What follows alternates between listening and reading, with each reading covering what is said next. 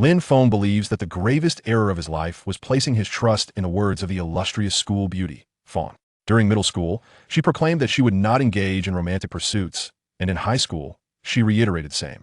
Upon entering university, she declared that she would not entertain love until she graduated. After graduation, she became involved with a wealthy heir, returning home to inherit a fortune of billions, while telling Lin Feng, "Having grown up together, we are the best of friends. You should wish me well."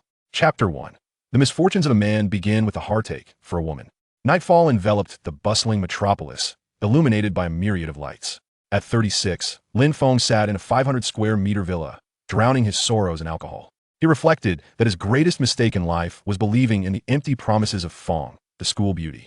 From their childhood as inseparable companions, Fang had told Lin Feng during middle school, "I will not date in middle school." In high school, she repeated the sentiment.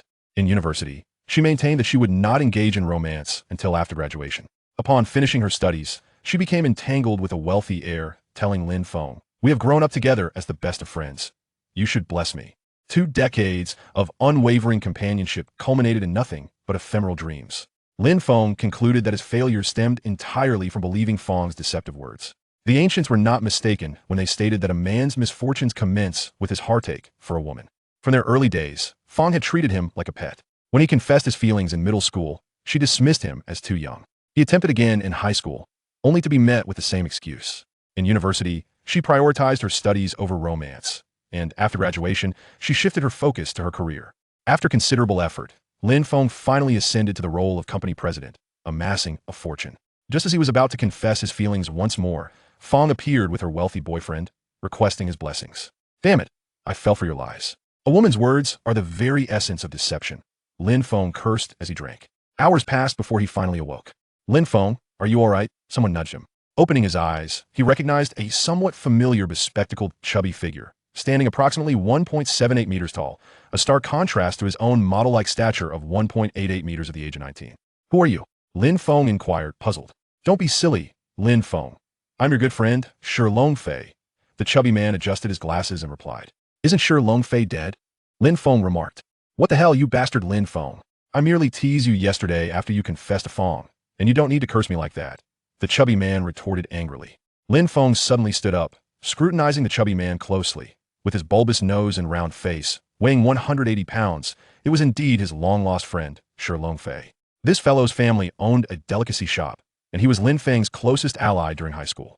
Regrettably, fate was unkind to the chubby man, who tragically perished in a car accident at the age of 30, rumored to have never even had a girlfriend. How pitiful.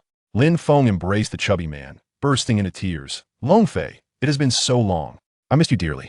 It is truly wonderful to see you again." Shi Longfei raised his hands in alarm. "Lin Feng, you haven't suddenly lost interest in women and turned to men after your failed confession to Fang, have you? I must inform you, I only fancy girls."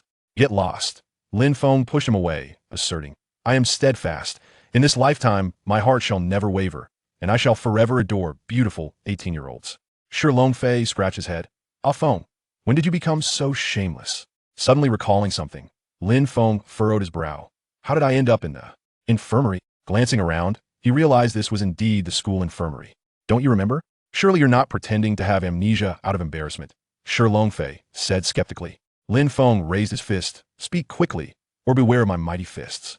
Known as a fighter since childhood, Lin Feng's close friend Shi Longfei had often been on the receiving end of his punches, now hurriedly saying, "Please don't hit this poor chubby guy. Yesterday at the class reunion, you confessed in front of everyone and were rejected by Fang, after which you drank heavily. I suggested we play basketball, but then you were mocked by her pursuer, Lin, and ended up challenging him. Due to your inebriation, he struck you with a basketball, knocking you out. Lin did that on purpose. This grudge must not go unresolved," the chubby man proclaimed with indignation. "I will call my cousin, who is involved in the underworld. I can rally dozens of my brothers. As for the expenses, I will cover $10. You handle the rest. It costs money to recruit help from the streets. Without funds, who would stand up for you?" The chubby man declared, "Today, Lin will learn the consequences of bullying my friend." Just then, a mocking voice interrupted. "Oh, chubby guy, who do you wish to confront?" A stout, dark-skinned man, approximately 1.9 meters tall, approached, flanked by 3 muscular, shirtless companions. It was none other than Lin Feng's rival. Upon seeing Lin Feng remembered the saying about rivals meeting and feeling a surge of animosity.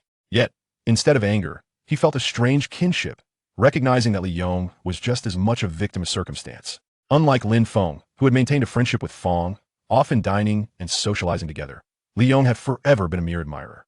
However, Li Yong's fortunes had changed. At 30, he had awakened from his infatuation, marrying a middle school teacher through family introductions and fathering a daughter and a son within 2 years. He had become a winner in life, while Lin Feng remained solitary at 36, still reminiscent of youth. It was a tragic fate. Lin Feng pondered whether his own misfortunes were a result of believing in Fang's empty promises. So, have I crossed over to another realm? Lin Feng silently repeated this thought as he approached the infirmary mirror, gazing at the reflection of his youthful face, adorned with a few fine hairs on his lips, handsomely surpassing even the most alluring models. He mused, youth is truly a glorious gift. Wang and Ma, I shall inform you today that your position as the wealthiest has been usurped. The chubby man approached to offer comfort. Lin Feng, do not worry. Your visage remains unscathed. He assumed Lin Feng was apprehensive about his handsome face being marred by the basketball. Chapter 2. The Irresistible Duck Neck Stall. I remain as dashing as ever. In this lifetime, I shall not be foolishly hanged from a single tree. Ladies, behold, Lin Yi has arrived. Lin Feng exclaimed, gazing at the handsome figure reflected in the mirror. Sure, Long Fei's complexion turned pale. It's over. It's over. With that, he glared furiously at Li Yong, accusing him. You've turned my brother Feng into a fool. Prepare to compensate. Sell your house. Brother Feng's intellect is worth 2 million. Li Yong's face blanched. Forget 2 million. He didn't even possess 200 yuan at that moment. Never mind, fatty. Let us go, Lin Feng said, tugging at Sure Long Fei, deliberately avoiding any glance at Li Yong. Why should a sycophant trouble another sycophant? Reflecting on his past life, he was, like Li Yong, merely a sycophant in the presence of the campus belle, Fang. The distinction lay in the fact that Lin Feng had been her devoted admirer since childhood, whereas Li Yong had only joined the ranks during high school. They were merely 50 steps laughing at 100. In front of Li Yong, Lin Feng felt no sense of superiority. They were both sycophants. Moreover, because Li Yong had awakened to reality sooner, by the age of 30, he had not only secured a wife but also fathered 2 children. Unlike Lin Feng, who had been led astray by Fang until the age of 36, remaining a solitary figure, never having savored the taste of love. What a miserable fate! The chubby one declared, Brother Feng, we cannot let this slide. He glared at Li Yong, who towered over him. Li Yong, my cousin is well connected in society. Don't you dare leave after school. Li Yong retorted, his face pale. Who fears you? My uncle's cousin's sister's brother is also in the game, nicknamed Ping Ge. With 100 brothers at his command, the chubby one boasted. Then let us go to the overpass and practice. Who is afraid of whom? Li Yong raplia the fianli. Lin Feng delivered a swift kick to Li Yong, sending him flying. Li Yong's companions rushed to assist him, glaring at Lin Feng. How dare you hit him? Lin Feng shot back. Li Yong threw a basketball at me. Don't assume there are no personal vendettas here. I just returned the favor with a kick. We're even now. If you wish to defend your friend, make your move quickly. I'm quite busy. Indeed, Lin Feng felt a sense of urgency. Having been reborn, he was determined not to squander his time. He intended to embark on a business venture, seek companionship, and rectify the regrets of his past life. Despite their imposing stature, these individuals lacked courage, as it was not a matter of personal concern. Moreover, Lin Feng was renowned as the school's champion fighter, a formidable character. Only a fool would choose to spar with him. Presently, Lin Feng exuded an aura akin to a television gangster, save for the tattoos. They were intimidated. How could porcelain ever withstand a clash with stone? Lin Feng's audacity led the tough characters of society to contemplate teaching him a lesson. They knew not to provoke him, lest they suffer grave consequences. They reassured themselves with this thought. Cowards! Lin Feng scoffed disdainfully, leaving without a backward glance.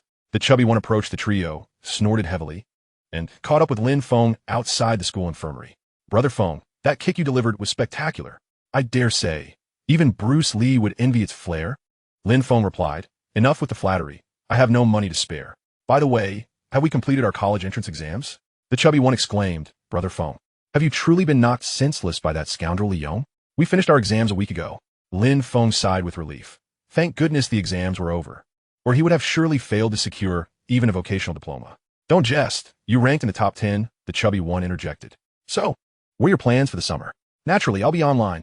I'm telling you, now that school's out, I aim to level up my character in the game to 100. The chubby one proclaimed loudly. Lin Feng had almost forgotten that this fellow was a gaming addict. Long Fei, you are a talent. I cannot allow you to waste your time like this, Lin Feng said earnestly. The chubby one looked puzzled. Brother Feng, what do you mean? Lin Feng clenched his fist and asked, what year is it now? 2008. the chubby one replied. Exactly. 2008. We are young and full of vigor. We must start a business, become wealthy, and indulge in a life of luxury. No, I mean we aspire to be culinary connoisseurs. Brother Feng, what are you rambling about? Although I don't quite understand, it sounds impressive, the chubby one replied. Lin Feng smirked. We need to make money. In this era, failing to seize opportunities is a grave mistake. I don't want to work as a dishwasher in a restaurant, the chubby one lamented, believing that was his only option. Lin Feng rolled his eyes. How disappointing. Look at your aspirations. Dishwashing? Join me in entrepreneurship. What kind of business? The chubby one inquired, curiosity piqued. What kind, indeed? Lin Feng smiled slyly. There are countless avenues. Buying Bitcoin, bike sharing, food delivery, mobile manufacturing, real estate speculation, and so forth. Goodness, as a former billionaire returned to 2008, I feel that any endeavor I pursue will yield fortune. Let us establish a stall for irresistible duck neck. Lin Feng declared with a grin.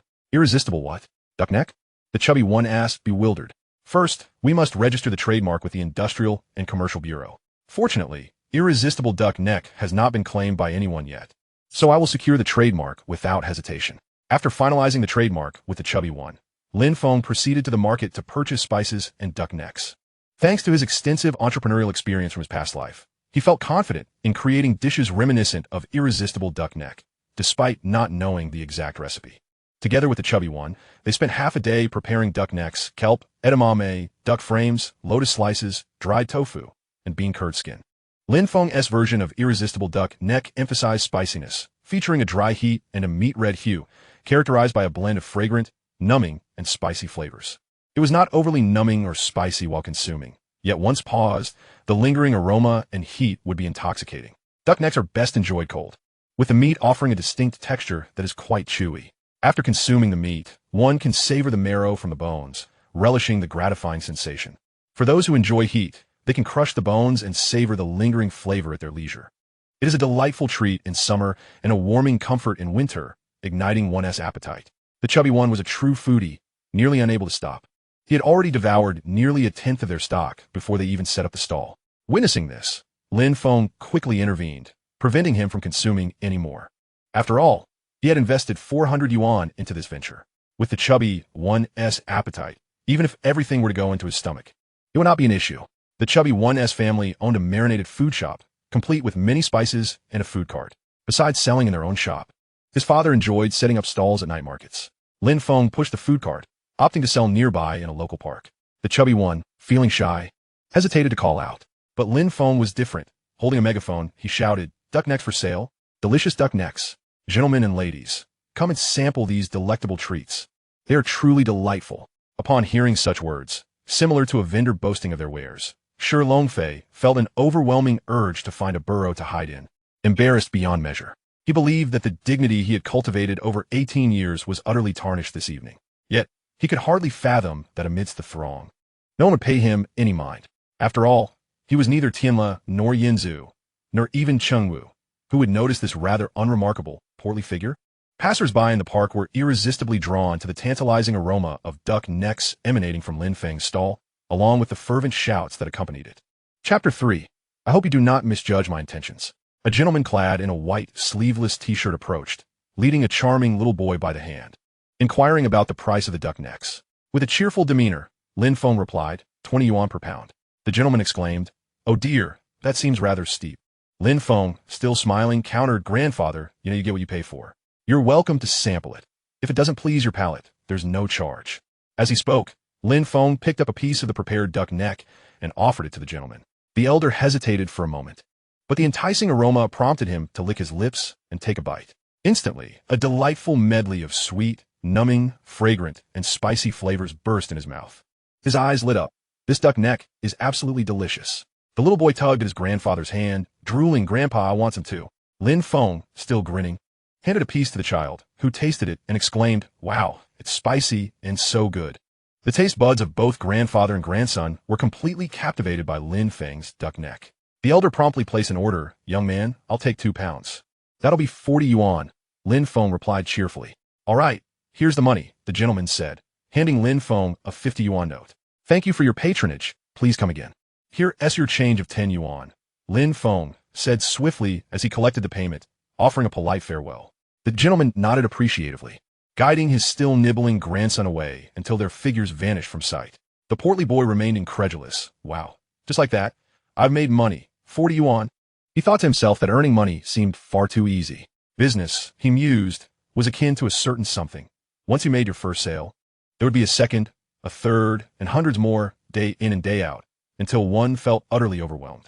Lin Feng's stall was thriving, and before long, he had sold 2/3 of everything prepared for the day, netting a profit of 500 yuan. Lin Feng felt that earning this 500 was far more gratifying than the 50,000 he had made in his previous life, akin to the bliss of enjoying a cool ice cream on a sweltering summer day. As Lin Feng and the portly boy busied themselves, 2 female customers arrived. One of the girls was remarkably beautiful, standing at 172 meters with a figure that epitomized perfection, her lips adorned with a delicate dusting of white fuzz. A long neck, captivating large eyes, and a prominent nose. She wore a blue floral dress, her long legs fair and tender. Her hair was braided, a style that many girls would struggle to carry off. Yet on her, it added an exquisite charm, her dark, lustrous locks enticingly appealing. The other girl, dressed in a pink t-shirt and jeans that hugged her long legs, stood approximately 168 meters tall, though slightly less striking than the girl with the braid. She too was a rare beauty. The 2 women lingered at Lin Feng's stall, curiously surveying him. The portly boy gaped in astonishment. Fang Zimo, Li Siki? Indeed, these 2 were classmates, and the girl with the braid was Lin Feng's childhood companion, Fang Zimo, the very woman who had deceived him for much of his past life. Lin Feng's resentment towards her was indelible. Lin Feng, what are you doing here? Fang Zimo frowned. Why are you selling goods on the street? Are you in dire need of money? If so, you could have told me. I could lend you some. Fang Zimo's father was wealthy, owning a trading company with an annual income of around 7 to 8 million yuan, driving a luxury vehicle and mingling with the elite. Lin Feng's father was no less. A civil servant in a prestigious position, a profession that many aspiring young men would strive for, yet few could attain. No need, Lin Feng replied coolly, devoid of the warmth typically reserved for customers. Fang Zimo, feeling slighted, asked, what is wrong with you? Why are you being so harsh? Lin Feng retorted, I confessed my feelings to you, and you rejected me. Let us not waste time with trivialities. You go your way, and I'll go mine. Let us not keep in touch. Fang Zimo's eyes welled up with tears. Lin Feng, I never thought you would be this way. Didn't I tell you I intend to focus on my studies until after university? Can't you hold on a bit longer? Even if we can't be a couple, we can still be friends. Caught off guard by her tearful expression, Lin Feng felt a pang of sympathy. Even disregarding their childhood bond, her beauty was enough to stir a protective instinct within him. Just as he was about to soften his tone, memories of his past life flooded back. 36 years old and still a virgin. Misfortune for a man often begins with a heartache for a woman. He firmly reminded himself. Either we are lovers, or we are foes. You choose. Why are you being like this? Fang Zimo protested, feeling wronged. Hurry and decide, if you don't choose. Don't speak to me, Lin Feng said impatiently.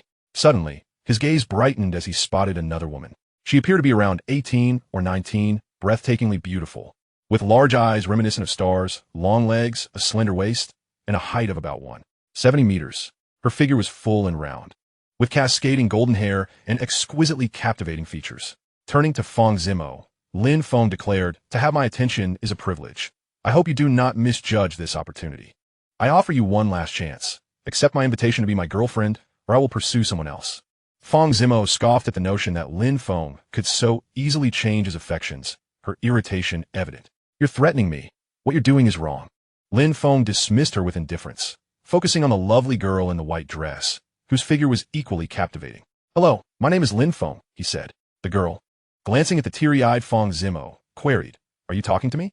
Lin Feng nodded with a smile indeed. And you are? Hello, I am Xiao Naiyu. The girl in the white dress responded with a smile. Would you be my girlfriend? Lin Feng inquired boldly. Xiao Naiyu appeared taken aback, pausing for a moment before softly stating, I just wanted to buy some duck necks. Without hesitation, Lin Feng swiftly packaged a pound of duck necks and handed them to her, saying, if you become my girlfriend, this duck neck is on the house. Cool me. Let us exchange QQ numbers. Back in those days, WeChat was yet to emerge, and QQ was the only medium of communication. Xiao Naiyu foolishly took out her phone and added Lin Feng on QQ. Lin Feng remarked, you accepted my duck neck, and now that we've added each other on QQ, from this moment forth, you shall be my girlfriend. Xiao Naiyue's eyes widened. What was happening? Was it truly the case that by accepting a pound of duck neck, she had unwittingly committed herself? Could such good fortune exist in this world? Chapter 4. All men are scum, Tui. It became evident that girls of this age are still quite bashful, unlike women over 30 who, when faced with a handsome man like Lin Feng, might wish to boldly declare, "Fire at me." Unable to tolerate Lin Feng's lewd remarks, Xiao Naiyue fled with the duck neck in hand. Watching her retreating figure, Lin Feng chuckled. Even her running is so graceful. She truly is my destined goddess. Fang Zimo gazed at Lin Feng, expressing her discontent. Is she an actress you hired to provoke me? How much did you spend? Lin Feng, you needn't go to such lengths. This will not sway my decision to accept you as my boyfriend. In fact, it only makes me think you are a cunning little man who will stop at nothing to achieve his goals. Lin Feng frowned at her. What nonsense are you spouting? Please, spare me your narcissism. He then dismissed Fang Zimo from his thoughts. Li Siki, Fang Zimo's close friend and confidant, interjected, Lin Feng, what you did was wrong. Zimo rejected you, but it was for your own good. She wants to see you excel. Lin Feng responded. Are you saying Fang Zimo rejected me solely to help me improve? Yes, Li Siki nodded affirmatively. Then I must extend my gratitude to her entire family. Lin Feng retorted coldly while casting a glance at Fang Zimo. Fang Zimo replied, before I lose my temper, I advise you to delete that woman's QQ. One must admit, despite Fang Zimo's self-assuredness regarding her appearance, Xiao Naiyue had indeed left her feeling somewhat awestruck, instilling a sense of urgency within her. Lin Feng frowned. You want me to delete my girlfriend's QQ? Surely you jest. With that, he chose to ignore the two women. Women would only impede his ability to earn money, and acquiring wealth was of greater importance. No money, no women. With money, women would inevitably follow. Fang Zimo and Li Siki lingered, whispering furtively while casting curious glances at Lin Feng. Unfazed by their scrutiny, Lin Feng continued with his business, unlike the chubby boy whose face was flushed. Squirming as if beset by a swarm of ants, Lin Feng treated the two women as if they were invisible, focused solely on his enterprise. By around 8 o'clock, he had sold all the duck necks he had prepared, earning a total of 700 yuan. The spoils were divided. The chubby boy received 300 yuan, while Lin Feng kept 400 yuan. Ah, Feng Ge, I only need 100, the chubby boy said, displaying maturity. Good brother, I'm starting a business and need capital. Rest assured, when I start earning, I'll give you a generous red envelope. Lin Feng did not refuse, patting the chubby boy on the shoulder with delight. He subsequently took back 200 yuan. Shi Longfei looked at him with a glum expression. Damn it, I was just being polite. Did you take me seriously? Is it too late to regret now? As a sensitive soon-to-be university student, Shi Longfei felt a bit embarrassed and refrained from expressing his regret, ultimately receiving only 100 yuan. However, that was still better than working a day washing dishes at a restaurant for only 50 yuan. Unfortunately, in the Great Dragon Country, summer jobs were indeed undervalued. Fang Zimo and Li Siki showed no intention of leaving, continuing to observe Lin Feng's business dealings. At that moment, they witnessed the division of the earnings. Li Siki took Fang Zimo's hand and approached Lin Feng, exclaiming, Lin Feng, did you really earn 700 yuan in one night? Wow, that's a lot. My dad only makes 200 a day. Li Siki's father was a formal employee at a certain institution, and his job was quite decent. She and Fang Zimo had grown closer in their senior year. Previously, they had a mediocre relationship in their first 2 years, but for some unknown reason, they became inseparable in their final year, always together. Lin Feng, ever puzzled by the nature of female friendships, smirked. Well, it's because I am a genius. Cut out. Don't say I didn't give you a chance. There's a flower shop up ahead. With all your money, why not buy Fang Zimo a bouquet? Li Siki suggested. Lin Feng replied, flowers are fine, but Fang Zimo must give me a kiss. Fang Zimo, both embarrassed and furious, retorted, Lin Feng, you rogue. If you won't get a kiss, then goodbye. Lin Feng casually turned, waving as he walked away. 39 Hey, Lin Feng, you're not going to walk me home? Fang Zimo exclaimed, her eyes wide in disbelief. The two lived next door to each other, and Lin Feng had always acted as her escort home in the evenings. Lin Feng paused, contemplating. It was indeed unsafe for the two girls to walk home alone at night. Although he disliked Fang Zimo, he didn't harbor enough animosity to wish her ill. His ability to become a billionaire in his past life was undoubtedly due to the high standards set by Fang Zimo. All right, I'll walk you home. You shouldn't be out late. It's dangerous, Lin Feng remarked. Fang Zimo smirked. Are you actually concerned for me? And yet you claim you don't like me? What a lie. You must have read some fool's dating tips online and are now playing hard to get tactic with me. Lin Feng looked at her incredulously. Your imagination is quite vivid. You should consider writing novels. What a waste of talent. 39 Feng Ge. Are you really leaving like this? The chubby boy lamented. All right, I need to push the food cart back to your place, Lin Feng stated. Sure, we'll go with you, Li Siki replied. Fang Zimo flicked her braid. Humph. On the way, the chubby boy excitedly said, Feng Ge, are you setting up your stall again tomorrow? Lin Feng affirmed, of course I must return. He had realized that earning 700 yuan in a single day could accumulate to 40,000 yuan in 2 months. Then, he could borrow 100,000 yuan from his wealthy aunt and another 100,000 from the affluent Fang Zimo.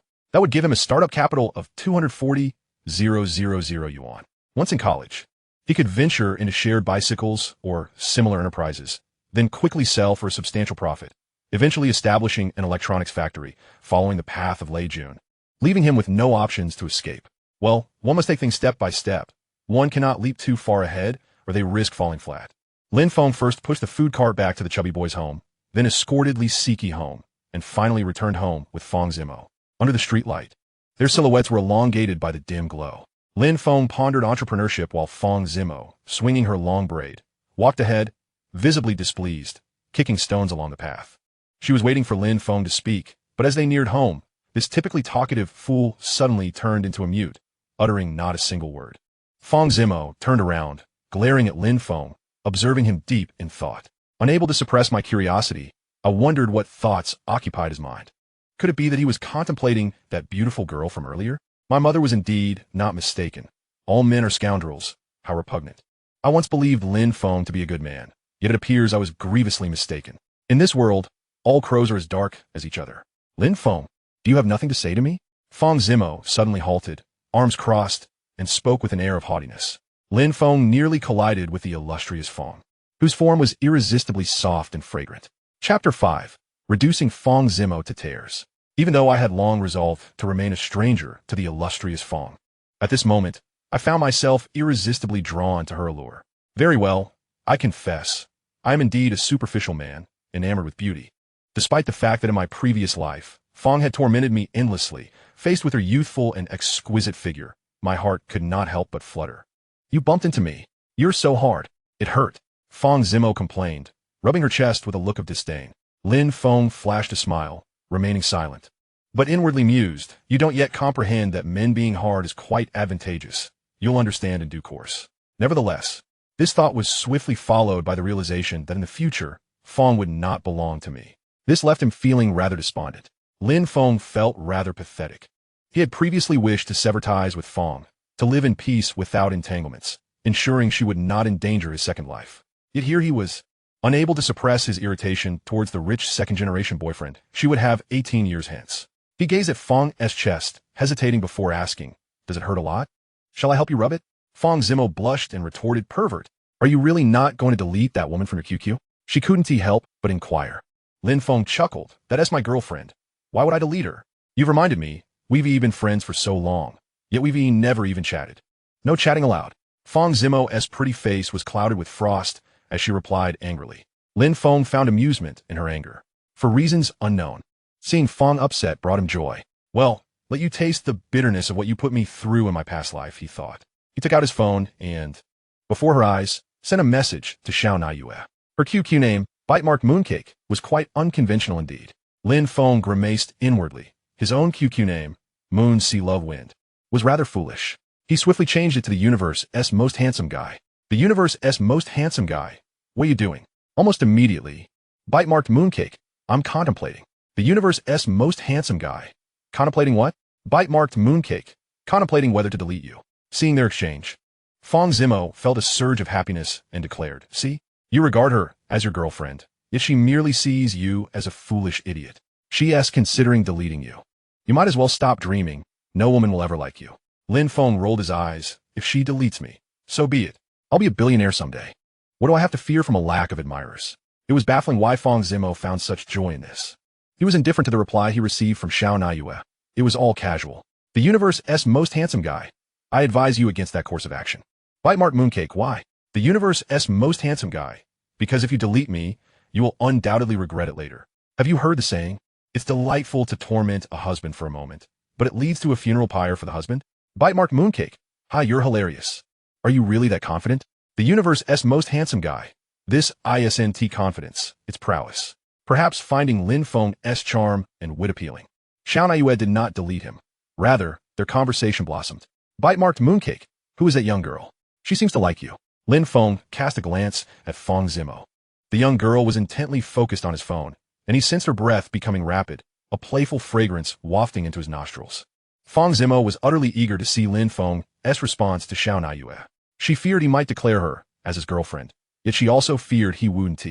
This contradiction fueled her frustration, and Lin Feng's response only intensified her anger, nearly causing her to choke on her feelings. The universe's most handsome guy. She's my devoted admirer. She has pursued me since middle school and has been rejected countless times, yet she has never given up, clinging to me like a stubborn adhesive. It's utterly exasperating. Fang Zimo exclaimed. Lin Feng, you are shameless. Bite-marked mooncake. No way. She is quite attractive. Why won't you accept her? The universe's most handsome guy. She is too young. I'm not interested. Bite-marked mooncake. Oh, do you prefer older girls? The universe's most handsome guy. No, I prefer girls your age. 3 minutes later, bite-marked mooncake finally replied. So shy. You're incorrigibly wicked. Witnessing their growing chemistry, Fang Zimo fumed. Lin Feng, I shall no longer acknowledge your existence.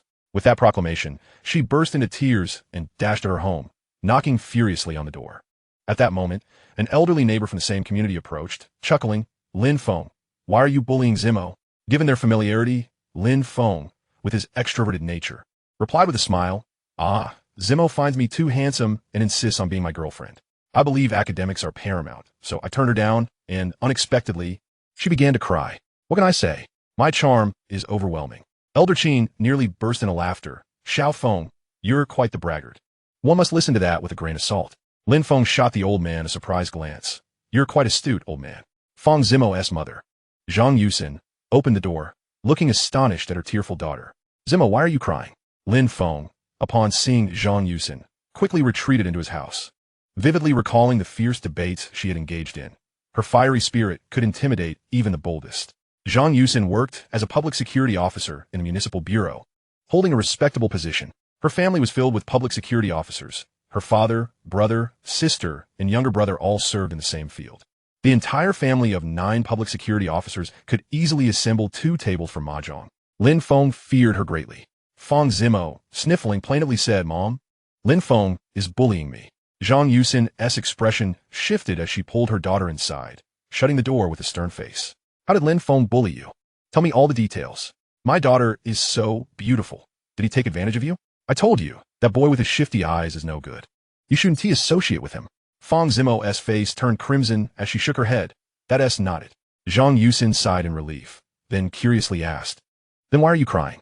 Upon reflecting on this matter, Fang Zimo felt a deep sense of injustice wash over her, and tears began to cascade down her cheeks. Mom, I rejected Lin Feng's confession. That scoundrel immediately sought another beautiful girl to be his girlfriend. They even exchanged QQ contacts, right before my eyes. Lin Feng was chatting with that girl. Woe is me. Lin Feng is utterly heartless. He has tormented your daughter to the brink of despair. In Chapter 6, Fang Zimo lodged her complaint. Zhang Yusin was taken aback. Lin Feng confessed to you again? Yes, Fang Zimo nodded somberly. Since Lin Feng penned his first love letter to Fang Zimo during their middle school days, she had confided in her mother about it. Zhang Yusin was therefore well acquainted with the intricacies of their relationship, as Fang Zimo had never concealed anything from her. What trivial matters these are, Zhang Yusin remarked with a sigh, urging her daughter to sit down. She then gazed earnestly at her, inquiring, Zimo, please be honest with me. Do you truly have feelings for Lin? Fang Zimo, with tear-stained cheeks, lifted her gaze to meet her mother's serious expression. After a moment's contemplation, she first nodded and then shook her head. Zhang Yusin was both amused and exasperated. Zimo, what does this indecisive gesture mean? Do you like him or not? With a hint of shyness, Fang Zimo replied, I don't know. Meanwhile, Lin Feng returned home, plopping down on the living room sofa, thumping his chest as he exclaimed, Thank goodness I ran fast. Otherwise, the consequences would have been dire. Although he had not bullied Fang Zimo, her tears were undeniable. If her mother were to witness her distress, he would find himself unjustly accused, akin to jumping into a cesspit. Whether guilty or not, the outcome would be the same. A beautiful woman clad in black loungewear approached, chiding, Lin Feng, what mischief have you been up to? You look as though you've stolen something. This was Lin Feng's mother. Su Xiaowei. Mom, I missed you. Lin Feng exclaimed, embracing her fiercely. You look so young and beautiful now, with a figure so voluptuous. Unlike when you were 36 and your hair was already streaked with gray. Standing before his youthful mother, Lin Feng was overcome with nostalgia and nearly brought to tears. Why the sudden sentimentality, my child? Have you gotten into trouble? Su Xiaowei stroked his head, chuckling. At that moment, Lin Feng's father, Lin Zhaolu, emerged from the bedroom. Son, what trouble have you stirred up now? Lin Feng, known for his mischievous antics, had often required his father's intervention. Nothing, truly, Lin Feng shook his head. Su Xiaowei and Lin Zhaolu exchanged dubious glances, skeptical of his claim. Am I truly misjudging you? Su Xiaowei guidif. Absolutely, Mom, Lin Feng feigned distress. Please don't wrongfully accuse the innocent. My fragile heart is deeply wounded. Forgive me, my son. Su Xiaowei apologized. Yet just then the doorbell rang. Lin Zhaolu, puzzled, remarked. Who could possibly be visiting at this hour? He rose to answer the door. From his position on the sofa, Lin Feng heard his father greet the visitors politely. Yusin, Zimo, what brings you here? Lin Feng's heart sank. His casual demeanor suddenly shifted to one of anxiety. What could this mother-daughter duo possibly want at such a late hour? Surely, they weren't here to confront him, but he had done nothing wrong. The sense of grievance welled within him. Su Xiaowei sensed the tension and cast Lin Feng a curious glance, her expression laden with inquiry. Yet, unaware of the unfolding events, she refrained from voicing her thoughts. Lin Zhaolu ushered Fang Zimo and Zhang Yusin into the living room. Zhang Yusin was strikingly beautiful, resembling a vibrant woman in her 30s despite being 42. Dressed in a white nightgown, she exuded a certain grace, complemented by her stature as a security officer, which imbued her with a sense of indomitable spirit. Time had not left her with many marks. Standing beside Fang Zimo, they appeared less like mother and daughter and more akin to sisters. At that moment, Fang Zimo's tear-streaked face revealed her recent distress, making it evident that this poor girl had been weeping profusely. Lin Feng observed her, a bittersweet smile creeping onto his face. Sister, must you be so dramatic? I have done nothing wrong. Why bring your mother to my home in tears? Yusin, Zimo, what brings you here? Lin Feng inquired, noting Zimo's red eyes. Have you been crying? Has someone bullied you? Tell Auntie, and she shall make it right. Su Xiaowei discreetly glanced at Lin Feng, her smile tinged with suspicion. As a meticulous financial manager, she was not easily deceived. The unusual behavior of her son clearly indicated that he was the culprit behind Fang Zimo's tears. Gazing at the stunning young girl before her, even Su Xiaowei found herself enchanted. Yet, a troubling thought crossed her mind. Had her son entered puberty and succumbed to his physiological urges, perhaps overstepping boundaries with Fang Zimo? If so, given their proximity as neighbors and the fact that Fang Zimo's mother was a security officer, Lin Feng would find himself in serious trouble. The mere thought sent a wave of anxiety across Su Xiaowei's face. Lin Zhaolu, oblivious to the implications, cheerfully suggested, Zimo, could it be that Lin Feng has bullied you? If so, you must tell Uncle, and I shall ensure he feels the consequences. Fang Zimo blushed at the notion. Imagining Lin Feng's punishment, a delightful flush adorned her cheeks. Lin Feng cast a forlorn look at his father. Dad, I'm 19 years old now. Please grant me some dignity. Zhang Yusin chuckled, let Zimo speak. Fang Zimo pouted and began her grievance. Uncle, Auntie, Lin Feng has bullied me. Indeed, Su Xiaowei marked anxiously. How has he bullied you? Speak to Auntie. If he is indeed in the wrong, I shall ensure he faces the consequences.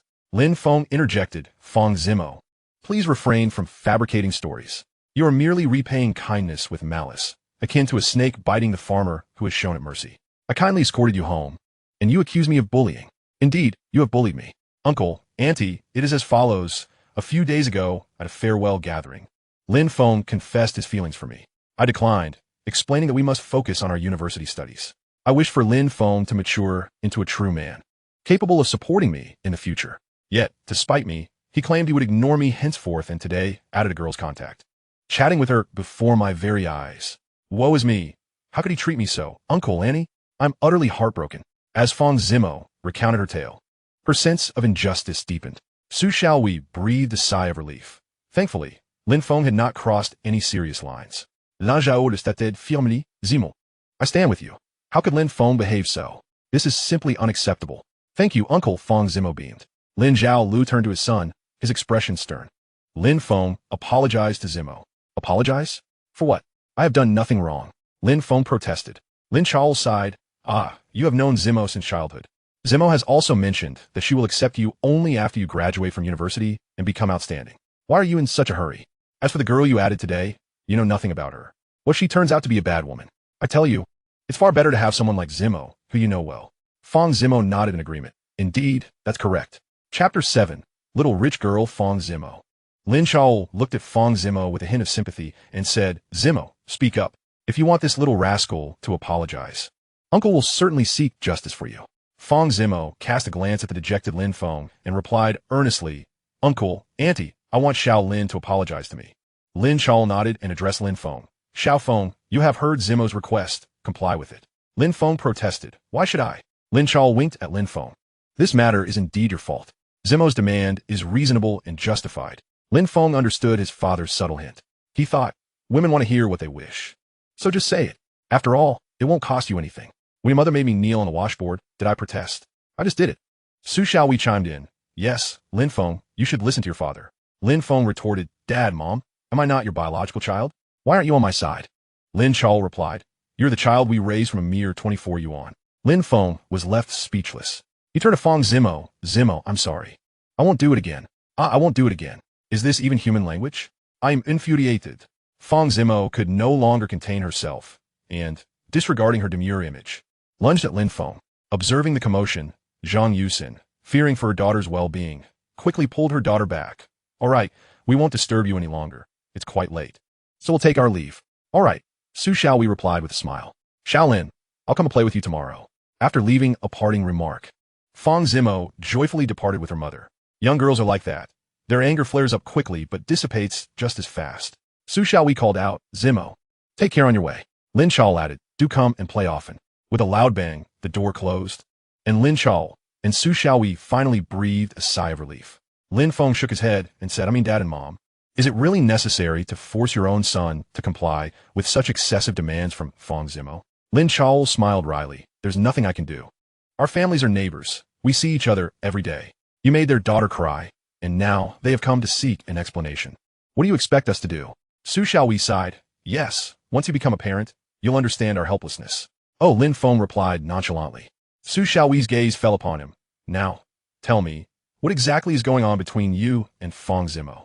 Didn't you once tell me that you would marry no one but her in this lifetime?" "Indeed," Lin Chao nodded. "You were once so infatuated. I've come to my senses. I was foolish to be so blindly enamored with Fang Zimo. I've realized the truth. A man can never win the heart of a woman who does not hold him dear. Therefore, I have given up," Lin Feng declared. Su Xiaowei frowned. "Are you sure Fang Zimo doesn't have feelings for you?" "That's hard to believe. I sense she has an affection for you." "Enough," Lin Feng retorted. "It's simply that I suddenly stopped paying her attention, causing her to feel a sense of loss. She doesn't truly care for me. L'un qu'elle remarque, son. Matters of the heart are yours to navigate. However, one thing I must emphasize is that you cannot have your cake and eat it too. Don't let anything happen before you graduate." Lin Feng reassured, "Don't worry, Dad. Nothing will happen. As for juggling two relationships, cough cough, that is beyond my control. Especially since your son is so exceptional that many beautiful girls are bound to flock to him." Su Xiaowei added, "Yes, son, your father speaks wisely. With your looks, you must not become a scoundrel. Mom, you don't understand. In my past life, I heeded your words, and at 36, I had yet to experience romance. In this life, I am determined not to squander the talents bestowed upon me by fate." "All right, Mom, I'll be a good man like Dad," Lin Feng resolved, adeptly employing the skill of speaking to the person and speaking to the ghost as he had in his previous life. The next day, Lin Feng rose from his bed, stretched lazily, gazed out at the sunlight streaming through the window, and took a deep breath, revealing a look of sheer enjoyment. This youthful body is truly wonderful. Unlike in my past life, when my body was ravaged by late nights, midnight snacks, alcohol, and cigarettes, leaving me with constant aches and pains, desperately needing goji berries to sustain me. Having been reborn, Lin Feng resolved to earn a good living and maintain his health, striving for longevity. After freshening up, he headed downstairs to go for a run. Nearby, there was a park named Xiuqin Park. Early in the morning, many people were exercising there. Some young girls were jogging while older men practiced Tai Chi. As Lin Feng ran, he spotted a familiar figure ahead.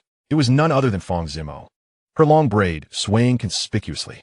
Today, she wore a fitted purple outfit that accentuated her curves, with a pert backside and long legs. Lin Feng noticed that men of all ages in the park were casting surreptitious glances at Fang Zimo, and for some inexplicable reason, a sense of discomfort washed over him. "Damn it," he thought. "Lin Feng, you are merely a loyal admirer of Fang Zimo. You have no real connection with her. Why are you feeling jealous?" He shook his head, muttering to himself. Feeling someone behind her, Fang Zimo turned around, and upon seeing Lin Feng, her eyes lit up. She stopped in her tracks, waiting for Lin Feng to come over and greet her. However, when Lin Feng approached, he elegantly ignored her and walked past. Fang Zimo was infuriated and shouted at Lin Feng's retreating figure, "Lin Feng, stop right there. with all eyes in the park upon them. Lin Feng had no choice but to stop, turning to face Fang Zimo. "Miss Fang, what is it now?" Fang Zimo rushed up to him, pouting. "What did you say in front of my mom and your parents yesterday? Have you forgotten already?" "What did I say?" Lin Feng blinked in confusion. Fang Zimo seethed. "You promised you wouldn't ignore me." "I'm not ignoring you," Lin Feng replied. "Umph." Fang Zimo took the initiative to jog away. "Then let's run together." "All right." Lin Feng nodded and matched his pace with Fang Zimo's. A radiant smile graced Fang Zimo's face as they ran side by side, and she felt a surge of happiness. "Lin Feng, what are your plans for today?" she asked. "I plan to stroll around the city in the morning and visit the market to buy ingredients for making duck neck. In the afternoon and evening, I will set up a stall at the night market, just like yesterday," Lin Feng stated candidly. "Sound great. How about I accompany you? I have nothing else to do," Fang Zimo suggested. Lin Feng replied, "If you follow me, just know there's no pay involved." "Fang Zimo scolded. I have over 300,000 in pocket money. I wouldn't bother with your little earnings." Chapter 8. Lin Feng, you scoundrel. Gazing at the haughty Fang Zimo, Lin Feng licked his lips and remarked, "Well, Zimo, it has been over a decade since we first met, hasn't it?" "Indeed," Fang Zimo nodded, her demeanor shifting to one of cautious inquiry. "What do you intend to do?" Lin Feng replied nonchalantly, "I wish to borrow some money." Fang Zimo questioned, "For what purpose do you need to borrow money?" With an air of entitlement, Lin Feng stated, "To conduct business, of course." "And what kind of business?" Fang Zimo probed further. In a suggestive tone, he replied, "Naturally, to earn some money for baby formula." Fang Zimo blushed and stammered. "I must tell you, I have no plans to have children before I turn 28. Lin Feng, perplexed, responded, "I have no intention of having children with you. So why are you blushing?" "How infuriating." Fang Zimo glared at him, displaying her small, canine teeth, as though she wished to bite him. "Borrowing my money to conduct business, and then planning to have children with another woman. Lin Feng, you are truly despicable. Will you lend it or not?" "Just answer me," Lin Feng said assertively. "I will lend it, but you must promise not to father children with anyone else." Fang Zimo insisted, biting her crimson lip. "Very well, I will have children with you. Does that suffice?" Lin Feng said with a playful grin. "You are insufferable," Fang Zimo retorted, though a smile betrayed her amusement. The way she rolled her eyes was quite charming. They proceeded to the industrial and commercial bank, where they withdrew 300,000 yuan. Lin Feng suggested, "Let me write you an IOU." "That's unnecessary." Fang Zimo waved her hand dismissively. "I trust you." "This is imperative," Lin Feng insisted earnestly. As he beheld Fang Zimo's exquisite face illuminated by the sun, he couldn't help but sigh. To be honest, aside from her reluctance to engage in a romantic relationship, she was quite exceptional. Many proclaimed themselves as his brothers, pledging loyalty through thick and thin, yet vanished at the mere mention of borrowing money. In his previous life, when Lin Feng ventured into business, Fang Zimo had unhesitatingly lent him her entire savings of 3 million yuan. He once believed this to be love, only to later realize it was merely friendship in her eyes.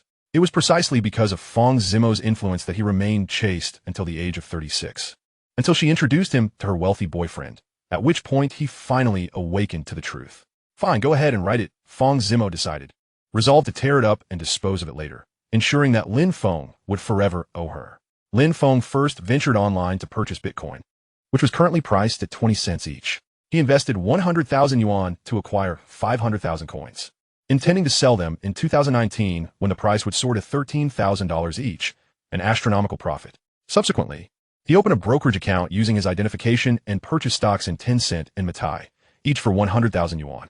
By the end of the morning, he had depleted Fang Zimo's hard-earned 30,000 yuan in pocket money. "Lin Feng, what are you doing with those bitcoins and stocks in Tencent and Matai?" "My father lost over 10 million in stocks. He vowed never to touch them again." "You aren't going to lose my 30,000, are you?" Fang Zimo expressed her concerns. "Rest assured, Zimo, there will be no losses. I am a genius." Following today's transactions, Lin Feng understood that he was destined for financial freedom. Even if he ceased all activities from this moment on, he would be secure. Amidst his happiness, he found himself increasingly drawn to Fang Zimo. Honestly, aside from rejecting him and enjoying to tease him, she was quite splendid. He couldn't resist pinching her delicate cheek. Fang Zimo, flustered by Lin Feng's affectionate gesture, blushed and shyly protested. "Lin Feng, you're naughty, taking advantage of me." Observing her bashful demeanor, Lin Feng berated himself for being a fool in his past life. If only he had been bold enough to take her to a bar, to intoxicate her, one thing could lead to another. By 30, they could have a whole football team of children. This little heiress seemed so naive, almost easy to deceive. How had he failed to notice this in his previous life? It seemed a bit late to realize now, as Lin Feng had vowed to become a king of the sea in the future. However, despite the certainty of becoming a billionaire, Lin Feng chose not to be complacent. He preferred to strive, for a life without effort was unbearably dull. After all, lying at home, counting money, was detrimental to one's health. One must remain active. Of course, this busy lifestyle did not entail working tirelessly without respite. Work should be balanced, akin to the sun never setting over the British Empire. 4 days of work followed by 3 days of rest would be ideal. After purchasing the necessary ingredients at the market, Lin Feng made his way to the home of his chubby friend. Although Fang Zimo had lent him 30,000, Lin Feng did not regard her as a creditor, but rather as a beautiful companion. He allowed her to carry the bulk of the bags while he took only a few items.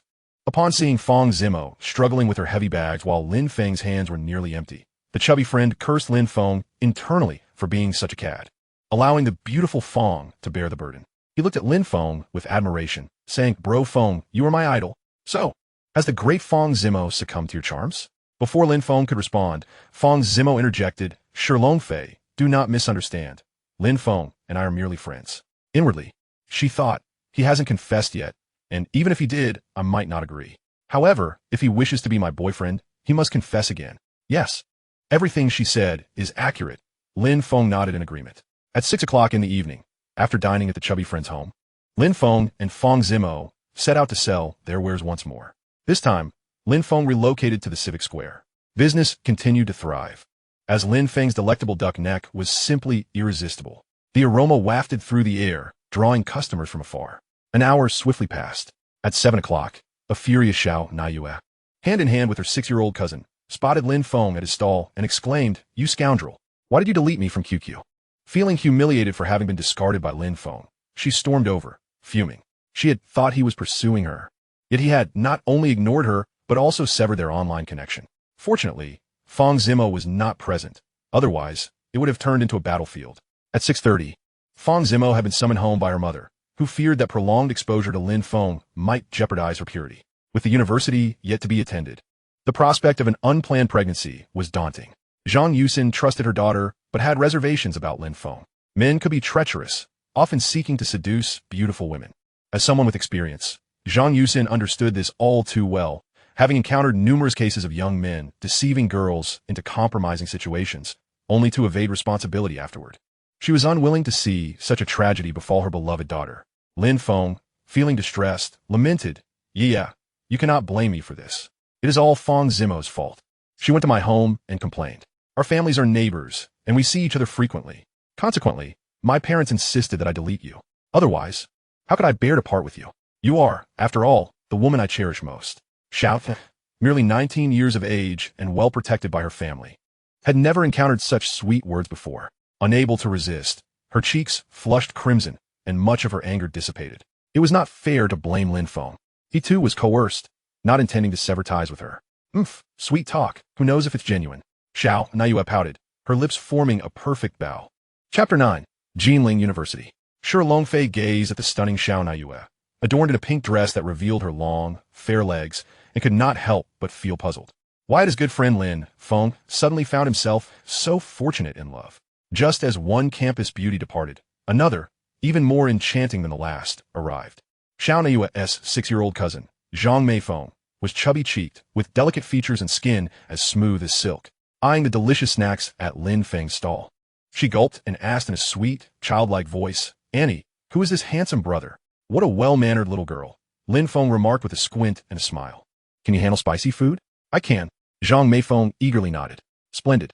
Lin Feng deftly grabbed a duck neck, chopping it into bite-sized pieces, packaging it neatly, and handing her a pair of gloves. "Here, little sister, enjoy your big brother's duck neck." "Thank you, big brother." Zhang Meifeng politely expressed her gratitude before eagerly grasping the duck neck with her chubby hands and taking a bite. "So spicy, so delicious." Lin Feng had given her a mildly spicy one. He offered 4 flavors: no spice, mild, medium, and extra spicy. "How much is it?" "I'll pay you." Xiao Naiyue rolled her eyes at her greedy cousin and turned to Lin Feng. "Oh, you're my girlfriend. There's no need for money," Lin Feng replied. Xiao Naiyue shot Lin Feng a helpless glare. "Still calling yourself my boyfriend when I hardly ever see you, and you even deleted me from QQ." She felt that if Lin Feng truly became her boyfriend, he would surely drive her mad. "Let us re-add each other on QQ," she suggested. All right, Lin Feng nodded. After adding each other back on QQ, Xiao Naiyue exclaimed, Lin Feng, your duck neck is delicious. I took some home yesterday, and my grandparents loved it. Then you should take more today. Thank you, but how much do I owe you? Come on, we're dating. Talking about money feels too formal. Big liar. Xiao Naiyue retorted, pulling her little cousin along as she turned to leave. After all, she hadn't officially acknowledged anything. Lin Feng was still in the probationary period. Her little cousin waved goodbye to Lin Feng. Brother, see you. Goodbye, Mei Feng. Lin Feng smiled and waved back, having already been introduced to the adorable girl. Watching Xiao Naiyue and her little cousin depart, Shi Longfei turned to Lin Feng and asked seriously, Lin Feng, which one do you really like, Xiao Naiyue or Fang Zimo? Lin Feng rolled his eyes. Children make choices, but adults want them all. Shi Longfei shot Lin Feng a disbelieving glance and raised his middle finger, dude. At 8 o'clock, the duck necks sold out again. Today, Lin Feng earned even more than yesterday, raking in a profit of 1,000 yuan. Longfei, you worked hard today. Here, 300 yuan. Don't decline. Lin Feng counted out the money and handed it to Shi Longfei. Shi Longfei rolled his eyes, realizing that he wouldn't refuse again after his mistake yesterday. Thanks, Brother Feng. He quickly stashed the money in his pocket, looking like a child who had just received candy. Curious, Lin Feng asked, what do you plan to do with that money? Shi Longfei replied excitedly, of course, I'm going to buy points for the game. The Sword and Chivalry event is on, and the Divine Dragon Slaying Knife is only 1,000 yuan. If I sell at night for 3 days, I can buy it. Then you can show off in the game and attract plenty of girls, right? Lin Feng teased. Shi Longfei's face turned red. Shut up. Lin Feng advised earnestly, listen, don't squander your money on games. It's a futile endeavor. Many girls in games are actually men in disguise. Avoid falling in love in games. It leads to heartache. You should invest in something like Bitcoin. It's cheap now. Only 20 cents each. I'll tell you in 10 years, those 20-cent coins could sell for 13,000 each. Although Shi Longfei didn't fully comprehend, he was nonetheless astonished. He approached Lin Feng and reached out to touch his forehead. Lin Feng recoiled as if from a venomous snake, swatting away the intrusive hand. What are you doing? Brother Feng, I was checking if you had a fever. You're the one with a fever. Your whole family is feverish. Since you don't have a fever, why are you spouting nonsense? Do you not believe me? Of course not. Only a fool would. Haha. Just wait 10 years and see if you regret it. Brother Feng, you're not telling me you're from the future, are you? Wow. Longfei, you become quite clever. Then tell me, Brother Feng, how will I be in the future? Will I be rich?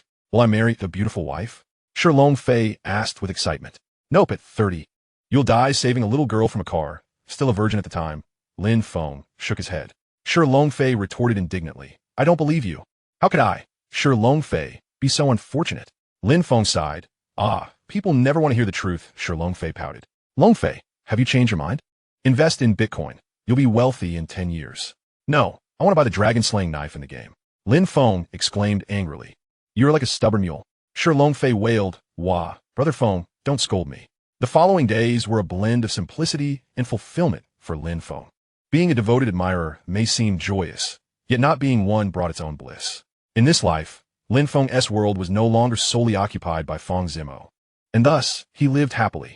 After 14 days of setting up his stall, Lin Feng had amassed an impressive fortune of 20,000 yuan. At this rate, by the time he entered university, he could save up to 100,000 yuan.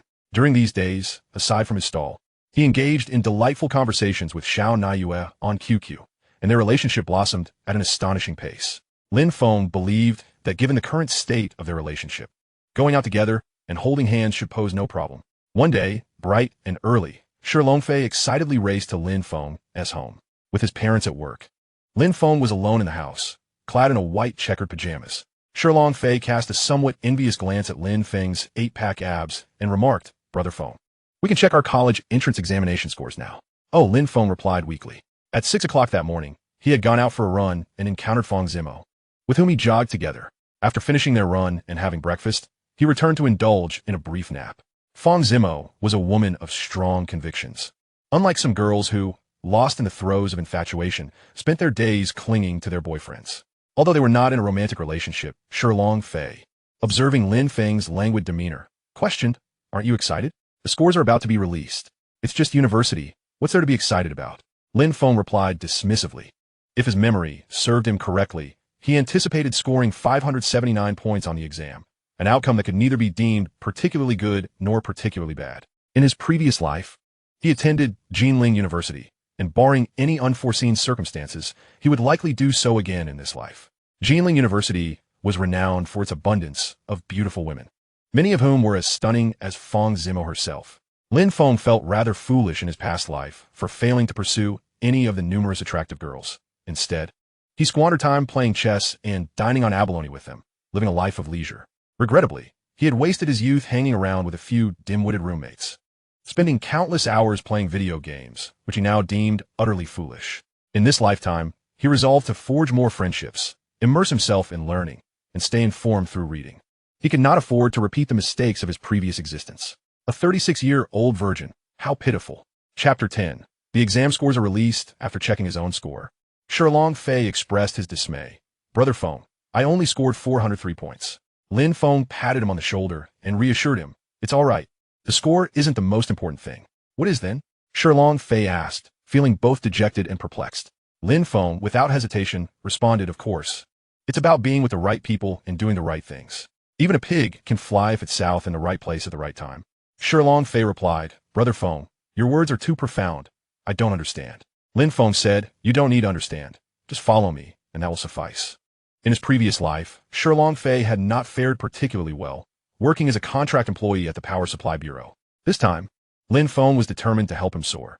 As for Lin Feng's somewhat naive demeanor, Lin Feng was unconcerned, valuing loyalty above all else. Skills could be cultivated. After all, how many geniuses could one find in the world? Ultimately, one's position often determined their potential. Prolonged exposure to a role invariably led to skill enhancement. Fang Zimo's QQ username was koala hanging on a tree. That evening, after returning from their stall, Lin Feng lay on his bed, utterly unmotivated to move. Cough, cough. A notification chimed on his phone.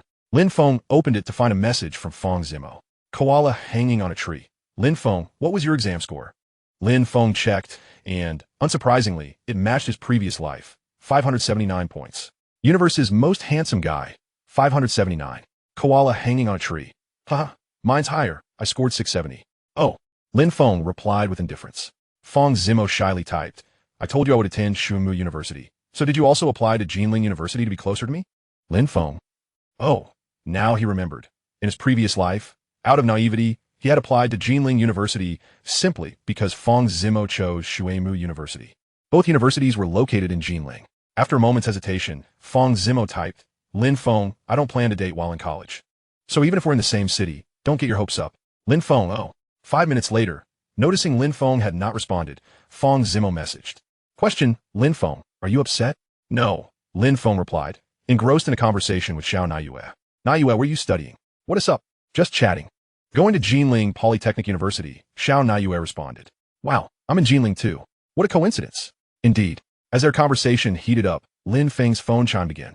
He glanced to find Fang Zimo, impatient for a reply, had messaged again. Lin Feng, why aren't you talking? I'm contemplating, Lin Feng typed, mimicking Xiao Naiyue's tone. Koala hanging on a tree.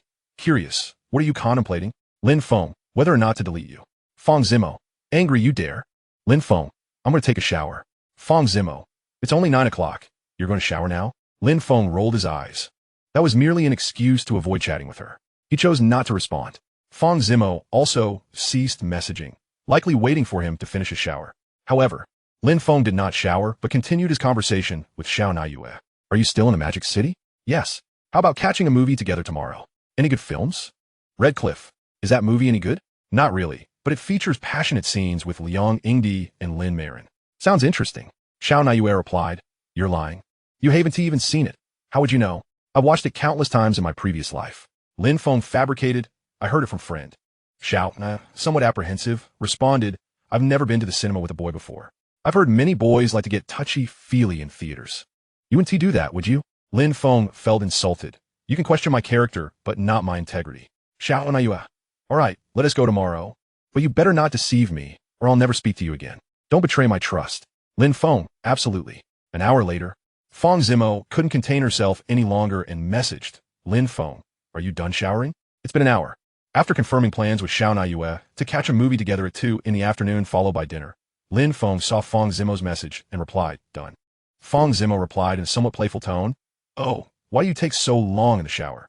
Lin Feng, why does it concern you? You're not my girlfriend. Fang Zimo, shy. Do you really want me to be your girlfriend? Lin Feng, is that so? Fang Zimo, if I become your girlfriend, will you treat me well? Lin Feng, I should. Fang Zimo, should? Lin Feng, yes, I'll play cards with you every day. Fang Zimo, angry, fuming, you rogue Lin Feng. You don't really love me.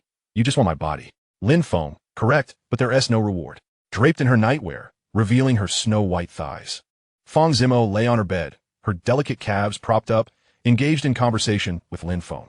Upon reading Lin Feng's latest message, her large eyes suddenly welled with tears, and she typed with a trembling hand, Lin Feng, could you please refrain from upsetting me? My heart aches so much. Lin Feng replied, if you let me massage it, it won't hurt anymore. Fang Zimo retorted, Lin Feng, could you kindly be more serious? 5 minutes elapsed. Fang Zimo inquired, what is wrong with you? 10 minutes later, she asked again, why aren't you responding? 15 minutes passed. Are you asleep? She typed. An hour later, with a pitiful demeanor, she messaged Shaolin. I can't fall asleep. However, Lin Feng was not resting. Instead, he was engrossed in a conversation with Xiao Naiyue. He found chatting with Fang Zimo rather uninteresting. Thus he chose to disengage. In his previous life, he had played the role of a devotee, but in this life he swore never to assume that position again. Being a sycophant was simply too arduous. The following morning, Lin Feng and Shi Longfei ventured to the market, procuring an array of ingredients for their delectable duck neck dish. At Shi Longfei's residence, Lin Feng announced, Longfei, I want to accompany you to the stall today. You'll have to manage alone. Remember, the earnings are still 7 for me, 3 for you, as per usual. Shi Longfei, taken aback, asked, Brother Feng, why aren't you coming?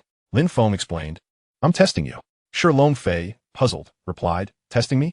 Lin Feng nodded seriously indeed. I need to assess your ability to handle matters independently, as I have plans to entrust you with greater responsibilities in the future. Upon hearing this, Shi Longfei felt a heavy burden placed upon him and earnestly vowed, Brother Feng, rest assured, I won't let you down. Observing his friend's fervent determination, Lin Feng shook his head, bemused by his friend's naivete. It was no wonder that in his past life, Shi Longfei remained a virgin at 30, ultimately sacrificing himself while heroically rescuing a young girl. Lin Feng found it difficult to understand, yet secretly admired such a person. At 2 in the afternoon, Lin Feng sat in a nearby McDonald's, savoring ice cream while awaiting someone. His gaze wandered through the glass window, fixating on the long, fair legs of passing young women. Summer was indeed delightful, showcasing an abundance of beautiful legs. I love summer, he mused. At 2:30, a stunning girl appeared at the cinema entrance, shielding herself with an umbrella. It was none other than Xiao Naiyue, dressed in a form-fitting white crop top and a short skirt, her tall figure undeniably captivating. Goodness, we agreed to meet at 2. Yet she arrives at 2:30. Women truly have a penchant for tardiness. Lin Feng internally scoffed. Excuse me, may I add you on QQ? A bashful young boy approached her. His cheeks flushed. No, thank you. Xiao Naiyue flustered, waved him off. It's just QQ. I promise I won't pester you, he insisted. No, really, it's fine. Just as Xiao Naiyue appeared uncertain, Lin Feng strolled over, licking his ice cream cone, and confrontationally remarked, what do you want to add my girlfriend on QQ for? Instead, why don't you add me? When you have free time, you can hang out with me. I'm quite available every day. Startled by Lin Feng's towering stature of 6 feet 2 inches, the young boy's face turned pale, and he promptly apologized before fleeing. Pathetic. Having the audacity to compete for a woman with such cowardice, Lin Feng scoffed at the retreating figure. Thank you, Xiao Naiyue said appreciatively. What do you wish to thank me for? Lin Feng naturally took her small hand, grinning as he inquired. Xiao Naiyue's face flushed, and after a few futile attempts to withdraw her hand, she rolled her eyes in resignation, allowing him to hold it. I'm already accompanying you to the movies. What more do you want me to do to thank you? She replied, exasperated. Just give me a kiss. Lin Feng pointed to his smooth cheek. The blush that had just faded returned to Xiao Naiyue's cheeks, even more vibrant than before, reminiscent of a red-dyed fabric. Xiao Naiyue huffed. Don't even think about it. Lin Feng shrugged nonchalantly. When pursuing a girl, one mustn't rush.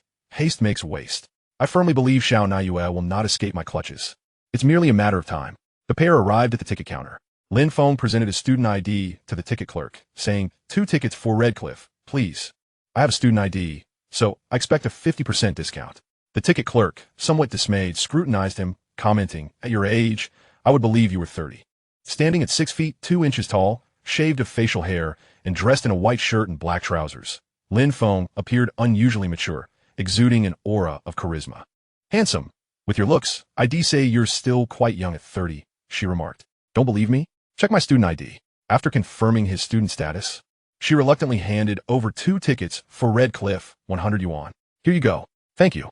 After securing the movie tickets, Xiao Naiyue remarked with a hint of annoyance. I brought money. Why didn't you let me pay? What difference does it make? We're practically family. After all, Lin Feng teased with an ambiguous smile. Xiao Naiyue replied coolly, Humph, we have no such relationship. You're merely a male friend of mine, and as for boyfriend status, well, you're still under evaluation. Lin Feng dismissed her words, confident that it was only a matter of time. Xiao Naiyue rolled her eyes. You claim to want to be my boyfriend, yet you're never around. I can't help but wonder if you're with that Fang Zimo girl. Lin Feng protested, not at all. I'm busy with business. You know I don't video chat with you every day. Please, the total time for our video chats is hardly more than an hour a day. Who knows what else you're up to? She retorted. Lin Feng chuckled. Oh, are you feeling jealous? If you don't trust me, you can follow me around all day. Wherever I go, you can come along. We can be inseparable. I would never do that. I'm much happier without your nagging. Xiao Naiyue replied coldly. As the film's start time approached, they entered the theater, sharing laughter. Xiao Naiyue curiously asked, Lin Feng, why did you choose Red Cliff? Because it features passionate scenes. I want to stir your heart, allowing me to take advantage of you openly. And it stars esteemed actors like Liang Yingdi, Jin Shengwu, Lu Dehua, among others. Don't you find that appealing? Lin Feng added. It's all right, but I've heard many friends say it's not very good. She expressed her doubts. Lin Feng gazed at her earnestly. As long as I'm watching it with you, even the dullest movie becomes enjoyable. Xiao Naiyue grimaced. Ugh. You're such a smooth talker, it's infuriating. Before long, Xiao Naiyue realized Lin Feng's ulterior motives as the screen displayed a scene of Liang Yingdi's character, Zhou Yu, battling Lin Jilin's character, Xiao Qiao. Their war raged with fervor, igniting passions that left the cinema audience parched and breathless. Xiao Naiyue could not help but reach out her hand, slipping it beneath Lin Feng's clothing. Upon her fingers grazing his skin, Lin Feng's body involuntarily trembled. Could it be? Was Xiao Yu unable to contain herself so soon, eager to practice the new knowledge gleaned from the film? If so, he welcomed her guidance. Internally elated, Lin Feng feigned innocence, yet little did he know that the reality was far less romantic than he imagined. Xiao Naiyue's intrusion was not a prelude to their anticipated endeavors. Instead, she seized the flesh at his waist and twisted it sharply. Lin Feng stifled a cry, mindful of the need for discretion in the cinema. Why are you pinching me? He asked, bewildered, gazing into Xiao Naiyue's eyes. He was certain the skin at his waist must be turning purple. This woman was far too ruthless. You purposely brought me to see this film, didn't you, Lin Feng? I've discovered that your mind is filled with unsavory thoughts, due to the dim lighting in the cinema. Lin Feng remained oblivious to the fact that Xiao Naiyue's face had turned as red as a boiled lobster. Lin Feng protested indignantly. I had no idea that this director, Wu San from Hong Kong, will be so inappropriate. Isn't he corrupting young minds? I don't believe you. Xiao Naiyue glared at Lin Feng, though her gaze was soon captivated by the action sequences on screen. Lin Feng felt Xiao Naiyue's small hand gradually warm against him. With a hint of anticipation, he ventured, Naiyue, how about we explore the new knowledge from the film? Please don't misunderstand. I'm not trying to take advantage of you. This is merely a scholarly inquiry, nothing more. Chapter 12. Father Fang looked down upon Lin Feng's duck neck business. No, Xiao Naiyue shook her head. Alas, Lin Feng sighed. The revolution has yet to succeed. Comrades must strive harder. Time flew swiftly, and soon the day arrived for Lin Feng to report to university. Jinling University sent him his admission letter, while Shilong Fei, due to poor scores, was relegated to vocational school. He chose Jinling Vocational School, majoring in computer science, while Lin Feng pursued a degree in e-commerce. Why this particular field? Obviously, because it boasted a plethora of female students. At Fang Zimo's home, her father Fang Jie expressed heartfelt apologies to his daughter. Zimo, I'm truly sorry, but I have pressing matters at the company and cannot accompany you to school. What about Mom? Fang Zimo blinked. Zhang Yusin replied, Zimo, their essay case at the municipal bureau. I can't leave either. Fang Zimo feigned a sigh. What shall we do then? Zhang Yusin smiled. No worries, Zimo. Your aunt has already taken leave from her job and can come to accompany you. Fang Zimo, ever understanding, remarked, Mom, Annie just started her job as a reporter. Taking leave might not be appropriate. Zhang Yusin sighed. There's no other choice. I can't let you go to school alone. Fang Zimo cheerfully said, Mom, it's unnecessary to trouble Annie. I can go with Lin Feng. Zhang Yusin furrowed her brow. Does he attend the same school as you? No. Fang Zimo shook her head. He's at Jinling University, while I'm at Shuimu University. Our schools are in the same city. It takes just an hour by bus. Fang Jie glanced at his daughter, a smirk playing on his lips. Zimo, didn't you say you didn't like Lin Feng? How is it that you know the distance between our schools? Fang Zimo's cheeks flushed. Oh, Dad. It was Lin Feng who told me. I don't know what his intentions are. Father Fang chuckled. What intentions could he possibly have? My daughter is so beautiful and accomplished, and that rascal's son isn't blind. It would be strange if he didn't like you. Dad, you're teasing me. I'm ignoring you, Fang Zimo replied shyly. Zhang Yusin's brows knitted together as she said, what if that boy has ulterior motives when it's just the two of you at school? Fang Zimo replied, that one tea happened. It's not just us, there's also Shi Longfei. Zhang Yusin envisioned a chubby face and asked, is it that silly little fat boy who often trails behind Lin Feng? Fang Zimo nodded, exactly. Zhang Yusin expressed her concerns, but daughter, I'm still worried. Lin Feng has liked you since childhood, and if you're alone together, I fear he might do something inappropriate. Fang Zimo reassured her, that one tea happened, Mom. Didn't you teach me self-defense? Lin Feng wouldn't dare. Zhang Yusin responded, I'm just afraid that even if you have the strength, you might hesitate to use it against him. Fang Zimo blushed, oh Mom, I wouldn't do that. I've sworn to wait until after graduation to date. I agree with that. Fang Jie interjected. Zhang Yusin sighed, oh my precious daughter. There are many things in life that we cannot control, such as matters of the heart. Fang Zimo confidently declared, Mom, don't worry. My self-control is very strong. I'm not at all reassured. Zhang Yusin muttered to herself. At that moment, Father Fang spoke up, Dear, why not heed our daughter's wishes? We've been neighbors with old Lin for many years, and he is a civil servant of good character. Even if our daughter were to suffer some misfortune, we could always have Lin take responsibility and marry her. Zhang Yusin shot her husband a glare, exclaiming, that boy is hardly worthy of our daughter. Mom, actually, aside from being a bit lazy and academically challenged, Lin Feng is quite decent. He has been working hard lately. Fang Zimo defended him. She had observed Lin Feng selling duck necks at the night market daily with his friend. She believed his diligence stemmed from a desire to earn money for their future. As for who he might have children with, surely it would be her. Although Fang Zimo had her own plans to wait until she was 28 to have children, witnessing Lin Feng's dedication moved her deeply. Had she known that Lin Feng was often using the pretext of fostering Shi Longfei's independence to sneak off and spend time with Xiao Naiyue, her perspective might have shifted. Father Fang was taken aback. Lin Feng is in business? What kind of business? Fang Zimo proudly replied, he is selling duck necks. You wouldn't believe it. Lin Feng is amazing. He sells so well that he earns over 1,000 every day. Uff, he must be pulling your leg, scoffed Father Fang. A businessman himself. Making money isn't that easy. Many Ph.D. graduates struggle to earn even 1,000 a day. Daughter, I warn you.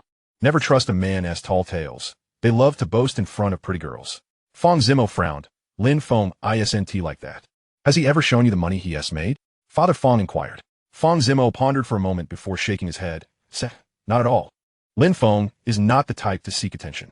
Indeed, affirmed Father Fang with conviction. He must be boasting. I reckon selling those duck necks yields a mere 100 yuan in pure profit per day at most. What's so special about buying duck necks? Zhang Yusin shared her husband's sentiments, nodding as she remarked, yes, Zimo, you ought to be cautious of Lin Feng. That lad doesn't strike me as a good person. Don't be easily swayed by sweet words. All right, Fang Zimo replied somewhat gloomily. The following day was the weekend. Early in the morning, Zhang Yusin took Fang Zimo to Lin Feng's house. Lin Feng's mother had gone to work, while his father, Lin Chao, enjoyed a day off as a civil servant with weekends free. Seated on the sofa, perusing the newspaper, Lin Chao heard a knock at the door. He rose to open it, and, upon seeing two lovely ladies, one tall and one petite, inquired curiously, Yusin, Zimo, what brings you here? Zhang Yusin smiled and said, Old Lin, I apologize for the intrusion. We came to ask when Lin Feng will be heading to Jinling University. Lin's father replied, it should be the day after tomorrow. Zhang Yusin then asked, can he go with Zimo? Lin Chao expressed his surprise. Is Zimo also attending Jinling University? How can that be? My daughter's academic prowess far surpasses your son's. With an unchanging smile, Zhang Yusin clarified, no. She is attending Shuimu University. However, both universities are located in Jinling, and I thought it would be safer for her to travel with Lin Feng. I believe Lin Feng would be more than willing to accompany Zimo to school. Lin Chao chuckled amiably, glancing at Fang Zimo with an affectionate smile. He had watched her grow up, recognizing her exceptional qualities and the affluence of the Fang family. If Lin Feng could forge a connection with Fang Zimo, he would wholeheartedly support it. Yet, he harbored a singular worry. How could his ordinary son, Lin Feng, measure up to such an outstanding girl who had been a school beauty since middle school and consistently excelled academically? I'll call that lazy boy. He is still asleep. Lin Chao expressed his disdain. I'll go wake him up, Fang Zimo said, a playful smile gracing her face as she made her way to Lin Feng's room. As Lin Feng's childhood friend, she was well acquainted with the layout of his home. Inside, Lin Feng lay sleeping in nothing but a pair of shorts, his fuzzy thighs causing Fang Zimo to blush. She approached him cautiously, pinching his nose and teasingly saying, "You big lazy pig, the sun is already out. Why aren't you up yet? Don't disturb me," Lin Feng muttered, swatting her hand away while keeping his eyes closed. He had chatted with Xiao Naiyue until midnight and had gone for a morning jog that morning, feeling utterly exhausted. Upon finally opening his eyes and seeing the flower-like face before him, he exclaimed in surprise, "Ah, Fang Zimo, what are you doing?" He hurriedly covered himself with a pillow. Embarrassed, with a dismissive scoff, Fang Zimo replied, "Please, it's nothing special. I wouldn't tea look even if you offered it for free." Lin Feng chuckled. "I don't believe you don't have anything to show." Fang Zimo's face flushed crimson as she protested. "Oh, you lecherous wolf." The two engaged in playful banter as they exited the bedroom. In the living room, Lin Chao and Zhang Yusin were engaged in trivial chatter. Lin Feng's eyes lit up upon seeing Zhang Yusin, who appeared to be in her early 30s, though Lin Feng was unsure of her actual age. From her outward appearance, she was at that ripe, alluring age that held a certain appeal for teenagers. He nodded respectfully, saying, "Annie, what brings you here?" Zhang Yusin replied with a smile, "I'm here to see you." "What for?" Lin Feng asked, puzzled. "Well," she began with a grin, "Zimo is heading to school for registration, and since your uncle and I are occupied with work, I hope you can be her escort to school." Zhang Zimo, with a hint of pride, interjected, "Mom, I don't need Lin Feng to take me to school. I can go alone." Zhang Yusin shot her daughter a knowing look, reminding her, "You didn't say that a moment ago." Lin Feng, ever the easygoing type, responded, "Oh, I thought it was something serious. If that is all, no problem." "Andy, great. By the way, I heard from your father that you're going to school the day after tomorrow. Is that correct?" Zhang Yusin inquired.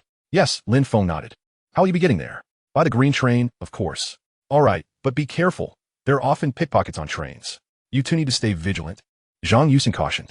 Lin Feng flexed his muscles, saying, "Andy, look at my physique. Thieves wouldn't dare approach me." Lin Chao, still concerned, warned Lin Feng, "Don't be a hero. If you encounter a pickpocket, do not engage. If they have weapons, you can't match them with your fists. Safety comes first.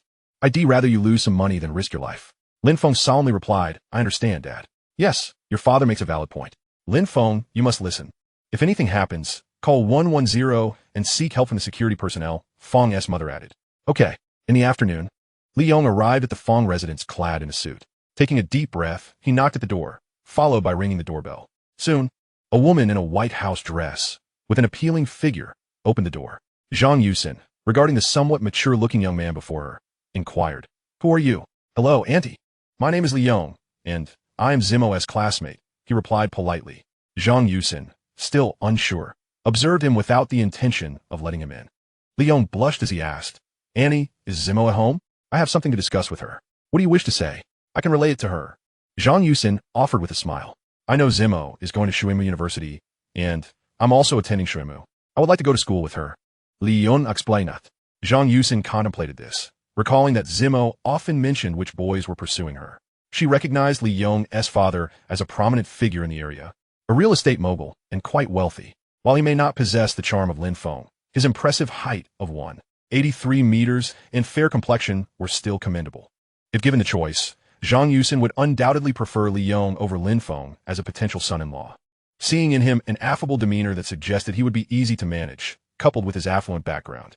As Lin Feng candidly observed, Zhang Yusin, in her capacity as the deputy director of the municipal bureau, found it quite perplexing to fathom this young man, particularly over the past few months. Lin Feng's gaze had grown increasingly inscrutable, rendering his intentions elusive. Having been through similar circumstances herself, she comprehended that Lin Feng was someone her daughter could never truly control. Thus, she harbored a genuine reluctance for her daughter as future husband to be Lin Feng. Nonetheless, as a devoted mother, she refrained from imposing her will upon her daughter, allowing her the autonomy to make her own choices. Li Yong regarded Zhang Yusin with a measure of apprehension. After a brief silence, she finally stepped aside, smiling as she suggested, "You should speak to Zimo yourself.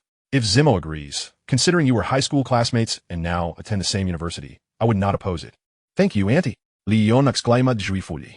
He felt a surge of confidence, believing there was no valid reason for Zhang Zimo to reject him, given his outstanding qualities and their shared educational environment. Upon entering the foyer, Li Yong removed his shoes, revealing his Nike socks. Zhang Yusin deliberately glanced at the sleek black leather shoes he had placed on the shoe rack, silently marveling. Those Gucci shoes cost a fortune. Upwards of 100,000 yuan. This young man was indeed the son of Li Hongda, a prominent real estate magnate with a fortune in the billions. Comparatively, Lin Feng paled in significance next to Li Yong. However, Zhang Yusin was not one to be swayed by wealth. Her family had a legacy of serving as community guardians. While they might not possess the same affluence as the Li family, they were certainly not lacking in financial stability. With a beaming smile, Zhang Yusin called out to her daughter, who was still in her bedroom, "Zimo, your classmate has come to see you. Hurry out." Moments later, Fang Zimo appeared, bouncing joyfully in her Pikachu plush slippers. However, upon noticing Li Yong's goofy grin, her expression soured, and she remarked with displeasure, "Li Yong, why are you here?" Li Yong was taken aback, responding, "Well, of course, it's me. Who did you expect?" "I thought it might be Lin Feng," Fang Zimo replied, casting a disdainful glance at Li Yong. "Is there something you need from me?" Li Yong felt a pang of hurt. What could Lin Feng possibly have over him? Aside from being taller, more handsome, and better at basketball, he was wealthy, with a father renowned as a tycoon in Modu. What was Lin Feng? Just a mere civil servant. "Zimo, wake up. Don't be enchanted by that pretty boy Lin Feng. There's no future with him," he said, wearing a sycophantic smile. "Zimo, I received my university acceptance letter. It's from Shuemu University, the same as yours. Shall we attend together?" "Not a chance." Fang Zimo frowned, perplexed. "How did you know I was going to Shuemu?" "How could I not know? I saw you fill out your application and decided to choose the same," Li Yong confessed, scratching his head sheepishly. "You were peeking when I was applying?" Fang Zimo questioned, unimpressed. "Of course not. I just happened to glance at it," he stammered. "Oh," she replied nonchalantly. "You can go to school by yourself." "Why? It's dangerous to go alone. You should stick with me. It's safer," Li Yong urged boldly. Fang Zimo waved him off. "Who said I was going alone? I have someone accompanying me." "Who is it, your parents?" Li Yong asked curiously. "Of course not. I'm going with Lin Feng," Fang Zimo said proudly, puffing out her chest. Li Yong's face flushed. Seeing Fang Zimo in her slippers made him feel bashful, yet frustrated. "Zimo, please don't go with Lin Feng. He is not a good person. I saw him drinking milk tea with a stunning girl last time." Fang Zimo eyed him skeptically. "You're not deceiving me, are you?" "Oh, Zimo, how could I ever deceive you? I have evidence," Li Yong exclaimed, producing his luxurious Motorola phone and opening his photo gallery. He had captured that moment. Electrified by the thought that Lin Feng would lose Fang Zimo forever. He had anticipated the day would come when he could use that photo, never expecting it to arrive so soon. Fang Zimo took the phone, her expression shifting to anger as she exclaimed, "That's Xiao Na Yue. Who is she?" "Li Yong in Kidat, Kungfusha. She is the girl Lin Feng deliberately brought to annoy me," Fang Zimo explained, handing the phone back to him. Li Yong was bewildered. "You mean Lin Feng intentionally sought her out to irritate you?" "It doesn't seem that way. They look like a couple to me." Fang Zimo responded confidently. "That is not true. Lin Feng likes me. I just rejected his confession, so he found some random girl to provoke me." Li Yong scratched his head. "But that girl is very pretty." Fang Zimo glared at him. "Am I not prettier?" "Of course not. She pales in comparison to you," Li Yong said, his words dripping with flattery. Hearing this, Fang Zimo smiled, revealing her pearly whites, nearly causing Li Yong to lose his composure. "All right, I understand now. Send me that photo. I need to confront Lin Feng about this nonsense." Li Yong cautioned, "What is there to confront? That guy is clearly involved with her. I suggest you cut ties with him immediately to avoid future heartache." Fang Zimo shot him an irritated glance. "What do you know? Lin Feng is just trying to provoke me into accepting his advances. You don't understand anything." "But Lin Feng is cheating, isn't he?" Li Yong felt himself nearing madness. "What is the point of the photo? I risk my neck to take if it means nothing." Fang Zimo blushed, realizing something. "Besides, I have no relationship with Lin Feng. He likes me, but I don't like him at all. You can't just throw around the term cheating like that." "Zimo, what is it that Lin Feng has that I lack? Why does he captivate you?" Li Yong lamented, his heart heavy with despair. "All right, if you have nothing else, you should leave. If Lin Feng sees you here, it could lead to misunderstandings," she said dismissively. "No." At that moment, Li Yong felt as though the world around him had faded into a snowy haze, his heart chilled to the bone. Zhang Yusin approached, carrying a plate of watermelon. Cheerfully offering, "Li Yong, would you like some watermelon?" Li Yong, taken aback, replied, "Thank you, Annie."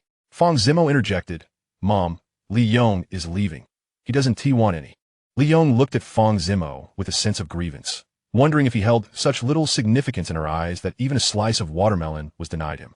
He gazed at Fang Zimo with a warning glint in his eyes, as his affliction of infatuation surged forth, prompting an awkward smile as he stammered, Yes, Annie. I must take my leave now.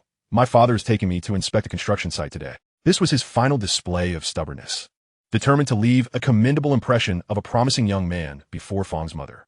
Very well, I shall see you off, Zhang Yusin replied, a hint of disappointment lacing her words, sighing internally as her daughter ultimately chose not to pursue the son of the affluent family. Yet this was to be expected.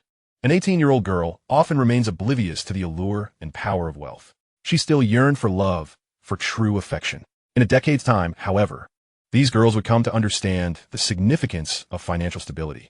All those grand declarations of eternal love and lifelong commitment are but empty promises, mere words spoken by men that hold no real value. Oh, how splendid it would be to live as a young mistress, where every need is catered to, where one indulges in daily spa treatments and leisurely games of mahjong, all without the burden of work and with an endless supply of money at one's disposal. Every mother in the world wishes for her daughter to lead a life of comfort and happiness, and Zhang Yusin was no exception. Thank you, Auntie, Li Yong said, a touch flustered. After seeing Li Yong out, Zhang Yusin returned to the living room, observing her daughter, who was leisurely eating watermelon with her legs elegantly splayed. Zhang Yusin settled onto the sofa. Fang Zimo's fair, smooth thighs curved enticingly as she crossed her legs, remarking, "Zimo, you have been rather unfriendly to your classmate. He traveled quite a distance to see you, and you didn't even offer him a slice of watermelon. Oh, come on, Mom. Didn't you tell me that if you don't like someone, you should be clear about it? I believe I have made my feelings quite evident," Fang Zimo replied, a thought lingering unspoken in her mind. What if Lin Feng were to see Li Yong at my house and misunderstand? So you don't like Li Yong, but you fancy Lin Feng instead? Zhang Yusin teased with a smile. Mom, don't say such things. I like neither of them, Fang Zimo retorted, her cheeks flushing like a boiled crab, shyly insisting. Then who do you like? Zhang Yusin inquired, her expression still playful. I've already stated that I won't date anyone until after I graduate from university. All right, Zimo, allow me to share my perspective. Li Yong is actually quite a decent fellow, far superior to that young Lin next door. You might want to consider him. Zhang Yusin said earnestly. I would never consider him. He is a simpleton. If I were to be with him, our future son would surely resent me. Fang Zimo shook her head resolutely. Chapter 15, The Green Train. What would he resent you for? Zhang Yusin asked curiously, observing her daughter. For having a father like a pig, which would affect his intelligence. Zimo, you truly think ahead, Zhang Yusin replied, somewhat speechless. She mused that it might be better to find a less intelligent man than one who is overly clever. Reality is not like a romantic drama. Many girls are drawn to exceptional men. Faced with the myriad temptations of society, most men are unlikely to behave like the leading men in such dramas, loving only one woman. Zimo, a man like Lin Feng is beyond your grasp. Life with him would be quite painful, she thought, yet refrained from voicing this sentiment, knowing her daughter would not believe or comprehend, only further cultivating resentment towards her. As a wise mother, she would not engage in such futile endeavors. On August 18th, Fang Zimo emerged with a green suitcase in tow, the sun shining brightly behind her, accompanied by her tall and somewhat portly father, Fang Jie. A middle-aged man with a round belly and handsome features, he likely was quite the charmer before gaining weight. His vehicle was a Mercedes, its sleek black exterior gleaming in the sunlight. Fang Zimo knocked on Lin Feng's door, which opened to reveal him, alone as his parents had gone to work. He carried a black suitcase, and Fang Zimo, displeased, remarked, "Why are you so slow?" Ahem, sorry, Lin Feng apologized. Fang Zimo pouted. All right, Zimo, Lin Feng. Cease your bickering.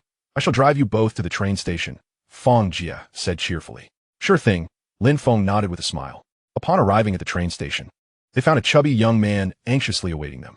Upon spotting Fang Zimo and Lin Feng alight from the Mercedes, the young man, none other than Lin Feng's close friend, Shi Longfei, approached excitedly. Lin Feng, Fang Zimo, I've been waiting for you for ages. All right, Dad, you can leave now. Lin Feng will take care of me. Fang Zimo waved goodbye to her father. I entrust my daughter to your care, Lin Feng. Fang Jie's cheerful smile lingered as he departed. After he left, the trio entered the train station and queued to purchase tickets. On the train, Lin Feng struck up a conversation with a girl of above-average appearance. Fang Zimo, feeling irritated, often interrupted their dialogue with excuses of thirst or hunger. Lin Feng, bemused, was relieved when, at that moment, the chubby friend and the girl began to converse. Li Feng, are you going to university too? Yes, the girl replied with a smile, wearing a white t-shirt, standing at approximately 163 meters, with wavy blonde hair that exuded a pleasant fragrance. Are you going alone? Indeed. You're quite brave to venture to university alone. Don't your family accompany you? They are quite busy with work. Watching the chubby friend and Li Feng engrossed in conversation, Lin Feng felt no urge to join, instead engaging in a silent stare-off with Fang Zimo until his eyes grew weary, leading him to rest his head on her lap. 2 hours later, Lin Feng awoke to find the chubby friend and Li Fen still chatting, their rapport noticeably more familiar than when they first met.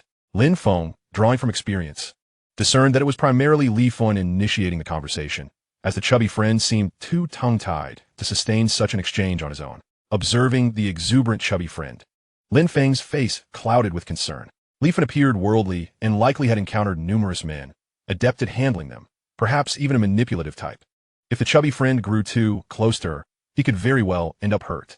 Surely the chubby friend doesn't think this is some romantic escapade? Lin Feng mused. Glancing at Lin Feng, Fang Zimo pouted, "You're like a pig, sleeping on my lap. My leg is gone numb. Why not use my leg as a pillow instead?" Lin Feng suggested. Fang Zimo tossed her braid defiantly. "I would never." Through their conversation, it became clear that Li Fen's university was not in Jinling, but in the mountainous city. In the afternoon, Li Fen pulled out her phone and cheerfully proposed, "Let us add each other on QQ." "Sure," the chubby friend exclaimed, taken aback. He foolishly believed that he and Li Fen might have a romantic encounter, especially since Li Fen had shown him considerable warmth, giving him the illusion that he could win her affection. Thus, when the train attendant wheeled the dining cart down the aisle to sell dinner, he waved his hand grandly and ordered a chicken leg meal for 20 yuan, along with 10 yuan worth of fruit for Li Fen. He then turned to Lin Feng and Fang Zimo, inquiring, "What do you two want to eat?" Fang Zimo, with an air of superiority, replied, "No need, I have my own money." Lin Feng teasingly glanced at the hefty boy. "Are you treating us? Have you struck it rich?" The boy's chubby face flushed. Over the summer break, he had accompanied Lin Feng to sell goods at night markets, accumulating over 20,000 yuan, a respectable sum in 2008. "Whether I've struck it rich or not, don't you already know, Feng Ge?" he said, casting a shy glance at Li Fen. Li Fen smiled and said, "Thank you for treating us, Long Fei. No need to be polite. It's just 30 yuan, a mere trifle," the boy replied nonchalantly, exuding an air of affluence. Li Fen's eyes sparkled as she gazed at him, her demeanor softening considerably. Lin Feng shook his head, recognizing that the boy had fallen prey to a manipulative woman, one who was adept at charming and extracting resources from unsuspecting suitors. Why do some women keep dogs? It is undoubtedly to receive gifts from the men who dote on them. To illustrate, if each man were to contribute 500 yuan monthly for a single dog, maintaining 10 dogs would yield an income of 5,000 yuan. Some female sea kings possess exceptional business acumen, managing 70 or 80 dogs, resulting in astronomical monthly earnings. The love-struck often remain oblivious to how many competitors they have. Despite the seemingly modest initial investments, perhaps only a few dozen yuan, the gradual probing of boundaries leads to a slow but steady accumulation of demands. Though Lin Feng saw through Li Fen's true nature, he refrained from warning Shi Longfei, understanding that such advice would likely fall on deaf ears. At this age, the boy was in the throes of youthful exuberance, often driven by primal impulses. His attraction to Li Fen, with her alluring figure and captivating features, was undeniable, especially for a naive young man like Shi Longfei. Furthermore, her approachable demeanor gave the illusion of being easy to pursue, which was indeed deceptive. It was no surprise that the boy had stumbled into her trap. Such women were only suitable for fleeting encounters. Pursuing a genuine relationship would surely leave one drained. Lin Feng offered a few words of caution, but if the boy chose not to heed them, there was little he could do. Having lived 2 lives, he understood a fundamental truth. Matters of the heart are not something friends can counsel on. Numerous friendships between men have been irreparably damaged by romantic entanglements. The examples of former friends and brothers coming to blows over women are all too common. After a long journey, the 3 of them found their posteriors sore from sitting. By the afternoon of the next day, they finally arrived in Jinling City. Chapter 16. The Exceptional Roommate. Reluctantly, the hefty boy bid farewell to Li Fen as he disembarked the train with Lin Feng and Fang Zimo. Observing the boy frequently glancing back with longing, Lin Feng remarked, "Stop looking back. You're going to turn into a stone of yearning." The boy blushed, retorting, "Don't say nonsensical things. I'm not." Lin Feng rolled his eyes. "Let me tell you, Li Fen is not a simple woman. Take my advice. Don't waste your time, energy, and money on her. Focus on finding a pure girl at your school." The boy protested, "But Li Fen seems quite pure. Didn't you enjoy chatting with her on the train?" Hearing this, Fang Zimo scoffed loudly. Lin Feng replied, "That was merely playing along, do you understand? Ignoring my advice will only lead to regret." As the trio exited the train station, they were immediately approached by a group of gaudily dressed older women, eagerly offering their services. "Handsome, Need a place to stay? We have lovely ladies to accompany you. The hefty boy and Fang Zimo were taken aback by the unexpected onslaught. They had never experienced such a scene before. Lin Feng, visibly annoyed, waved them away. No. Go away. After finally shaking off the persistent women, the three stepped outside, gazing at the bustling crowd and the incessant flow of vehicles. Shi Longfei and Fang Zimo appeared a bit bewildered, while Lin Feng exuded an air of confidence, as though he were not venturing into an unfamiliar place, but rather returning to a well-known territory. He calmly stated, "It's closer to Jinling University from here than to Shuimu University. So we'll head to Jinling University first, grab a meal, drop off our things, and then proceed to Shuimu University." Shi Longfei asked, "What about me?" Lin Feng replied, "You're old enough. You won't expect me to escort you to school, will you?" Shi Longfei gave Lin Feng a resentful look akin to a mistreated spouse. Their first stop was Jinling University. The three took a taxi to the campus, where they were greeted by several upperclassmen welcoming new students. The female seniors, upon spotting Lin Feng, approached him excitedly to inquire about his college and share important information for newcomers. Meanwhile, the male seniors engaged Fang Zimo in conversation, but she coldly rejected them, stating, "I'm not from your school. I'm just accompanying a friend." The senior girls, feeling somewhat inferior in the presence of the beautiful Fang Zimo. One particularly striking girl with large eyes asked Lin Feng, "Lin Feng, is this lovely lady your girlfriend?" Just as Fang Zimo was about to clarify that she was not Lin Feng's girlfriend, Lin Feng, appearing overly anxious to dispel any misunderstandings, loudly declared, "I must clarify. She's not my girlfriend. I'm single." The senior girls chuckled, while Fang Zimo clenched her fists in frustration, feeling an overwhelming urge to retaliate against Lin Feng for his blatant dismissal of her. She felt both wronged and on the verge of tears. After casually asking a few questions of the upperclassmen, Lin Feng took hold of his suitcase and headed towards the male dormitory, with Shi Longfei and Fang Zimo trailing behind like loyal underlings.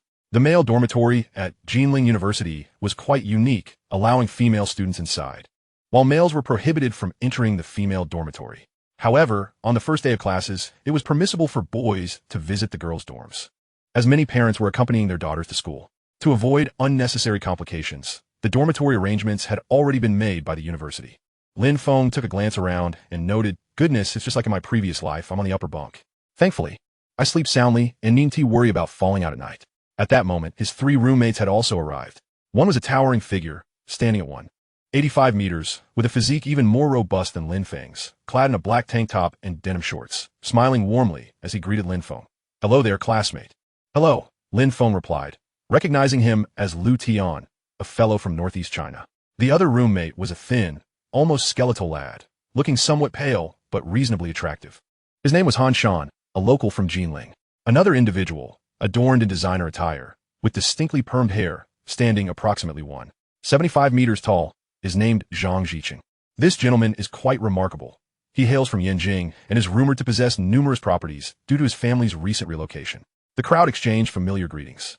Subsequently, Han Shen, brimming with excitement, gazed at Fang Zimo and inquired, "Beautiful lady, are you Lin Feng's sister?" Fang Zimo furrowed her brows and replied, "I am his classmate. Could it be that you are his girlfriend?" Chuckled the burly man, Lu Tian. Fang Zimo, with a hint of pride, responded, "Not yet. He often irritates me. If he were to cease, I might consider it." Lin Feng rolled his eyes, thinking, with so many beautiful women at Jinling University, I would be insane to choose you as a girlfriend. Why not find a girl from Jinling University and enjoy a game of poker in the great outdoors every day? "I'm Han Shan, and my family is in real estate. May I add you on QQ?" Han Shan said, producing the latest Motorola phone, clearly a luxury item, and smiled at Fang Zimo. The dazzling Rolex on his wrist was quite eye-catching. "No, thank you," Fang Zimo replied coldly, barely glancing at his expensive phone and watch. Han Shan, slightly embarrassed, rubbed his nose and remarked to Lin Feng, "Your classmate certainly has an air of aloofness." Lin Feng smiled. "I've grown accustomed to it." After settling their luggage, Lin Feng asked his three roommates, "Shall we go out for a meal?" "Ensemble plaît, non if. I just had a lavish meal at a French restaurant with my father. Today's lunch featured exquisite abalone, Boston lobster, top-grade caviar, a 5-steak, and Lafite red wine. That restaurant is quite good. I'll take you all next time." Lu Tian exclaimed with enthusiasm. "The boss is quite generous." Zhang Jiqing, a native of the capital, scoffed. "I'm off to dinner with my girlfriend, so I can't join you." Lin Feng, "My apologies." Lin Feng couldn't help but roll his eyes.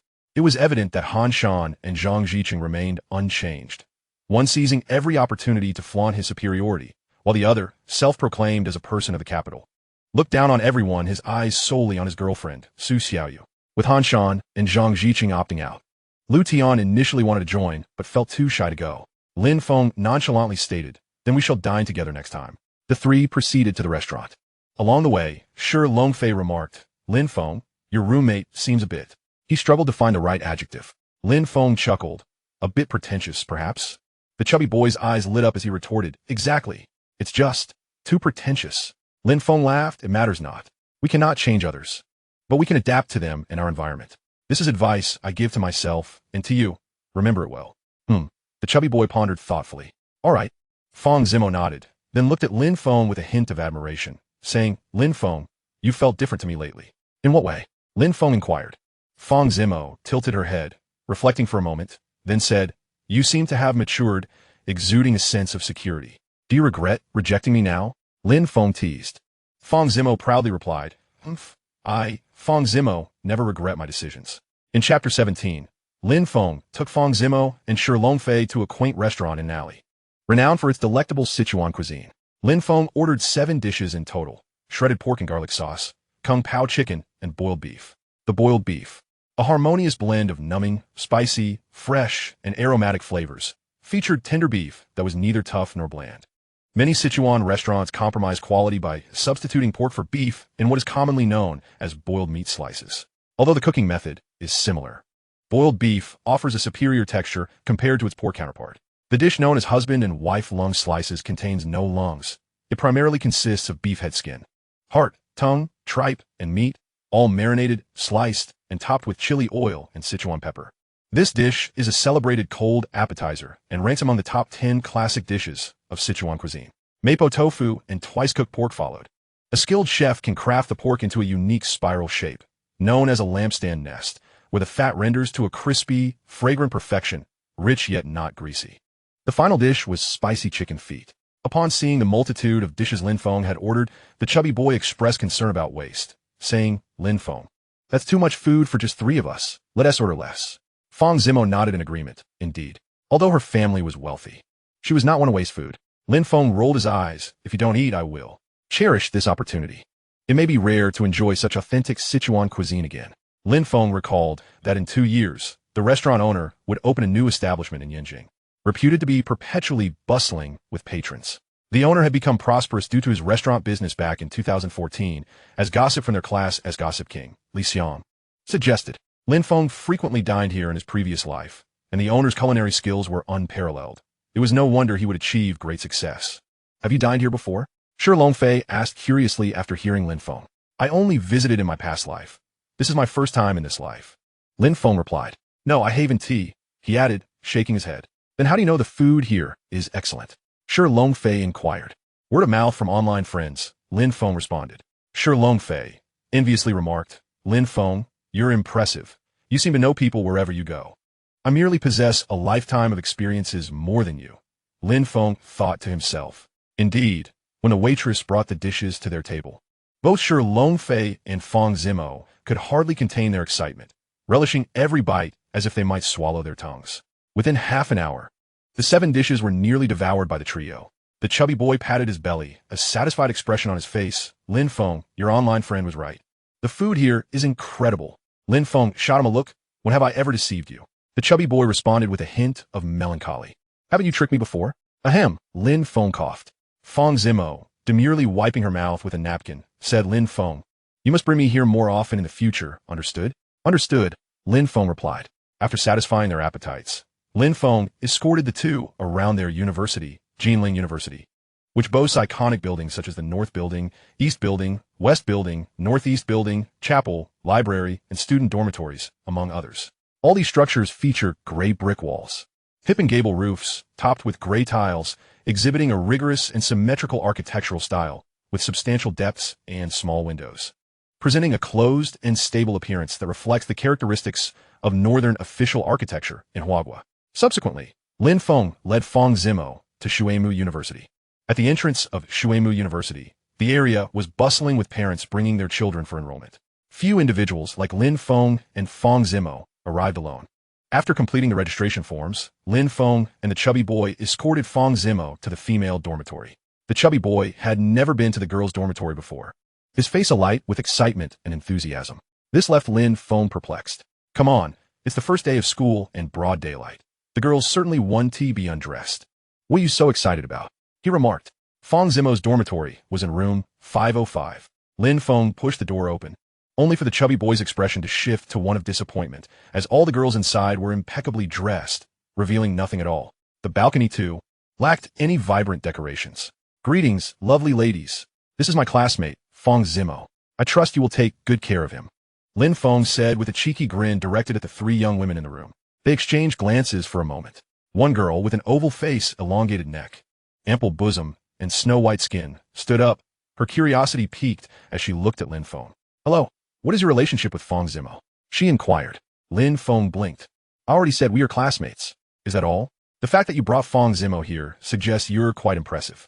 I certainly don't have male classmates who are willing to escort me to school. The oval-faced beauty responded with a playful smile. Impossible, I don't believe that. Lin Feng replied with certainty. The other two girls teased. What is your name? You're quite handsome. I'm Lin Feng. He replied with a cheerful grin. Shi Longfei observed Lin Feng bantering with the three girls, envy etched on his face.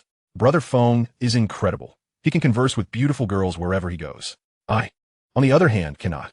Shi Longfei lamented internally. For instance, on the train, if it weren't for Lin Feng acting as a lubricant, he would hardly have exchanged a word with Li Fan. Do you have a girlfriend? The three girls asked with laughter.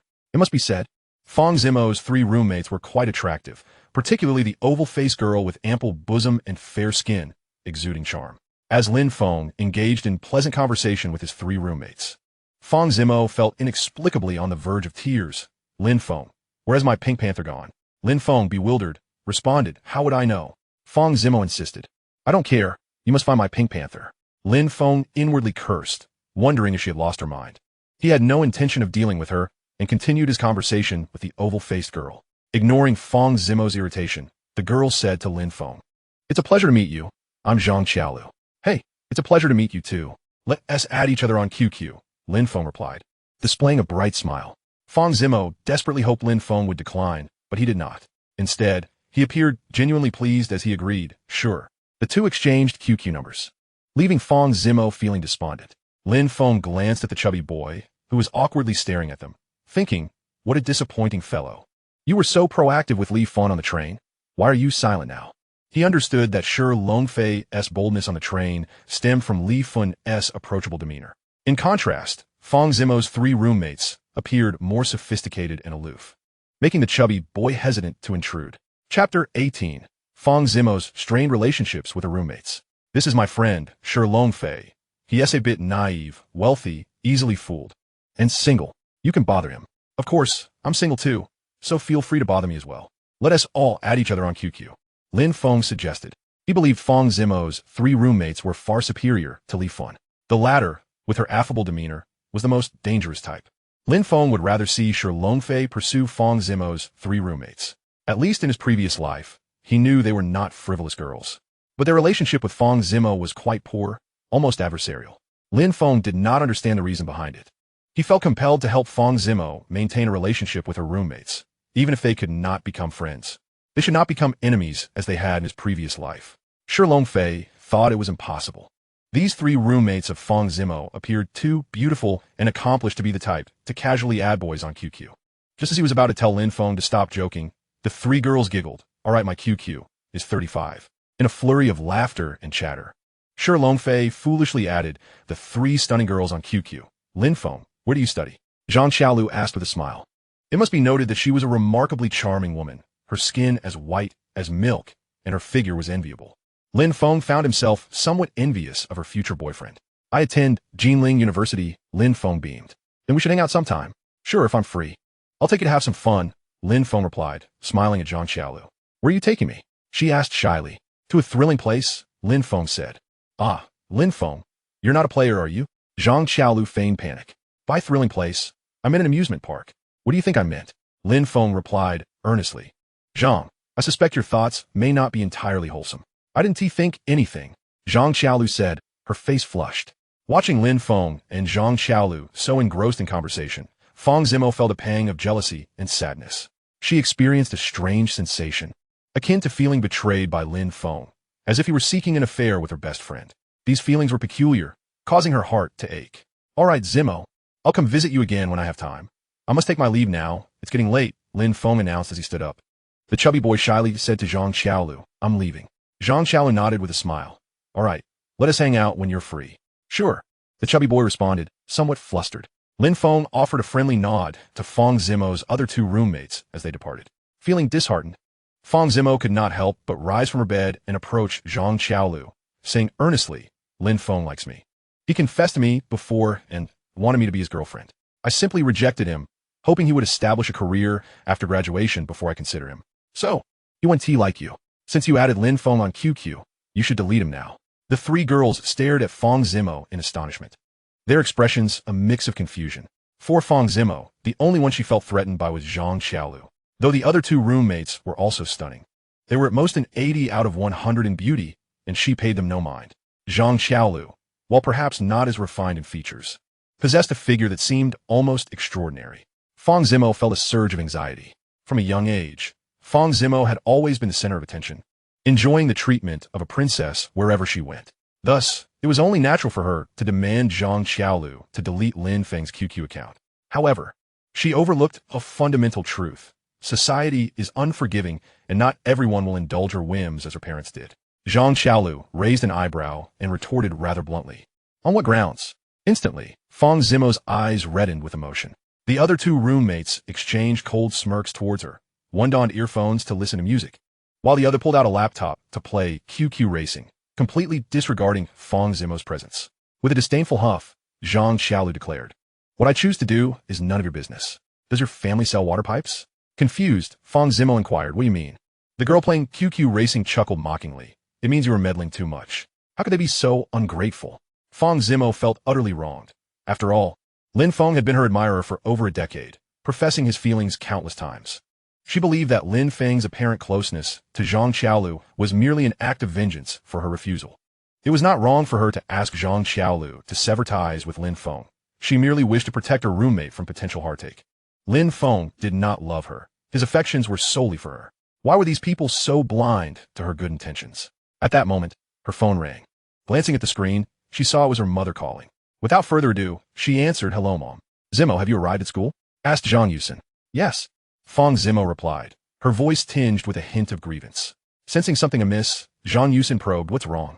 You sound like you've been crying. Did Lin Feng bully you?" Fang Zimo glanced at her three roommates, feeling somewhat embarrassed to explain her frustrations about Lin Feng to them, as she was a woman who valued her dignity. "It's nothing. I just miss you a bit. Lin Feng hasn't bullied me," she reassured her mother, though inwardly she thought, "He is just too fickle, adding my three roommates on QQ." "That's good," Zhang Yusen replied, sounding relieved. Meanwhile, Lin Feng and Shi Longfei exited Shuimu University. The chubby boy dragged his black suitcase and asked, "Lin Feng, are you going to see me off to school?" Lin Feng scoffed, "Come on, you're a grown man. Do you really need me to escort you?" Shi Longfei responded with exaggerated indignation, "Lin Feng, you're heartless. You take Fang Zimo to school, but not me." Lin Feng chuckled cynically. "Taking Fang Zimo to school means I might meet some beautiful girls. Taking you, on the other hand, would introduce me to a bunch of foot-scratching brutes. Can you compare the two?" Checking the time, he noted it was nearly 5 o'clock. "Let us grab a meal together. Come on, I'll put you in a taxi." Shi Longfei, somewhat dissatisfied, declined. "No need, I'll head off now, humph." He hailed a taxi, gave Lin Feng the middle finger, and left. Lin Feng smiled helplessly. Knowing that Shi Longfei wasn't truly upset, they were far too familiar with each other to take such antics seriously. The boy wore a look of infatuation.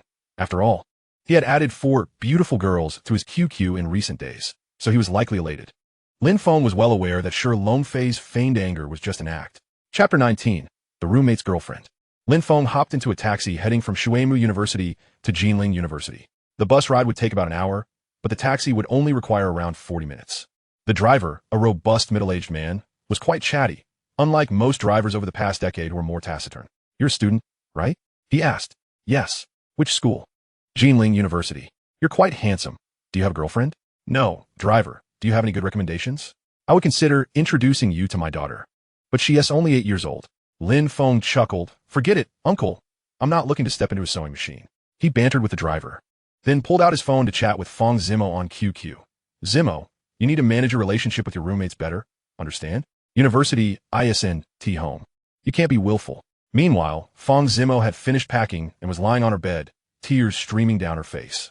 The other three girls were huddled together in front of Guomenglu's laptop, engrossed in a movie. Fang Zimo felt wronged. They were conspiring to ignore her.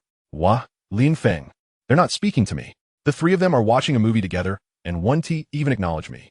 It was as if she had found her confidant in Lin Feng, pouring out her grievances. Why is this happening? Lin Feng asked, perplexed.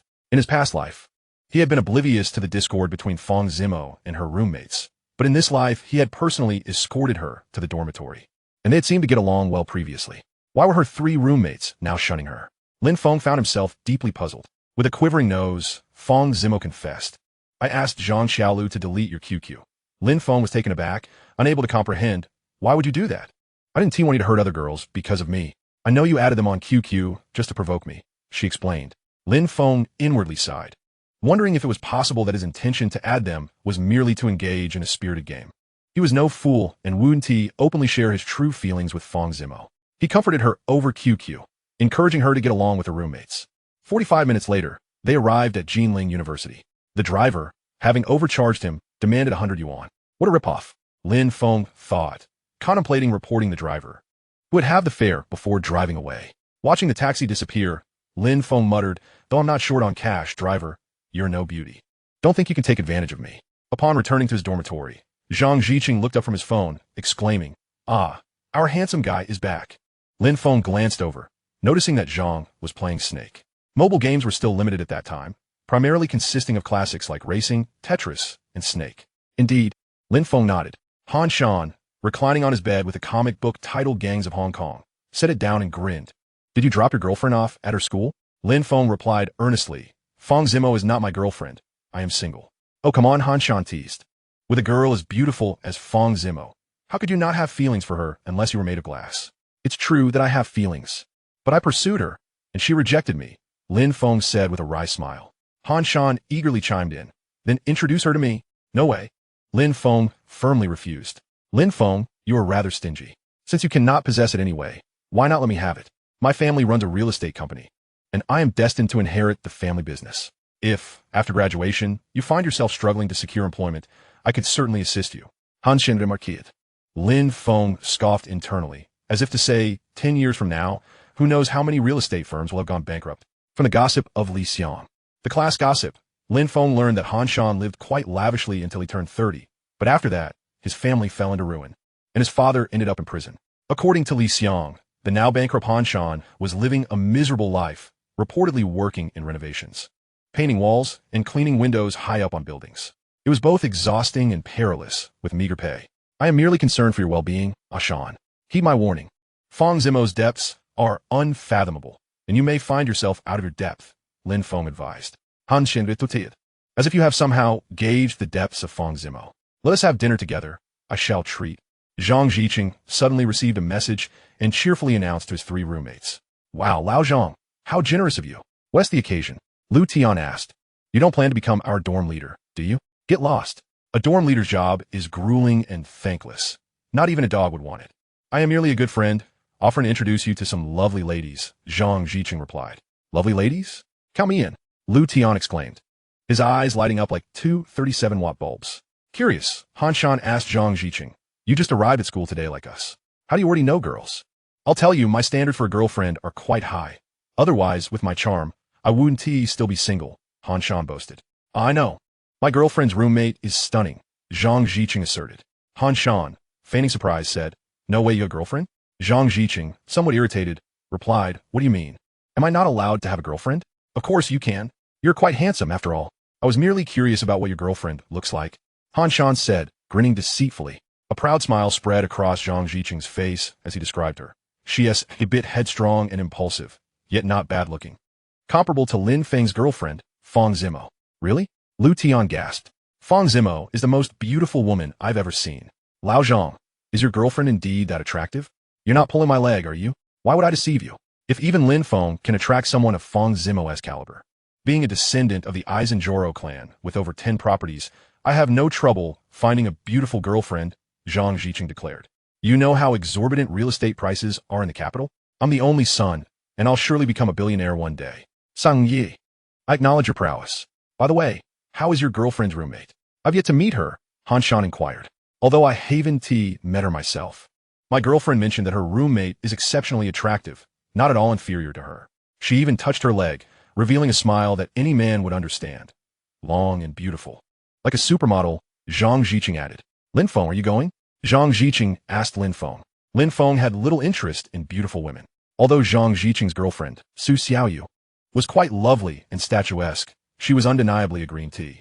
Her roommate, Nzi, was renowned at Jinling University for her long legs and friendly demeanor, but in reality, she was quite proud and maintained a certain distance from everyone. Lin Feng later learned that Nzi hailed from an exceptionally affluent family and went on to work for the Central Commission for Discipline Inspection after graduation, eventually becoming the director of a certain department at the age of 35. In short, her background was extraordinarily impressive. With Fang Zimo, Zhang Xiaolu, and Xiao Naiyue already in his life, Lin Feng felt that with his capabilities, winning any of them over would be effortless. He was currently focused on making money. As far as women were concerned, they would only hinder his progress. Nevertheless, it was his first day at school, and he certainly didn't want to sour his relationship with his roommates. Thus, he cheerfully replied, "Of course I will go. If there are beautiful women, I certainly shall attend." Chapter 20. Brother Feng, am I handsome? Han Shan, gazing nervously at Lin Feng's towering height of 188 meters, said Lin Feng. If there are beautiful women, please don't steal them from me. You already have someone as lovely as Fang Zimo. Let me have a taste of the soup. I implore you.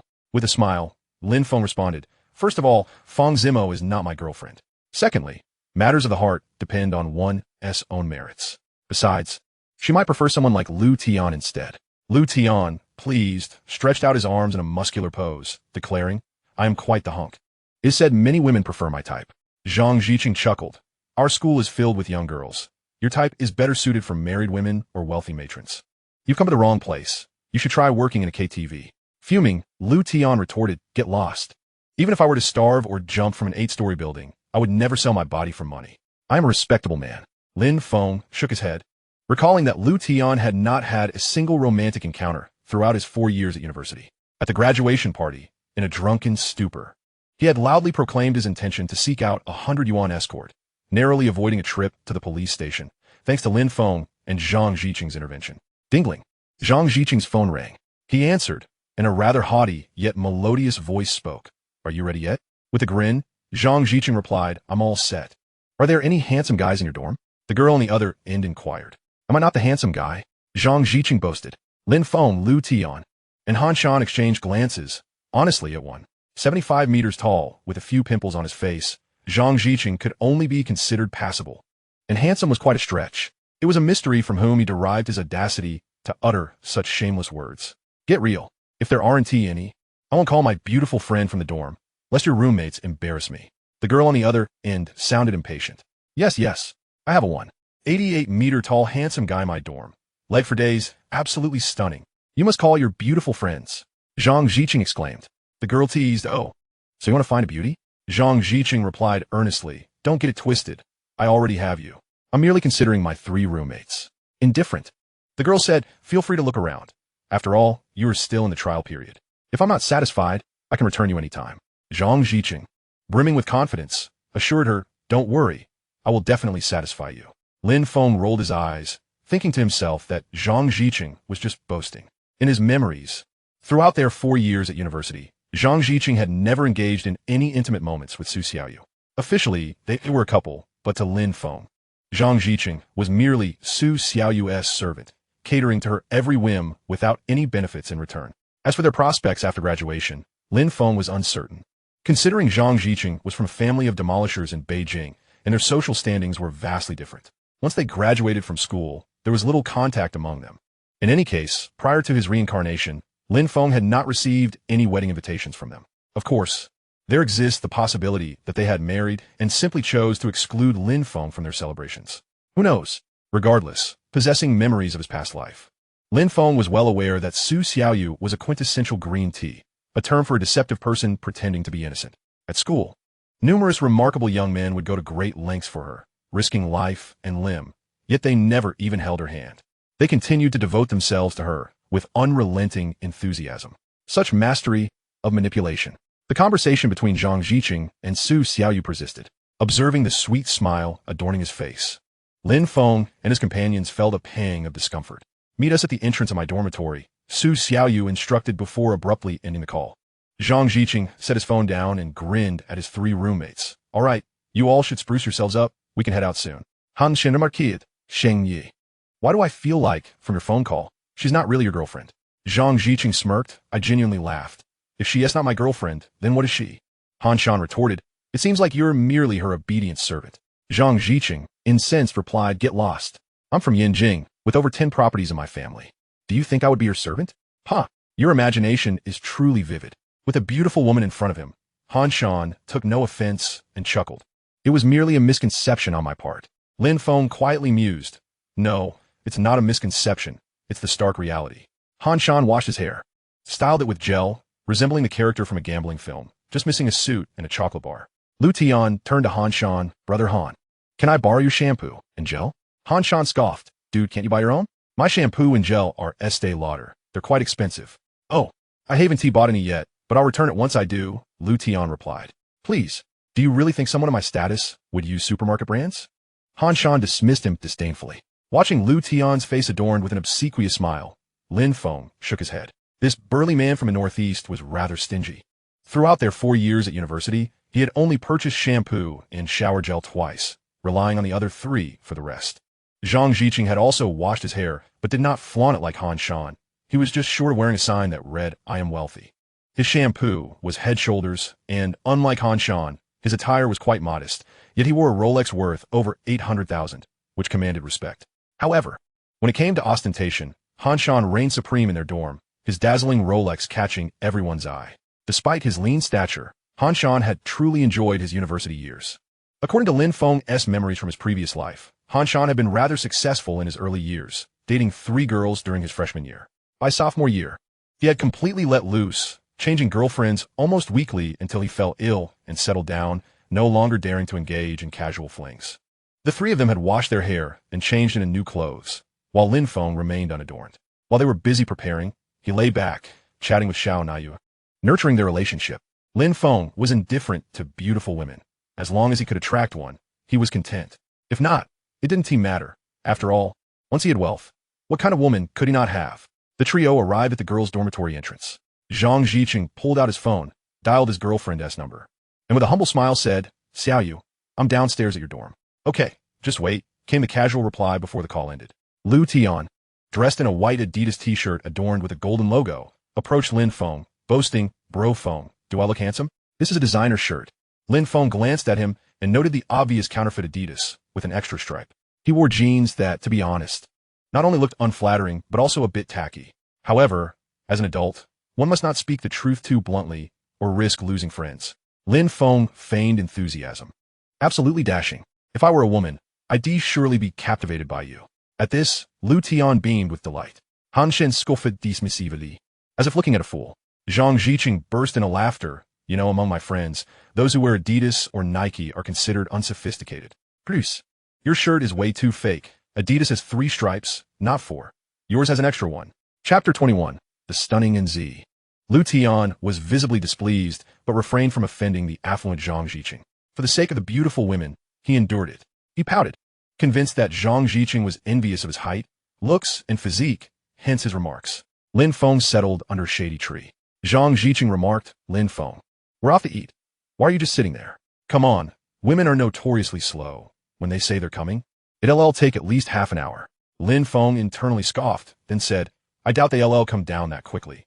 Lu Tian chuckled. Lin Feng, do you think you're some kind of deity? Zhang Jiqing rolled his eyes, expressing disbelief. Then, 10 minutes passed. 20 minutes went by. Su Xiaoyu and her dorm mates had yet to appear, leaving Zhang Jiqing and the others feeling foolish. Han Shan could no longer contain himself and said to Zhang Jiqing, what is taking so long? Call your girlfriend and find out what is going on. Zhang Jiqing weakly replied, no need to rush. If anything is amiss, Xiaoyu will call me. Half an hour elapsed. Han Shan was on the verge of losing his temper. How could a tall, rich, and handsome man be made to wait for so long? Finally, 4 women descended, chatting and laughing. 2 of them were breathtaking. One wore a purple crop top, tall and with skin as fair as milk, tied in a ponytail, clad in black shorts, her legs smooth and alluring, adorned in silver high heels. With a heart-shaped face, long eyelashes, and a strikingly graceful visage. She evoked a strong desire for conquest. Lin Feng recognized her as Su Xiaoyu, Zhang Ziqing's nominal girlfriend. The other wore a black top and jeans, her figure curvaceous, with long legs and exquisite features. Her long black hair was slightly curled, her Danfeng eyes and double eyelids giving her a captivating gaze. Though her attire was less revealing than Su Xiaoyu's, she possessed that innate charm that would cause any man to be enamored at first sight. Lin Feng surmised that she must be in Z, the future renowned campus beauty of Jinling University. The other two girls, while attractive, paled in comparison to Su Xiaoyu and Nzi. Su Xiaoyu approached with a cheerful smile. Sorry for keeping you waiting. Her gaze fixated on Lin Feng, unwavering. Who says only men appreciate beauty? Women also admire handsome men. In this new life, Lin Feng was markedly different from his previous existence, where he had been preoccupied with Fang Zimo, neglecting the beauties around him. Back then, he sported an unflattering watermelon haircut and thick black-rimmed glasses, which undoubtedly masked his attractiveness. Upon first encountering him, Su Xiaoyu had overlooked him entirely, unlike now, where her eyes were glued to him like nails. Though Lin Feng did not make a special effort to dress up his hairstyle, a trendy slick-back look reminiscent of Chun Whiting was enough to draw attention. Clad in a blue striped shirt and black trousers, boasting 8-pack abs and well-defined deltoids, along with long legs, he was particularly captivating to the female gaze. Had he not adopted an air of aloofness, it was likely that numerous girls would have approached him for his contact information. Su Xiaoyu, with a cheerful demeanor, remarked, Zhang Ziqing, aren't you going to introduce your roommate? Although Zhang Ziqing was perturbed by Su Xiaoyu's gaze towards Lin Feng, he was acutely aware that as a girl from the capital, Su Xiaoyu would undoubtedly look down on someone like Lin Feng, an outsider. After all, his family possessed over a dozen properties, while Lin Feng appeared to be an ordinary individual of limited means. Thus, Zhang Ziqing felt at ease and jovially stated, allow me to introduce this handsome gentleman. Standing at 188 meters tall, Lin Feng, hailing from the bustling metropolis of Shanghai. Ahem, he happens to be in a relationship, so, Xiaoyu, it seems your roommate has no chance. Though his words seemed directed at Su Xiaoyu's 3 roommates, they were, in truth, meant for her alone.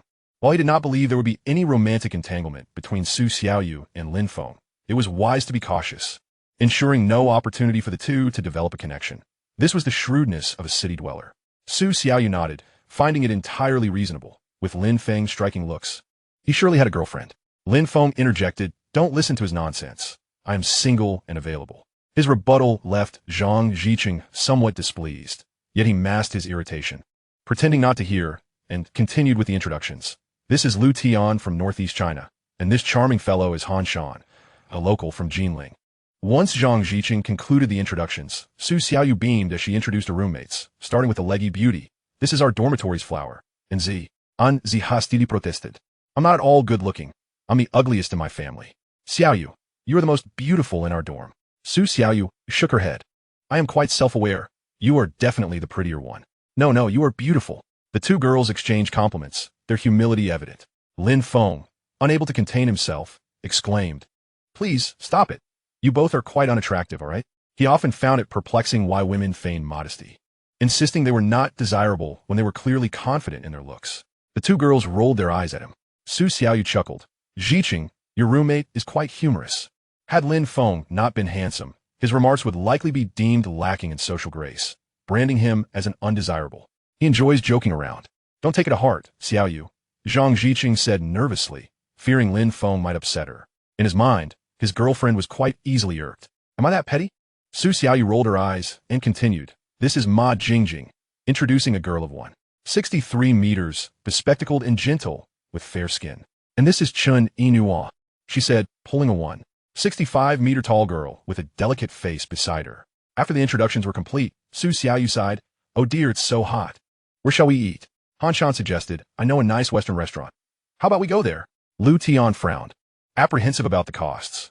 Eating at a Western restaurant would be quite extravagant, a luxury he had never indulged in before.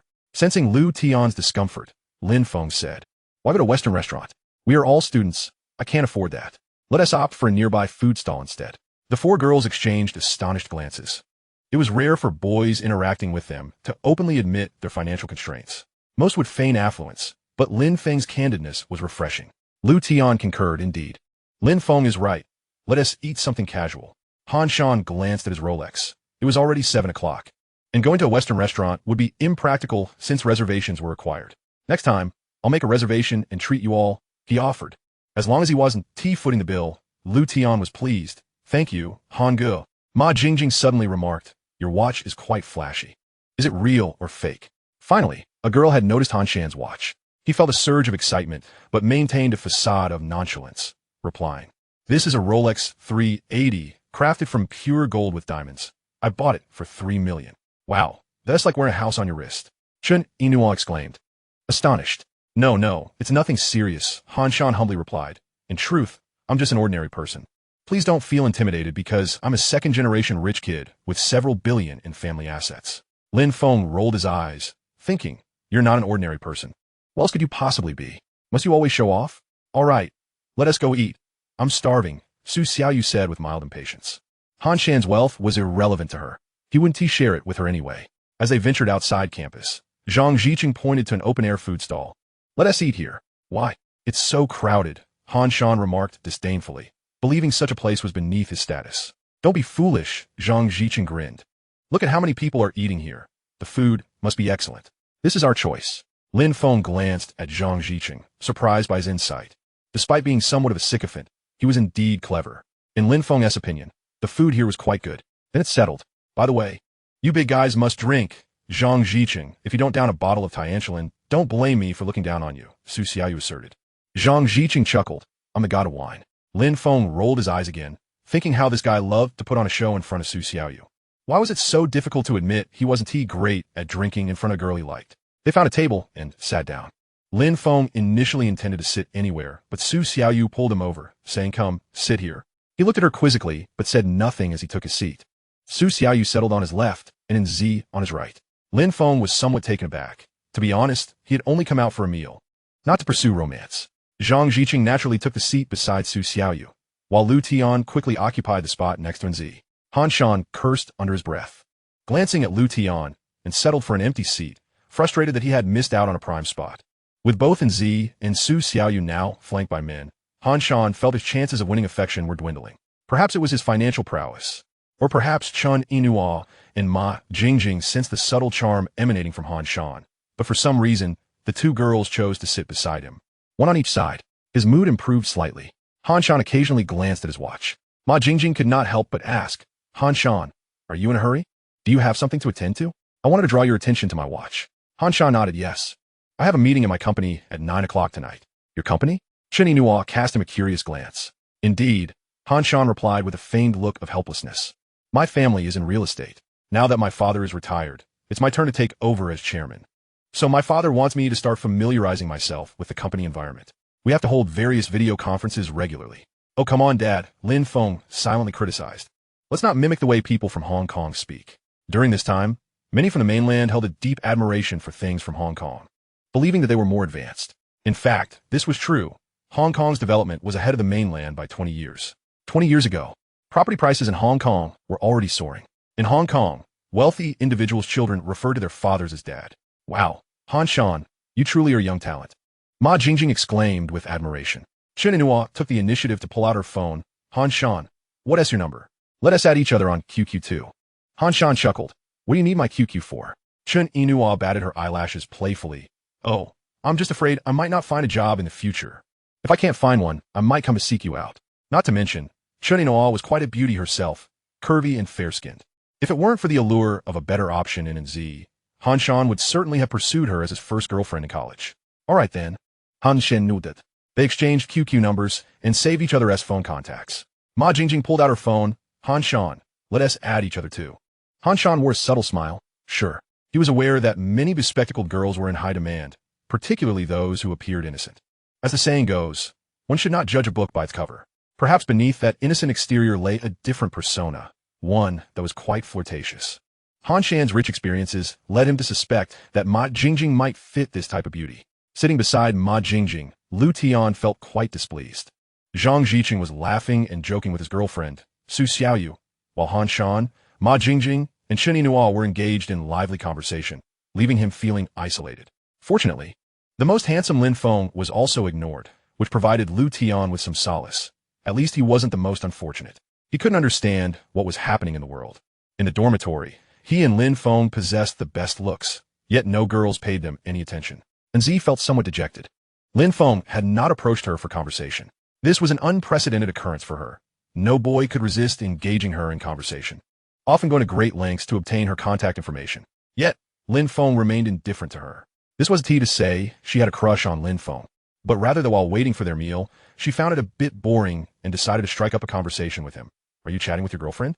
Lin Feng glanced at her, turned off his phone screen, and smiled. You're spying on my privacy. And Z replied, do you have something to hide? Lin Feng shook his head, not really. Then why are you afraid of me seeing? And Z quitted. I'm not afraid, Lin Feng said, opening his QQ to continue chatting with Xiao Na Yue and Fang Zimo. Wow, you're chatting with two girls. You must be a playboy. And Z seemed to have uncovered his secret and accused him. This is not right. Lin Feng rolled his eyes.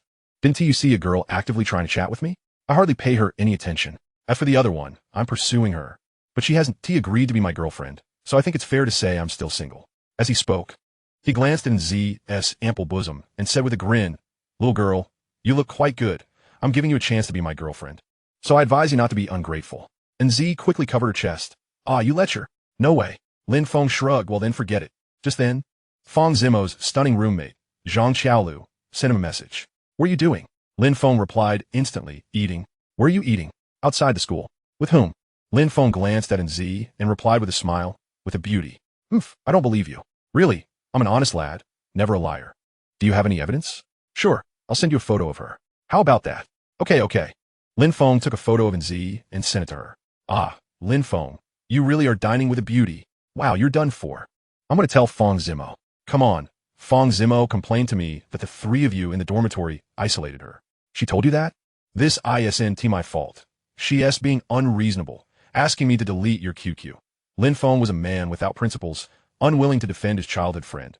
Well, she was in the wrong. And Z watched Lin Feng chatting with three girls and shook her head. Well, looks like that. Yet a playboy. What a waste of the handsome face bestowed by the heavens. Chapter 23. He holds the dragon. And Z, feeling bored, tugged at Lin Feng's shirt.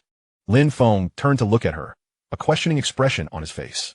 Why is another girl chatting with you? And Z asked. Lin Feng explained. She is my friend's roommate.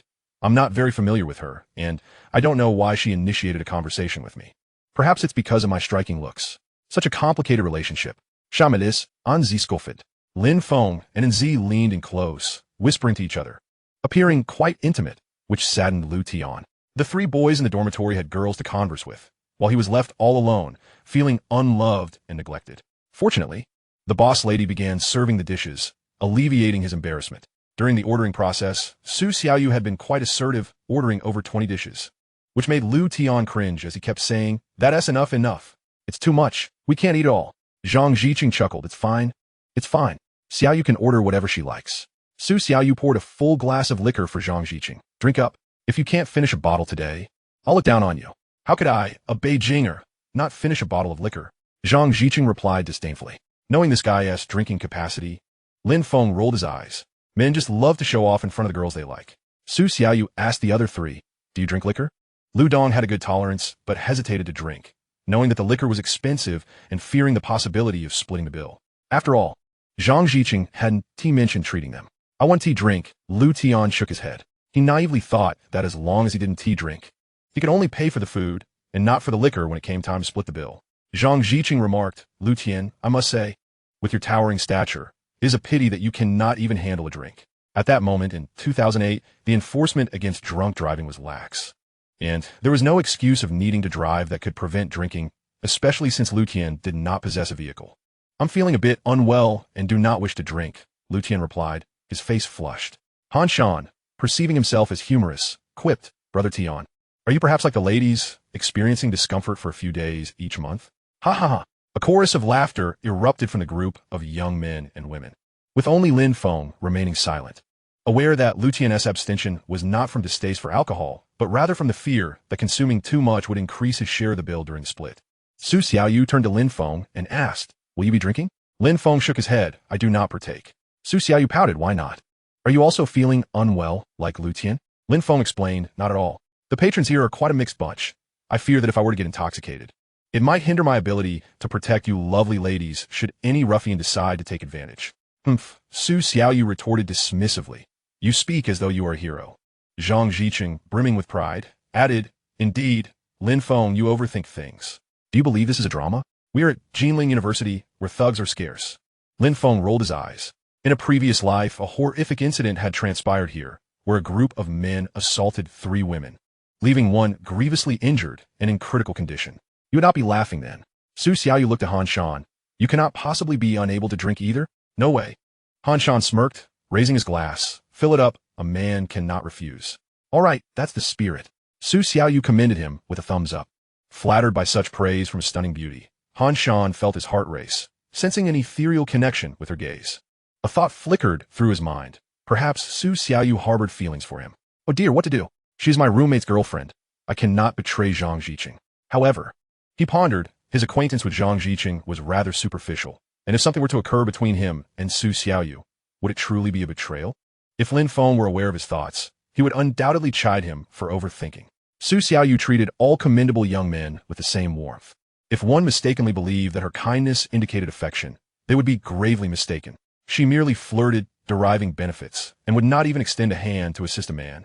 Unlike some outrageous girls who flitted between multiple suitors in the dormitory. Lin Feng, your approach is misguided. If you seek a girlfriend, pursue one properly, not 3 at once. And let whoever you catch be your girlfriend. And Z stated earnestly after chatting with Lin Feng on QQ for a while. Lin Feng responded, "I'm looking at you." And Z shook her head. "I am not interested in a relationship." Lin Feng replied, "Then you should refrain from meddling in my affairs." And Z turned away, fuming, incomprehensible. She was done conversing with this scoundrel. At that moment, a disheveled individual with yellow hair staggered over, his face flushed, clearly inebriated. He approached, burped loudly, and grinning, addressed in Z, "Beautiful lady, did you have a spat with your boyfriend? Come, let me comfort you." As he spoke, he reached out, attempting to grope in Z. "What the hell? I've awaited this moment for too long," Han Shan thought, seizing the opportunity. Observing the drunken man alone, he felt invigorated, envisioning himself as the hero rescuing the damsel. He stood abruptly, exclaiming, "I will not allow you to bully in Z." Without hesitation, he rushed in front of her, forcefully shoving the yellow-haired man aside. "Get lost." The man stumbled and fell.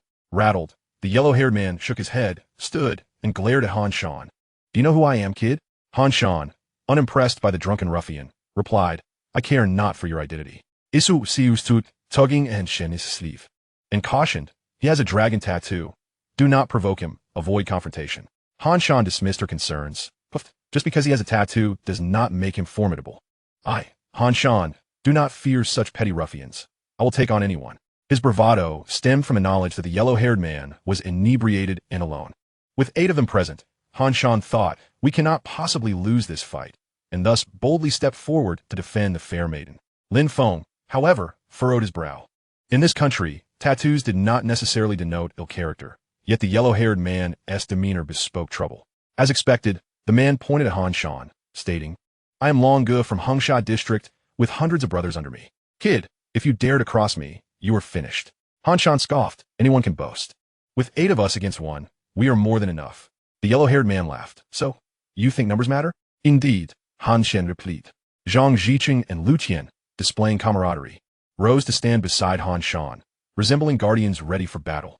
The 3 of them glared fiercely at the yellow-haired man.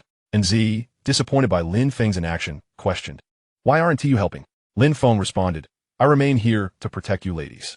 And Z rolled her eyes, realizing that this cowardice was wrapped in eloquence. It was no wonder he could charm so many. Chapter 24, The Imposing Long Ge. The yellow-haired man sneered. "So, you believe numbers are on your side?" Zhang Ziqing puffed out his chest. "Indeed, we have the advantage." "Oh really?" The yellow-haired man boomed. "Brothers, let them know just how many we are." At this, 2 tables of diners set down their bowls and chopsticks, rising in unison. They bore distinct characteristics: tattoos, shaved heads, gold chains, stout figures, wearing branded t-shirts and sandals. Suddenly, over 20 individuals surrounded them. Zhang Ziqing trembled. "It seems they outnumber us." Indeed, with 8 individuals, only 4 were capable fighters. The opposing side numbered over 20. Han Shan's face paled. "There seems to be a misunderstanding here." "Misunderstanding my foot," the yellow-haired man pointed. "Grab that kid. He dared to push me. He is as good as dead." "Yes, Long Ge." 2 thugs rushed forward, seizing Han Shan. Just Moan Brother Long delivered a powerful kick to Han Shan's abdomen, expelling the remnants of his previous night's meal. Han Shan fell to his knees, his features contorted in pain, clutching his stomach as he pleaded, "Please, don't hit me." My father is Han Tianlong, and I can compensate you. I couldn't care less who your father is. Having crossed me, you shall reap the consequences, Brother Long retorted disdainfully, feeling a sense of relief upon realizing he did not recognize the name. He was a shrewd individual who had long memorized the list of those he could not afford to offend. Zhang Ziqing glanced nervously at Lu Tian, exclaiming, "What should we do now?" The imposing figure of Lu Tian provided him with a semblance of security. He picked up his phone and declared, "Let's call the police." "Are you out of your mind?" A bald man with a fierce expression approached, swatting Lu Tian's phone from his hand. The device hit the ground with a resounding crash, shattering into pieces. "Oh, my phone!" Lu Tian lamented, mourning the destruction of his 500 yuan counterfeit device. Witnessing the ruin of Lu Tian's phone, Zhang Ziqing hesitated to reveal his own. His was not a mere imitation, but rather the latest model from Motorola, worth over 10,000. Not far away, Brother Long slapped Han Shan a few times before pausing. He refrained from inflicting excessive harm, for the young man was clad in designer attire, and his watch appeared quite valuable, indeed a Rolex. Although he felt tempted, he resisted the urge to rob. Robbery carried severe penalties, and he preferred the relative safety of a brawl. At most, he would face detention. With connections backing him, he was confident he would escape unscathed by merely covering medical expenses later. Internally, Brother Long commended his own cleverness and self-restraint. He sauntered over to Nzi, grinning as he asked, "Do you wish to save your friend?" "A kiss, and I shall let him go." "I have no desire to save him," Nzi replied coolly. "I suggest you leave at once. I can pretend this incident never occurred. Otherwise, you will regret it. There are individuals in this world you cannot afford to provoke." Brother Long erupted in laughter. "What a joke. Do you even know who I am?" "I, Brother Long from Hengsha District, fear no one." "Indeed. There are some I dare not offend, but you are certainly not among them." Nzi merely scoffed. "We shall see." Brother Long might have thought Nzi was bluffing, but Lin Feng understood the truth of her words. Her family was indeed formidable. In his previous life, Lin Feng had been a diligent student, maintaining a low profile, and had never clashed with Brother Long. Yet, Brother Long was infamous at Jinling University, having sullied the reputations of countless young women. Later, during Lin Feng's junior year, he heard from the class gossip, Li Xiang, that Brother Long had provoked Nzi, and shortly thereafter, news broke of his violent crimes, leading to his capture by security personnel and a grim fate. In this life, Brother Long had unwittingly crossed paths with Nzi far too early. Lin Feng marveled at the sheer power of the butterfly effect. Previously, he had not cultivated a strong rapport with his dorm mates, resulting in a lack of social gatherings like the one today. Would Brother Long be unable to escape the wrath of Nzi? Observing Brother Long's current display of arrogance, Lin Feng felt a pang of sympathy for the poor fool, unaware of the gravity of his situation. "Little girl, your legs are truly exquisite. Allow me to caress them." Brother Long leered, advancing towards Nzi. A look of anxiety crossed her face. While she could easily crush this so-called Brother Long with her family-esque connections, her bodyguards were absent. Relying on Lin Feng, whom she deemed a coward, seemed less likely than expecting a superhero to descend from the heavens. Yet, she was mistaken. As Brother Long's lecherous hand reached for Nzi, Lin Feng stood up, placing himself protectively in front of her and gripping Brother Long's fingers, twisting them with force. A sickening crack echoed as bone shattered. As a seasoned individual in the underworld, Lin Feng understood the importance of incapacitating the leader first, swiftly rendering Brother Long's hand useless. "How dare you strike me?" Brother Long gasped in disbelief. Lin Feng offered no time for a reaction, seizing him by the throat and warning, "I suggest you behave." Furious, Brother Long commanded, "Attack him." Over 20 burly men divided into 3 groups, one set to assault Lu Tian, another to target Zhang Ziqing, while the last rushed to rescue Brother Long. Meanwhile, Han Shan lay prostrate on the ground, completely defeated, unnoticed by the assailants. Lin Feng used Brother Long as a shield, absorbing the barrage of fists and kicks that rained down upon him. "Stop, please. You're killing me," Brother Long cried, his face bruised and tear-streaked. The thugs exchanged glances, suddenly hesitating to strike. Lu Tian and Zhang Ziqing had both been beaten to the ground, their faces swollen like pig heads, struggling to prop themselves up as blood trickled from their wounds. Remarkably, these ruffians refrained from attacking the women, as Lin Feng suspected their restraint was not due to chivalry.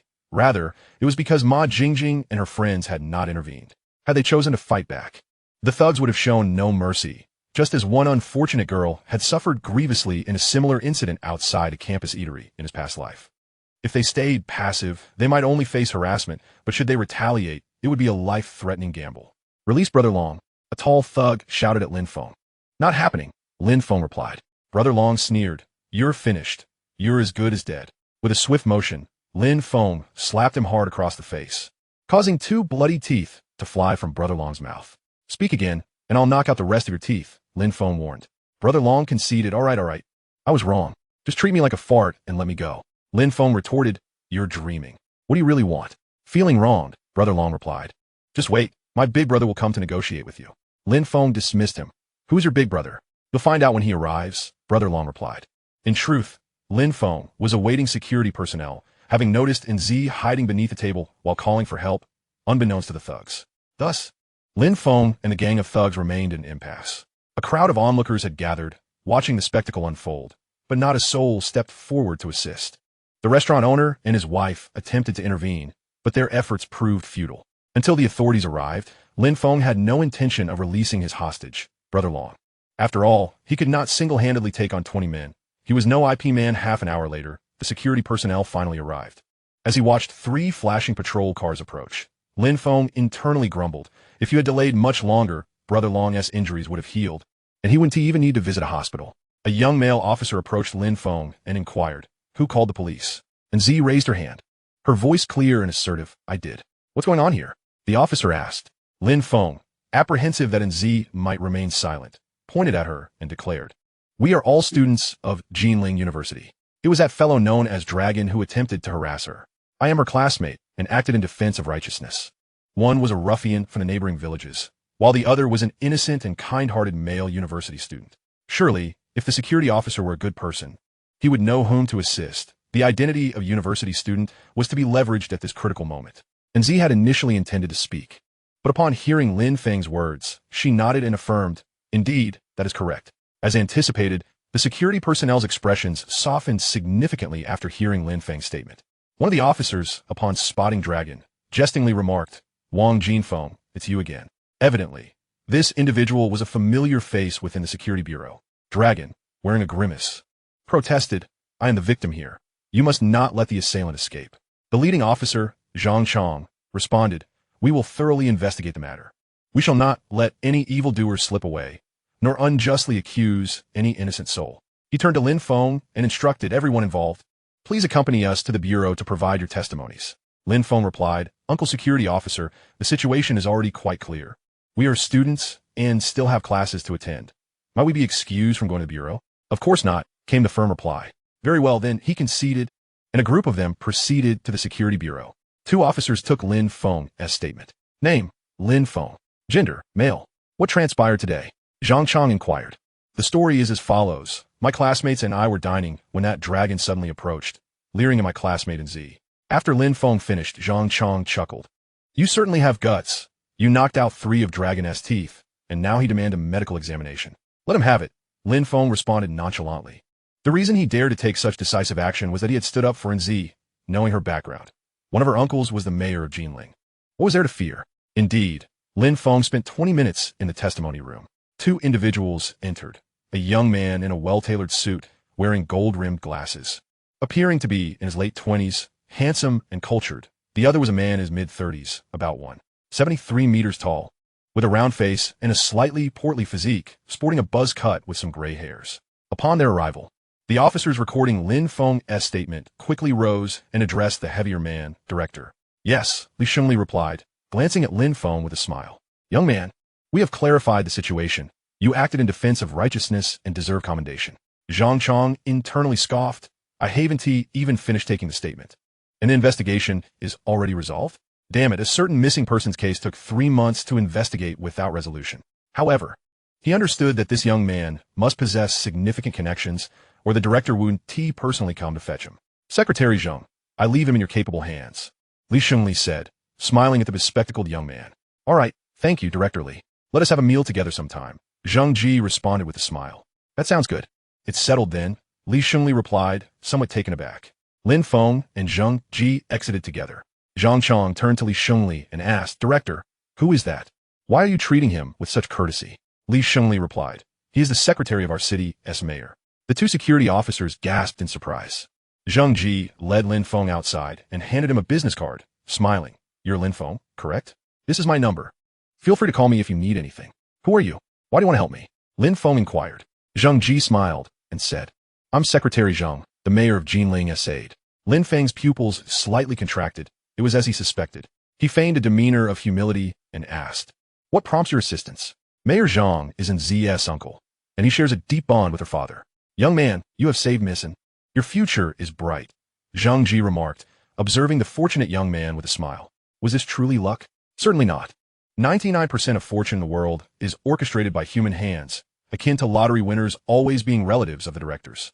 Lin Feng chuckled internally, realizing that all his actions today were aimed at this very outcome. Maintaining the facade of youthful naivety, he replied, Then, Secretary Zhang, I shall rely on you to look after me in the future.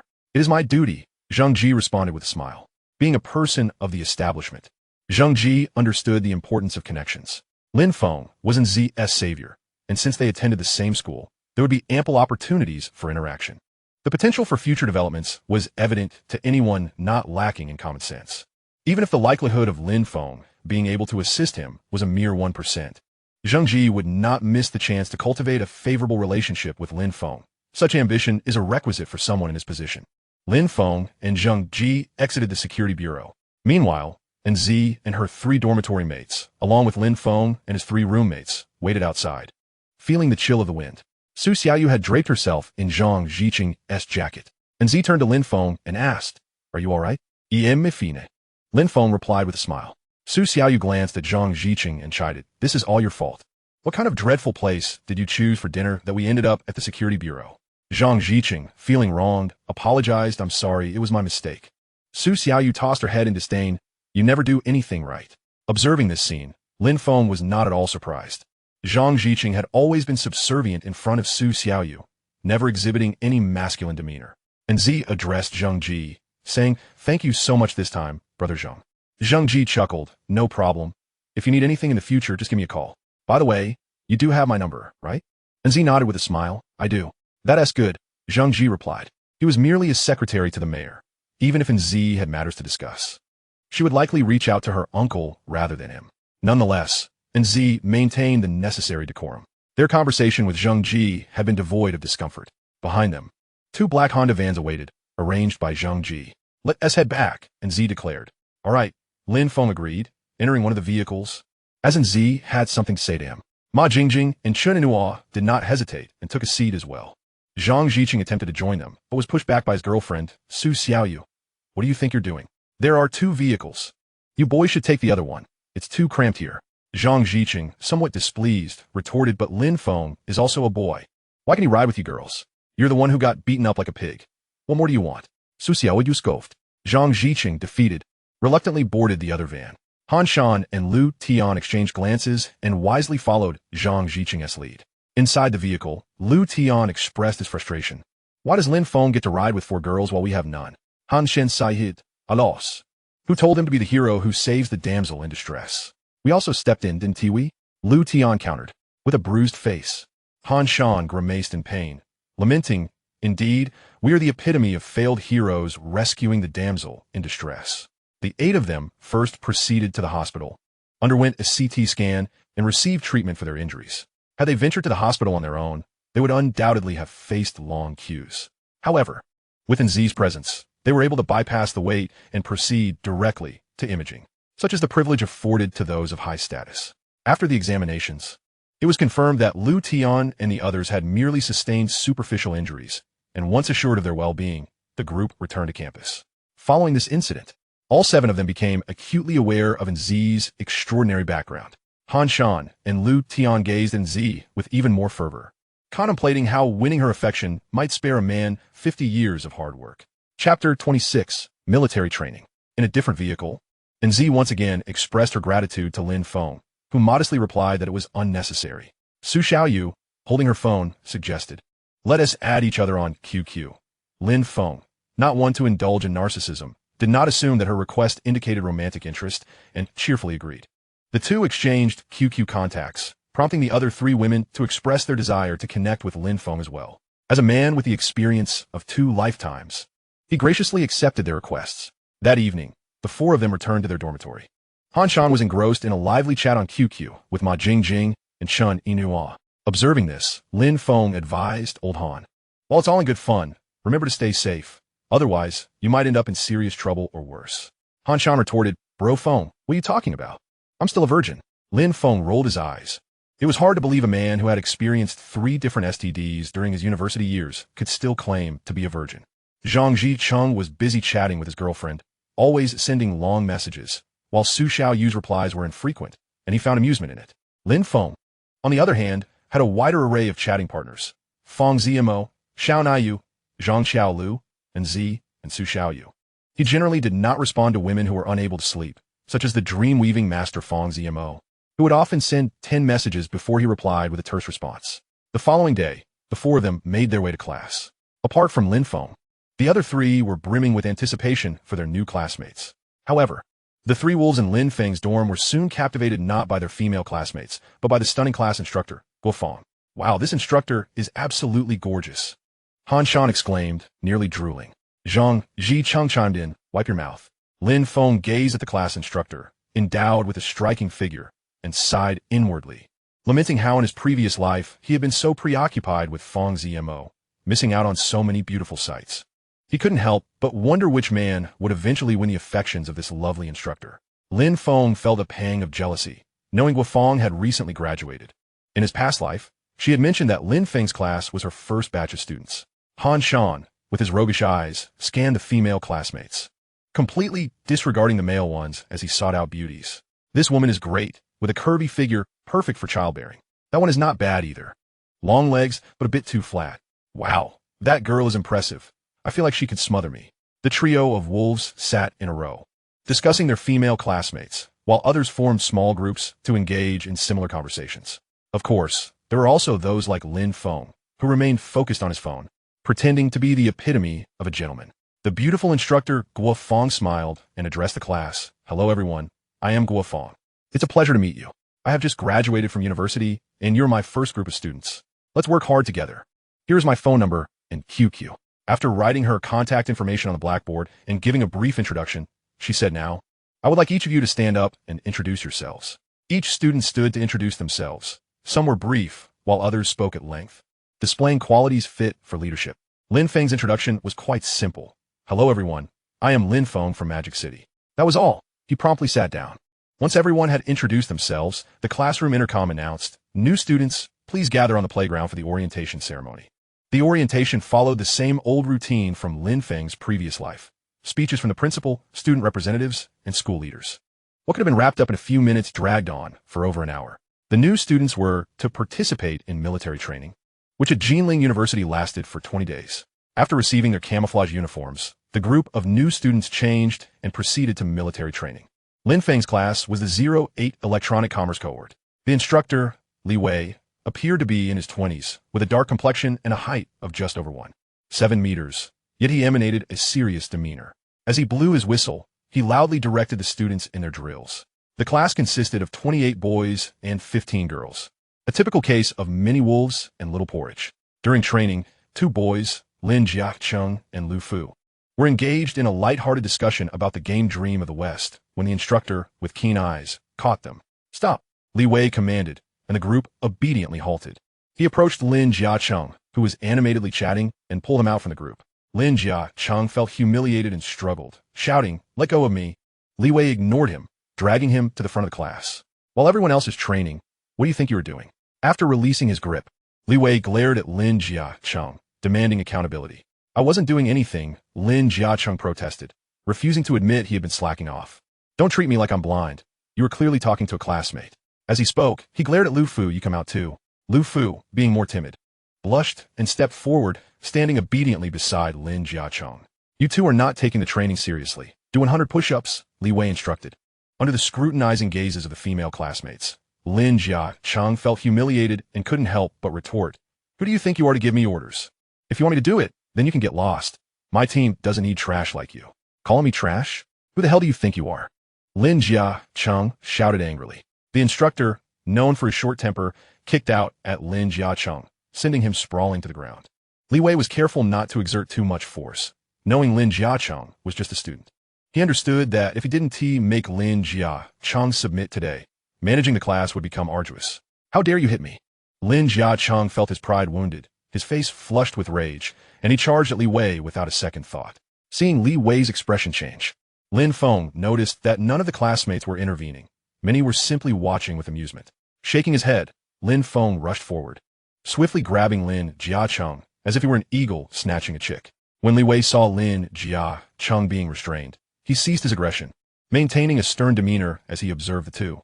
Lin Jiacheng struggled and yelled, "Lin Feng, let me go. I want to hit that bastard." Tears of frustration welled in his eyes as he lamented, "Why does he get to hit me? Lin Feng, are you out of your mind, fighting with the instructor? You were at fault first. Do you really think the school will support you over him? You wouldn't want to face disciplinary action so soon after the semester has begun, would you?" In truth, Lin Jiacheng had no desire to confront the instructor. The man was a soldier undergoing rigorous training daily. As a mere student who spent his time online, he was far too frail to compete physically. His earlier outburst had been a momentary surge of youthful passion. If it came down to a one-on-one match, he could only imagine the state in which Li Wei would leave him now that Lin Feng had intervened. Providing an opportunity for retreat, he naturally refrained from further conflict. Lin Feng advised, "What transpired was your fault. You should apologize to the instructor. I believe he is magnanimous enough to overlook this." Lin Jiacheng retorted defiantly, "Is it not wrong for him to strike me? You were the one who made the initial mistake. We are currently undergoing military training akin to the army. Have you ever seen soldier assault? When an officer is with new recruits, kicking is considered mild. If they disobey, they could end up bedridden for a month. Apologizing is nothing to be ashamed of." Lin Feng replied, "Indeed, you were in the wrong." Lin Jiacheng was not one to lack discernment. He recognized that Lin Feng had his best interests at heart. Therefore, he took the initiative to apologize to instructor Li Wei. "I'm sorry." Li Wei, maintaining a stern expression, replied, "You need not apologize to me. Having erred, you must face the consequences. 100 push-ups." Lin Jiacheng said nothing and began his push-ups. Li Wei then turned his icy gaze toward Lu Fu, who, being somewhat timid, quickly dropped to the ground to join in the push-ups. As Lin Feng saw the situation resolve, he was about to return to the ranks when Li Wei called out, "Wait a moment." Lin Feng turned, smiling, "Instructor, you needn't thank me." "Thank you for what?" Li Wei grumbled inwardly, then asked, "What is your name?" "Lin Feng." "Ah, you're just like them. 100 push-ups for you as well." "Why?" Lin Feng felt somewhat wronged. "I helped you." He knew that if Li Wei truly struck Lin Jiacheng, although he would face punishment, it would not reflect well on Li Wei for hitting a student. "You stepped out of line without calling report. I have already stated that one must call report in such instances. You violated the rules and must be punished." "Instructor, the law should consider human sentiment. Given my good deed, couldn't you show leniency?" "No, this is military regulation, not law. As a soldier, the foremost obligation is to adhere to discipline.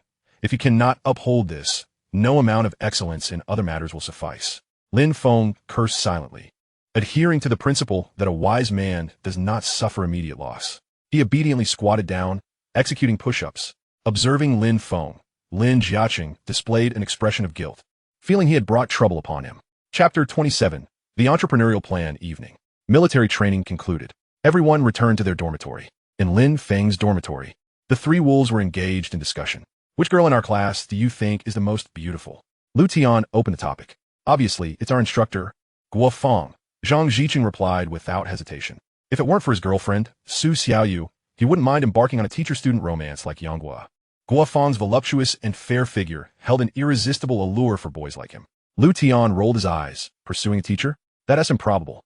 Let us target the girls in our class. That's far more practical. I'm talking about students. Who is the prettiest?" Lin Feng glanced at him, inwardly thinking, "Rest assured, Master Lu, unless a miracle occurs, you won't attract a single girl in this university." Lu Tian's lack of success with girls wasn't due to his looks. Fate had indeed been kind, endowing him with a robust physique and striking features. His inability to find a girlfriend stemmed mainly from his introverted nature and extreme stinginess. Despite his bold demeanor among the boys, he struggled to utter a word in the presence of girls. Moreover, he exclusively pursued tall, slender girls with ample curves. Such girls were in high demand, with competition numbering in the hundreds, if not thousands. Given his qualifications, it was indeed a rarity for him to win their affection.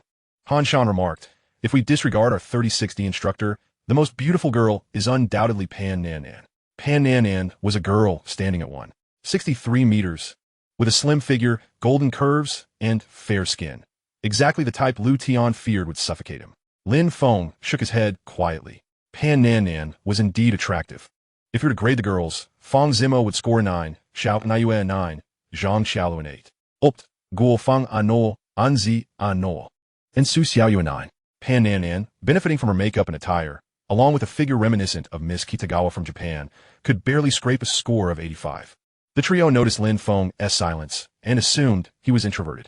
However, Han Shan still directed a question at Lin Feng. Who do you think is the most beautiful girl in our class? Lin Feng smiled and replied, Su Mengxian. Oh, you mean that girl who dresses and styles herself quite plainly? Han Shan exclaimed in surprise. Lu Tian recollected. Surprisingly, she is not stunning at first glance, but her skin is quite fair. As for her figure, her clothing is far too baggy to discern anything. Lin Feng chuckled. A decade later, Su Mengxian had risen to become the CEO of a publicly listed company, radiating confidence and beauty, crowned as the most stunning woman in Shanghai, sought after by numerous elites. Shining like a queen, they met at a gala, but at that time, despite Lin Feng's billionaire status, he paled in comparison to Su Mengxian's $100 billion worth. Indeed, her journey was truly inspiring. Orphaned at a young age, she lived with her grandparents under dire conditions, often enduring weeks of meals consisting solely of preserved vegetables and meat, rarely stepping into a canteen. Yet, her growth was remarkable. Some individuals, despite indulging in lavish meals daily, failed to blossom. She had grown up in hardship, lacking adequate food and warmth, yet emerged gracefully. One must admit that fate had granted certain individuals abundant advantages. After graduating from university, she spent 8 years working at a Fortune 500 company, then partnered with a tycoon to establish a company worth $1 trillion in just 3 years. The Little Blue Book. Lin Feng, your taste is questionable. Su Mengxian pales in comparison to Pan Nan, Han Shan expressed with disdain. Indeed, Su Mengxian's hairstyle and attire are outdated. And she even wears braces, quite unappealing, Zhang Ziqing criticized. Lin Feng smiled, opting not to dispute with his roommates. Preferences vary. He simply favored someone like Su Mengxian. Han Shan quipped, Brother Feng, you certainly have unique tastes. Zhang Ziqing chimed in, I think Su Xiaoyu's roommate is quite nice. Lin Feng, don't you have any thoughts about her? After all, you saved her today. Isn't there's saying that goes. A life-saving grace can only be repaid with one's body. Have you considered her? Her family background is too impressive. I'm not worthy. Lin Feng shook his head. And Z could only be a good friend. She cannot be a girlfriend. Otherwise, as a man aspiring to become AC King, he could one day find himself in an inexplicable accident. What should I do to pursue Pan Nan? Han Shan inquired. Lu Tian retorted, Dude, weren't you happily chatting with Ma Jingjing and Chen Nuo? Why seek the distant when the near is available? Zhang Ziqing expressed his confusion. Isn't your target Anzi? He scoffed. Come on, a woman like Anzi with her connections. How could a guy like me, with merely a bit of superficial wealth, ever hope to pursue her? I believe aiming for Pan Nan is a much more feasible option. Han Shan, possessing a keen sense of self-awareness, remarked wisely.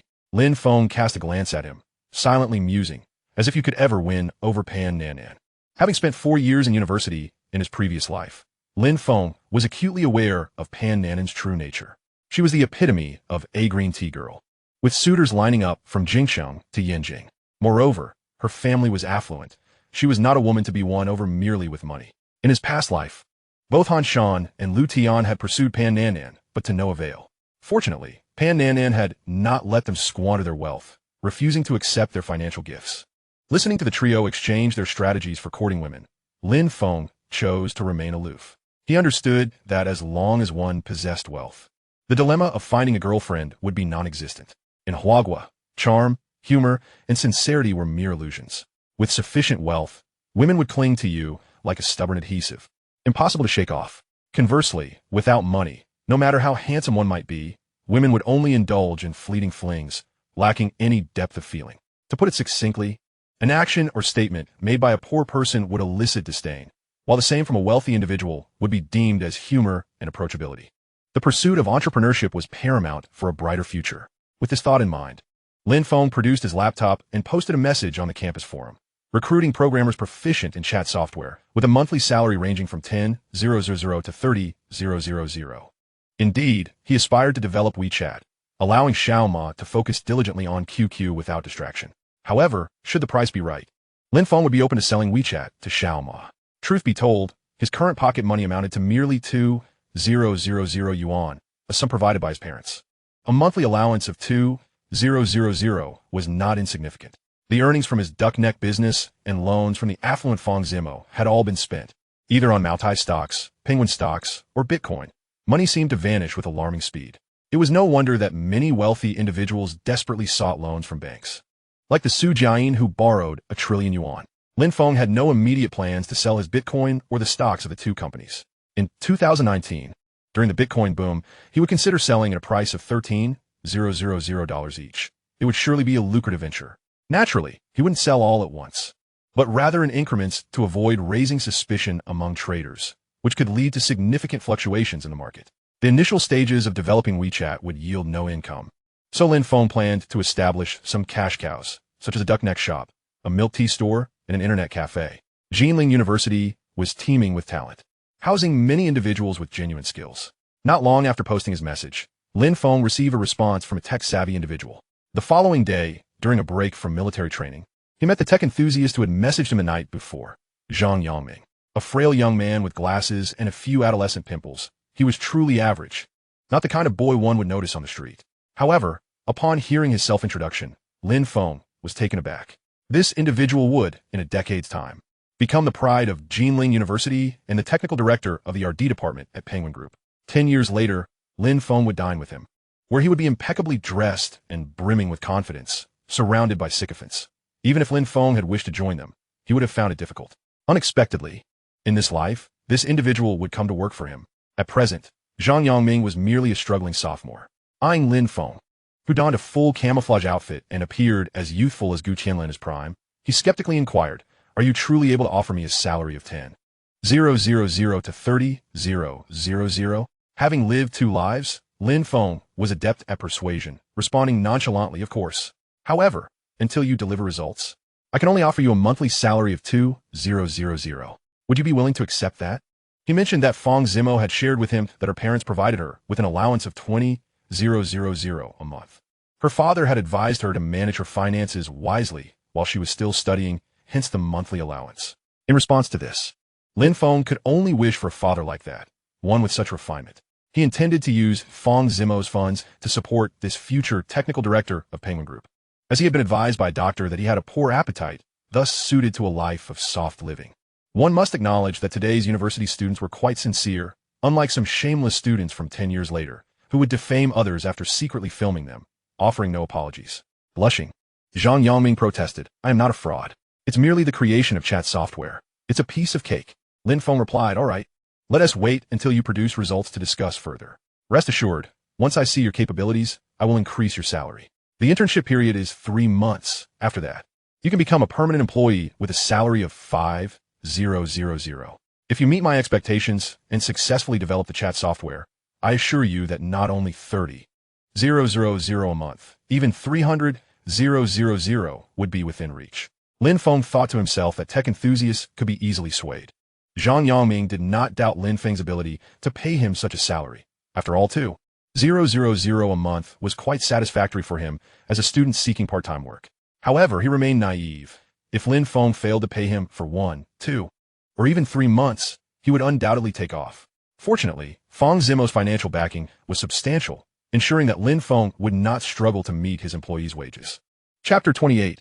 Who doesn't tea like cash cows? After delivering a lengthy motivational speech to Zhang Yangming, Lin Feng sent him off to work diligently. Zhang Yangming departed, brimming with excitement, believing that a bright future awaited him. Just as Lin Feng had said, entrepreneurship, earning money, marrying a wealthy and beautiful woman, and reaching the pinnacle of life. Having shared his motivational words, Lin Feng wished to gaze at the sunset on the playground, reminiscing about his lost youth when he suddenly heard the whistle signaling for assembly by Li Wei, prompting him to obediently return. An hour later, during another break, Lin Feng observed as Lu Tian purchased a bottle of orange juice, while Han Shan bought a 15 yuan bottle of yogurt to present to Pan Nan. To his astonishment, there was a queue for delivering drinks to Pan Nan, with no fewer than 7 or 8 boys waiting in line. This was utterly absurd, a veritable farce. Shaking his head, Lin Feng pondered, what makes Pan Nan so popular? What qualities does she possess? Is it merely her good figure, fair skin, and ample bosom? What is it about her that attracts so many sycophants? It's no wonder that the future fairies will become increasingly audacious. It's all thanks to you enablers. Pan Nan accepted the yogurt from Han Shan, returning the orange juice from Lu Tian. Seated before Lin Feng, Lu Tian held the yellow drink, his face a mask of frustration. "I don't understand," he lamented. Lin Feng regarded him. "What is it that you find perplexing? Why did Pan Nan Nan accept the yogurt from Han Shan while rejecting my orange juice? Does she favor Han Shan over me? It makes no sense. I'm taller, stronger, and larger than Han Shan. Is Pan Nan Nan blind? Lu Tian's voice lowered conspiratorially. Yesterday, the four of them from their dormitory had compared themselves. Lin Feng was the tallest, Lu Tian the second, Ji Cheng third, and Old Han came in last. As for what they compared, it certainly wasn't age. Such a measure holds no significance for boys, proving nothing. Lin Feng himself was baffled as to why the least impressive among them, Han Shan, had the most romantic conquests in their previous life. In their dormitory 618, post-graduation, Lu Tian remained a virgin, as did Lin Feng and Zhang Jicheng. Clearing his throat, Lin Feng suggested, perhaps, Lu Master, you should consider a simpler explanation. What do you mean? Lu Master asked, confusion evident in his eyes. He was genuinely puzzled, not feigning it. Could it be that the orange juice costs merely 3 yuan, while the yogurt is priced at 15? Perhaps Pan Nan Nan simply preferred the yogurt. Lin Feng proposed. Impossible, Lu Master shook his head. Why not? Lin Feng inquired. Pan Nan Nan is not that kind of materialistic woman, Lu Tian asserted confidently. Perhaps she is. Lin Feng countered, shaking his head. He chose not to engage in a debate over what kind of woman Pan Nan Nan truly was. The adage goes, beauty is in the eye of the beholder, and one cannot rouse a man who feigns sleep. When a man is enamored with a woman, he perceives her as possessing countless virtues. As the break approached, the boys flocked to chat with the girls, Lu Tian included. Recently, he had been particularly irritable, eager to find a partner and unwilling to waste time on Lin Feng, whom he considered a clumsy oaf. After a brief conversation, he soon joined the other boys in awkwardly conversing with the girl. The girl Lu Tian was conversing with was named Fang Jiran, recognized by the boys as the second most attractive in the class, after Pan Nan Nan. Standing at 167 meters, she had long legs, a shapely figure, and a commendable bust, estimated to be a C-cup. Lin Feng shook his head. Lu Master was merely complicating things for himself. If he were less picky, how could he possibly remain among the trio of virgins in dormitory 618? A strikingly beautiful girl, appearing as though walking was a laborious task for her, approached and sat beside Lin Feng. Lin Feng gazed at her in confusion. Are you? This girl was indeed Pan Nan Nan, resembling the character Kitagawa Kana from the anime. However, Pan Nan Nan's delicate, oval face was far more attractive, even clad in a camouflaged outfit that concealed her figure. Her allure was undeniable, her curves quite impressive. Pan Nan Nan was somewhat curious about Lin Feng. In class, every boy had been stealing glances at her, with Lin Feng being the sole exception, appearing utterly disinterested in her beauty. This piqued Pan Nan Nan's interest. In their past life, Lin Feng had been devoted to Fang Zimo. Yet he had exchanged countless glances with this striking girl, adhering to the principle of if you don't look, you miss out. However, in this life, he chose not to do so. Such passive observation, akin to hoarding hundreds of gigabytes of foreign language learning materials on his computer, was ultimately detrimental. Lin Feng had suffered physical ailments from smoking, drinking, and late nights in his past life, leaving him reliant on goji berries for vitality. This time around, he was determined to take better care of his health. Military training is so dull, Pan Nan Nan remarked. Indeed, Lin Feng replied, his gaze drifting to the instructor surrounded by 3 or 4 girls. It is. By the way, what will you do after military training? Pan Nan Nan asked. I'll be studying Japanese, Lin Feng answered. Oh, how mischievous. Ban Nan Nan blushed. How is studying a foreign language mischievous? Lin Feng observed her expression and realized she had misunderstood. He was genuinely learning Japanese. After all, he intended to venture into business, and the Japanese market was one he needed to conquer.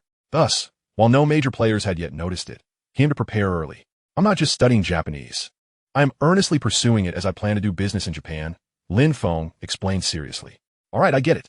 You boys all seem to enjoy learning Japanese. No need to explain further. I understand. Fan Nan Nan responded. Lin Feng chuckled. My pursuit of Japanese is genuinely different. It's rather tedious, and I doubt you would comprehend. Explaining is just a form of concealment, Pan Nan Nan teased with a smile. Lin Feng rolled his eyes, choosing not to engage further.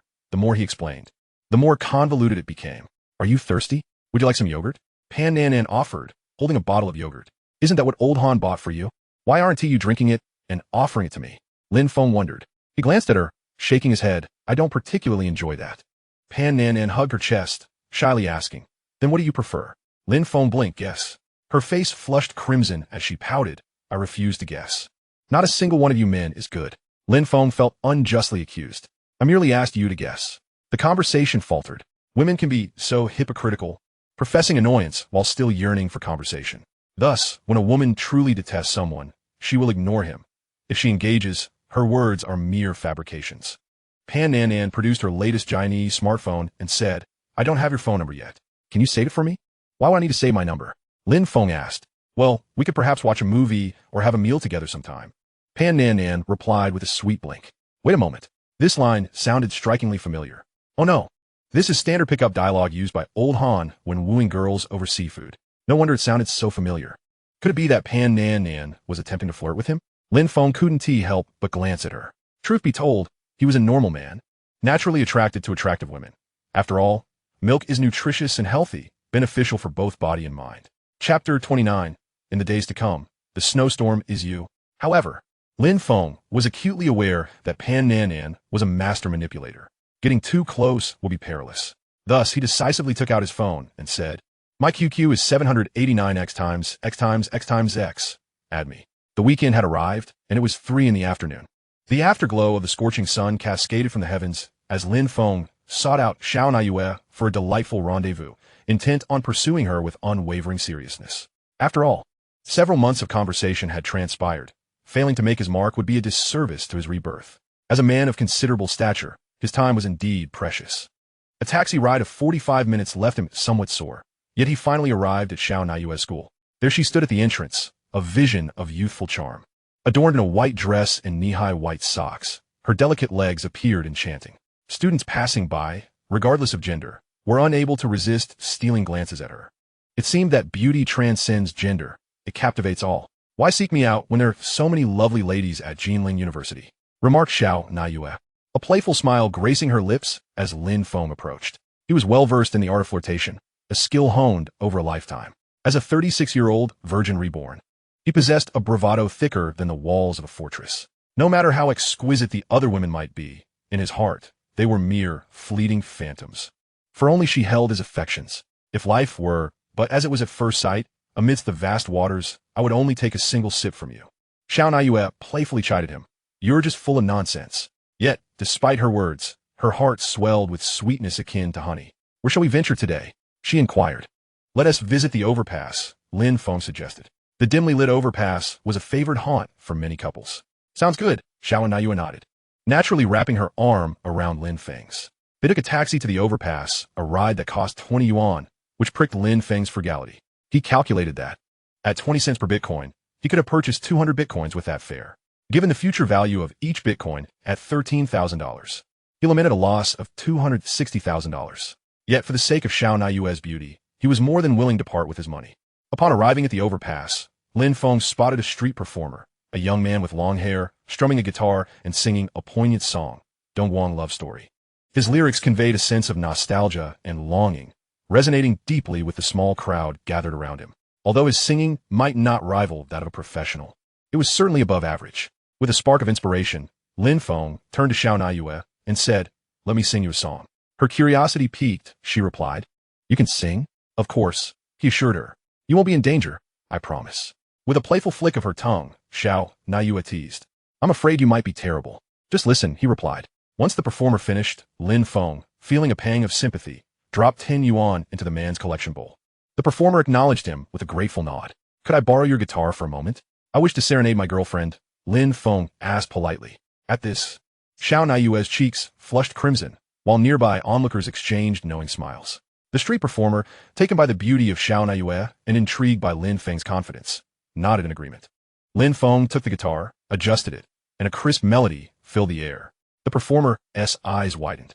He realized Lin Feng was far more skilled than he initially appeared. "Yeah, this is a song I wrote just for you. Title for the rest of our lives. I hope you enjoy it," Lin Feng declared, gazing deeply into Xiao Naiyue's eyes. With a shy glance downward, she listened intently. "In a place without wind, I seek the sun. In your coldness, I strive to be your warmth. Life is chaotic, yet you remain so innocent." Due to the peculiarities of his rebirth, Lin Feng had not only gained a sharper memory, but also an enhanced singing ability, rendering him more than capable of pursuing a career as a professional singer. However, he mused that even at the pinnacle of fame, the rewards paled in comparison to the fortunes he could amass through his entrepreneurial ventures. As he continued singing, the street performer was left astonished.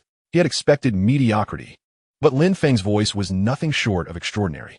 Heaven, how is it fair that this striking young man possesses such talent? Xiao Naiyue's eyes widened in disbelief. She had braced herself for a torturous auditory experience, only to find Lin Feng's voice surpassed that of many seasoned artists. As he sang, "For the rest of our lives, I want only you. Through storms and tranquility, it is you." Tears began to glisten on Xiao Naiyue's cheeks. The sunlight bathed Lin Feng's tall figure, while Xiao Naiyue's gaze sparkled like a crystal-clear spring. She understood that regardless of what the future held, the image of this young man was now etched into her very being, impossible to forget. As the final notes faded, Lin Feng returned the guitar to the astonished performer. Kneeling before Xiao Naiyue, as if in a scene from a romantic drama, he produced a silver ring purchased from a convenience store and asked, "Naiyue, I truly like you. Will you be my girlfriend?" The surrounding crowd erupted in encouragement. "Say yes. Say yes." Xiao Naiyue's face turned beet red as she stammered, "Lin, isn't this a bit too fast?" She neither accepted nor declined. Lin Feng recognized that this was merely the natural hesitance of a girl unaccustomed to romance. In this moment, he knew he must not waver, but rather assert himself. Gently, he lifted her delicate hand, and despite her bashful gaze, he slipped the ring onto her middle finger, smiling as he said, "It's all right. I'm willing to wait for you." Xiao Naiyue shot him a playful glare. "You're willing to wait, yet you put a ring on my finger. What does that mean?" After this enchanting serenade, Lin Feng felt an undeniable closeness with Xiao Naiyue. She leaned in closer, and he could distinctly smell the faint fragrance of jasmine emanating from her. Previously, his hand would rest on her waist and her shapely hips, prompting Xiao Naiyue to shy away. But now, she no longer recoils. Lin Feng secretly rejoices within, sensing that he is on the cusp of successfully winning over Xiao Naiyue. Finally, he would not have to face the same fate as in his past life, remaining a solitary virgin at the age of 36. Victory was within reach.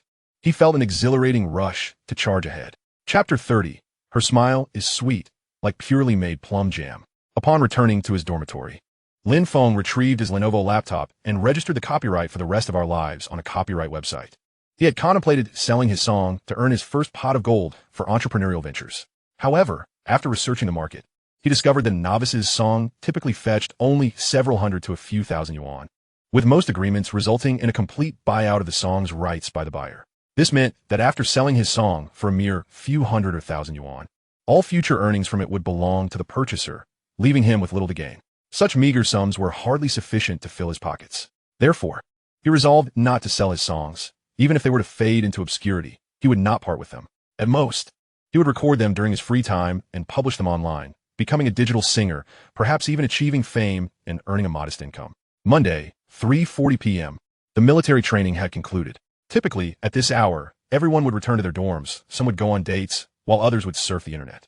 However, today, a message was disseminated in the QQ group of Lin Feng's class, E-commerce 081, by their instructor, Fang, calling everyone to attend a meeting. The students were quite puzzled about the purpose of the meeting. Han Shan scoffed, "It's likely about electing class officers." "Oh, is that so? In middle high school, I was always the sports committee member. Are you selecting me for that role?" Lu Tian chimed in. Zhang Ziqing, demonstrating camaraderie, added, "Master Lu, don't worry. We're in the same dorm, and I will definitely support you. Brothers, lend me your support as well. I aspire to be the class monitor," Lin Feng declared. Han Shan retorted, "Lin Feng, why choose to be the monitor? It's laden with responsibilities and devoid of benefits. Isn't it more enjoyable to play together?" Zhang Ziqing looked at him in confusion. "Exactly. You don't understand," Lin Feng replied. "I want to become the class monitor first, then join the student council. This way, whether I choose to start a business or open a bubble tea shop or an internet cafe later on, it will be much easier." However, he refrained from divulging these intricate thoughts to them. It was too complicated. Instead, he decided to use the simplest words to win them over. Thus, he raised an eyebrow suggestively. "Being the class monitor would allow me to communicate more with the girls in our class. You know what I mean?" Sure enough, upon hearing this, his three roommates became animated, their faces lighting up with excitement. Han Shan exclaimed, "Bro, is this communication sincere?" "Bro, em pursuin fanquiaran. And I'm counting on you," Lu Tian added. "Master Lu, even if I assist you, you won't win over Fang Jiran unless you hit the jackpot or reveal that you're actually a rich heir overnight," Lin Feng countered. "Otherwise, a girl like Fang Jiran is out of your league." Lin Feng shook his head, bemused by the shallowness of his three roommates. Ugh, he scoffed at them inwardly. The four of them entered the classroom. Indeed, Han Shan's prediction was accurate. Today's class meeting was indeed to elect class officers. Fang, dressed in a form-fitting purple dress that accentuated her curves, was quite captivating. Classmates, we have been together for 10 days now, and I believe you're all familiar with one another. With military training concluding in another 10 days, I have decided to select our class officers during today's meeting for better classroom order in the future. I am a very democratic person. Therefore, those who wish to hold a position may come up to speak, and then we will have a secret ballot for voting. Now, who wishes to be a class officer? Please come forward. I will. Me too. Many hands shot up. This student, please step forward. Fang smiled at a boy with a buzz cut. I want to be the class monitor. I'm an optimistic and sociable person. In fact, I've been a class monitor throughout elementary, middle, and high school. If everyone elects me, the benefits will be plentiful, he confidently proclaimed. I want to be the cultural officer. I want to be the sports officer. One by one, ambitious students took to the podium to speak. It must be said that Jinling University is a 211 university, and the students attending here are quite driven. There were more than 10 competitors for the position of class monitor, making for fierce competition. The three wolves in the dormitory exchanged worried glances, apprehensive that Lin Feng might not secure the role of class monitor, thereby failing to provide them with opportunities to flirt. Lin Feng felt touched by their concerned expressions. However, had he known their true thoughts, he would have given them a resounding middle finger. If I become the class monitor, I will assist my classmates, ensuring that those struggling academically do not fail, that those from impoverished families can receive scholarships, and that those seeking part-time work can find suitable employment. I will protect the female students in our class from harm. Of course, the same applies to the male students. In my eyes, there is equality between genders. Lin Feng declared as he took the stage. To his credit, Lin Feng was tall and robust, and during military training, he had garnered respect by aiding Lin Jiaqing, thus lending credibility to his words. Many classmates were inclined to believe him. Once everyone had delivered their speeches, Fang smiled and announced, "All right, let us begin the voting. Who are you voting for?" Unsure. I think selecting Pan Nan as the cultural officer would be a good choice. Agreed. The students began to discuss among themselves. The voting commenced and concluded. The class officers were elected. Lin Feng as the class monitor, Pan Nan as the cultural officer, Fang Jiaran as the publicity officer, and Lu Tian as the sports officer. It must be noted that Lin Feng's election as class monitor was significantly aided by his commendable act during military training, which left a lasting impression on his classmates, garnering their support. Therefore, it stands to reason that good deeds can indeed yield rewards. Do not neglect small acts of kindness, nor commit minor wrongs. Lin Feng had become the class monitor. The trio of wolves in dormitory 618 was elated, feeling assured that they could now skip classes or flirt with ease, sheltered by their monitor. They felt emboldened to navigate the class without restraint. Once the meeting concluded, Fang exited, and the students were granted their freedom. Lin Feng intended to seek Han Shan's opinion when suddenly he was called back by a woman. Lin Feng, wait! Turning around, he gazed at the woman who had spoken. She was strikingly beautiful and voluptuous, none other than Pan Nan. At that moment, she wore a charmingly seductive smile that was as sweet as pure plum jam. Lin Feng inquired, "What is the matter?" Chapter 31, Truly a Sight to Behold. While selecting the class monitor, I cast my vote for you. Shouldn't you treat me to a meal? Pan Nan said with a radiant smile. There were 30 individuals who supported my candidacy for class monitor. If I were to treat each one of them, I would surely face financial ruin. Lin Feng had yet to respond when the three wolves were already in a frenzy. Han Shan, who harbored intentions towards Pan Nan, promptly exclaimed, "Absolutely. It is imperative that Lin Feng treats us." Lin Feng rolled his eyes. "Old Han, it seems you aren't the one footing the bill. It's easy to speak when you're not the one paying. Isn't it?" Just as Lin Feng was about to decline, after all, one must eat gradually. Xiao Naiyue had yet to be resolved. He had no particular intentions towards Pan Nan at the moment. Straddling two boats posed considerable peril. If he capsized, the best course of action was to first convert one boat into his private yacht, and then set out to hunt for another vessel. This seemed the most secure approach. However, Han Shan seized him, whispering, "Lin Feng, you must agree. Do not fret about the expenses. You treat, and I shall cover the costs. There is no need for formality here." He had always relished taking advantage of the wealthy. Despite Han Shan's generous demeanor towards women, he was notoriously stingy with men, never parting with a single dime. Lin Feng discreetly nodded, then turned to Pan Nan and said, "Very well. But Han Shan must accompany us." He affectionately pulled Han Shan close, draping an arm around his shoulder in a display of camaraderie. Han Shan gazed upon Non, wearing a foolish grin. Pan Nan cast a resentful glance at Lin Feng. "Why bring along a fool? Do you not wish for a romantic candlelit dinner with me? Zilly man, you squander such an opportunity." It is not that Lin Feng was foolish. Pan Nan had practically presented herself to him, yet he turned her down. Rather, He saw a more enticing option. Besides, it was merely a meal, not an illicit rendezvous in a hotel for poker and milk. If it were that, Lin Feng might reconsider to fulfill Pan Nanan's desires. Pan Nanan held Han Shan in disdain. She perceived him as lacking in substance beyond a mere abundance of money, and his attempts at sophistication were rather lowbrow. He held no allure for women who valued wealth, and for those like her, who lacked nothing but cash. He was hardly a viable choice. Thus, she mused, I have other matters to attend to. Perhaps you can treat me another day. Her tone turned cold as she turned to leave, not waiting for Lin Feng's response. Lin Feng, I feel that Pan Nanan is disdainful of me, but it is illogical, nonsensical even. Am I not handsome and exceptional? Why should she look down on me? Han Shan expressed, bewildered. Lin Feng glanced at him, replying earnestly, Old Han, possess a little more confidence. Eliminate the word feel. Han Shan gazed at him in a mix of despair and anger, inexplicably on the verge of tears.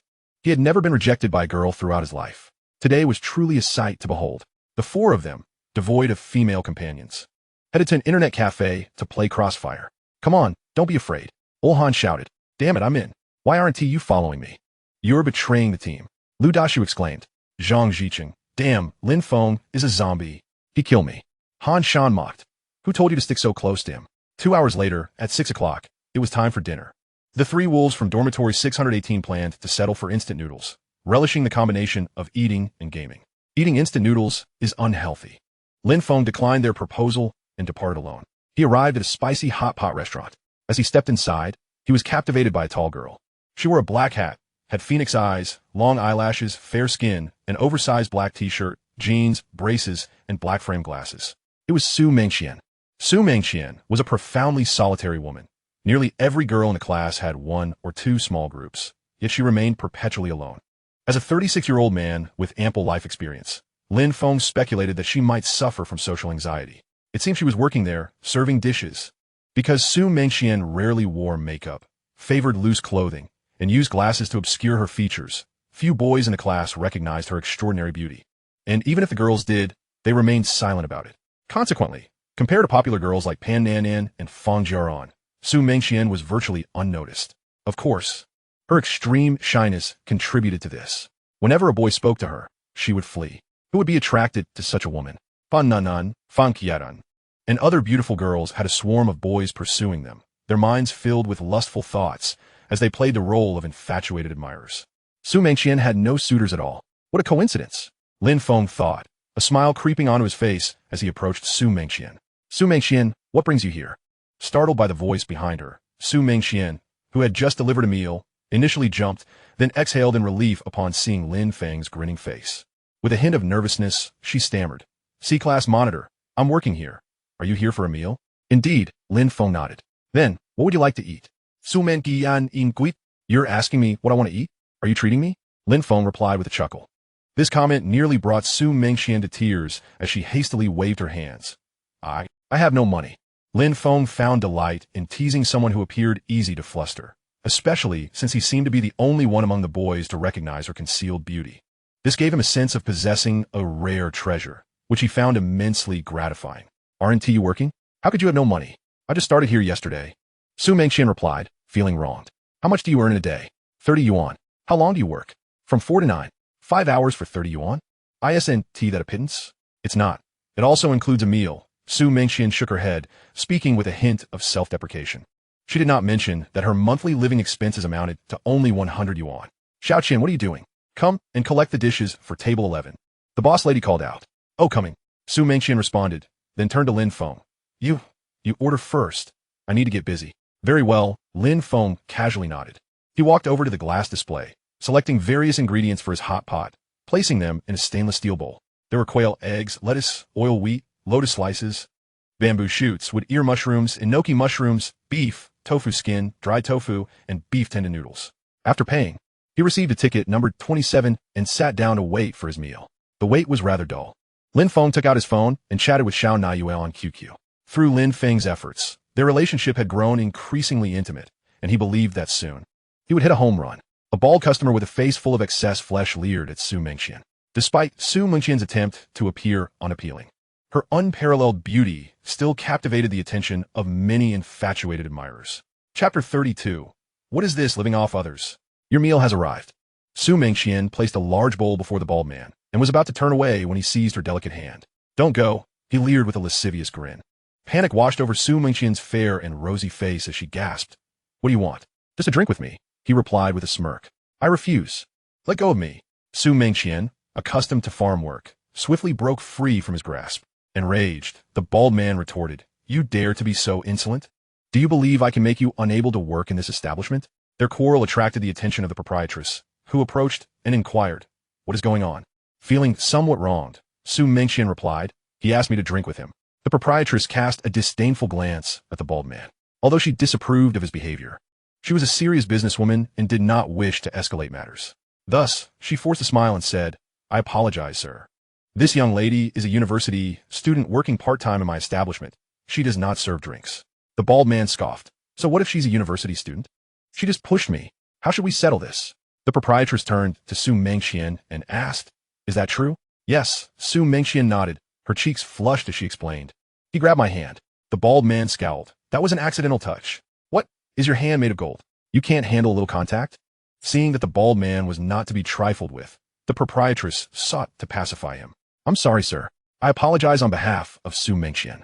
She is new and inexperienced. How about this meal is on me?" The bald man was not interested in a free meal. He desired a woman, not a mere dish of spicy hot pot. After all, how much could a meal be worth? At most 30 yuan. To have a woman of Su Mengxian's beauty accompany him for a night, it would take at least 2,000. Impossible to be satisfied with just a meal. "Do you think I'm short on money? I can afford this meal." He spat angrily. The proprietress, at a loss, asked, "What would it take for you to forgive Su Mengxian?" With a cold smirk, the bald man replied, "She needs to apologize to me." "Is it that simple?" The proprietress sighed in relief and instructed Su Mengxian. "Su Mengxian, apologize to this gentleman." Though reluctant and aware that she was not at fault, Su Mengxian, having often been the oppressed, prepared to apologize. At that moment, Lin Feng approached, pulling Su Mengxian into his embrace. "Hey!" Su Mengxian exclaimed, colliding with his solid chest. A rush of masculine energy enveloping her. She had never experienced anything like this before, leaving her utterly dazed as she stared at Lin Feng.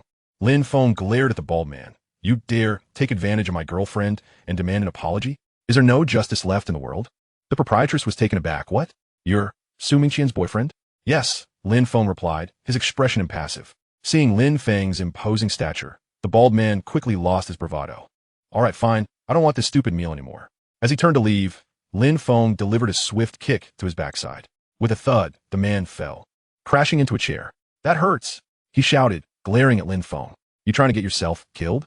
Taking advantage of my girlfriend, and thinking you can just walk away? There's no way that is happening. You have two choices. 1, we settle this in a duel, and only one of us walks out. 2, we call the authorities and report you for sexual harassment. Choose." The bald man didn't want to consider either option. He pleaded with Su Mengxian, "Miss, I'm sorry. I was wrong. Please don't call the police." The proprietress, not wanting a brawl or police involvement as it would affect her business, urged Su Mengxian, "Convince your boyfriend not to act rashly." Forget it, Su Mengxian said, pulling at Lin Feng's hand, instinctively wanting to downplay the situation. What a kind-hearted woman she was. Lin Feng shook his head in resignation, glaring at the bald man. "Get lost and don't let me see you again. Otherwise, every time I see you, I'll hit you. I'm leaving. The bald man hurriedly ran off. Such a man might bully young women, but in the face of someone as formidable as Lin Feng, he quickly cowered. "Class representative, you can go now. I need to work," Su Mengxian said shyly. Her face flushed as Lin Feng still held her close. However, she seemed to have forgotten her own strength, feeling lightheaded and not pushing him away. "Boss, settle the bill. Su Mengxian is done here." Lin Feng addressed the proprietress without acknowledging Su Mengxian. "I want to work," she protested anxiously. Lin Feng shot her glare. "Work? You almost got assaulted." Su Mengxian was taken aback, muttering to herself, "When did I ever get assaulted?" This class representative was far too harsh, always scolding her. The proprietress, unwilling to let Su Mengxian go, noted that since her arrival, business had doubled. "I'm sorry, classmate, but my establishment requires employees to work for at least a month. Su Mengxian has only been here for 3 days, and she won't receive any pay. 3 days of work and almost being assaulted? If this continues, I might end up in serious trouble. Would you like me to call the market supervision hotline?" Lin Feng threatened, pulling out his phone. "Please don't call." The proprietress hurriedly exclaimed. "I'll pay you." She handed Lin Feng 100 yuan. "This is for Su Mengxian's 3 days of work." Turning to Su Mengxian, She added, if you ever need money again, come back to work here. Lin Feng rolled his eyes. Don't worry, that will never happen. With that, Lin Feng had already blacklisted the proprietress for asking Su Mengxian to apologize to the bald man. He escorted Su Mengxian back, and on the way, she lamented, it's over. My job is gone. Do you want your dignity or your job? Lin Feng asked sternly. Su Mengxian ziplit sopti ditniti. Then it's settled. Don't worry about work. I'll help you find something later. Lin Feng said kindly, planning to open a milk tea shop at school and considering inviting Su Mengxian to work as a staff member there. He saw Su Mengxian safely to her dormitory and only withdrew his gaze once she had gone upstairs. I'm truly a good person, Lin Feng praised himself. His assistance to Su Mengxian was not merely due to her looks, but rather a sense of justice. As the class representative of the e-commerce program, it was his duty to protect his classmates. On his way back to the dormitory, Lin Feng felt as though he had forgotten something important, but he couldn't recall what it was.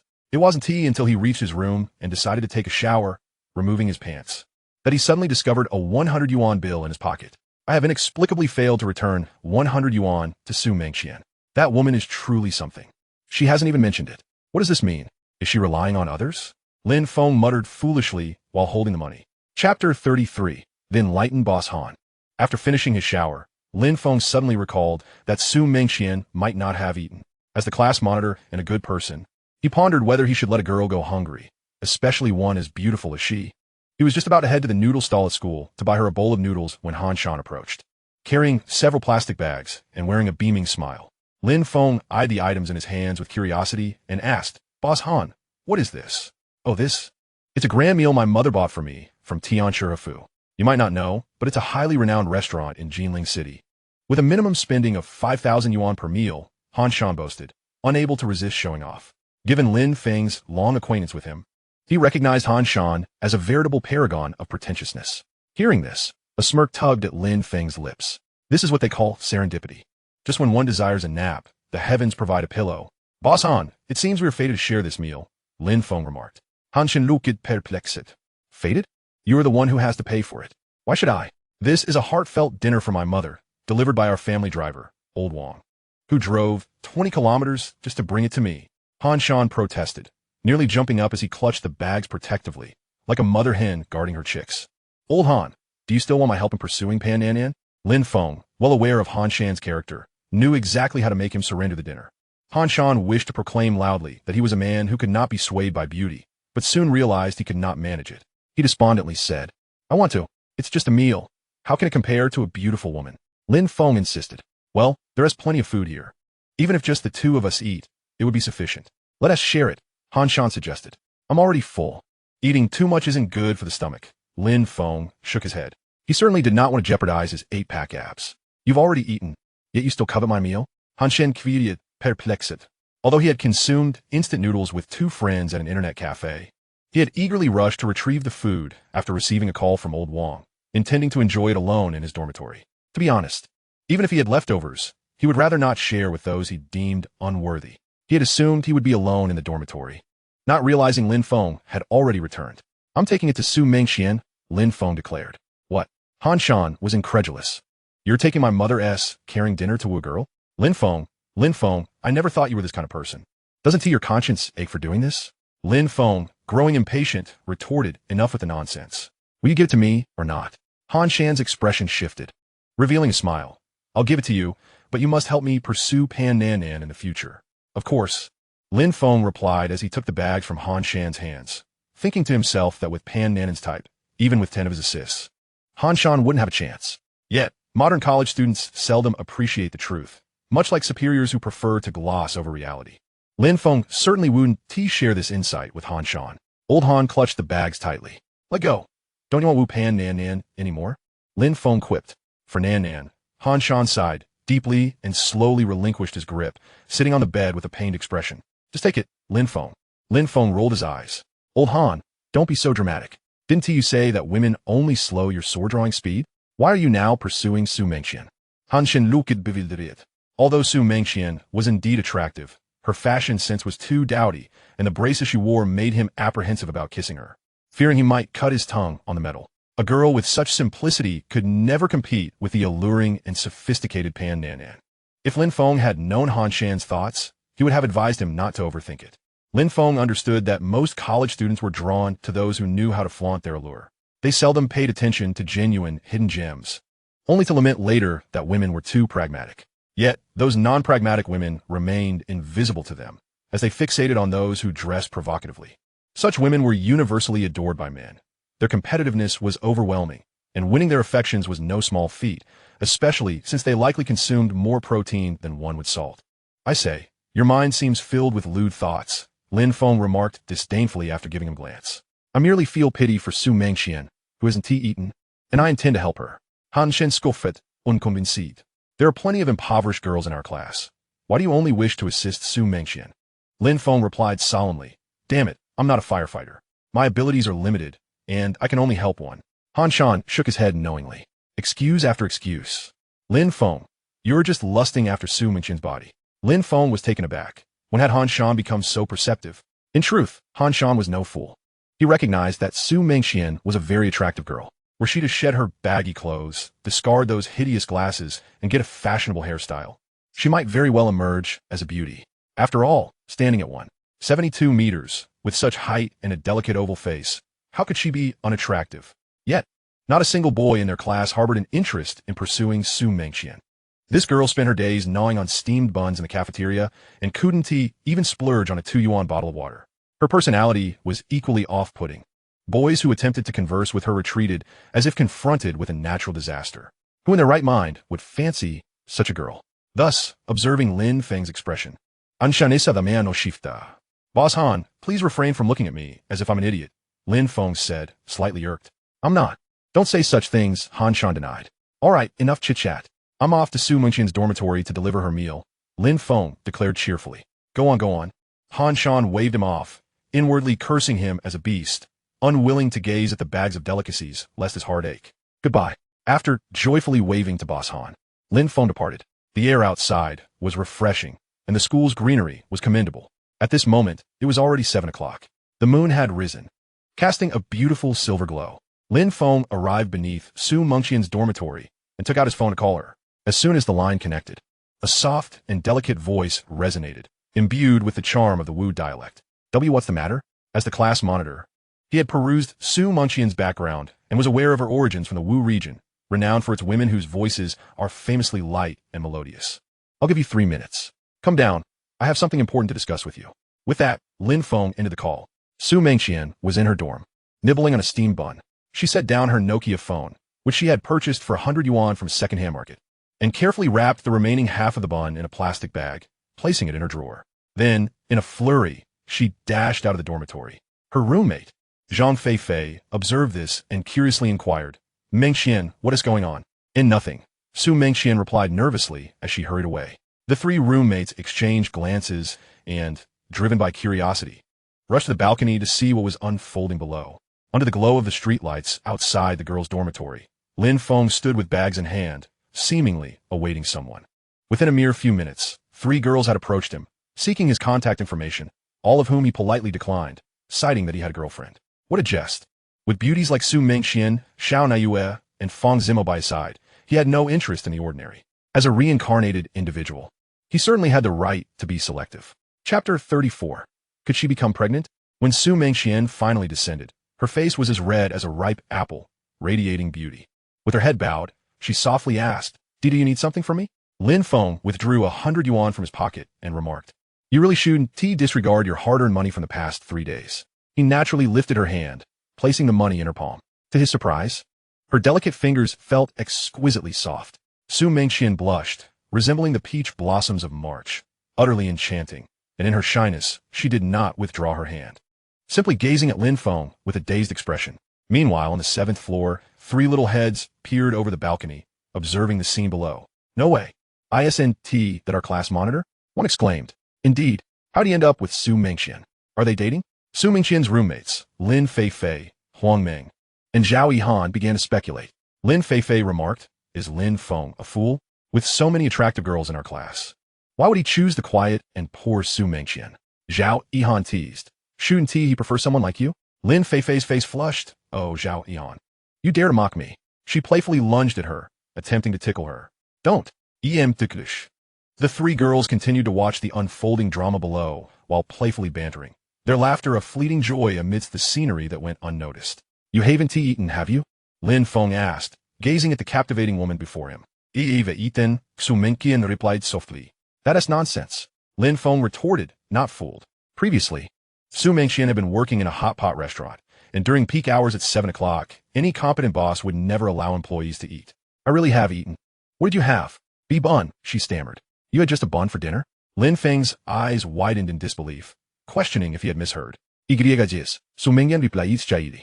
While girls often ponder over a boy's financial status before deciding on a relationship, most boys, in contrast, tend to care less about a girl's wealth, focusing instead on her appearance. As Lin Feng looked at Xu Mengqian, a pang of sympathy struck him. This woman, possessing a face that could rival the beauty of goddess, was enduring such a harsh life. It seemed utterly unjust. Had she been a little more worldly, countless men would gladly spend lavishly on her. Yet she was not. Such a woman is truly deserving of a man's cherishment. There are women in this world for whom men would willingly traverse mountains and seas. She is one of them. You can't possibly be satisfied with just a bun. "Here, I just bought some dishes. Let us eat together," Lin Feng said, lifting the bags he carried. Upon seeing the assortment of food, Xu Mengqian was taken aback. His feast appeared extravagant. Truth be told, she was reluctant. She had never dined alone with a boy before. Panic-stricken, she waved her hands, and "No, it's fine. I'm full." "No way. There is so much food here that I can't finish it all. You must help me out," Lin Feng insisted. "Really, it's unnecessary." Lin Feng's tone turned serious. "You mustn't refuse again. You would want me to shout and attract everyone's attention, would you? Please don't shout. I'll eat." Xu Mengqian glanced at Lin Feng with a hint of grievance. As a girl with social anxiety, the last thing she desired was to draw attention to herself, which left her feeling utterly flustered. Lin Feng smirked. "Now you're being good." They settled in a quiet part of the campus on a wooden bench. Lin Feng laid out the dishes, each encased in plastic containers. Abalone, shark fin, chicken feet, braised pork, squirrel fish, bird's nest, and dried truffles. "Wow," Lin Feng couldn't help but exclaim, "Hanshan really knows how to live large." "Don't just stare at me. You should eat too," he urged. Although Lin Feng had already had hot pot, the dishes before him were indeed as exquisite as Han had claimed. While Han loved to boast, he undeniably had the means to back it up. Courtesy of a wealthy father, Lin Feng couldn't resist picking up his chopsticks and digging in. As for health concerns, having a little extra at dinner every now and then was inconsequential. Xu Mengqian's cheeks flushed. Her parents had passed away long ago, and her grandfather had also left this world when she was just 6. She had lived with her grandmother alongside her younger sister. Her grandmother had always warned her that a beautiful girl might attract trouble. Thus, she had spent her life trying to downplay her looks. She had never dined with any boys before. Now, sharing a meal and picking up food felt like they were inadvertently exchanging saliva. Wasn't that akin to an indirect kiss? What was she to do? Xu Mengqian felt increasingly flustered, her mind racing with thoughts of escape. Should she eat or not? Lin Feng, noticing her distraction, remarked, "I'm talking to you. Why are you ignoring me?" Xu Mengqian attempted to articulate her thoughts, but Lin Feng swiftly placed a piece of fish in her bowl, insisting, "Eat up, or I'll call for everyone to look at you." "Anzai," Xu Mengqian pouted, reluctantly biting into the fish. Although it was delicious and left a lingering taste, her cheeks felt as though they were ablaze. Though Lin Feng was already full, most of his attention during the meal was devoted to watching Xu Mengqian. Confucius once said, "A beautiful sight is a feast for the eyes." Observing such beauty at such close range was far more thrilling than watching a Hollywood blockbuster. It is evident that Confucius, aside from being a sage, also embodies the traits of a lecherous individual. Indeed, these two identities are not mutually exclusive. Xu Mengqian felt as if her body was aflame under Lin Feng's gaze, the blush on her cheeks lingering unabated. She wished fervently to burrow into the ground at that very moment. Nonetheless, the cuisine was truly exquisite. She had never tasted anything so delectable before. Half an hour later, the dishes had been mostly consumed. Lin Feng, towering at 188 centimeters and still in a stage of growth, had devoured the majority of the food. Despite this, Xu Mengqian felt an unfamiliar fullness in her stomach, having never eaten to such satisfaction. "Are you full?" Lin Feng inquired. I'm full," Xu Mengqian replied, nodding and adorably letting out a satisfied burp. Immediately, she glanced at Lin Feng with the trepidation of a child who has erred, fearing reprimand. "Don't look at me like that, as if I were some villain," Lin Feng remarked with a hint of dissatisfaction. Xu Mengqian silently thought, "You indeed are," yet dared not voice her thoughts. She was genuinely afraid of Lin Feng. Although he aspired to be a sea king, his assistance to Su Mengxian was not solely for the sake of seduction. A treasure like her should be cherished, akin to an antique collector safeguarding a priceless piece of porcelain. The notion of mere intimacy felt too banal. He ought to provide her with a splendid future. In her previous life, she had merely been a passerby, and over a decade later, she transformed into a genuine affluent and powerful woman, possessing a fortune in the billions. Yet she had never found love. As far as he knew, even after his rebirth, Su Mengxian remained alone, with no rumors of her having engaged in romance. Could it be that this woman was frigid, uninterested in men? Lin Feng suddenly regarded her with a peculiar expression. Under Lin Feng's intense gaze, Su Mengxian squirmed uncomfortably. Why are you staring at me like that? She stammered anxiously. You don't seem like a lesbian, Lin Feng mused inwardly. Checking his phone, he noted the time, 9:30 p.m. Time indeed sped by in the company of a beautiful woman. With a resigned sigh, he began to clear the table. All right, I must take my leave. Okay, Su Mengxian replied, feeling a wave of relief wash over her. She had long wished for Lin Feng to depart, for his presence made her feel exceedingly uneasy. Lin Feng narrowed his eyes. What? Do you dislike being with me? Su Mengxian hurriedly shook her head. No, that's not it. Lin Feng squinted playfully. So, does this mean you like me and wish to be with me? Su Mengxian was taken aback, nearly on the verge of tears, her eyes glistening with unshed moisture.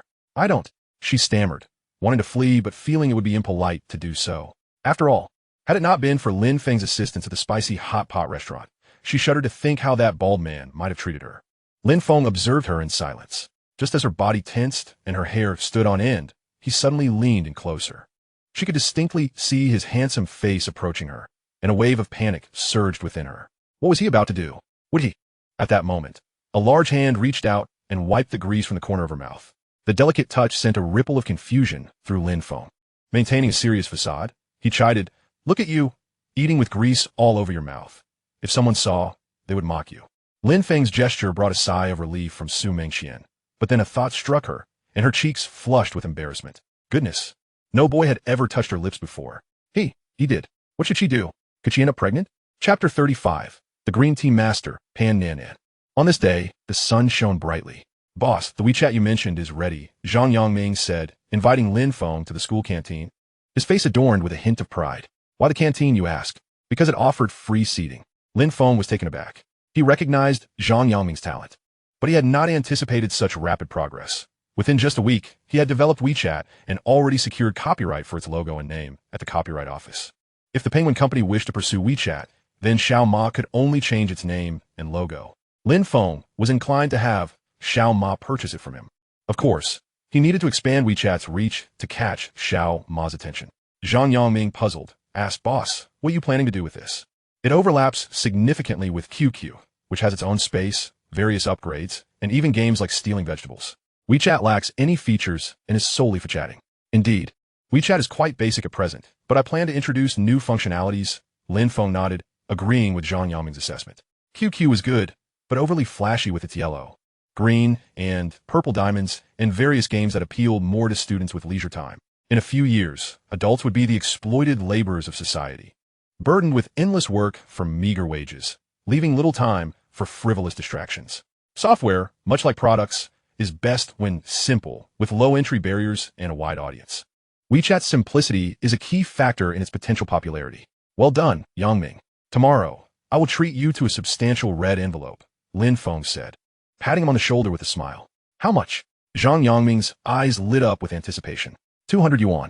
Zhang Yangming's expression fell slightly as he contemplated Lin Feng's offer, thinking that although the red envelope was indeed generous, it could hardly compare to his expectations. After all, a nearby hotel charged only 50 yuan a night, meaning he could afford 4 nights. Not that he had a girlfriend to share it with. All right, Yangming, I have another task for you. Get WeChat's Moments feature up and running. I'll explain it to you in detail, Lin Feng instructed. After briefing Zhang Yangming, he stood to leave. I believe in you. Keep it up, and by the time you graduate, a 6-figure salary will be a breeze. Thank you, boss, Zhang Yangming replied. Lin Feng thought to himself how easily college students could be swayed as he exited the canteen. At this time, in early September, the female students on campus wore light clothing, their long, fair legs captivating. Lin Feng, slightly irritated, contemplated purchasing a bottle of Wanglaji to cool off. Exiting the convenience store by the school gate with his drink, he took a refreshing sip and sighed. Ah, delightful. Just then, as Lin Feng beheld a sleek black Porsche come to a halt at the school gate, a young woman emerged from within, cradling a bouquet of flowers. With her chestnut locks cascading in gentle curls and an alluring figure complemented by her ample bosom, it could only be Pan Nan Nan. Lin Feng's gaze shifted to the driver, a middle-aged man adorned with spectacles, exuding an air of refined sophistication. A twinge of jealousy coursed through his veins. This man must have enjoyed a lavish lifestyle. To his astonishment, Pan Nan Nan, who had flirted with him just days prior, was now entwined with a wealthy older gentleman. Shaking his head, Lin Feng pondered the nature of wealth and its undeniable allure to women. This older man, however, was hardly impressive, standing at just 1.7 meters. His pallid complexion bore the marks of indulgence, his looks scarcely a fraction of Lin Feng's own. Yet, it was of no concern to him. He was not Pan Nan Nan's father, and her choice of partner was none of his business. Just as Lin Feng intended to depart, the man in the Armani suit, seemingly in his 30s, lunged towards Pan Nan Nan, appearing to seek a kiss. Instantly, the once smiling Pan Nan Nan, bouquet in hand, transformed. She forcefully shoved him away, casting the flowers to the ground. "What do you think you're doing?" she demanded. The middle-aged man's expression soured as he retorted coldly. "What do you think? After all the money I've spent on you these past months, is a kiss too much to ask? You've disappointed me greatly. Go home and kiss your mother instead." With a frigid demeanor, Pan Nan Nan turned away, declaring, "Do not seek me out again," observing her retreating figure in high heels. The older man hesitated before chasing after her, grasping her arm with an apologetic tone. "Nan Nan, I was caught up in the moment. Please forgive me. It's your enchanting charm that has ensnared me." Lin Feng couldn't suppress a laugh. Indeed, the words of a scoundrel were as tedious as they were predictable. Only the naive would fall for such drivel. Pan Nan Nan, a master of manipulation, would surely see through his facade. As anticipated, she disdainfully shrugged off the man's grip. "It's too late. You should leave and find a woman who appreciates you." The middle-aged man had never harbored honorable intentions. He had spun numerous lies, claiming to be a wealthy bachelor, while in truth he was married and lecherous. Faced with Pan Nan Nan's resolute refusal, he dropped the pretense. "So you wish to part ways? Then return the 60,000 yuan I've spent on you over the past month." Pan Nan frowned. "There's not 60,000. At most it's 30,000, and that was shared expenses." The man shot back, "What? I haven't even kissed you. Yet you've led me on for a month. Should you compensate me for my emotional distress?" Almost fainting from indignation, she retorted, "You're shameless. You wretched little vixen, dare to offend me? Let me tell you, I wield considerable influence in Jinling City. If you refuse to pay, you will regret it. Of course, if you cannot cough up the cash, you could always become my girlfriend for 3 months, cohabiting, or I'll make sure you can't stay at Jinling University." His threats were laced with malice, warning her not to let her peers or professors discover her indiscretions. Chapter 36. Pan Nan Nan, what is your relationship with him? Though Pan Nan Nan possessed a mature mindset and had encountered her fair share of life's tribulations, she was, at her core, merely a 19-year-old freshman. While she might deceive the infatuated youth, facing a seasoned predator like this was entirely different. "I'll pay you, just leave me alone," she pleaded, realizing the value of her safety over the money. Li Guang, eyeing Pan Nan Nan, harbored ill intentions, aiming to extract 60,000 yuan now, with hopes of demanding more later. This woman dared to toy with him? He was determined to drain her resources and claim her as his own, sharing her with his companions. A smirk of satisfaction crept across his face at the thought. At that moment, a languid voice resonated from behind. "Hey, Banan. Looks like you're in trouble." She turned to see a remarkably handsome figure, standing at 1.88 meters with a defiant countenance that commanded respect. Who else could it be but Lin Feng? A look of joy illuminated her face as she hurriedly darted towards him, seeking refuge behind his imposing frame. Leaning against him, she peered out, exclaiming, "Class monitor, help me. He is trying to bully me." Lin Feng sighed. "Pan, when seeking rescue, could you refrain from crashing into me?" The irritation he had managed to suppress earlier flared anew. "What is your relationship with him?" Lin Feng inquired, feeling it necessary to clarify. If they were merely playing around as a couple, his intervention would be unwarranted, and he had no desire to meddle. "He has been pursuing me since we met on the street a month ago when he asked for my contact information while driving his Porsche. I thought he seemed refined, running a company, and wanted to befriend him, but it turns out he only wanted to sleep with me." Pan Nan Nan's voice dripped with disdain. "He just threatened me for money." Understanding dawned upon Lin Feng. This man was merely Pan Nan Nan's devoted admirer, a typical sycophant. However, it was not surprising. As a top-tier manipulator, Nan enjoyed toying with such admirers for her amusement. In his previous life, Lin Feng's roommates had also courted her, offering gifts she had never accepted, not out of virtue, but because she deemed them beneath her. But now, it seemed she had encountered a formidable adversary, one not inclined to suffer through unrequited affection. Little man, I advise you not to meddle in our affairs. This is between her and me. If you have any sense, you'll leave now to avoid attracting trouble. Li Jiran glared at Lin Feng, his demeanor menacing. Lin Feng's hand rested gently upon Pan Nan's shoulder, drawing her close into his embrace. Standing at a mere 163 centimeters, even with 7-centimeter heels, she barely reached 170 centimeters. A stark contrast against Lin Feng's towering 188 centimeters. This dichotomy embodied the epitome of an adorable height difference, evoking a sense of vulnerability akin to a fledgling bird nestled against its protector. The intoxicating scent emanating from Lin Feng enveloped Pan Nan, rendering her almost tipsy with delight. His presence exuded an unparalleled sense of security, a thought that lingered in her mind. In that moment, her gaze upon Lin Feng sparkled with a shimmering innocence, reminiscent of honey, rich and impossible to resist. Uncle, you're finished. How dare you extort my girlfriend? That's illegal. Do you realize? Lin Feng said to Li Jiaran with a sly grin. She told me she was single. Li Jiaran raturta angrili. Is that true? Lin Feng's eyes narrowed as he turned to Pan Nan. Well aware of Lin Feng's intent to assist her, she feigned innocence, pleading, "Darling, I was wrong. I won't do it again. Please forgive me. Tonight, I'll let you take the lead." Despite knowing it was a ruse, Lin Feng felt a warmth rise within him at her words. Damn it, this woman is too flirtatious. Unbearable, he thought. As an adult, it was foolish to believe every word a woman uttered. He suppressed his urge to drag Pan Nan off for extra tutoring and address Li Jiaran. Let us forget about the extortion attempt on my girlfriend. Be wise and leave. Or I'll make sure you recognize your own mother after I'm done with you. Swallowing nervously, Li Jiaran replied, Don't label me unjustly.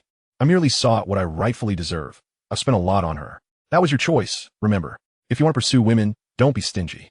I see you driving a Porsche. You certainly appear wealthy. Surely, you would expect to reclaim the money spent on courting a girl? Lin Feng scoffed. Kid, I advise you to hand over your girlfriend so I can help her with her homework. Otherwise, you'll find it impossible to remain in school. You see my Porsche? You're just a poor student. I could obliterate you in an instant, Li Jiaran boasted, pointing to his sleek black Porsche with an air of arrogance. Upon hearing this, Pan Nan tightened her grip around Lin Feng's waist, sensing the tension. Lin Feng's smile faded, replaced by a somber expression as he stepped toward Li Jiaran. The latter, taken aback by Lin Feng's advancing figure, retreated a step, stammering, Let us be civil here. Don't resort to violence. If you do, it's a crime. You're a college student. Don't act impulsively. If you end up in jail, your life will be ruined. To hell with that, Lin Feng shouted, delivering a resounding slap across Li Jiaran's face. 10 years from now, he would be a billionaire from cryptocurrency with stocks in Matai and Tencent. His time in school was merely to experience life and forge friendships with beautiful women. If it didn't pan out, so be it. The audacity of Li Jiaran to threaten him was laughable. Chapter 37. Lin Feng returned to his dormitory, hand on his waist. With a resounding slap, Li Jiaran's face bore a crimson imprint, the sting palpable. You dare strike me? Li Jiaran exclaimed, eyes wide in disbelief. Indeed, I did, Lin Feng growled, lunging forward to deliver another slap, this time to the other cheek, leaving Li Jiaran's face swollen like a steam bun. Satisfied, Lin Feng nodded. It was beautifully symmetrical. You'd better believe it. With one call, I could summon 100 men to ruin you, Li Jiaran threatened, fury radiating from him. Lin Feng grinned. I believe you. Li Jiaran, relieved, attempted to issue more threats, demanding Lin Feng return his girlfriend and kneel before him, compensating him for medical expenses. Instead, he received another slap. Why do you keep hitting me? I know Brother Filong.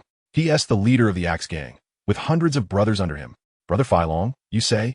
Lin Feng chuckled, delivering yet another slap. Please, no more. If you hit me again, I'll get angry. Slap. Stop, please. Slap. Li Jiaran, bloodied and terrified, turned and fled, leaving behind a last defiant remark. You better watch out. I'll be back. Lin Feng remained unfazed.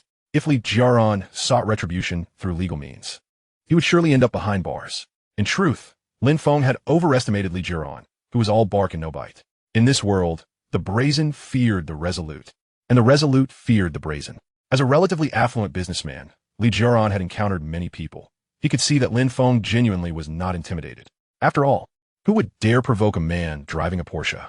Yet Lin Feng, daringly, did just that, indicating that his background must be formidable. Thus, for the sake of his own safety, Li Jiaran would never cross paths with Lin Feng again. It was unfortunate to lose such a prime catch as Pan Nan Nan. But for Li Jiaran, a wealthy man, women could be replaced, while life was singular and irreplaceable. All right, it's over now. In the future, avoid dealing with unsavory characters. As a college student, you want to be able to outplay them. Today, you were fortunate to have me. Otherwise, you would have faced dire consequences. Lin Feng admonished Ban Nan. I've never played with men. Why not let me play with you? Pan Nan Nan replied, casting a sultry glance his way. Observing her dazzling attire, a floral, low-cut chiffon blouse that accentuated her curves, Lin Feng mused that she hardly seemed inexperienced in the ways of romance. Of course, what Pan Nan Nan chose to do was none of his concern. He had merely encountered her by chance, and, as class monitor, fulfilled his duty to protect his classmates. Whether she heeded his advice was irrelevant. You should return to your dormitory. I must be on my way, Lin Feng said, preparing to leave, only to be stopped by Pan Nan Nan's grasp on his hand. Turning back, he met her gaze. With her alluring eyes, she softly implored, class monitor, I was really scared today. My heart is still racing. How about I book a room, and you stay with me? Lin Feng replied, sternly. That's out of the question. A man and a woman alone in a room? It would reflect poorly on me. I, Lin Feng, would rather die than share a room with you. That night, the evening breeze rustled through the campus, shrouded in darkness. The following day, Lin Feng awoke in a nearby inn, his eyes widening at the bloodstains on the sheets.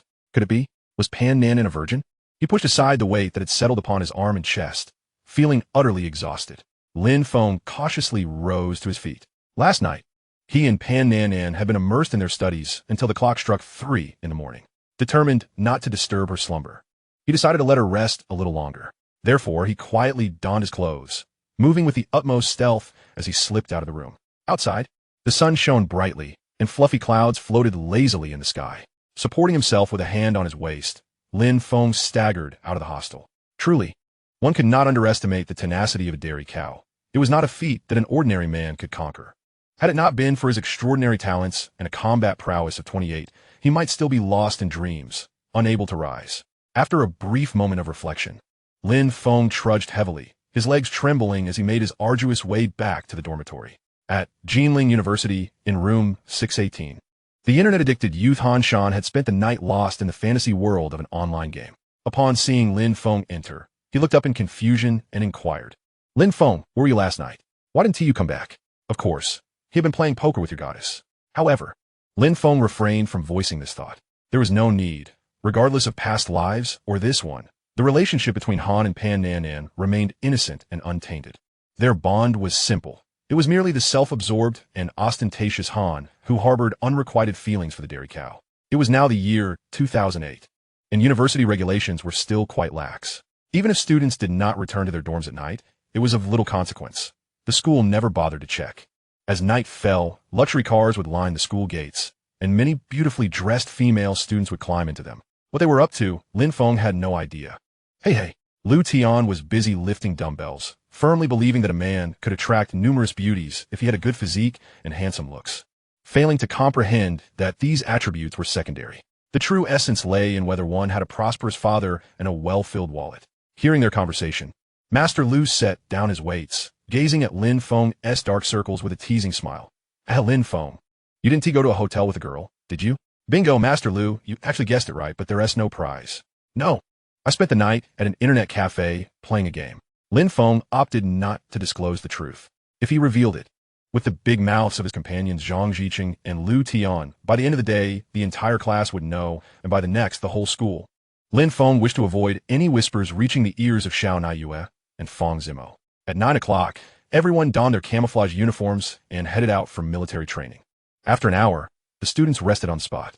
The camouflage could not conceal the remarkable figure of Pan Nan, who approached with a light step. Little Lin, are you going to abandon me? Pan Nan held a bottle of Waham mineral water and handed it to Lin Feng, saying, drink some water, replenish your fluids. Lin Feng accepted it without hesitation, glancing at her and musing that she seemed to have recovered well. He found himself somewhat envious of women. Men labored tirelessly and took a long time to recuperate, while women bounced back swiftly. Indeed, there are no fields that cannot be cultivated, only oxen that have exhausted themselves. Lin Feng twisted off the bottle cap, grinning as he remarked. Shouldn't you be the one replenishing fluids? After all, you exerted a lot yesterday. Pan Nan Nan replied with a hint of reproach. So, when you left this morning, you didn't even say goodbye? Is this what they call pulling up your pants and pretending not to know someone? Ahem. I saw you were too tired last night and couldn't bear to disturb you, Lin Feng said with a serious tone. However, since you forced me to do something I was reluctant to do yesterday, you must take responsibility. From now on, I want to allow you to be flirtatious with other men, understand? Are you willing to acknowledge our relationship? Pan Nan Nan's eyes sparkled with interest. No, we are merely classmates. I don't intend to pursue a romantic relationship in college. Men should prioritize their careers. However, if I need tutoring in the future, you must be the first to appear before me. Lin Feng shook his head. Scumbag. Pan Nan Nan rolled her eyes. I don't care. If you want to be my boyfriend, then I'll find someone else. If that is the case, you will lose me forever, Lin Feng retorted. Selfish man. Pan Nan Nan said, feeling wronged. You are just taking advantage of the fact that I like you to do as you please. Think what you will. But as long as you don't do anything to betray me, I will provide you with endless financial support, Lin Feng replied earnestly. Pan Nan Nan looked at him with suspicion. Are you really wealthy? Not yet, but I will be in the future. By the way, how much savings do you have? Lend me some, and I'll pay you back later. Lin Feng shook his head, his eyes sparkling as he gazed at Pan Nan Nan. When is later? Pan Nan Nan asked anxiously. As a top-tier green tea, she was well aware that love was not absent from her life. This was the hard-earned money she had saved. I'll return it in 10 years, Lin Feng nodded. Pan Nan Nan was taken aback, unable to believe that such a tall, handsome, and unruly man could be so shameless. To borrow a phrase from Zhuge Liang, I have never encountered such brazen audacity. Both Lin Feng and Pan Nan Nan were prominent figures in their class, handsome and beautiful, and their quiet conversation drew the attention of their classmates. Look, Pan Nan Nan and Lin Feng are chatting. Do you think they might be involved? A male classmate said with a hint of jealousy. Han Shan chuckled. Don't worry, that won't happen. Lin Feng is my good brother. He knows I like Pan Nan Nan and wouldn't steal her from me. Come on, every boy in our class likes Pan Nan Nan, as long as they're not blind. Lin Feng is a normal man. Why would he give up on her for you? Lin Jiaqing scoffed. Han Shan, unfazed, replied, forgive my arrogance, but you may not know my circumstances. My family is in real estate, and our company's annual income is about 700 to 800 million. Lin Feng's father worked in a government office, and his mother was merely an accountant in a private enterprise. Their combined income barely surpassed 20,000. The disparity between their families was astronomical. I believe Nan Nan is a wise woman. She knows how to make her choice.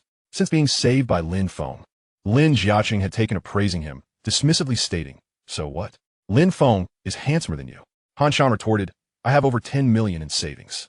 Lin Feng is still handsomer than you. I'm about to buy a Maserati. Soon, I'll be the most handsome guy at Jinling University. Lin Feng is still handsomer than you. Hey, Jiaqing, can we have a proper conversation? Han Shan said, feeling frustrated. At that moment, a tall girl with a lovely face approached, holding a bottle of Nongfu spring mineral water. Lu Tian's eyes lit up, and he hurriedly stepped forward before the other boys, enthusiastically greeting her. Hello, do you need anything? I'm here to find someone, the beauty replied. In recent days, although Lu Tian had not openly confessed to any girls, he had shown kindness to several, including in Z, Pan Nan Nan, and Fang Jiaran. However, these three had hardly acknowledged him, often taking hours to respond to his messages. Moreover, each time he returned, it was merely a word or two, causing Master Lu's once fervent heart to gradually grow cold. Yet, upon witnessing the appearance of this woman, Lu Tian felt as though he had fallen in love once more. His smile radiant. Who are you looking for? I'm looking for Lin Feng. Fang Zimo's jade-like visage flushed slightly, for heaven knew how much courage she had mustered to approach Lin Feng's class. In truth, she had been waiting for Lin Feng to take the initiative to seek her out. However, Lin Feng was truly a dog. It had been several weeks since he had reached out to her. Even on QQ, her messages would languish for hours before receiving response. And those replies were exceedingly perfunctory.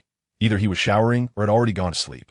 Fang Zimo began to suspect that she might have been neglected, which is why she forced herself to overcome her shyness and sought Lin Feng out this time. Why is it always old Lin? Is being handsome really such a big deal?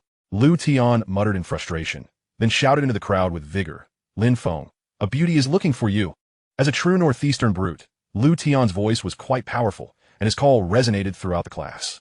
Hearing Master Lu's shout, Lin Feng halted his idle chatter with Pan Nan Nan, who was rather shameless, inviting him to play poker together that evening at the school's romantic haven, the Small Woods. There, the mosquitoes were plentiful, and Lin Feng had no intention of going. He noticed Fang Zimo standing beside Lu Tian. The recent military training had darkened her complexion considerably, transforming her once milk-white skin into a wheat-like hue. Yet, this did not diminish her beauty. Rather, it added a touch of healthfulness to her allure. It was said that foreign men preferred women with sun-kissed skin, believing it to be a sign of vitality. Lin Feng jogged over to Fang Zimo and asked, astonished, "What brings you here?" With tears shimmering in her large eyes, Fang Zimo, feeling somewhat aggrieved, replied, "Shaolin, you haven't sought me out in weeks. If I hadn't come to find you, would you have discarded me?" Chapter 39, Afraid of brothers suffering, yet afraid of brothers driving a Range Rover. You confess your feelings but do not accept me. When I leave, you cry. What do you mean by that? Lin Feng silently lamented. However, as a reborn individual, how could he utter such emotionally inept words? Not at all. You are my creditor. I would never abandon you. Lin Feng smiled. Fang Zimo sniffled. Indeed, you owe over 300,000. With such a debt, you could never repay it in a lifetime. You underestimate me. In 10 years, a single Bitcoin I sell could yield several tens of thousands of dollars. Your debt is merely a drop in the bucket. Lin Feng mused internally. That woman is here to see our class leader. What could it be about? Fang Jiran approached Pan Nan Nan and inquired in a hushed tone. Pan Nan Nan shot a jealous glance at Fang Zimo. Although her own endowments paled in comparison, Fang Zimo outshone her in every other aspect. She finally understood why Lin Feng had not accepted her advances. I will not concede. Pan Nan Nan clenched her fists, vowing fiercely. How would I know? Fan Nan Nan feigned nonchalance. Fang Jiran chuckled, a knowing smile gracing her features. Nan Nan, do you perhaps have feelings for the class leader? Don't speak nonsense. I do not. Pan Nan Nan vehemently shook her head. Still in denial. Fang Jiran regarded Pan Nan Nan with an expression that suggested she had seen through her. If you don't like the class leader, why would you bring him water? If I recall correctly, this is the first time you've given something to a boy since you enrolled. We are merely friends, Pan Nan Nan murmured shyly, recalling yesterday's events. Indeed, their relationship is quite platonic. Fang Zimo's stunning beauty captured the attention of all the boys in Lin Feng's class. They had never encountered such an enchanting girl. Had Fang Zimo joined Class 081 of e-commerce, there would be no contest. All would be eclipsed by her, securing her undisputedly as the first. Fang Zimo twisted the cap off a bottle of Nongfu spring mineral water, her cheeks glowing with a radiant smile as she extended the bottle towards Lin Feng. Shaolin, you must be thirsty. Here is some water for you. Lin Feng felt a twinge of annoyance, having just drunk from Pan Nan's water. He was now faced with Fang Zimo's offering. Even with the best appetite, he could hardly withstand such a dilemma. Yet, upon seeing the expectant glimmer in Fang Zimo's eyes, he could not bring himself to decline. Gritting his teeth, he accepted the water, drinking as if he were a valiant martyr. Fang Zimo's eyes narrowed into delightful crescents, revealing two charming dimples. Shaolin, may I come and bring you water every day? Absolutely not. Lin Feng hastily interjected. If Fang Zimo were to do so, rumors of their romantic involvement would undoubtedly spread, and he knew all too well how gossipy students could be. A mundane incident would swiftly transform into an earth-shattering scandal. For instance, a pregnant woman giving birth could be twisted into a tale of her delivering 8 piglets, courtesy of the idle college students. Should Fang Zimo follow in Pan Nan's footsteps and offer warmth during the night, Lin Feng might consider it, but she was merely delivering water. Did he appear to be someone in dire need of 2 yuan for mineral water? Ultimately, the cons outweighed the pros. He would not agree. Why not? Fang Zimo said, somewhat crestfallen, casting a glance at Pan Nan among the sea of camouflage uniforms. She had seen Lin Feng chatting and laughing with that well-endowed woman earlier. Had Lin Feng's tastes shifted since entering college, developing a preference for larger figures? Previously, Fang Zimo would not have entertained such worries. She was confident in herself. However, recent events concerning Lin Feng had caused her to feel distance from her 3 roommates in the dormitory, and she often overheard female classmates discussing how boys preferred those with more substantial figures. Coupled with Lin Feng's apparent indifference and aloofness during their recent conversations, anxiety began to creep in.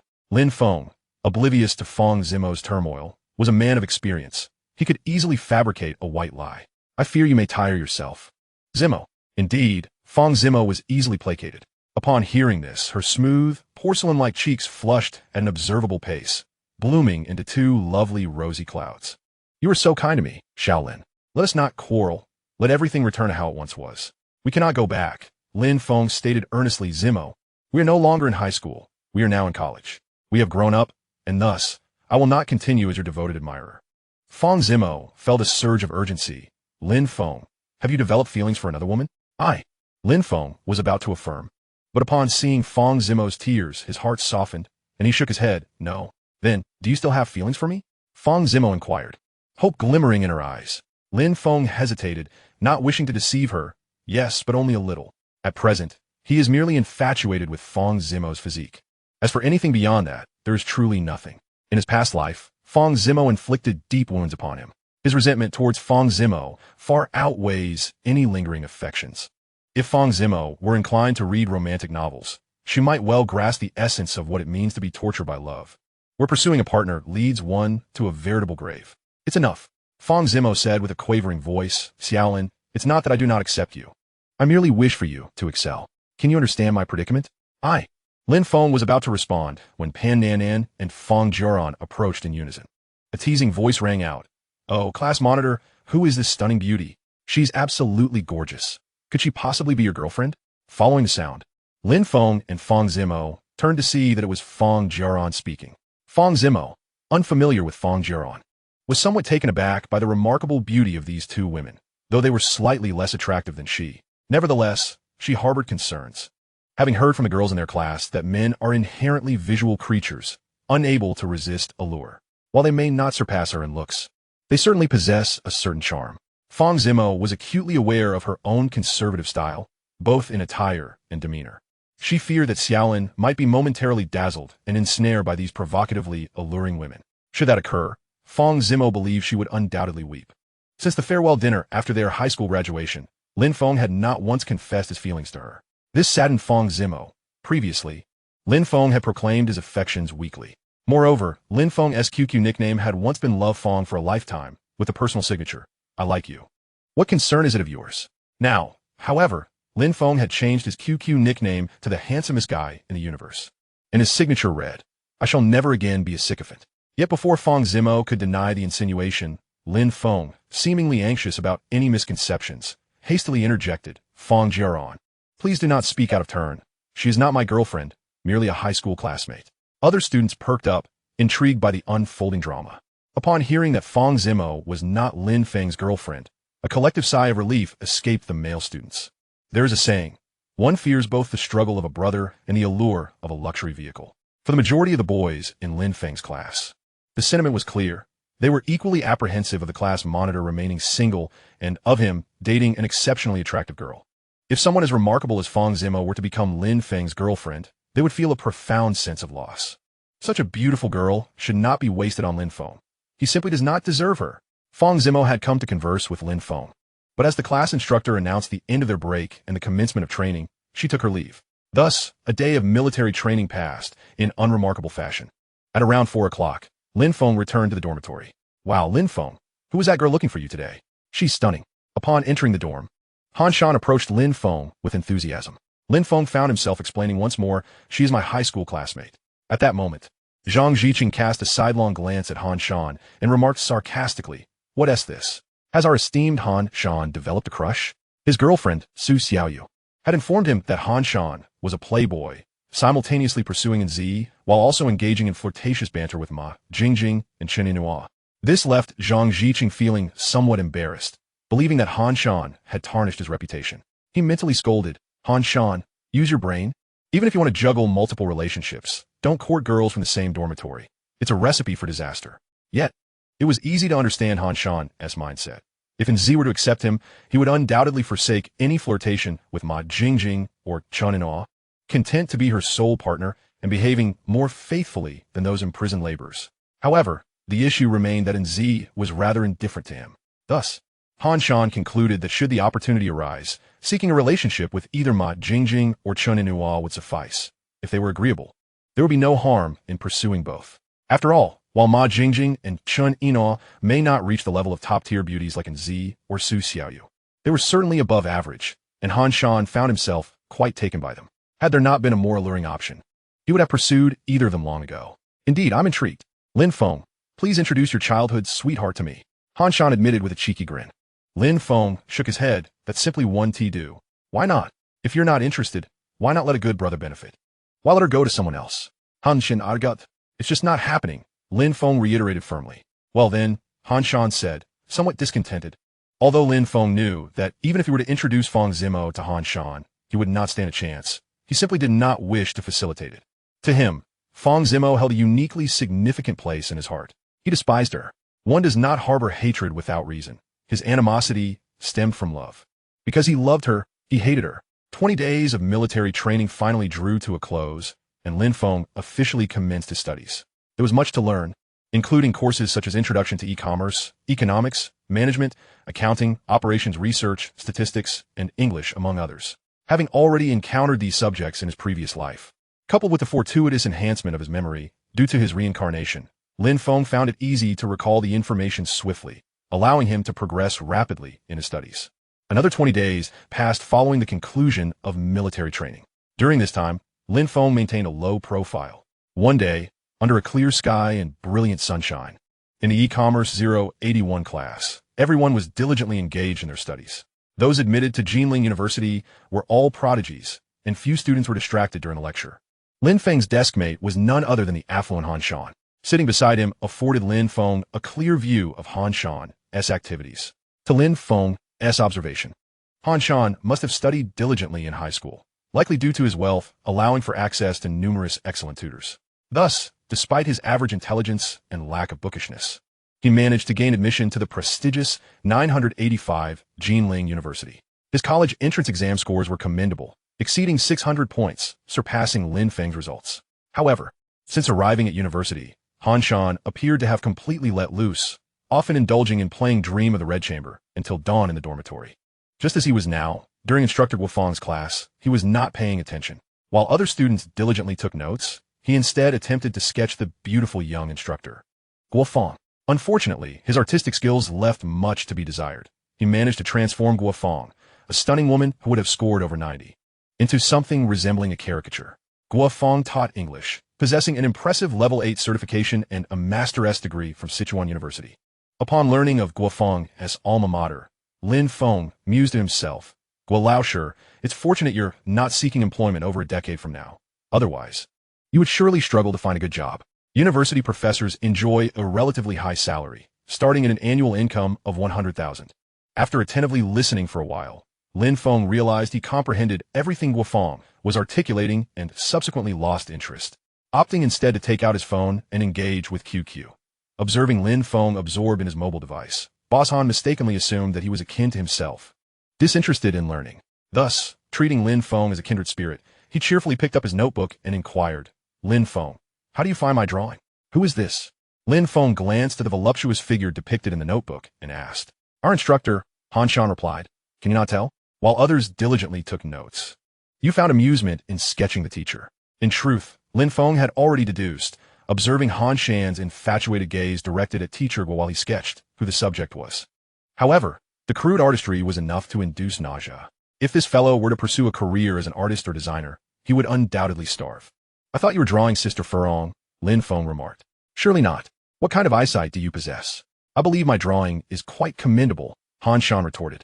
Lin Feng couldn't help but roll his eyes. However, this was quite typical. Many young men, much like Boss Han, often exude blind confidence, believing themselves to be exceptionally handsome. When they encounter attractive women accompanied by less appealing partners, they inwardly lament, questioning why such an unattractive man could secure a beautiful girlfriend, while they, possessing superior looks, remain single. They conclude it must be due to a lack of financial means. Chapter 41. Don't ask. Just assume it's an all-nighter at the internet cafe. In reality, Lin Feng wished to convey to such misguided male compatriots that the absence of a girlfriend is not solely attributable to financial shortcomings. It could equally be that one erroneously perceives themselves as handsome while being rather unappealing. After all, genuinely attractive men can often secure partners even without wealth, and some women may even support them. If not, it merely indicates a deficiency in their looks. After the class concluded, Zhang Ziqing approached the two with a beaming smile. Han Shan remarked to Lin Feng, that smile is not a good sign. I would wager a pack of spicy strips that Zhang Ziqing is certainly after something from us. Really now, Boss Han, have you taken up fortune-telling? Lin Feng chuckled. Just wait and see. Han Shan smirked, crossing his arms confidently. Zhang Ziqing arrived before Lin Feng, smiling as he asked, Lin Feng, are you free this weekend? I need to know what it's about first, Lin Feng replied. If you don't ask, how would I know if you're free? Zhang Ziqing frowned, disapproving of Lin Feng's tone. Coming from a wealthy family with numerous properties in the bustling capital, Zhang Ziqing was a rather proud man. Individuals like him expected others to cater to their whims. This dynamic was part of the reason for the strained relationship between Lin Feng, Zhang Ziqing, and Han Shan in Lin Feng's previous life. Zhang Ziqing's arrogance led him to look down upon Lin Feng. However, Lin Feng later realized that apart from those from the capital, Zhang Ziqing likely held disdain for anyone else, a manifestation of his group mentality that was not exclusively directed at him. Then there was Han Shan, who spent his days posturing and was notoriously fickle in relationships, changing girlfriends weekly during their sophomore year. Lin Feng, in his previous life, held himself to a higher standard and distanced himself from them, forming a bond with Liu Tian. Although Liu Tian, a robust northeastern fellow, was somewhat reserved, he was preferable to the proud and ostentatious types. Ultimately, Lin Feng came to understand that during his university years, he had erred in several aspects, particularly in managing relationships with classmates. In the adult world, even if one dislikes certain individuals, one must still engage with them. No one is perfect. One cannot alter others or their environment, but one can adapt oneself and learn to coexist even with those one does not favor. This adaptability is what distinguishes a competent adult.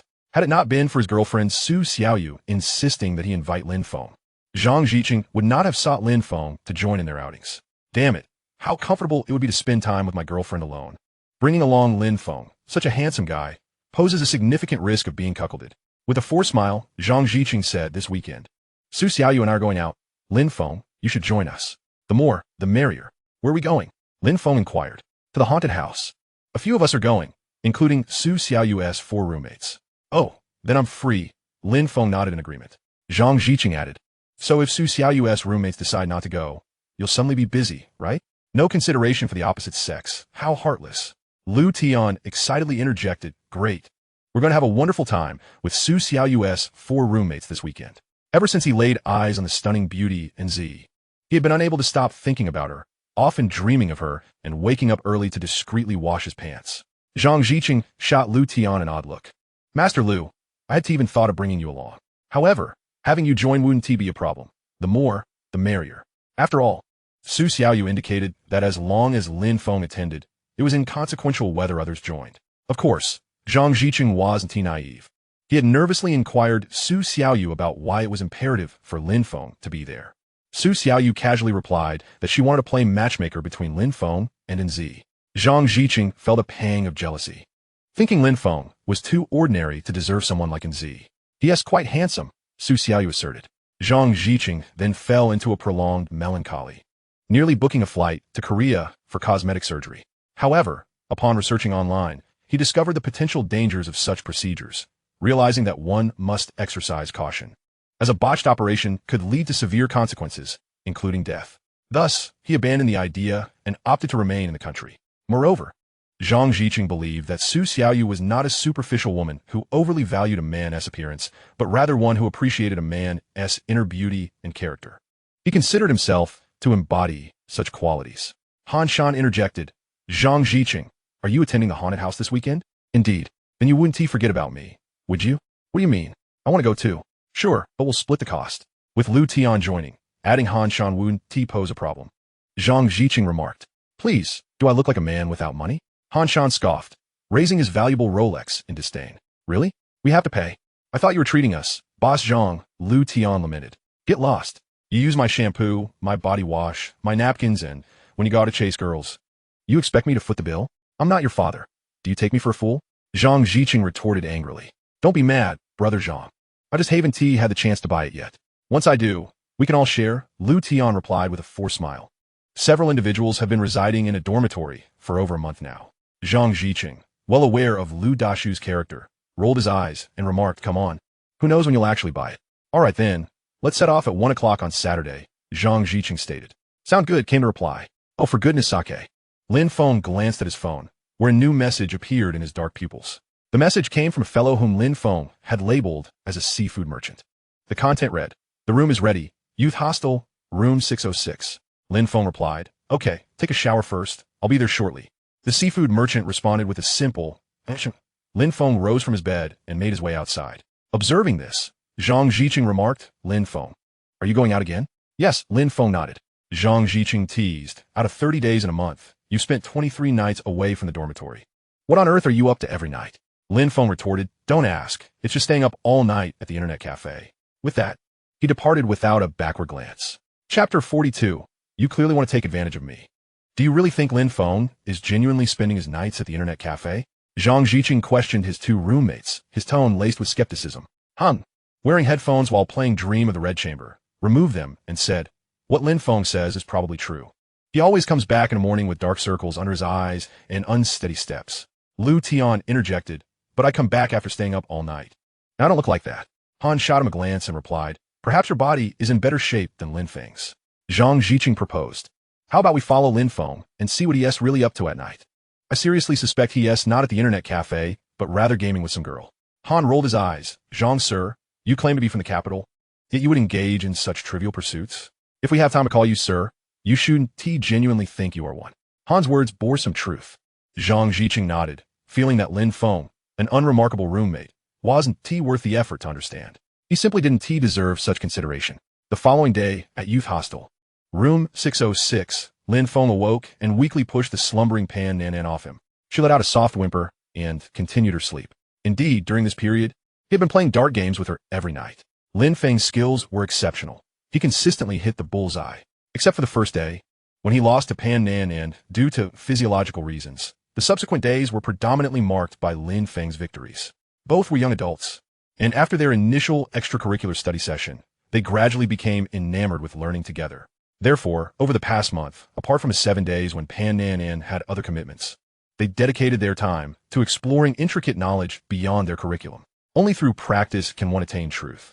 The ancients did not deceive me, Lin Feng mused, stretching his slightly sore back. Sensing movement, Pan Nan opened her sparkling eyes and gazed at Lin Feng, who was dressing, and melancholically asked, are you leaving again? Every morning you just go, without spending more time with me? You're simply too alluring. I fear I cannot resist teasing you, Lin Feng explained.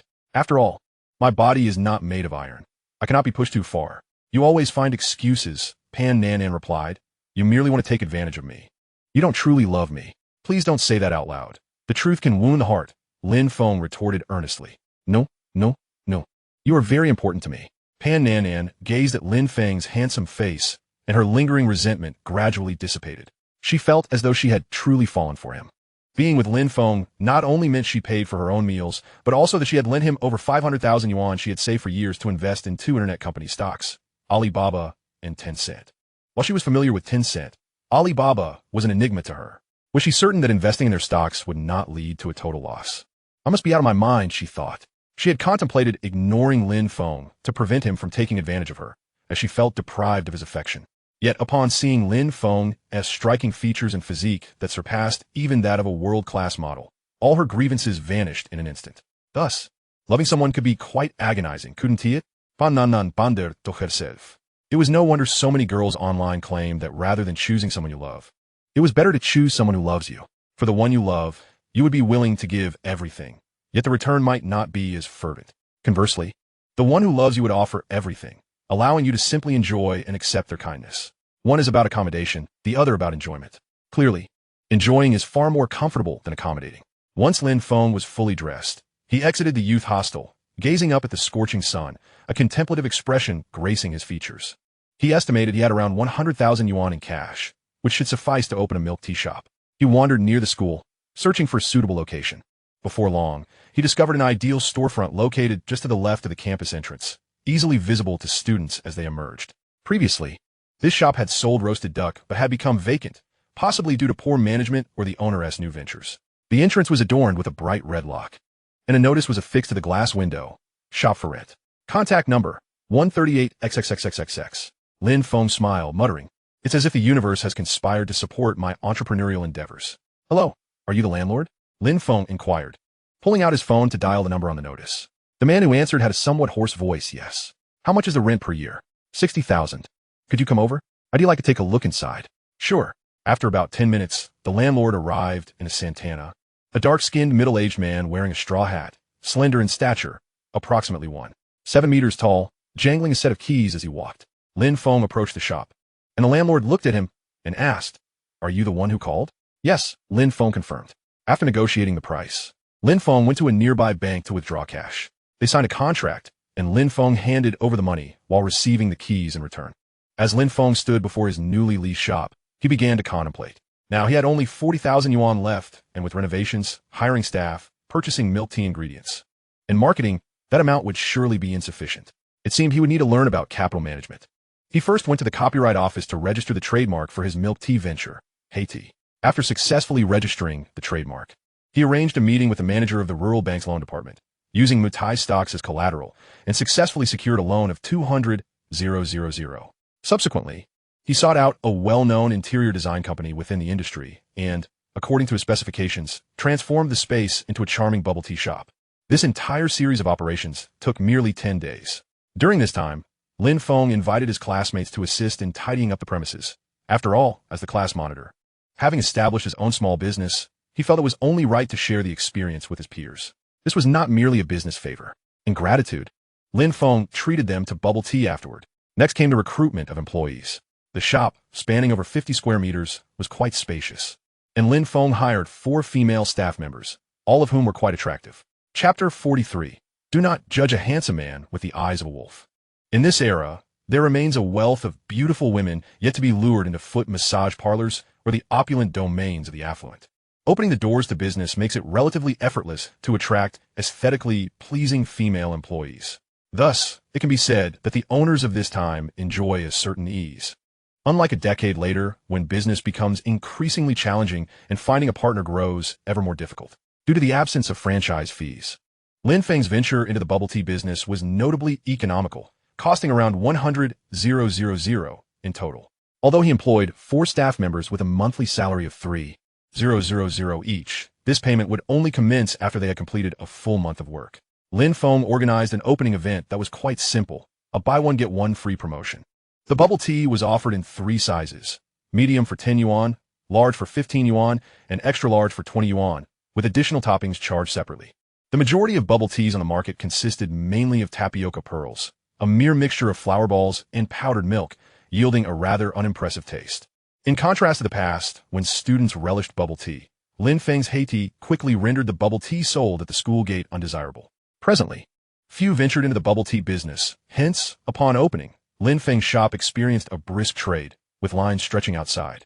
At the school cafeteria, Lin Feng, along with his 3 roommates, had just finished their meal and were about to visit his shop to check on things.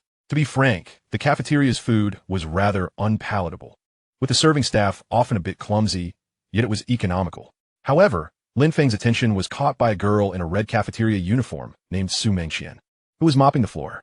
Upon hearing Lin Feng's call, she looked up with a pair of beautiful, autumn-like eyes, gazing at him in a somewhat dazed manner. Her unadorned face appeared as smooth as jade, quite captivating. "Class monitor, do you need something?" Lin Feng asked. "Are you working in the cafeteria?" He inquired. "Yes, part-time." She replied. "How long do you work, and what is your salary?" "From 4 in the afternoon until 10 at night, with dinner included, I earn 30 yuan per day." "That's rather minimal," Lin Feng remarked. Su Mengxian seemed ready to return her mopping. Lin Feng suggested, "How about this? You know I've opened a bubble tea shop.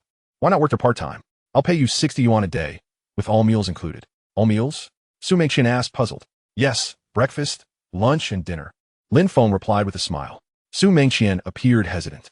Lin Feng, perceived as somewhat predatory in his gaze, left her feeling apprehensive about being bullied if she accepted his offer.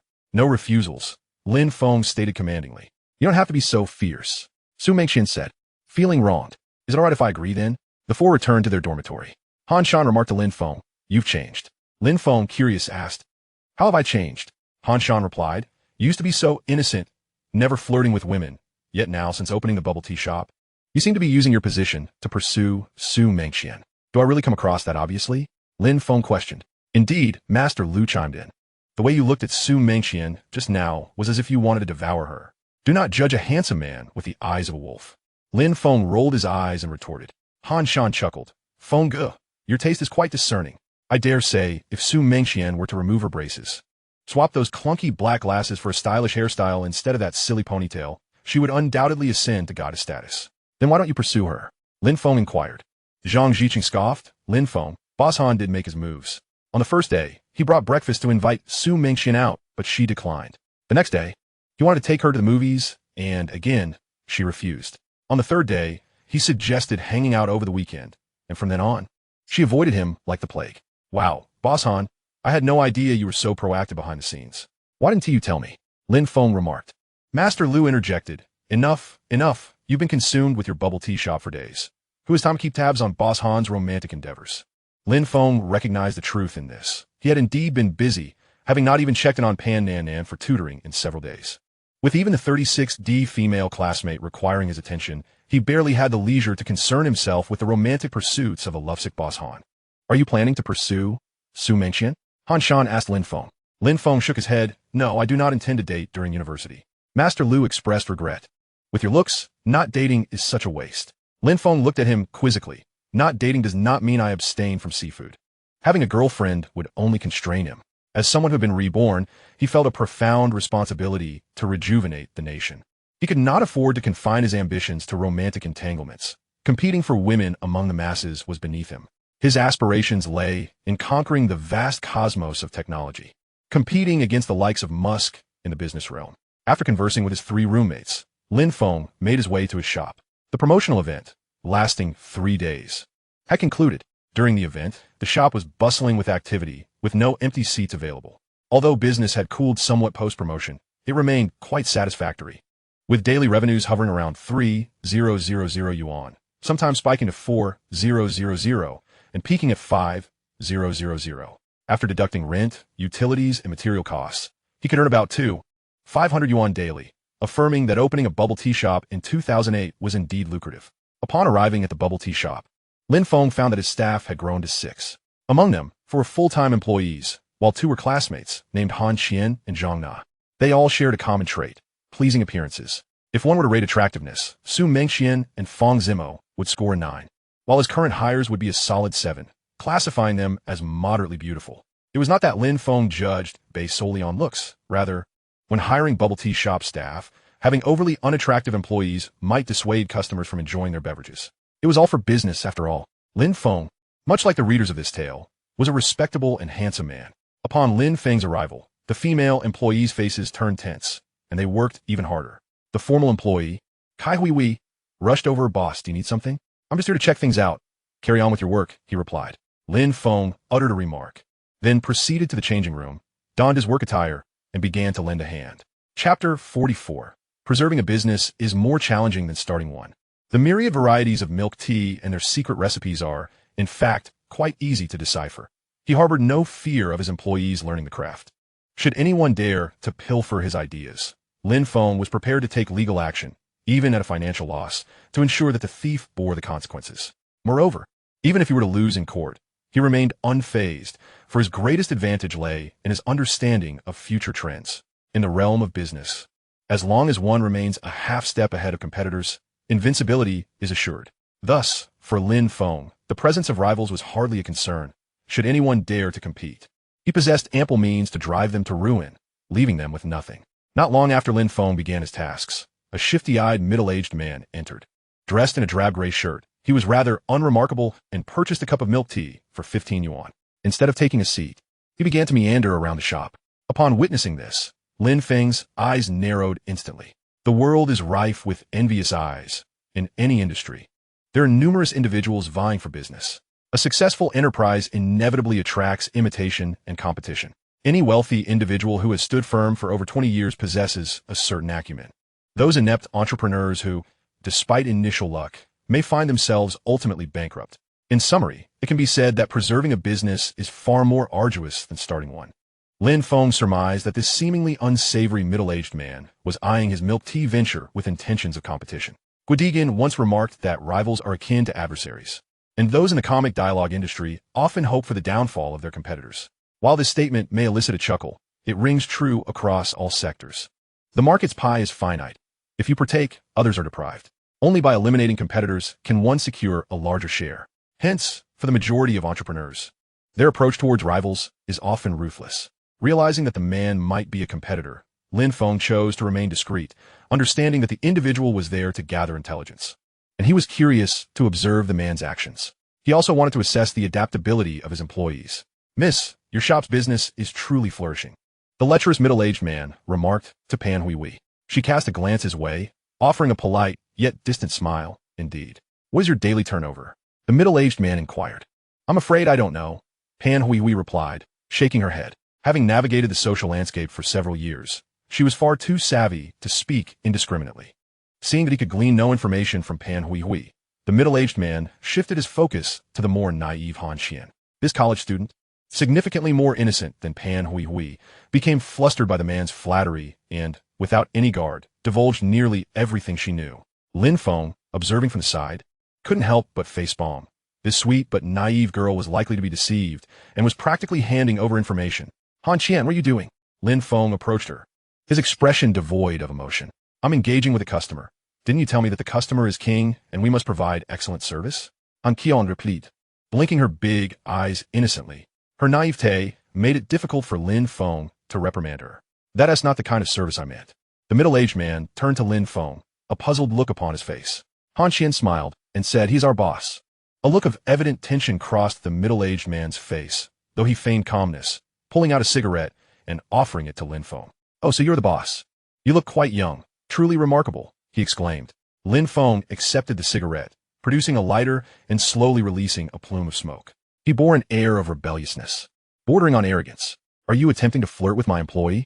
Lin Feng squinted at the middle-aged man, speaking in a nonchalant tone. At this, Han Qian's face flushed crimson. No. I'm married with children. How could I have any thoughts about her? Young boss, you mustn't misunderstand. The middle-aged man hurriedly clarified. Oh, then what brings you here? I'm here for the milk tea. Is that so? How do you find our milk tea? Is it good? Lin Feng smiled and inquired. Yes, it's delicious. The middle-aged man replied, giving a thumbs up. After a light-hearted exchange, the middle-aged man departed. Lin Feng's expression darkened. He glanced at Han Qian, who remained oblivious to her error, instead offering Lin Feng a sweet smile. He couldn't help but roll his eyes. Logically, he ought to have dismissed Han Qian immediately. Her loose lips had jeopardized company secrets. An unforgivable transgression. However, Han Qian was a classmate, and, as class monitor, it would be inappropriate for him to expel her. While business may resemble a battlefield, it is not solely about conflict. It also encompasses a myriad of human relationships. Whether or not Han Qian divulged company secrets, it ultimately made little difference. Competitors would infiltrate regardless, drawn by the thriving business. Thus, Lin Feng resolved not to escalate the incident. He shot a fierce glare at Han Qian, admonishing her to refrain from idle chatter with customers and to guard her words carefully. Do you understand? Han Qian, som var intimidated, nodded I understand. She was no fool. Lin Feng's reprimand made her realize that her conversation with the man had been overly candid. After warning Han Qian, Lin Feng chose not to say more. By 10:30 p.m., the milk tea shop closed its doors. Today's revenue totaled 500 yuan, which was satisfactory. Lin Feng placed the money into his bag, reminding the 6 employees that they must not divulge company information to outsiders. The 6 employees agreed. With that, Lin Feng departed with the money. Once Lin Feng's figure had completely vanished, the youngest employee, Su Jialing, stuck out her tongue. The boss is so fierce. Han Qian, feeling somewhat wronged, replied, yes. I was almost scared to death today. When he glared at me, I felt my whole body freeze. Zhang Na expressed admiration. Our class monitor is truly impressive. Not only is she a class officer, but she also runs such a large shop, making 500 yuan a day. You think all 500 yuan goes to the boss? We have to deduct our wages, utilities, costs, and rent. Pan Hui, who had worked in society for several years, remarked thoughtfully. Running a shop is no easy feat. The boss's success is a matter of luck. If we were to open a shop, we might very well end up bankrupt. After a pause, she added with a smile, however, the boss does make a net profit of over 2,000 each month. Chapter 45, Hoarding Houses, Demolition, and Taking Flight.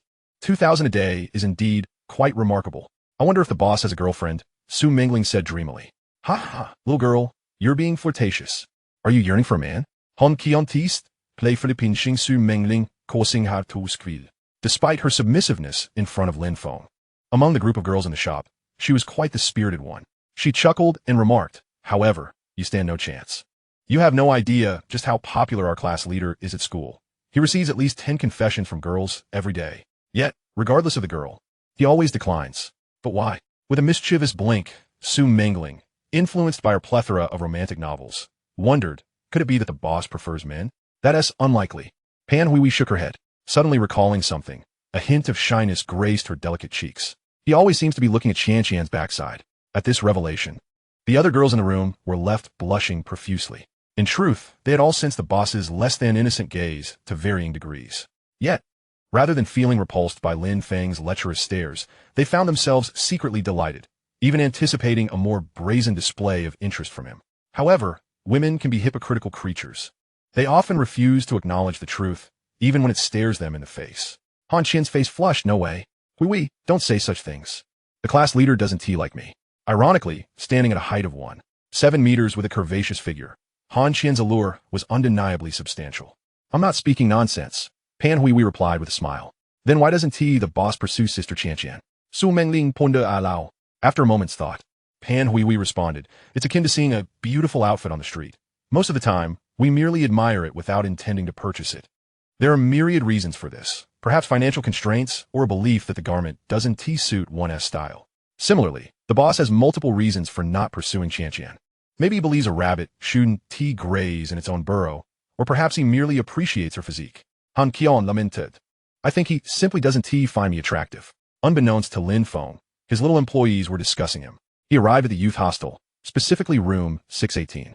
At that moment, Pan Nan Nan was lounging on the large white bed, clad in black lace lingerie, her legs crossed. She had been waiting for him.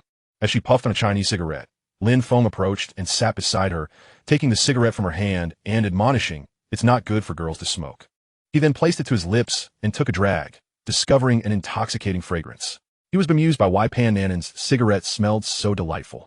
Women are truly fascinating beings. Some, like Pan Nanan, seem to exude fragrance from every pore.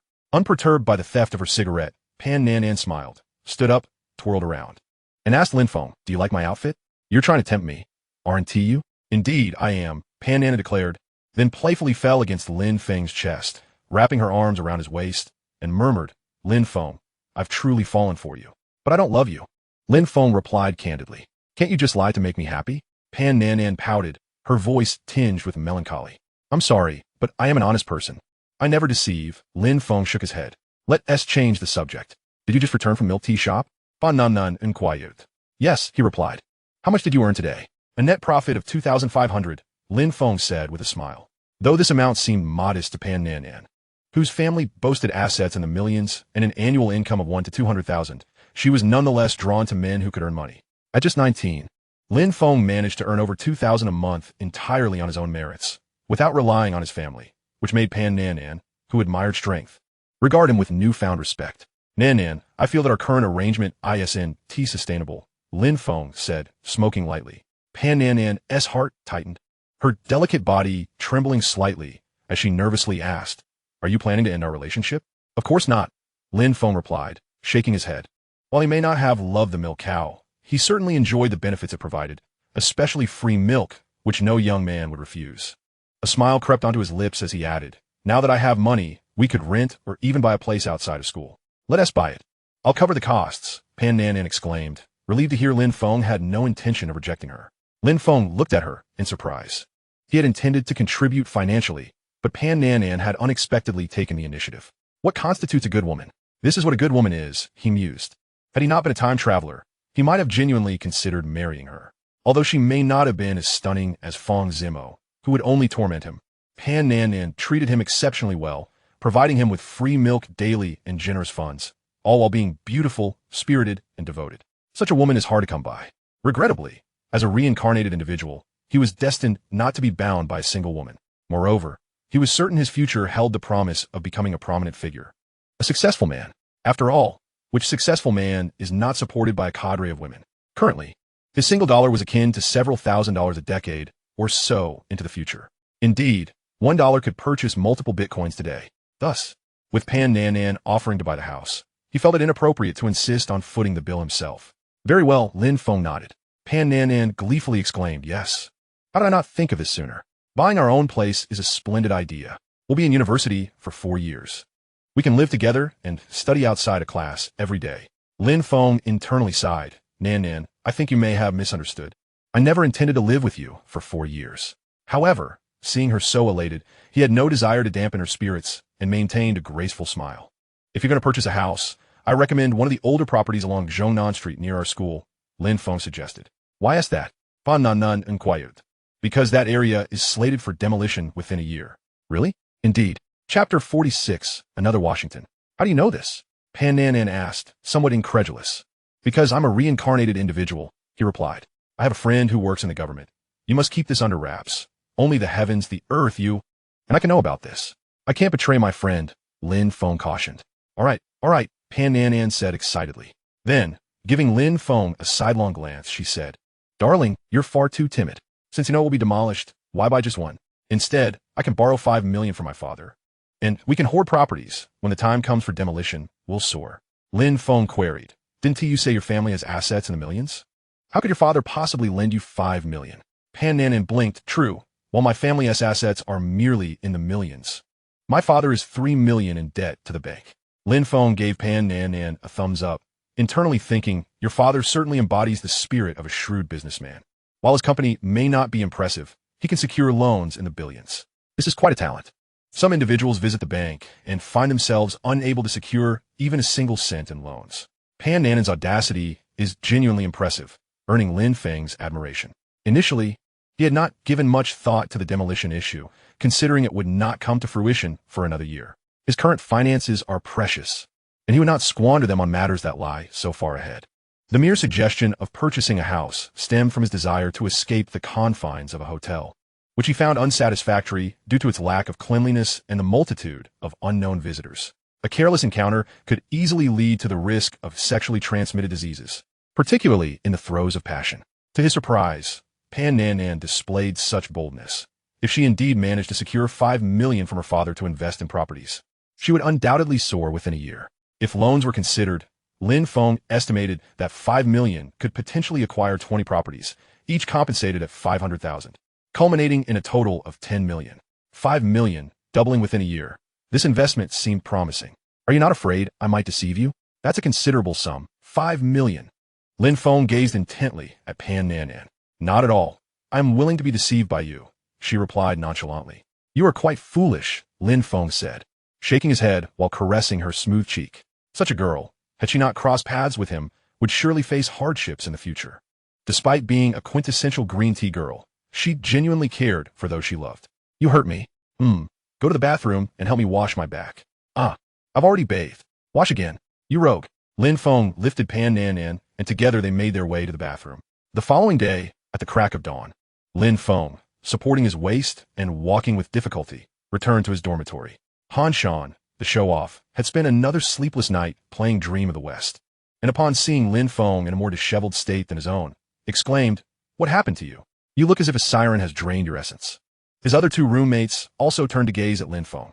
Don't ask. Just know I spent the night at an internet cafe, he replied. Han Shan remarked, Old 3. What game are you playing? Spending 24 days a month at an internet cafe. Does it really hold that much allure? In their dormitory, Lin Feng was the second to last in terms of seniority, so being called Old 3 was fitting. As long as he was not referred to as Old 2, he was content. Sky River, Lin Feng replied. Han Shan paused. Is there such a game? Why have I never encountered it? It's a local co-op game. Not an online one. It's normal that you Haven T played it, Lin Feng explained. Han Shan refrained from asking further questions as class was about to begin. In the classroom, at the lectern, Guo Fang was delivering her lecture, her long, elegant legs encased in black stockings, the gray uniform accentuating her graceful figure. Her scarlet lips occasionally uttered English words, utterly captivating. Lin Feng could swear that 99% of the boys in the class had their eyes fixated on her legs. Let us do something to save our environment. It is becoming less and less because of the bad weather. We should save every drop of water. We should save energy. Everyone was attentively listening, none distracted, including Lin Feng, who often daydreamed in class. Today, Han Shan, instead of doodling, was staring fixedly at Guo Fang. Those unfamiliar with him might commend him as a diligent student. Yet, sometimes, teachers ought not to be too attractive, lest they hinder the learning process. As the class bell rang, Guo Fang smiled and announced, Class is over, everyone. Please complete pages 25 to 30 in your homework books. Make sure to do it diligently. I will be grading them, and this will affect your final credits. After assigning the homework, Guo Fang did not linger and departed with her books, her figure swaying gracefully, leaving the students captivated. One could only wonder which unfortunate soul would eventually win the affection of such a stunning teacher. It was only when Guo Fang's silhouette completely vanished from the classroom that Han Shan, reluctantly, turned his gaze back to Lin Feng. Lin Feng rolled his eyes, muttering, That unfortunate soul will certainly not be you. Han Shan, with audacious confidence, declared, If I could be Guo Fang's man, I'd willingly be that unfortunate soul. Lin Feng was at a loss for words. Such a desire to be the unfortunate one was indeed rare. Han Shen, somme about Basfood, produced a pink letter and handed it to Lin Feng, asking, could you do me a favor? Lin Feng's pupils contracted. I must clarify, I am fond of beautiful women. Old Han, do not harbor any delusions about me. Bro Feng, you've misunderstood. I merely wish for you to deliver a letter for me. A letter? Lin Feng glanced at the missive in his hand, blinking. A love letter? Han Shan, slightly embarrassed, replied, yes. Lin Feng exclaimed, for heaven's sake, what era are we in? You're pursuing a girl with a love letter? Others are embracing the new world while you choose to revert to primitive times. Han Shan wore a mournful expression. I wish it were different, but I have exhausted all other methods, and none have worked. Lin Feng sighed. Fine, to whom should I deliver this letter? Han Shen beamed. Thank you, Bro Feng. To Fang Jiran. Chapter 47. The Confident Pursuer, Han Shan. Good grief. Lin Feng exclaimed, you've pursued Su Mengxian, and now Pan Nan. And you're after Fang Jiran? They say rabbits do not eat grass near their burrows. Are you intent on courting all the most beautiful girls in the class? Whoever you catch is the one, I suppose. Lin Feng was rather speechless at the flirtatious Han Shan. Lacking the charm of Chu Liuxiang, why insist on emulating his path? Why not learn from Tian Boguang instead? In truth, with Han Shan's affluent background, had he slightly lowered his standards, he might have succeeded long ago without the need to spend sleepless nights playing Dream of the West, instead indulging in a game like Sky River Daily. Yet, Han Shan lacked discernment. Fang Jiaran and Pan Nan were both quintessential green tea girls, while Su Mengxian was the campus belle. All three were not the type that could be won over by money. Why challenge the high difficulty? Lin Feng began to grasp why the former Han Shan had devolved into a notorious playboy, switching girlfriends weekly. He had once aspired to be a good man, to pursue a sincere relationship. However, perhaps he discovered that being a good man was too arduous, leading him to embrace the playboy lifestyle instead. Being a playboy has its perks. It brings joy not only to oneself, but also to others. His experiences mirrored Lin Feng's own closely. Yet, in his previous life, Lin Feng never fell into the same trap as Han Shan, avoiding the unfortunate fate of enduring multiple sexually transmitted diseases. Were it not for Han Shan's abundant wealth facilitating his recovery, his end would surely have been grim. This love letter must not be carelessly distributed. What if she develops feelings for me? Lin Feng remarked. Brother Feng, do not jest. You already have Fang Zimo. How could you possibly be interested in Fang Jiran? Han Shen Fuklid. Lin Feng was at a loss for words. Which man would disdain an abundance of beauty? He shook his head and approached Fang Jiran. Fang Jiran looked at him puzzled. Suddenly, Lin Feng produced a pink envelope. Fang Jiran's face flushed crimson as she lowered her gaze to her toes, shyly contemplating. Oh dear. Could it be that the class monitor is about to present me with a love letter? What should I do? Refuse or accept? Lin Feng said, Fang Jiran, please do not misunderstand. This is a love letter from Han Shan. Fang Jiran's blush faded, replaced by a look of confusion as she turned to Han Shan. Han Shan waved at her with a goofy grin, resembling a foolish dog. Fang Jiran grimaced and looked at Lin Feng, questioning why he was the one delivering it. Because Boss Han is too shy, Lin Feng replied. I don't want it. Fang Jiran dismissed, waving her hand. Lin Feng glanced at Han Shan, whose face had turned ashen. The sting of rejection was a bitter pill to swallow. Boss Han, this incident illustrates that when it comes to pursuing women, men should ideally avoid challenging high difficulties. Failure is all but guaranteed. Oh, well then, Lin Feng shrugged nonchalantly as he returned to Han Shan. She doesn't want it. You offered it? She declined. If she refuses, then you shouldn't give it to her. How can I give it if she doesn't want it? Han Shan placed the letter under the desk, his expression deflated. Brother Feng, tell me, with my extraordinary talent, striking looks, and distinguished family background, why is it so challenging to find a woman I like? Boss Han, wake up, aside from the last point, which is barely acceptable. The rest have little to do with you. The reason for Boss Han's failures is inseparably linked to his appearance. Although our esteemed boss often boasts of his looks rivaling those of Pan and overshadowing Song Yu, in reality, at a height of 172 meters, he is as slender as a monkey, with a lecherous gaze that suggests poor physical stamina. If not for your wealthy and influential father, a boy like you would struggle to find a girlfriend. Lin Feng muttered to himself, then said, Boss Han, let me tell you, if you wish to navigate the waters of romance effortlessly, it is not difficult. You need only achieve one thing. What is it? Speak quickly. Han Shan's eyes lit up. That is, do not reject the unattractive, Lin Feng declared. Ah, do not reject the unattractive? Han Shan couldn't help but glance at the 200-pound girl in the class. After staring for over 10 seconds, he retched, Brother Feng, I realize I cannot do that. What type of girl do you prefer? Lin Feng inquired. My requirements are quite simple. Tall, slender, long legs, ample bosom, good health, an acceptable face, a good figure, and someone who treats me well and loves me sincerely. Is that simple? Lin Feng was incredulous. Indeed, is that not simple? I do not care about her intelligence, family background, or personality. I believe my requirements are quite low. Han Shen blinked. I do not care what you believe. I care what I believe. You, my friend, are clearly a superficial individual. Moreover, you are the type who, despite not being particularly handsome, holds high expectations of others. Ugh, I scorn you. Lin Feng internally scoffed, shaking his head and saying, with your lack of perseverance, how can you expect to find a beautiful girlfriend? Boss Han, I believe you ought to leverage your advantages. What advantages do I have? You are the son of a wealthy boss. That is your greatest advantage. You should lower your standards. If you seek true love while also desiring beauty, such a dream is unattainable. One cannot have both fish and bear's paw. Understand? Pursue a gold digger. They will meet all your requirements. As long as you provide sufficient funds, they can offer you royal-level enjoyment. Han Shan retorted, Brother Feng, I do not appreciate that comment. If that is the case, I might as well go for a gold digger. That is not an entirely bad idea. After all, I see you've been quite irritable lately, Lin Feng remarked. Han Shan exclaimed, with my looks and my family's wealth, why would I need to pursue a gold digger? Bosan, I can assure you with complete certainty that you are not handsome at all. Lin Feng shook his head. University students are indeed naive. They have no idea that many women can be far worse than gold diggers. Given that during your university life, you have contracted various STDs, it is clear that it would be safer to seek out a gold digger. At least their safety measures are well established. The more expensive the gold digger, the healthier they tend to be. After all, they're cautious.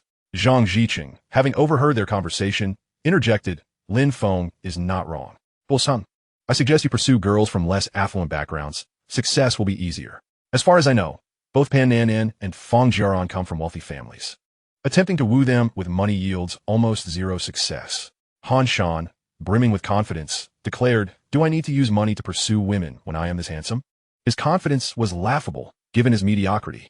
At that moment, Zhang Ziqing could only echo the 13 words reverberating in his mind. Chapter 48, University Students' Entrepreneurship Plan. Zhang Ziqing. He internally scoffed, you are not handsome at all. In fact, you are somewhat ugly. Just give it up. Women will only hinder a man's ability to draw his sword. The burly northeastern lad, Master Lu, suggested, what are we chasing women for? Let's play basketball instead. It will be an exhilarating battle. Since the beginning of the semester, he had encountered many charming girls, but had failed in his pursuits. Nonetheless, he was grateful that he had not spent much money, avoiding the fate of losing both his fortune and his heart. Master Lu had been feeling quite miserable lately.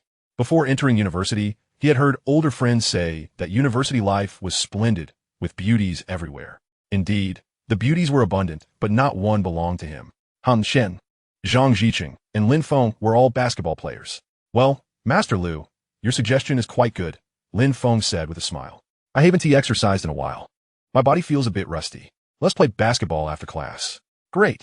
4 people are not enough. Let us call 6 more, Han Shan suggested. All right. As the class monitor, Lin Feng found it easy to gather 6 people for a game. After a game with 10 players, just as they were about to return to their dormitory to rest, Lin Feng suddenly noticed a notice published by the Student Council, announcing the 2008 Jinling University Student Entrepreneurship Plan. The main content was this. The school encourages university students to embark on entrepreneurial ventures, as long as the idea is good. The school will provide entrepreneurial funds and a venue free of charge. Entrepreneurial funds range from 10,000 to 50,000 yuan, depending on the project. Only 5 slots are available. Lin Feng smirked. Entrepreneurship is fraught with peril. Such a meager sum is hardly sufficient. Are we not aware of the adage in the future wealthy circles? The simplest way for a rich second generation to squander their family's assets is through entrepreneurship? Lin Feng, what is wrong? His 3 wolf-like roommates noticed Lin Feng standing in contemplation, perplexed. Lin Feng's face broke into a smile as he pointed at the announcement. I'm going to start business. Zhang Ziqing furrowed his brow and remarked, Lin Feng, are you truly serious about this? Indeed, Lin Feng nodded affirmatively. Zhang Ziqing cautioned, embarking on a business venture is far more precarious than merely running a shop. With a stroke of luck, one can profit from retail, but in entrepreneurship, it is all too easy to suffer total financial ruin. Exactly, Han Shan concurred, adding, a friend of my father's had a son who graduated from Cambridge and returned home to start business. After 3 years, he lost 300 million of his family's fortune and is now working alongside his father on a construction site. He's his own person, and I am mine. Lin Feng asserted with unwavering resolve. Come now, if you wish to start a business at school, a mere ordinary student won't suffice. One must hold a position in the student council, Han Shan retorted dismissively. That is a valid point, Lin Feng acknowledged with a nod.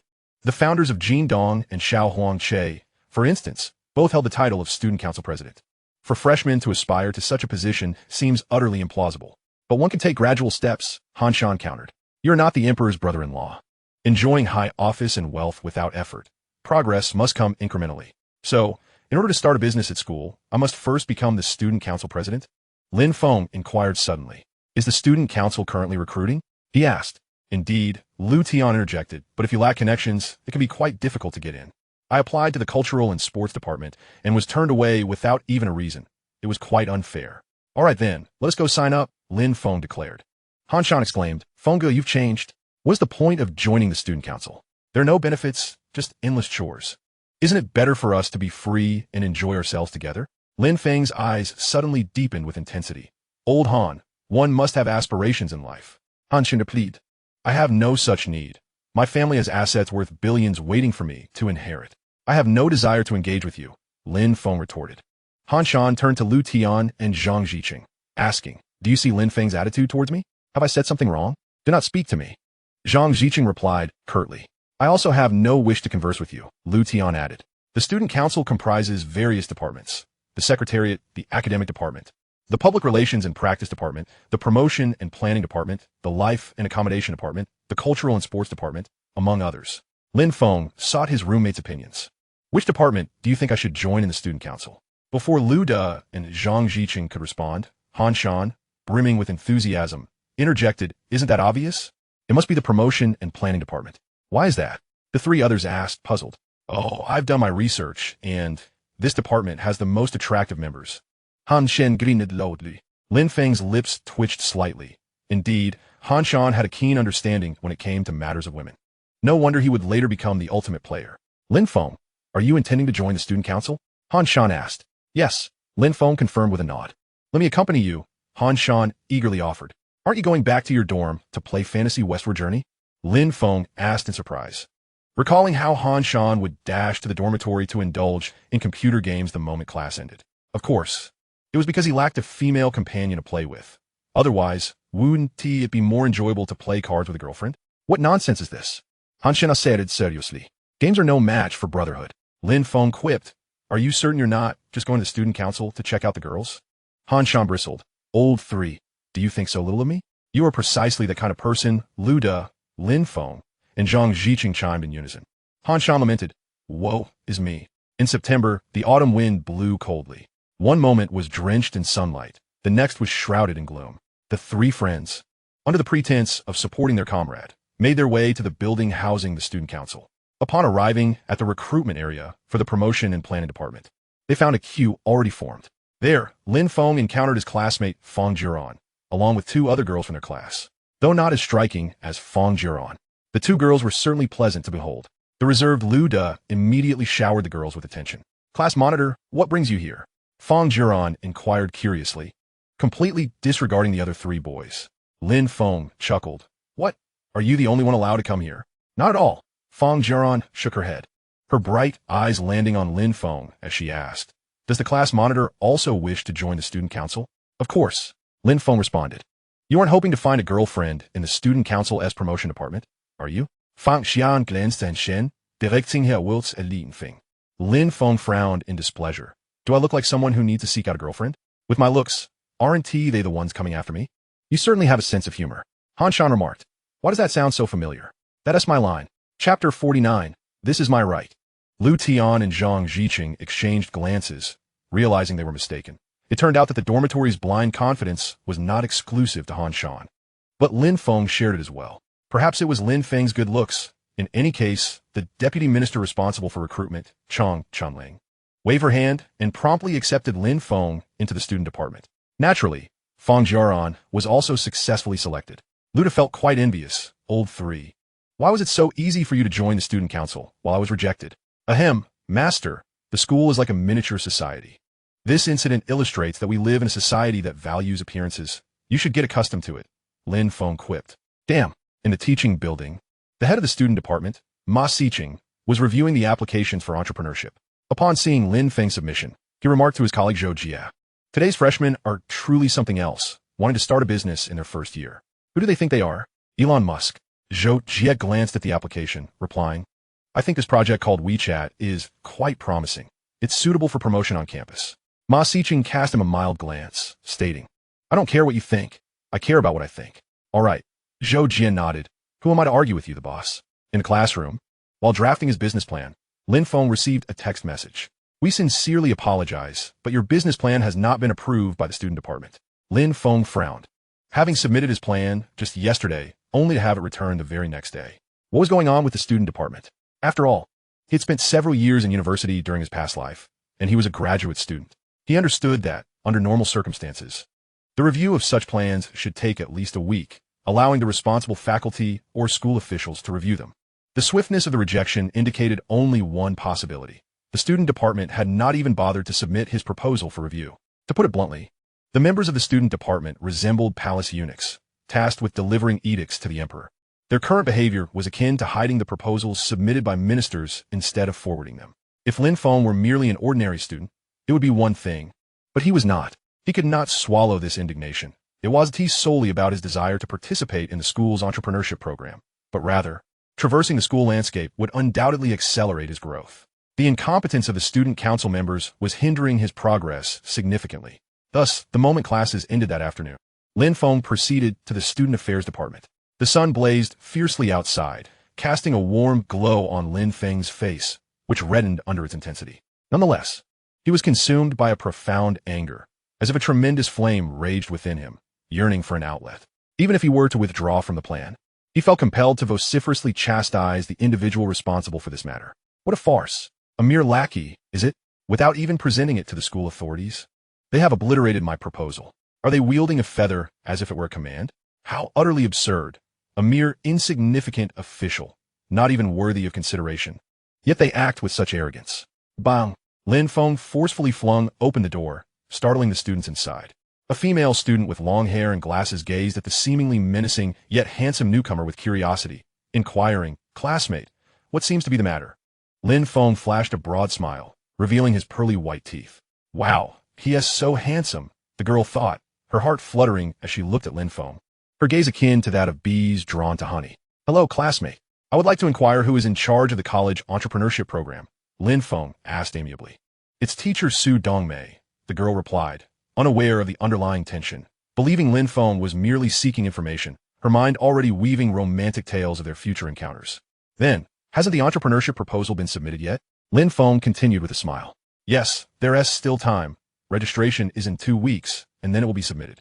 Teacher Su Dongmei will need a few weeks to review it," the bespectacled girl responded cheerfully. "Why do you ask?"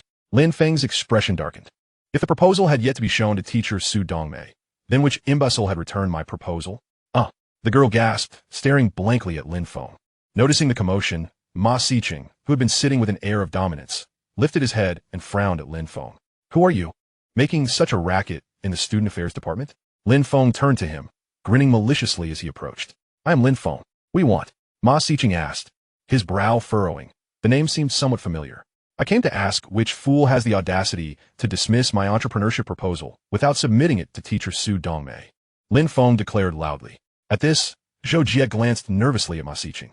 Indeed, the two had acted inappropriately, akin to officials knowingly overstepping their bounds. However, such matters were trivial. Many things were understood tacitly. Was this world truly fair? Certainly not.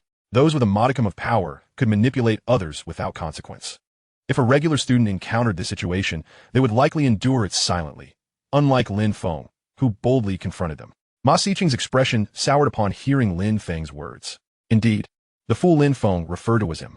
What man enjoys being verbally berated? Ma Siqing replied sternly, "It was me. What of it? And you are?" Lin Feng inquired.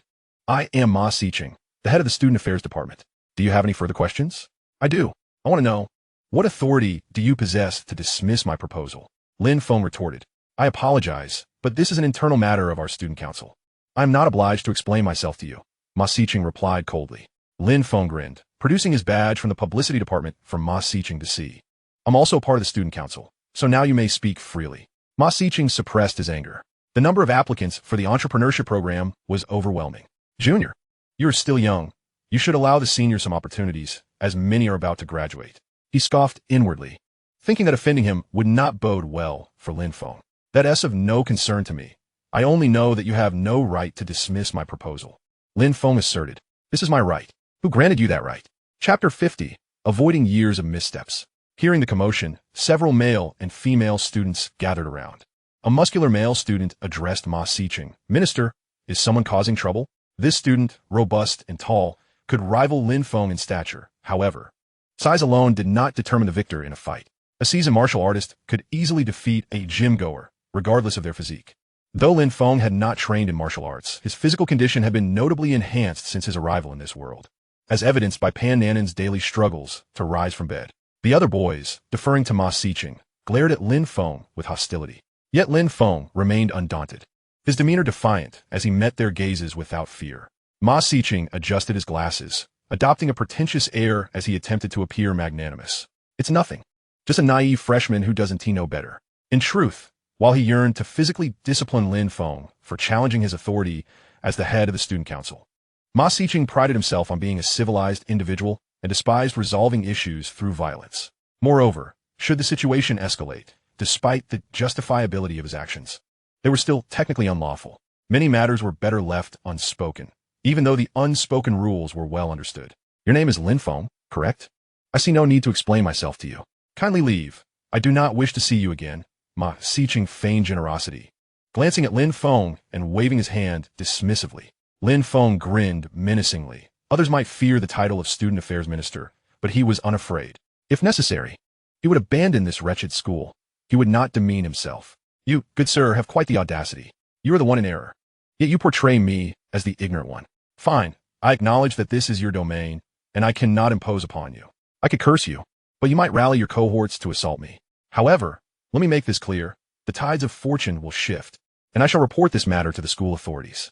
Lin Feng spat defiantly before turning to leave. Even if those students banded together against him, he was relatively confident in his enhanced physicality from his transmigration. However, engaging in a fight would be unwise and could lead to disciplinary action, which he wished to avoid. Lin Feng had no desire to bear the burden of punishment for a character as insignificant as Ma Siqing. These so-called student council ministers and officers could only act with bravado within the confines of the school. Once outside, their titles held no weight. In the real world, unless their fathers wielded influence, they were as good as nothing. If they complied, they might be tossed a bone or two. If they resisted, they would face dire consequences. Minister, do you think you will genuinely report this to the school authorities? Zhou Jie asked nervously, aware that their actions had crossed a line. Her gaze shifted anxiously to Ma Siqing. Ma Siqing wore a disdainful expression, dismissing Lin Feng as an arrogant fool. What is there to fear? Did I really err in this matter? To those embarking on entrepreneurial ventures, there are as many as 300 plans. Can Teacher Su Dongmei possibly review them all? I am merely alleviating some of the burden for Teacher Su. He has gone to report to the school leaders. Tell me, would the leaders trust an impulsive and irritable freshman, or would they believe in me, a minister of the student council? Ma Siqing is brimming with confidence. During his years as a minister at the school, he has cultivated numerous connections. It could be said that aside from this institution, Ma Siqing holds no significance. Yet within the hallowed halls of Jinling University, he reigns supreme, a figure of renown. Here, he is like a dragon coiled or a tiger at rest. He is undeniably formidable. What a farce.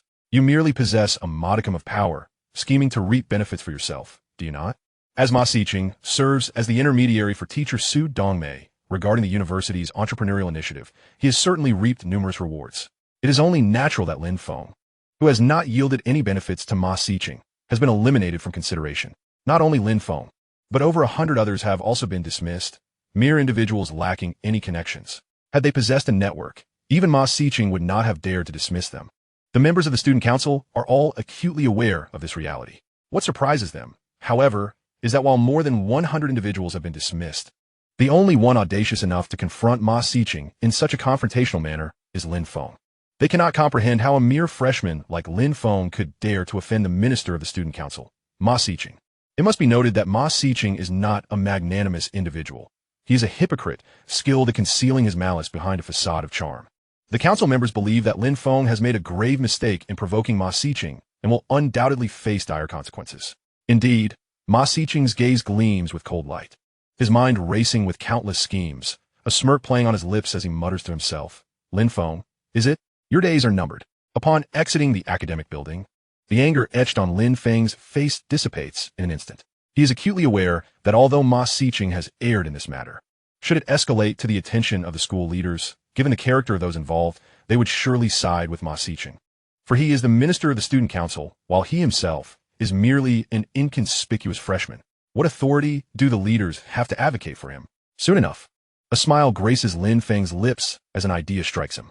He retreats to a shaded area, retrieves his phone, and dials Secretary Zhang. In the social fabric of the great dragon nation, personal connections reign supreme. Individual capability is of little consequence. What truly matters is having influential backing. With a strong ally, one can assert themselves with confidence. Without such support, one is but a subordinate, easily bullied by others. In his past life, Lin Feng was oblivious to this truth.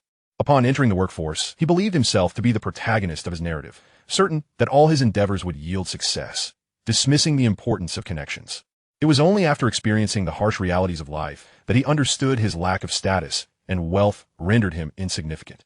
What did his good looks and height amount to? Nothing at all. In his previous life, he had an uncle in a position of power, yet he failed to cultivate that relationship, feeling a disconnect between them. His pride prevented him from engaging in what he deemed trivial acts, such as sending holiday greetings or gifts.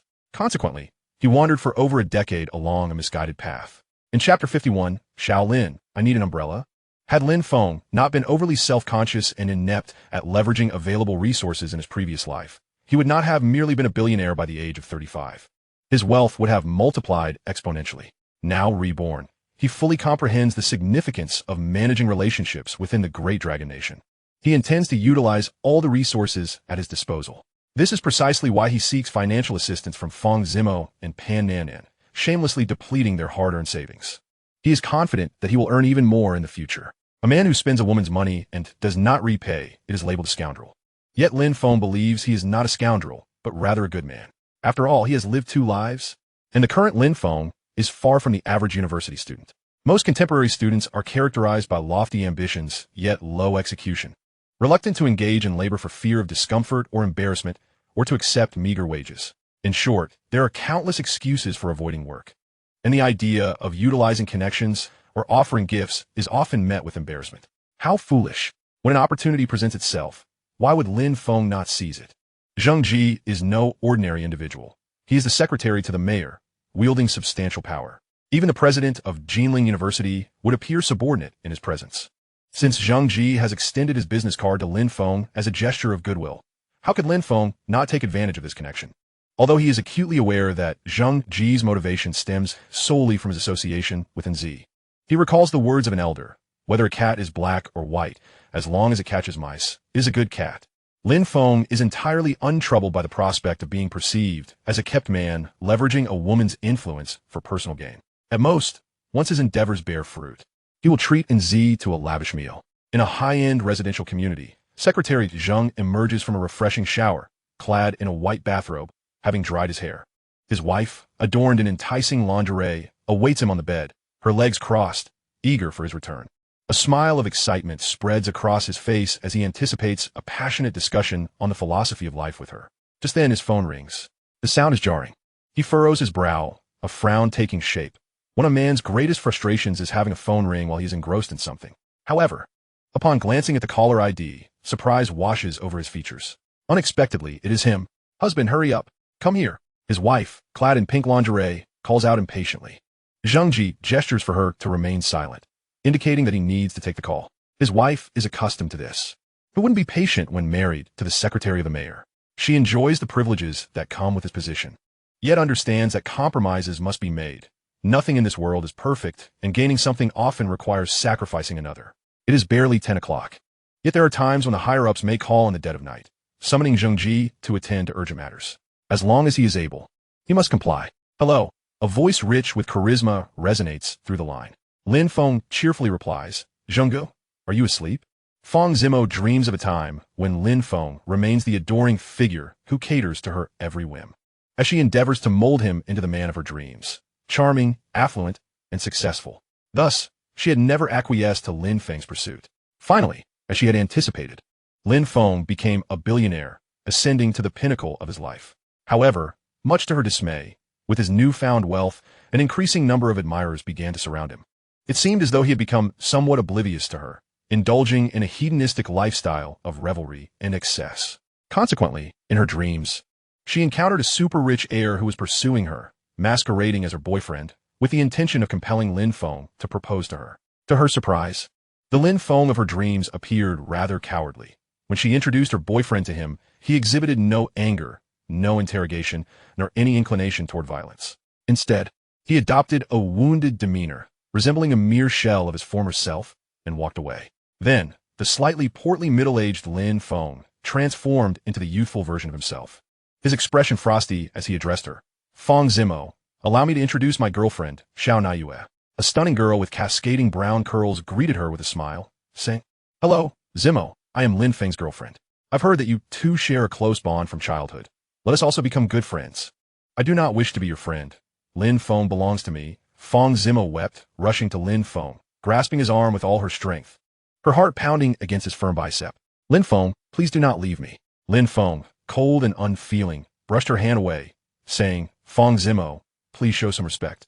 We're no longer possible." He then took Xiao Naiyue's hand and departed. Xiao Naiyue offered her a slight, enchanting smile. The sky darkened with ominous clouds, and soon, a light rain began to fall, escalating into a torrential downpour accompanied by howling winds that tousled her long hair. Amidst the tempest, Fang Zimo cried out in despair. "Xiaolin, where are you? It's raining. I need an umbrella." In her memory, Xiaolin would always appear first whenever she faced difficulties. Yet this time, amidst the deluge, despite her voice growing hoarse from calling, Lin Feng did not materialize. She realized she had irrevocably lost Xiaolin. He had chosen to be with Xiao Naiyue, whom he had met not long ago. Clutching her chest, tears streaming down her face, she lamented, "It hurts. I ache so much." Suddenly, she jolted awake from her bed, drenched in cold sweat, her white chiffon nightgown soaked. Looking around, she realized she was in her dormitory, having just endured a nightmare. Zhang Xiaolu, somewhat disgruntled, remarked, "Early in the morning, Fang Zimo, why are you making such a racket?" She yawned, appearing annoyed at being disturbed. "I had a nightmare," Fang Zimo replied. "Oh," Zhang Xiaolu said. Though their relationship was not particularly amicable, they had not reached the point of exchanging harsh words or blows. Complaining about her disrupted dreams, Zhang Xiaolu mumbled that one shouldn't wake others even if they had nightmares. With that, she returned to her slumber. Having just checked her phone, it was only 6 o'clock. Humph, she thought, I must continue sleeping. A beauty needs adequate rest, or her looks will deteriorate. Sleeping Beauty. One must sleep to maintain beauty. Unsurprisingly, Zhang Xiaolu fell back asleep, her snores resonating softly. Meanwhile, Fang Zimo found herself unable to rest, tossing and turning in bed. Her large, dark eyes fixed vacantly on the white ceiling as she murmured, "That dream felt so real. Goodness, how could I be such a woman? I would never treat Lin Feng like that.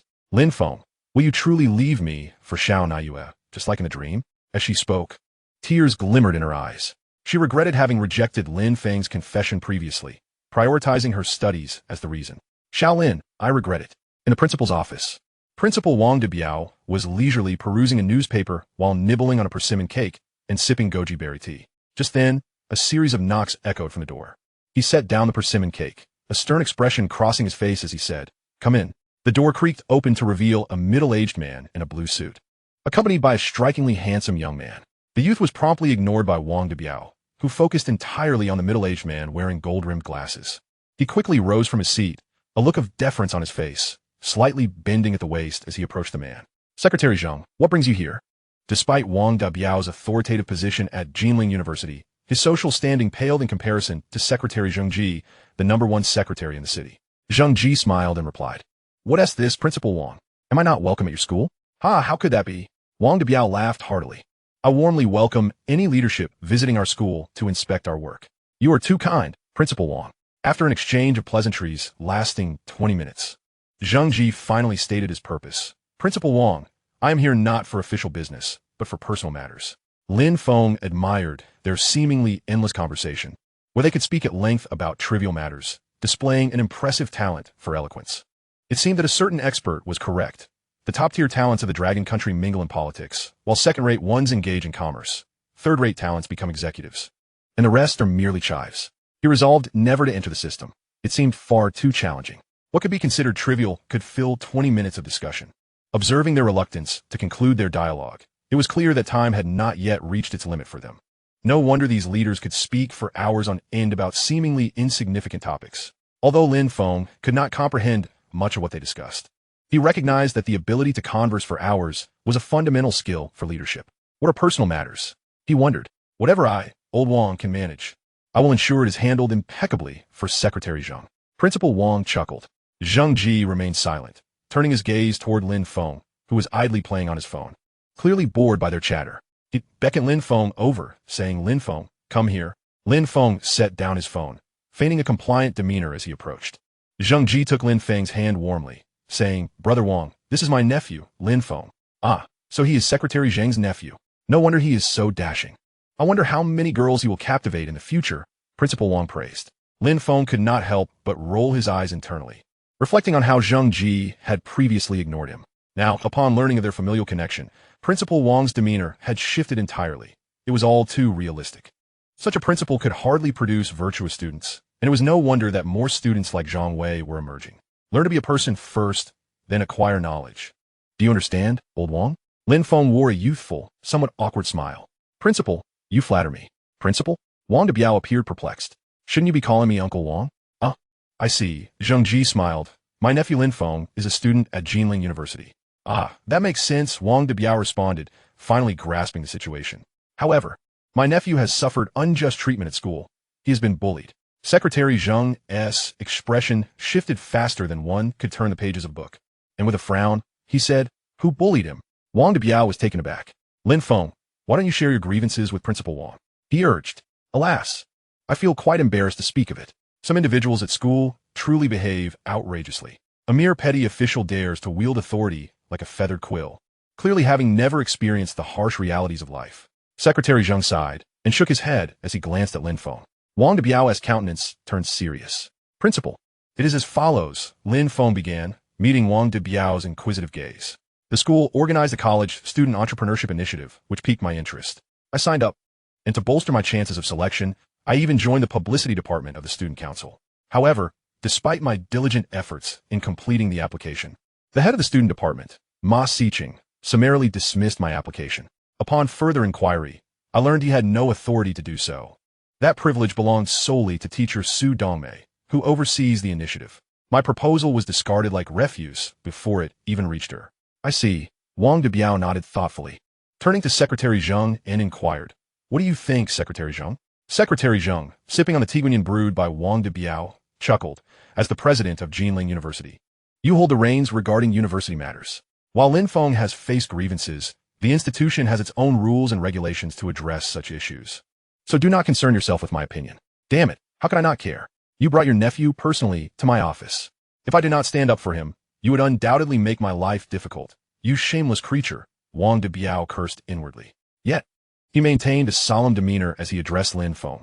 That Ma Siqing has gone too far. Please wait. I shall rectify this immediately. All right. Lin Feng responded with a smile, yet he was acutely aware of his own standing. He understood that the principal's willingness to advocate for him was not merely due to the righteousness of his cause or the principal's inherent sense of fairness. Rather, it was because Secretary Zheng was present. Without him, the principal would likely not have paid him any mind. Power, indeed, begets wealth. Authority precedes riches. A man may be devoid of riches, yet he must not lack power. Otherwise, his existence would be fraught with misery. Chapter 53. When one loses their conscience, they gain more. This is the reason countless men in the great dragon nation yearn for power. The worlds of the powerful and the powerless are starkly different. For those in positions of authority, everyone around them appears virtuous, and their environment resembles paradise, filled with exquisite delicacies, charming beauties, and endless flattery. Conversely, for the powerless, those around them seem malevolent, and their world resembles hell, where life feels like a slaughter knife cutting away at their spirit, leading one to despair. Wang de Biao took out his phone and dialed a number. Old Qian, please come to my office. He hung up without waiting for a response. Qian Zhong, in his own office, was bewildered by the call. What could the principal want with him? He did not ponder long before making his way to the principal's office. Upon arrival, he noticed that, aside from the principal, there were two other individuals present. He instinctively ignored the younger one and approached Secretary Zheng with a broad smile. What an honor it is to have Secretary Zheng visit our university today. Ah, I merely brought my nephew for a visit, Zheng replied cheerfully, glancing at Lin Feng. Your nephew? Qian's eyes lit up as he warmly addressed Lin Feng. It is evident that you are indeed Secretary Zheng's nephew. You truly are a remarkable young man. Wang Debiao, not wishing to witness Qian fawning over Zheng, interjected Lin Feng. This is Director Qian Zheng of the school's Youth League Committee. In the future, should you require assistance at school, feel free to approach him. Or you may also come to me. Qian was thrilled. Ah, Secretary Zheng's nephew is a student at our school? Indeed, Zheng affirmed with a smile. That's wonderful. Qian exclaimed enthusiastically. If you need anything, don't hesitate to seek out Uncle Qian. Thank you, Uncle Qian, Lin Feng replied politely, though inwardly he scoffed at the blatant opportunism displayed by these school officials. No wonder it is said that schools resemble microcosms of society. The observation rings remarkably true. In his previous life, Lin Feng had not joined the student council and had little interaction with the school's leadership. His encounters with Principal Wang Debiao and Director Qian Zheng could be counted on one hand. Yet, in this life, due to Zheng's influence, these two individuals were treating him, an otherwise unremarkable student, with unexpected warmth, offering their assistance.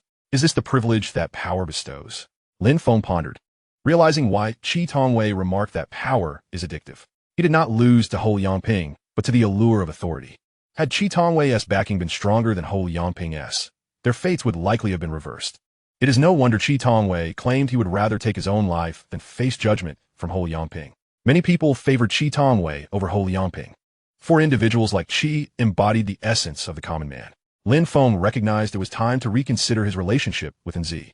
Perhaps he should be bolder and pursue her. Given his background, wealth could only reach a ceiling of billions, and even that might subject him to the threat of being exploited. Should he behave like certain individuals who flee upon acquiring wealth? No, Lin Feng is a patriotic man. He harbors no regrets for being part of the great dragon nation, wishing to be reborn as a citizen of this nation in the next life. Thus, it is imperative to establish a formidable support system, as long as that foundation is robust enough to render figures like Xiao Ma and Ma Baba powerless. Surpassing the likes of Musk and the bald-headed CEO of Amazon would no longer be a mere dream. The boldness of a person often determines the magnitude of their achievements. One need not fear failure, but rather the absence of ambition. Having lived two lives, he understood that one must possess integrity. Without conscience, one may reap greater rewards. Lin Feng, Director Qian, oversees student council matters directly. Please relay your challenges to him, the principal instructed. Understood, Lin Feng nodded. Director Qian, the situation is as follows. The school has initiated a college student entrepreneurship plan, and I have some ideas regarding it. After listening to Lin Feng's account, Qian Zheng furrowed his brows before taking out his phone to call the student council president, Hu Liming. Once the call connected, Qian Zheng spoke in a low voice. Where are you right now? I'm out dining, replied Hu cheerfully. With whom? Just a few members of the student council, he responded. Qian Zheng's interest piqued, and he inquired, Is Ma Sicheng with you? He is here, director. Do you need to speak with him? In a private room of a quaint restaurant near the school, Hu Liming cast a glance at the somewhat bewildered Ma Sicheng and said with a smile, You're coming with me to the principal's office. Qian Zheng addressed Hu Liming. Is there something going on? Hu Liming was taken aback and inquired, Why ask so many questions? You'll find out once you arrive. Qian Zheng replied curtly. All right then. Hu Liming smiled as he hung up the phone. Curiously, Ma Sicheng asked, Was that Director Qian's call? Did he mention me? Yes. Hu Liming nodded nonchalantly. What did he say? Joy flickered across Ma Sicheng's face. Hu Liming furrowed his brow. Don't rejoice too soon. From Director Qian's tone, I sensed his anger, so his summons for you might not bode well. How can that be? Ma Sicheng's eyes widened. It's likely you've caused some trouble. Hu Liming remarked. The audacity of Ma Sicheng was partly due to the protection he received from the student council president, Hu Liming. After all, it was Hu Liming who facilitated his rise to the position of head of the student department. This dynamic was quite natural, as the school resembled a microcosm of society, with the student council functioning as a miniature political arena rife with factions. Ma Sicheng belonged to Hu Liming's faction. I haven't caused any trouble, Ma Sicheng protested. I'm just a minor minister. I lack the capacity to create any issues that would displease Director Qian. Think carefully. Have you offended anyone recently? Hu Liming pondered. He was well aware of Ma Sicheng's character. Emboldened by Hu Liming's backing, he had often exploited his position to bully male classmates and pursue female classmates. After a moment of contemplation, Ma Sicheng shook his head. No. As for Lin Feng, he hadn't considered him at all. for he had perused Lin Feng's background, which revealed a father who was a low-ranking civil servant and a mother who worked in a small company. An unremarkable lineage, certainly not someone he deemed capable of inciting trouble. Chapter 54. Oppression by Power. Zhou Jia, who was dining with them, seemed to have an epiphany and whispered to Ma Xiqing, "Minister, could it be that new student?" Ma Xiqing instantly recognized he was referring to Lin Feng, and with a scoff, he confidently declared, "Impossible. That guy comes from a mediocre background. How could he possibly enlist Director Qian to intervene on his behalf? If Lin Feng really did cause me trouble, I would eat excrement standing on my head." Hu Liming initially intended to inquire about the conflict with the new student, but seeing Ma Xiqing's unwavering confidence, he refrained, especially since Director Qian had insisted they head over immediately. "All right, let us go to the principal's office." Hu Liming nodded. "Ah, to the principal's office? Why did Director Qian summon me as well?" "Huga, didn't you ask?" Ma Xiqing said nervously. "I did, but he wouldn't divulge. Since you claim you haven't caused any trouble, let us go. What are you afraid of?" Hu Liming shrugged nonchalantly. After all, even if Ma Xiqing had indeed caused trouble, it wouldn't concern Hu Liming. To him, Ma Xiqing was merely a subordinate, and he had several such subordinates. Losing one wouldn't be a significant loss. He might feel a twinge of regret, as obedient lackeys like Ma Xiqing were rare. This was also why Hu Liming was willing to serve as Ma Xiqing's protector. "You all continue eating. I have matters to attend to with Liming at the principal's office," Hu Liming announced as he stood up, addressing a beautiful girl. "We'll split the bill. Just send me your share via QQ later."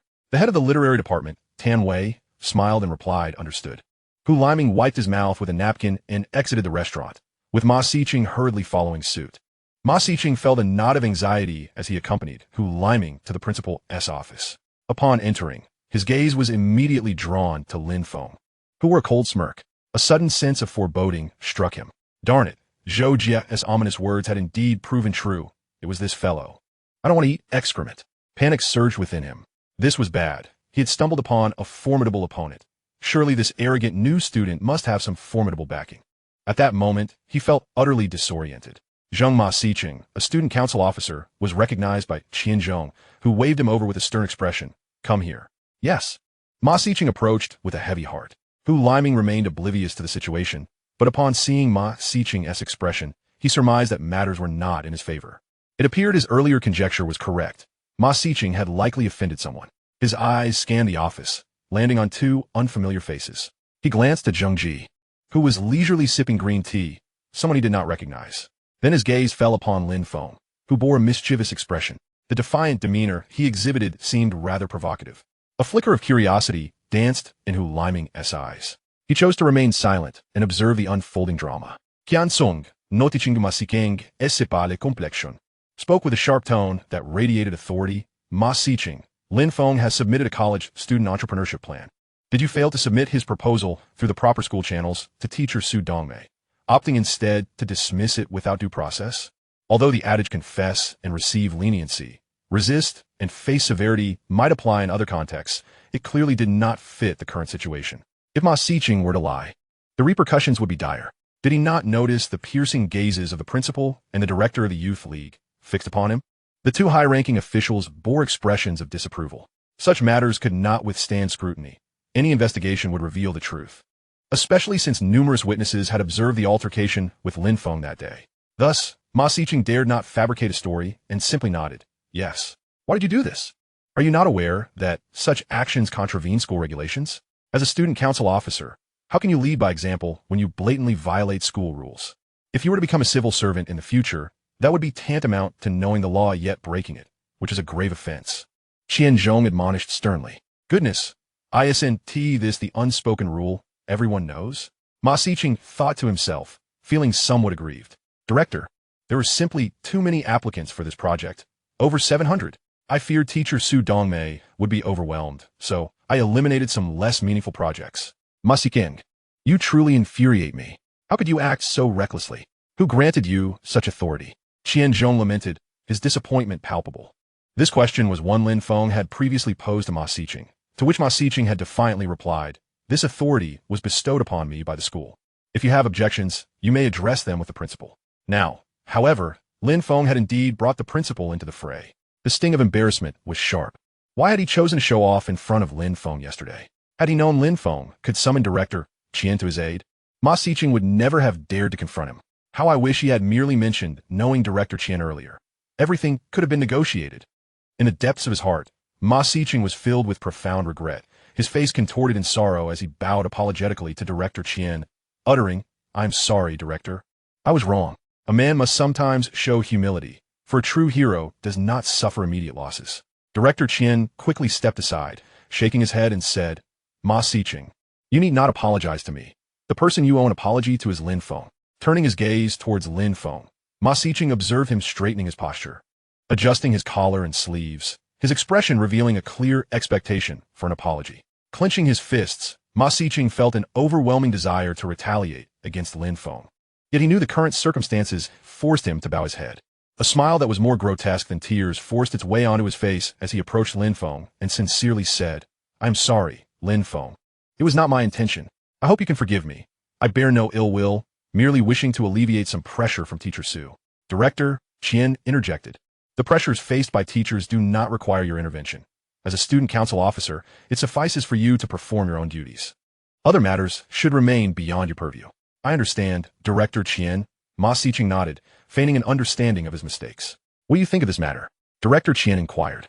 Glancing at Lin Feng, with a cheerful demeanor, Lin Feng responded, "One must acknowledge their mistakes, and when faced with punishment, one must stand tall. I believe this incident warrants serious attention from you, Director Qian, as a member of the student council. I do not wish for a single rotten apple to spoil the entire barrel." Chapter 55, The Infamily. "Oh, this student speaks quite eloquently." Wang Debiao and Qian Zhong exchanged surprised glances at Lin Feng. His words did not resemble those of a mere freshman, but rather the seasoned remarks of someone who had navigated the complexities of society for years. The way he articulated himself was, to be honest, rather astonishing to the two veterans. Even Zheng Ji, who had initially adopted a relaxed demeanor, cast an odd glance at Lin Feng, feeling a ripple of intrigue within. Truthfully, his intention to befriend Lin Feng was merely a strategic move. In a bureaucratic landscape, one's ascent often hinges on chance encounters, the support of influential figures, and a touch of luck. Zheng Ji was adept at seizing opportunities. Upon encountering Zi, he sought to curry her favor. However, she was as impenetrable as an elderly sage, leaving him with little chance to win her over. Yet, during his time at the Public Security Bureau, he noticed Zi's peculiar gaze towards Lin Feng, which prompted him to consider investing in Lin Feng. Initially, he had perceived Lin Feng as an unremarkable pretty face, devoid of any noteworthy attributes beyond his looks. However, it now appeared that he had underestimated this young man, who seemed to possess considerable depth. Zheng Ji's lips curled into a smirk, pondering his misjudgment. Meanwhile, Ma Xiqing clenched his fists in secret, filled with resentment. Internally cursing, he thought, "That dog Lin Feng dares to label me a rotten apple. He is the true blemish. His entire family is a disgrace. Just wait. Do not think that with Director Qian's support, you can rise to prominence. We are far from finished. I, Ma Xiqing, am not easily intimidated." Having been dismissed from his position as the head of the student council by Director Qian, Ma Xiqing felt the sting of humiliation, as Lin Feng seemed to bask in his newfound status. Lin Feng, reflecting on his past foolishness of believing Fang Zimo's words and dedicating himself solely to his studies, realized the harsh reality of societal hierarchies. In the grand scheme of things, he recognized that success was more often dependent on connections and relationships rather than mere academic achievements. After enduring Ma Xiqing's bureaucratic antics, Lin Feng felt a surge of joy and took the initiative to treat Director Qian, Secretary Zheng, and the principal to a meal. Director Qian, being a perceptive individual, even invited two charming female teachers to join. One had long legs, the other ample bosom, and both had captivating voices that added to the lively atmosphere. Lin Feng found it difficult to restrain his inner exuberance, but reminded himself that now was not the time to indulge. In the midst of the gathering, Zheng Ji smiled and said, "I trust you two will take good care of my nephew at school." "Certainly," they replied, their faces adorned with warm smiles akin to that of a benevolent grandfather. The two female teachers, equally enthusiastic, maintained the jovial atmosphere, and upon learning of Lin Feng's relation to Zheng Ji, they eagerly added him on QQ, offering their assistance whenever needed. Lin Feng, with his charming demeanor, called them sisters, delighting the two beautiful teachers, who laughed heartily. At some point during the meal, Lin Feng excused himself to settle the bill. After dining, Zheng Ji summoned the waiter to finalize the payment. The waiter politely informed him, "Sir, this table has already been settled." "Huh?" Zheng Ji looked surprised, glancing at the others. "Who paid for it?" The group exchanged puzzled looks. Lin Feng interjected. Well, I did say I would treat, so of course it was me. Zveki chuckled lightly. Oh no, you needn't worry about that. You're still young and haven't started working. Ah, onklazim, buinot. I have funds. I started a bubble tea shop right outside the school. Principal Wang praised Lin Feng at such a young age to become a business owner. That's remarkable. Qianzhong nodded with a smile. Indeed, truly impressive. The two female teachers chimed in. Wow, Lin Feng, you're incredible. To be honest, all four expressed their admiration for Lin Feng, primarily out of respect for Zhengji, rather than genuine interest in his bubble tea venture, which they deemed trivial. Zvenki, while smiling and offering compliments, shared the prevailing sentiment that bubble tea was not a lucrative business, viewing it as more of a burden than an opportunity. After all, at 15 yuan per cup, who will be foolish enough to buy it? Those with abundant wealth would rather purchase milk powder from the supermarket and enjoy it at their leisure. Though Zhengji did not hold high hopes for Lin Feng's business, he remained supportive nonetheless. However, he was acutely aware that if Lin Feng were to foster a close relationship with Nzi and successfully ascend the lofty branches of the Yin family, even the slightest trickle of sand slipping through their fingers could allow Lin Feng to effortlessly accumulate a fortune, thereby reaching the pinnacle of his life. Although he currently held the position of secretary in the city's top office, wielding a modicum of power, it paled in comparison to the stature of the members of the Yin family. After the dining affair concluded, Lin Feng escorted Zheng Ji to the exit. Since Zheng Ji was bound for the municipal government building, no alcohol was consumed during the banquet. Outside the restaurant, the branches of the willow trees rustled gently in the breeze. Beneath the verdant shade, beside the luxurious red flag sedan, Lin Feng expressed his sincere gratitude, saying, Brother Zheng, I'm truly grateful for your assistance today. It's no trouble at all. You are friends with Miss Sin, and therefore you're also my friend. Zheng Ji replied with a smile. Then, seemingly in jest, added, Lin Feng, with your striking appearance, why not pursue Nzi and see where it leads? Chapter 56. I am like a moth drawn to the flame. Many affluent families and powerful elites favor strategic marriages. However, Zheng Ji understood that the Yin family's strength rendered such alliances unnecessary, particularly for Nzi. He knew that Nzi was the most cherished granddaughter of the venerable patriarch of the Yin family. When Nzi blossomed into a graceful beauty at the tender age of 15, the patriarch had declared that in matters of courtship, Nzi would have the autonomy to choose her partner, and regardless of her choice, the Yin family would provide unwavering support. The only stipulation he had for Nzi as future husband was simple. He must be healthy, possess handsome features, be a citizen of the great dragon nation, and treat Nzi with kindness. Factors such as family background, education, or abilities were of no concern. The Yin family had no shortage of tall suitors, and should any misfortune arise, there were ample, capable individuals to shoulder the burden. Thus, it was common knowledge within their circle that whoever wed Nzi would reap immense rewards, elevating not only themselves but also their entire household. On the day Nzi turned 18, the threshold of the Yin family was trampled by suitors from various prestigious families, all eager to win her hand in marriage. This was precisely why Zheng Ji, after merely a brief encounter with Lin Feng, was willing to extend his assistance.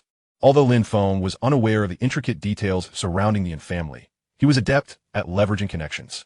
With a smile, he remarked, Brother Zheng, Nzi and I are merely good friends. The term good friends was indeed a masterful choice. What constitutes a good friend can be interpreted in myriad ways. It may refer to a confidant who shares mutual trust, a bond akin to that of Guan Yu and Zhang Fei, or perhaps a friendship on the cusp of blossoming into something more romantic. Ultimately, what this entailed was left for Zheng Ji to ponder. The more astute individuals often find themselves ensnared by their own cleverness. Zheng Ji, however, did not delve deeper into the matter, assuming Lin Feng simply had not yet pursued Nzi, especially considering that Nzi eclipsed any television star, be it Liu Yifei, Shu Chang, Masu, Chenao, Li Xiaolu, or Aolei, in beauty. No man could be indifferent to her allure. Thus, he encouraged Lin Feng with a simple, good luck, before driving away. Lin Feng watched the sleek black red flag sedan disappear, perplexed by Zheng Ji's words of encouragement. What did he mean by that? Was this the nature of those entrenched in the bureaucracy? Their words were indeed profound, leaving even one as experienced as he, with 2 lifetimes of wisdom, unable to comprehend. At the dining table, Lin Feng found himself exasperated by 2 foreign language instructors, feeling as though he had been possessed by the spirit of a flamboyant celebrity. Consequently, he retreated to a youth hostel that charged 50 yuan a night. Upon entering his room, he sent a message to Pan Nan Nan. Little Pan, come out to the youth hostel, room 688, I'm waiting for you. Upon receiving Lin Feng's message, Pan Nanan's face lit up with joy as she replied. Hee, where are you asking me to go? Lin Feng responded, I'd like to treat you to something to eat. Pan Nanan's cheeks flushed. Having spent considerable time with Lin Feng, over 20 days a month, she could easily decipher his intentions. The invitation to eat was laden with unspoken implications. Lin Feng, the notorious trickster, had previously charmed her with promises of delicious and nutritious meals. I just had dinner and am not hungry, she retorted. No, you must come. Otherwise, the food will spoil. And we cannot waste it, Lin Feng insisted. By the way, I haven't paid for the room yet, so when you come over, please take care of that. Reading Lin Feng's messages, Pan Nanan's eyes widened in disbelief. What kind of man is this? He has taken all his pocket money and even paid the 50 yuan for the room. What have I got myself into? Pan Nanan pondered her life choices. It wasn't that Lin Feng was stingy. Rather, he was meticulously allocating every penny, fully aware that opportunities for making money, much like time, once lost, could never be regained. Pan Nanan had granted him much in the present, but Lin Feng was certain that he would one day reward her with billions in return. As the saying goes, the future is long. Pan Nanan would endure perhaps a decade of hardship, but after that, she could simply lie back and count her wealth. Clearly, Lin Feng's well-intentioned struggles were beyond Pan Nanan's comprehension. Yet, women can sometimes be remarkably foolish.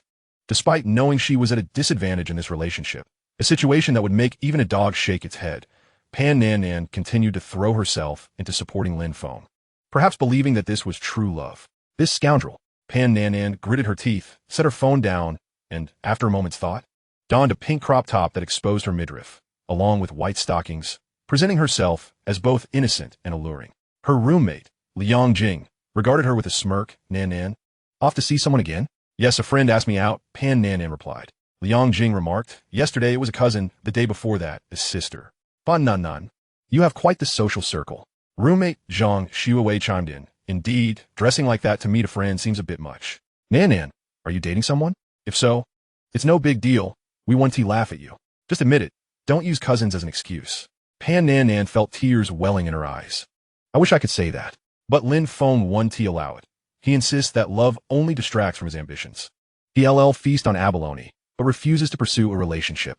What a scoundrel. In her lifetime, Pan Nanan had never encountered anyone quite like him. Yet, she found herself inexplicably drawn to him.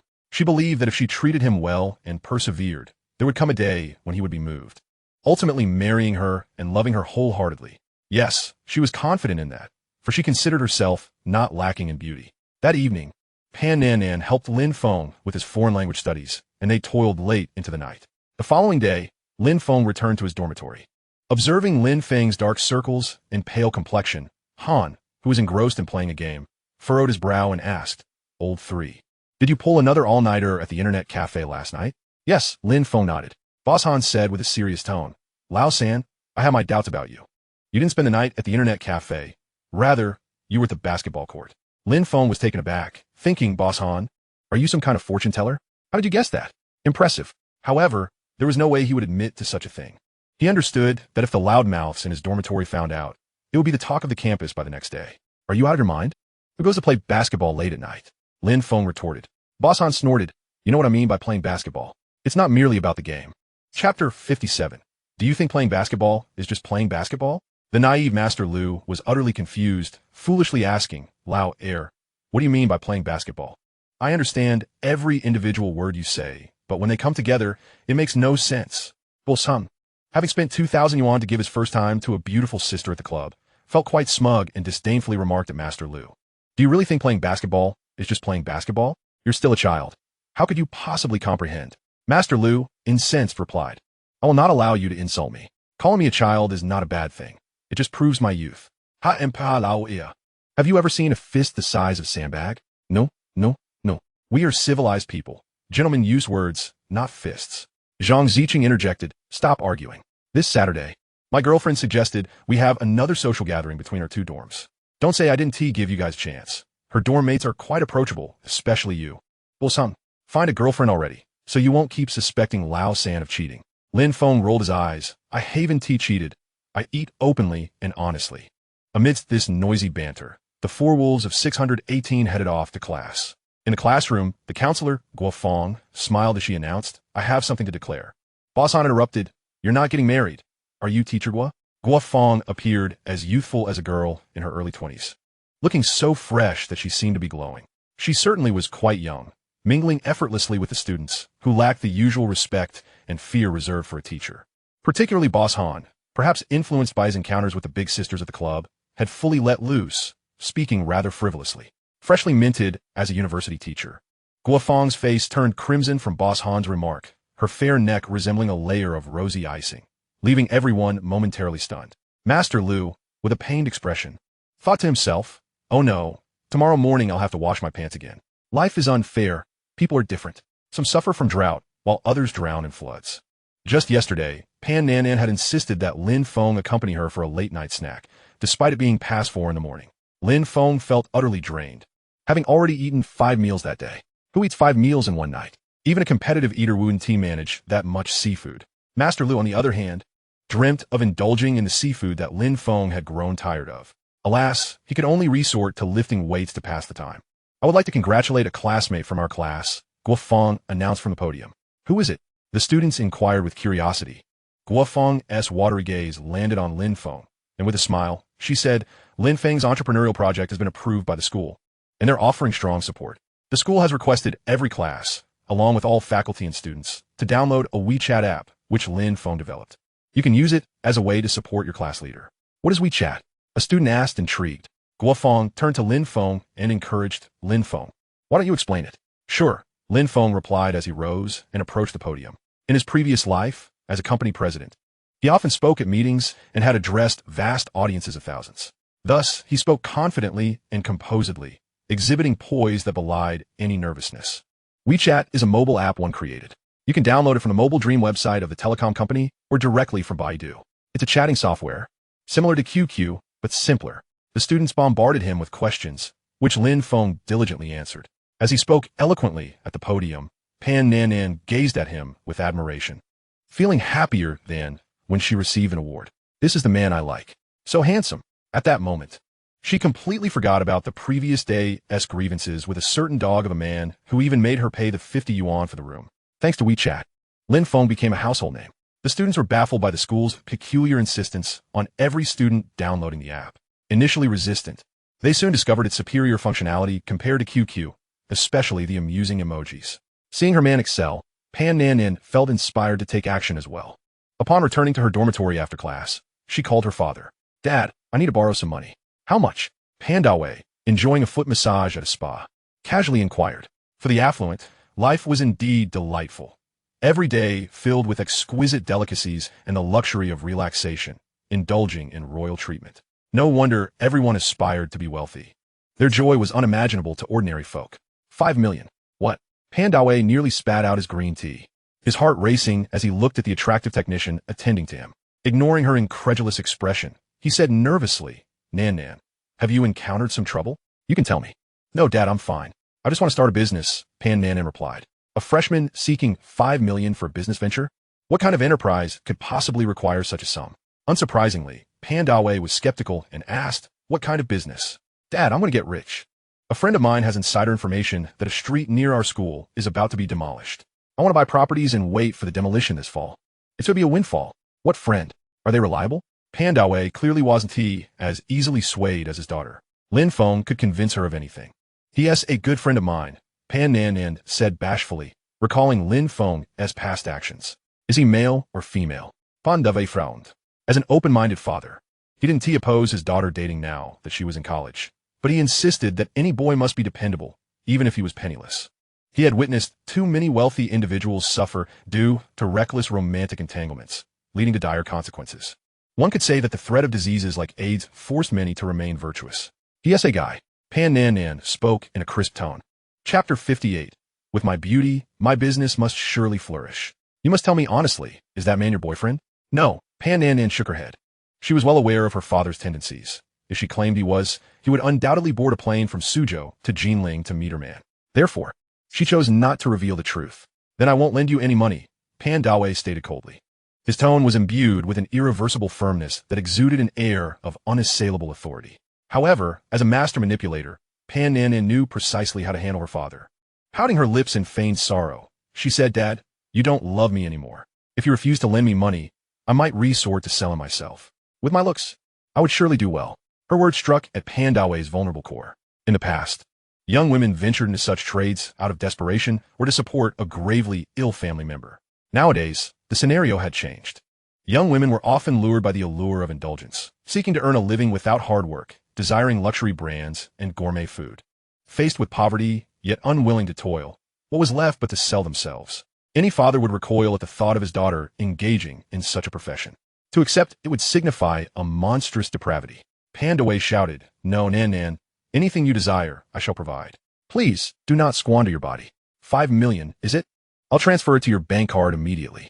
Although he harbored doubts about his daughter's intentions, even a minuscule chance that she might be serious was enough to deter him from taking risks. Pan Dawei had only this one daughter, and all of his future assets would ultimately belong to her. He considered it an advance payment. After all, 5 million was not an exorbitant sum, and even if he lost it all, he believed it could impart a lesson to his daughter, making her more sensible. Thus, he felt that even if the money vanished, it would not be a loss.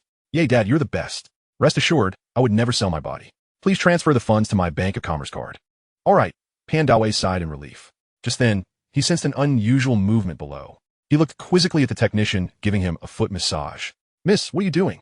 The attractive masseuse, with doe-like eyes, replied, "Your daughter asked for 5 million. Why not just give it to her?" Indeed, after a moment of surprise, she tugged at her revealing neckline, enhancing her allure. "Boss, do you need another daughter?" "I am willing." "What do you mean?" Pan Dawei exclaimed. "Isn't this a reputable establishment? Why are you undressing?" "No," he cried out in despair, never anticipating that a simple foot massage would lead him into such a predicament. How unfortunate! An eye on high stepped out of tea shop and crossed the street to an establishment shrouded in green fabric. Generally, no one could glimpse its interior except the workers, only hearing the sounds of renovation. Should someone enter, they would find the layout eerily reminiscent of Lin Feng's tea shop. An eye on high wore a smirk as he addressed his 25-year-old son, An eye Xiaotian. "Son, how are your studies on the milk tea recipe coming along?" The two were in the same trade as Lin Feng. An eye on high had initially sold pearl milk tea from a cart near Jinling University, and to his surprise, business had been quite good. However, recently, sales had plummeted, leaving him perplexed. Thus, he embarked on an investigation. Soon, he discovered that the decline in business stemmed from the opening of a new tea shop nearby. Hey Tea. Feeling disgruntled, he visited the shop and ordered a cup. To his astonishment, it was as if Lu Lao Lao had wandered into the Grandview Garden. He was utterly taken aback. "What? Milk tea can be made this way?" The decor was not ostentatious, but rather minimalistic and clean, evoking a sense of simplicity and comfort. And the milk tea was simply exquisite, yet the prices were steep. The cheapest cup was 8 yuan, with some reaching 20. Isn't this daylight robbery? He had assumed the owner would quickly go bankrupt with such high prices.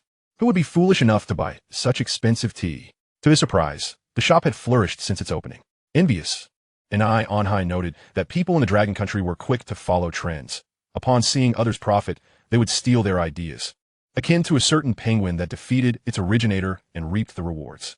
With this mindset, An eye on high calculated that if Hey Tea's cheapest drink was 8 yuan, he could sell his for 6 and surely capture their market share. He took matters into his own hands, conducting thorough research and gleaning insights from several female employees. Discovering the owner was merely a college student. This revelation bolstered his confidence in his plan to seize business. As a seasoned veteran of society, he believed it would be child's play to outsmart a 20-year-old novice. Consequently, he urged his son, who worked as a security guard, to resign and assist him. After all, one needed allies to achieve great ambitions. An eye on high was a man of meticulous planning. He divided his efforts into two fronts. On one hand, his son bought a selection of milk tea from Lin Feng's shop to study the recipes. Milk tea, he reasoned, was quite simple to make, especially since he had experience in the industry. After some time, he had deciphered the various flavors offered by Lin Feng's shop and even innovated a few recipes that surpassed the originals in taste. Following his field research, An eye on high roughly estimated Lin Feng's daily revenue, which shocked him, averaging 5,000 to 6,000 yuan, peaking at over 10,000 during weekends. Many customers flocked there, bringing their children specifically to savor the flavors of Hey Tea. An eye on high was baffled. Why would people forego a 3 yuan pearl milk tea for an 8 yuan variant?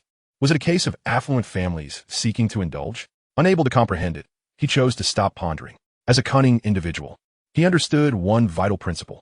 If you cannot defeat them, join them. Thus, he enlisted his idle wife, his son, and a 15-year-old niece who had taken up work due to financial struggles, totaling 4 people, to embark on the venture of replicating Hey Tea. Chapter 59. Quickly confess your feelings to me. I shall surely accept. An eye on high, lacking formal education and trademark registration, knew little of such matters. However, to compete, if they called themselves Hey T, he decided they too would need to use a similar name. Fortunately, he was not foolish. He did not directly copy the name, but cleverly altered it to Shishi T. If Lin Feng were to discover the mischief this fellow had been up to, he would undoubtedly give him a thumbs up, much like Li Yunlong, exclaiming, "You, my friend, are truly a gem." Dad, I've perfected the recipe, and, based on this concept, I've also prepared a few more variations, such as strawberry sundae, mango sago, and chocolate vitality. And I Xiaotian said with a beaming smile, his eyes brimming with anticipation. He had been thoroughly indoctrinated by his father's grand blueprint, dreaming of the day he could become a wealthy heir, driving a sports car and taking his beloved kindergarten teacher, Xiaoli, on a joyride, despite her having previously ignored him due to his lack of wealth. According to his father, the nearby milk tea shop could earn 5,000 to 6,000 a day. That's an impressive sum. He worked as a security guard, earning a mere 3,000 a month. In one day, they made what he earned in 2 months. To be frank, hearing about Lin Feng's substantial earnings filled him with envy. He harbored a strong disdain for the wealthy, often identifying with the online sentiment of being anti-wealth. Yet, if the one earning 5,000 to 6,000 daily were himself, joy would engulf him. Alas, such is the duality of human nature. One only wishes for their own prosperity while begrudging others their success, for it highlights their own uniqueness. If everyone were the same, the sense of achievement would diminish considerably. In the cafeteria, Lin Feng and Fang Zimo were dining together. Fang Zimo cheerfully remarked, "Lin Feng, you become quite the sensation at school. Many girls in my class are discussing you. What are they saying about me?" Lin Feng inquired. "They all say you're handsome. Just like the readers, not only are you handsome, but you're also quite impressive," Fang Zimo teased. Lin Feng thought to himself while casually munching on shrimp. Is there really any need for discussion? It's obvious that I'm handsome. The meal was purchased by Fang Zimo. It seemed that since being with her, Lin Feng had become particularly lazy, relying on her for everything. However, in doing so, Fang Zimo's smiles seemed to have multiplied compared to his past life. And for reasons unknown to him, Lin Feng could only attribute this phenomenon to a peculiar sense of self-deprecation. Indeed, in his heart, he thought of Fang Zimo as someone who was being foolishly subservient. In his previous life, he had been overly accommodating, only to be met with hurt. In this life, treating her like a servant brought him endearments instead. Was this not foolishness? How shameless. Fang Zimo, who had paid yet still faced Lin Feng's disdain, revealed her adorable dimples and looked at him with a silly grin. "Oh, by the way, Xiaolin, have you ever thought about dating?" Fang Zimo asked shyly. "Why?" Lin Feng responded with a puzzled expression. "Didn't I tell you that college students shouldn't date because they lack financial stability? If one needs to ask their parents for money for a date, it's rather pointless. But now that you own a milk tea shop and have started a WeChat business, you're a pioneer in entrepreneurship at school. You have a career now. And even if you don't ask your parents for money, you have income. Should you consider finding a girlfriend?" Fang Zimo's subtle hints practically screamed. "Hurry and confess to me. I will surely accept." Lin Feng wasn't oblivious. He understood her insinuation perfectly. In his past life, he might have been overjoyed, having spent his early years yearning for this moment. However, in this life, he felt a lack of enthusiasm. Did he like Fang Zimo? Certainly, he did. After all, she was beautiful, and their deep-rooted bond from childhood was undeniable. Yet, it was precisely because they were so familiar that he hesitated. Especially since Fang Zimo came from a family of 9 security personnel. It was a daunting prospect. If he were to confess to her, it would be akin to Emperor Chongjin hanging himself from a gnarled tree, an act he would never entertain. Thus, he feigned ignorance, saying, "Dating? Not even a dog would do that." "Ah, dating is quite delightful, sweet," even Fang Zimo said, her gaze drifting toward a couple feeding each other nearby. Her beautiful eyes clouded with envy as she spoke wistfully. Lin Feng followed her gaze. Those two lovebirds seemed to be enjoying themselves immensely, sharing bites of food as if their lives depended on it. You take a bite, I take a bite. You're in me, and I'm in you. Goodness, how unsightly. Don't they realize saliva can transmit infections? Ugh. Public displays of affection have a way of inviting misfortune. Lin Feng silently cursed them, wishing that their love would end in siblinghood or that they would discover their child was not theirs. There's a saying that to live well, one must wear a touch of green on their head. I've heard that in France, paternity tests are not allowed. Oh, how fortunate the men there must be, able to flit from one woman to another, indulging in fresh seafood daily, unlike in the Great Dragon Country, where one must hang from a gnarled tree and deplete their family's finances just to marry, all while uncertainty looms over the paternity of their offspring. Truly a financial quagmire. Lin Feng, next week is my birthday. Have you prepared a gift for me? Fang Zimo inquired, regaining her cheerful demeanor. Your birthday? Lin Feng exclaimed, a look of bewilderment crossing his face. Fang Zimo pouted in mock anger, saying, "But didn't T forget my birthday, did you?" Of course not. Lin Feng quickly replied, chuckling. I was merely teasing you. We've been childhood friends. Even if I were to forget my own mother's birthday, I would never forget Zimo's. Fang Zimo, easily appeased, especially by Lin Feng's words, often found herself believing him so deeply that she would even deceive herself to cover his fabrications. Hearing this, she shyly tapped him. Who's yours? Don't say such things. As Lin Feng gazed at the momentarily alluring yet playful girl before him, he found himself momentarily lost in thought. He had never anticipated that Fang Zimo could be so innocent. It was truly surprising that in his past life, he had allowed himself to be led around by such a simple girl, almost as if he were a dog being played with. How foolish he had been. In truth, he had reflected upon this and realized that the tragic outcome was not solely Fang Zimo's fault. He had to shoulder some blame for being overly naive.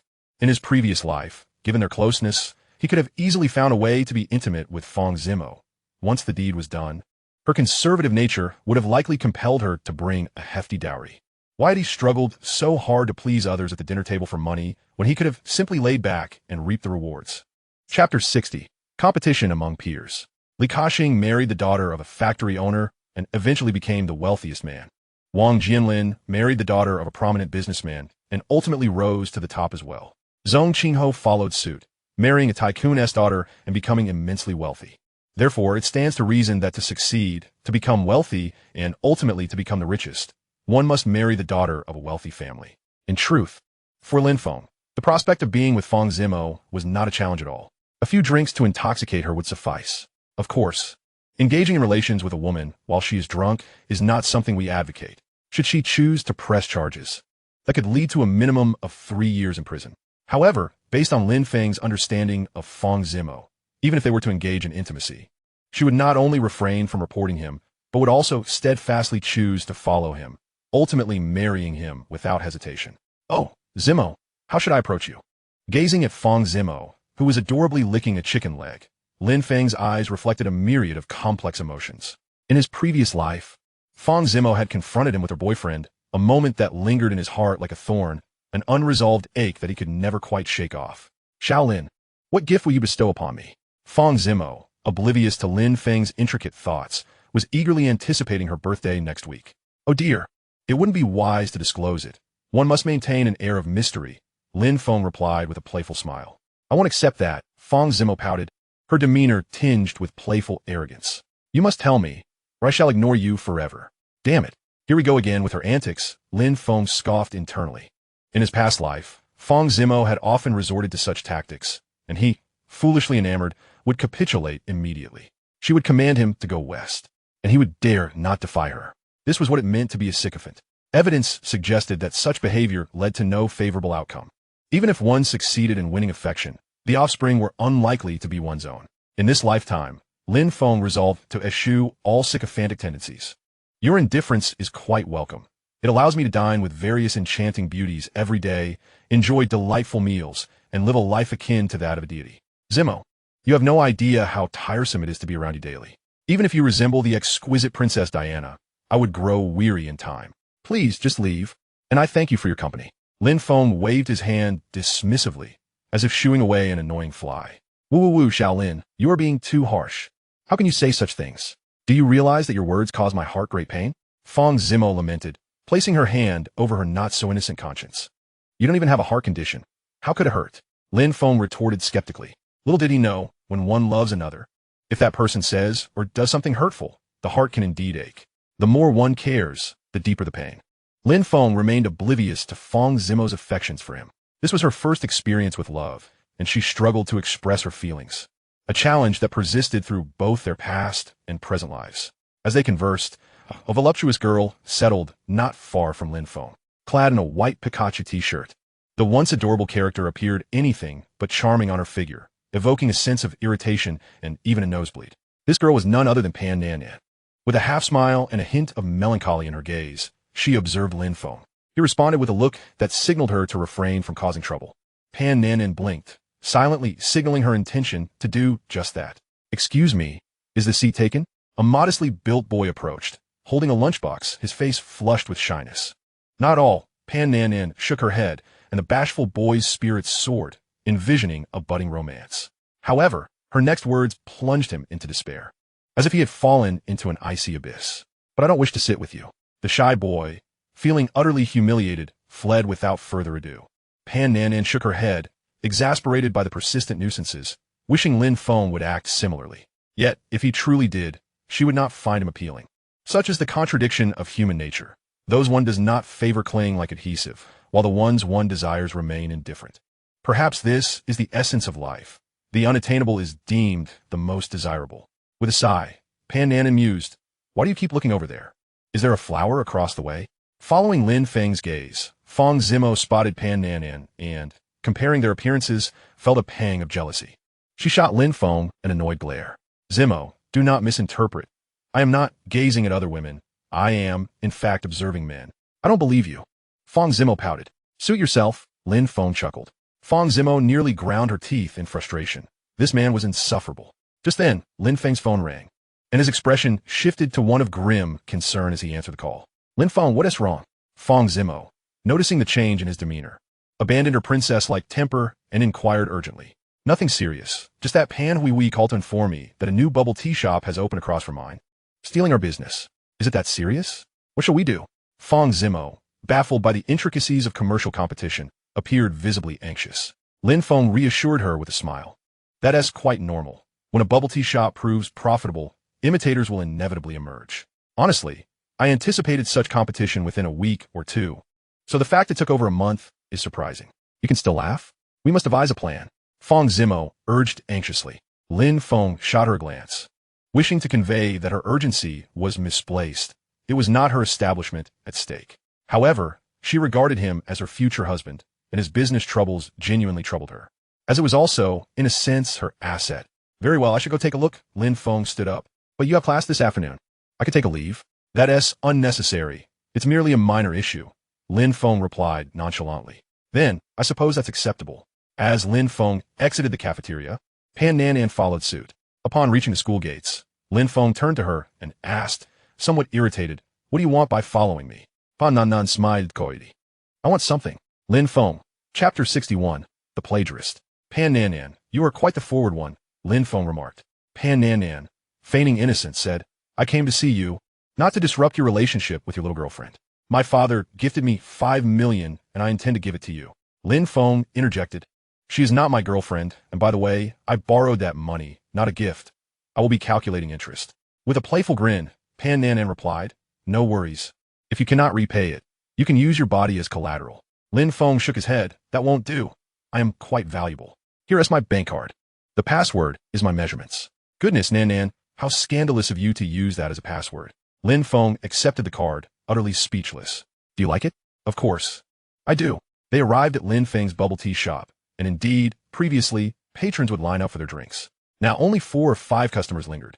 While business wasn't entirely stagnant, it had certainly plummeted. Upon seeing Lin Feng's arrival, the distressed Jiang Qian rushed over. "Boss, you're finally here." Then she turned to Pan Nan Nan. "Oh, Nan Nan, what brings you here?" "The class monitor invited me to indulge in some jelly, so here I am." "Is he being serious about the jelly?" "Lin Feng, we just happened to encounter each other outside." Jiang Qian, her expression laced with urgency, exclaimed, "Boss, what should we do? A milk tea shop has opened across the street, and they're just like us, newly established, with a buy one get one free promotion. They're stealing our business." Her anxiety stemmed not from a genuine concern for Lin Feng's shop, since the milk tea store was not hers, but from the fear that if Lin Feng went bankrupt, she would lose her part-time job here. Earning 80 yuan a day from such an easy job would be hard to come by elsewhere. "Calm down a bit," Lin Feng replied nonchalantly. He had weathered many storms. In his past life as a billionaire, he had faced business failures, including one incident where he was captured by a supplier in collusion with the local underworld during a procurement for construction materials and was denied payment and accommodation. Without hesitation, he had paid the 800,000 yuan owed because money pales in comparison to life. As for calling the police, those who dared such acts would undoubtedly evade capture. They provided Lin Feng with a batch of shoddy goods, and even if law enforcement arrived, they would claim it was merely a business transaction rather than extortion. The law has its loopholes. Astute individuals effortlessly exploit these gaps and amass wealth. "What should we do? What should we do?" The youngest, Su Jialing, was on the verge of tears. If business declined, the store would close and she would be out of work. As a formal employee of the milk tea shop, she earned 120 yuan each day. Such a good job was hard to find. Even if she found another position, there would likely never be a boss as dashing as Lin Feng. Su Jialing, a fan of BL novels and domineering CEO stories, cherished her days working alongside Lin Feng, as merely gazing at her boss's handsome face brightened her mood. Don't panic, I'll go take a look first, Lin Feng said. I'll accompany you. Jiang Qian appeared as if preparing for battle, ready to follow Lin Feng into the fray. No need. You, a girl who knows nothing, would be of no use. If a fight breaks out, you might implicate me, Lin Feng replied, although he was a civilized person who preferred not to solve problems with violence. His body had become remarkably strong and agile due to his rebirth. Generally, he could easily take on 3 burly men without issue. If the opposition wielded weapons, he could simply run away. Even athletes would struggle to catch up to him. Such are the benefits of rebirth. Regrettably, while heaven bestowed upon him a robust body that could withstand 8 encounters nightly, it did not grant him any other extraordinary abilities, which was a lamentable shortcoming.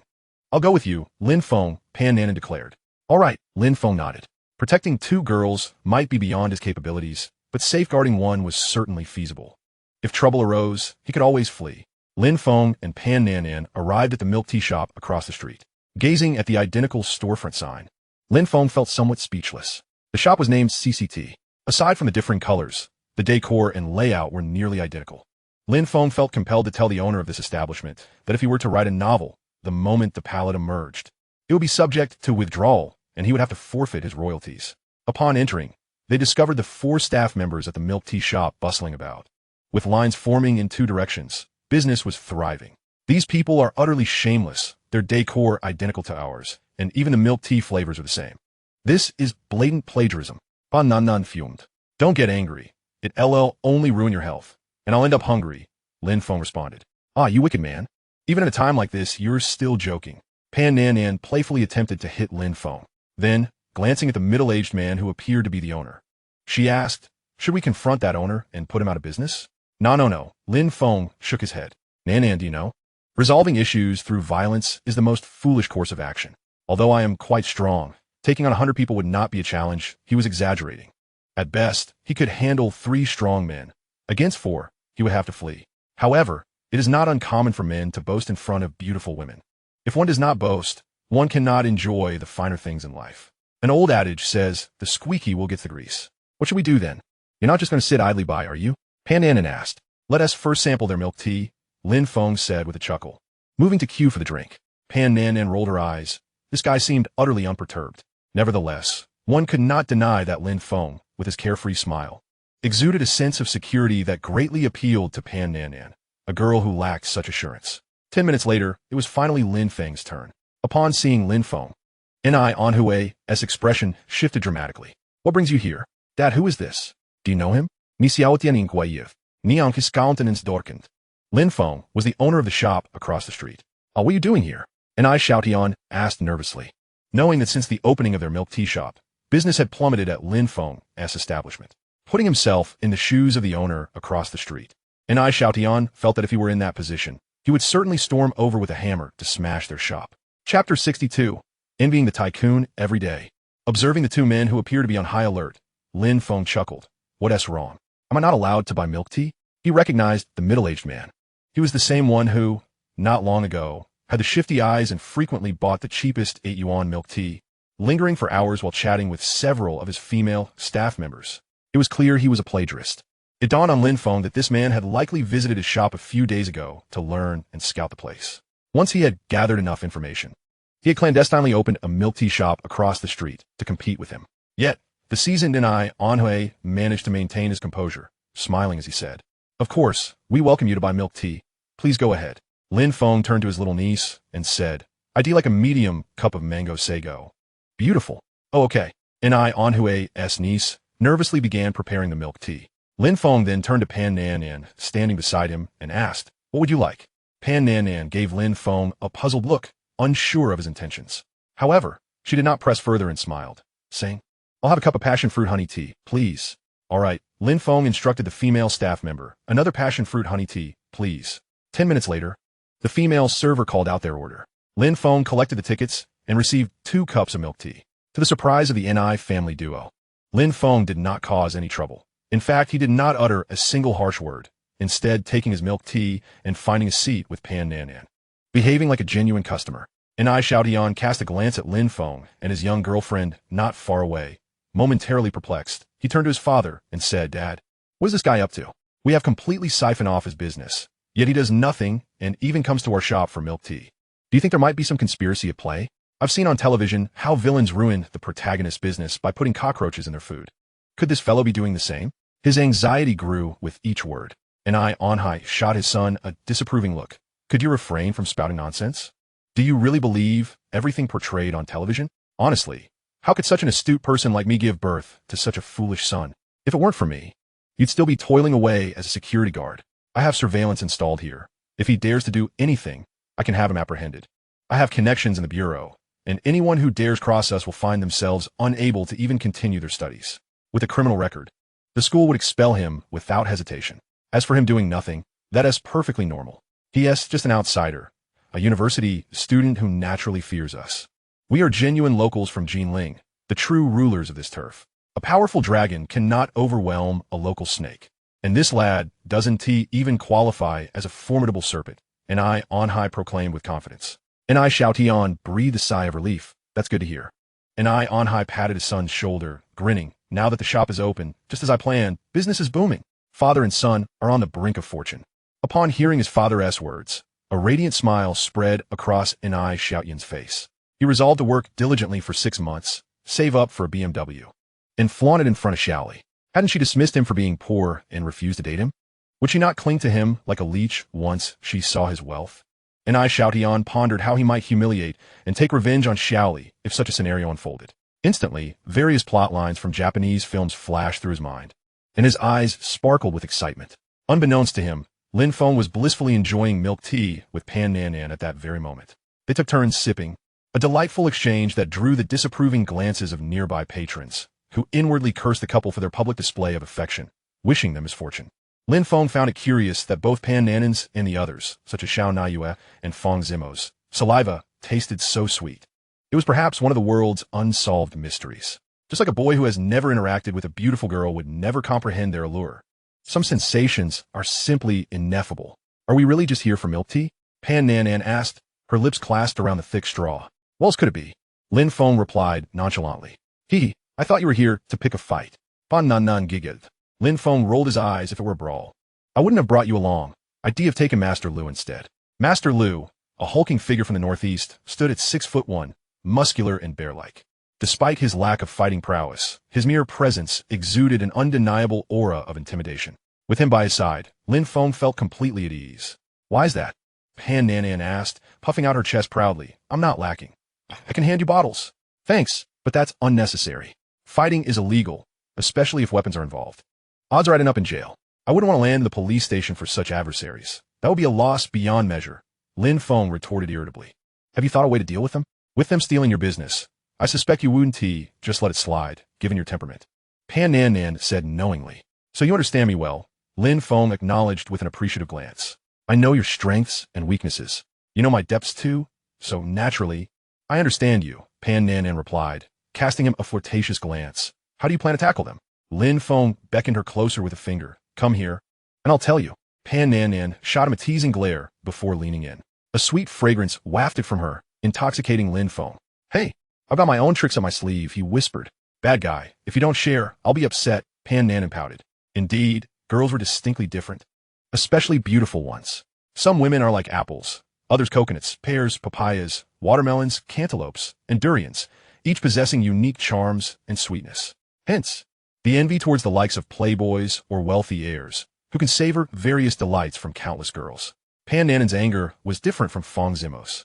When Fang Zimo was upset, Lin Feng felt as though he must appease her lest she leave him.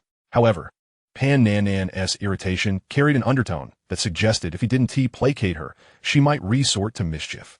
Chapter 63. Borrowing to purchase 25 redevelopment units. Preparing for takeoff.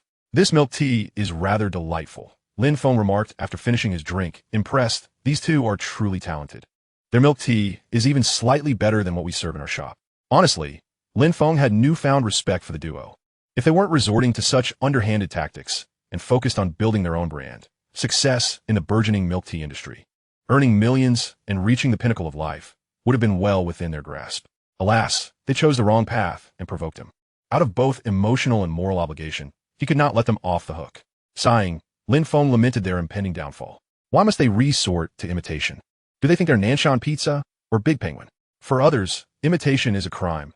For Big Penguin, it's a model of success. Among 10 imitators, 8 face dire consequences. Only 1 or 2 succeed. Especially in the realm of novels, where the cost of imitation is low, it has become a breeding ground for plagiarists.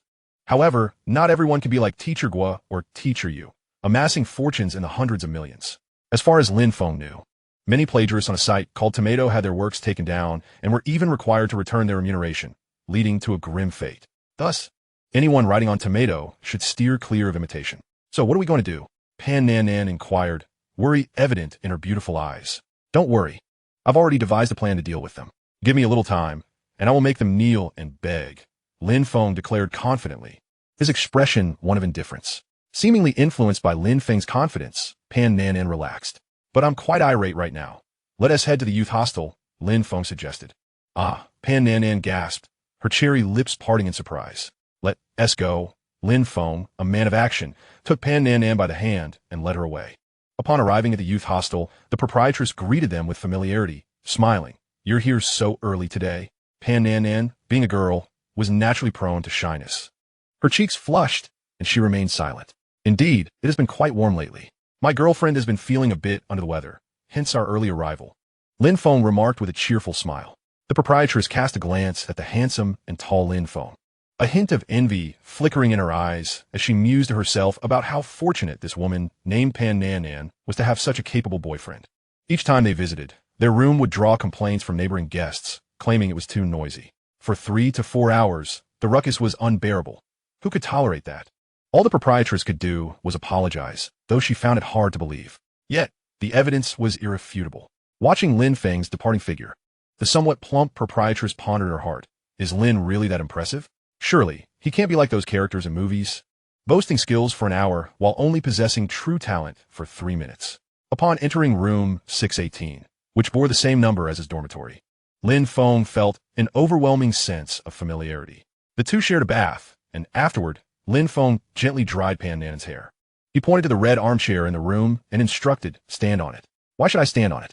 Pan Nan asked, puzzled. Just do as I say. Lin Feng responded. Oh. Obediently, Pan Nan complied, not realizing he meant to place just one foot on it. Lin Feng patiently guided her through the process. She shot him a playful glance and teasingly scolded, you naughty boy. 3 hours later, Pan Nan's fair cheek rested against Lin Feng's broad chest as they lay together. Her delicate fingers traced circles on his torso, and she spoke, Lin Feng, since you know that the area around Zhongnan Street will be redeveloped by the government, why don't we purchase more properties? I could borrow another 5 million from my father. Lin Feng glanced at Pan Nan, feeling a twinge of relief that she was not his daughter. Otherwise, she might have driven him to madness. He silently mourned for her father for 3 seconds before shaking his head and saying, no need for that. 5 million is sufficient. I have consulted with a real estate agency, and we can make a down payment in that area. Each unit only requires about 200,000, and with a 30-year mortgage. We could acquire 25 units. Any more than that would attract attention and lead to trouble. So 25 is just right. All right then, Pan Nan replied, a hint of disappointment in her voice. One should not be overly greedy. Lin Feng playfully pinched her nose and smiled. However, before 2018, those who invested in real estate and were greedy often reaped the greatest rewards. Why are the people from Wenzhou so wealthy? Their real estate speculation group is renowned nationwide, with countless individuals striking it rich, and many successful ones even uplifted their entire families. Lin Feng believed that certain billionaires should take a page from the Wenzhou people's book and refrain from transferring all their wealth abroad. They should reach out to the impoverished in their homeland, such as a certain author who couldn't even afford a steamed bun. Lin Feng had no intention of amassing a fortune in the real estate sector, as building a reputation through property speculation was not commendable. He did not wish to become the wealthiest man only to be scorned by others. Instead, he planned to earn a modest profit in real estate and then venture forth with his first significant entrepreneurial capital. After all, it was 2008, and opportunities for profit were abundant. One merely needed to ride the tide of fortune, as even a pig could take flight in such conditions, without needing to fixate solely on the lucrative real estate market. After enjoying a sumptuous dinner with Pan Nan Nan, Lin Feng headed to a nearby milk tea shop.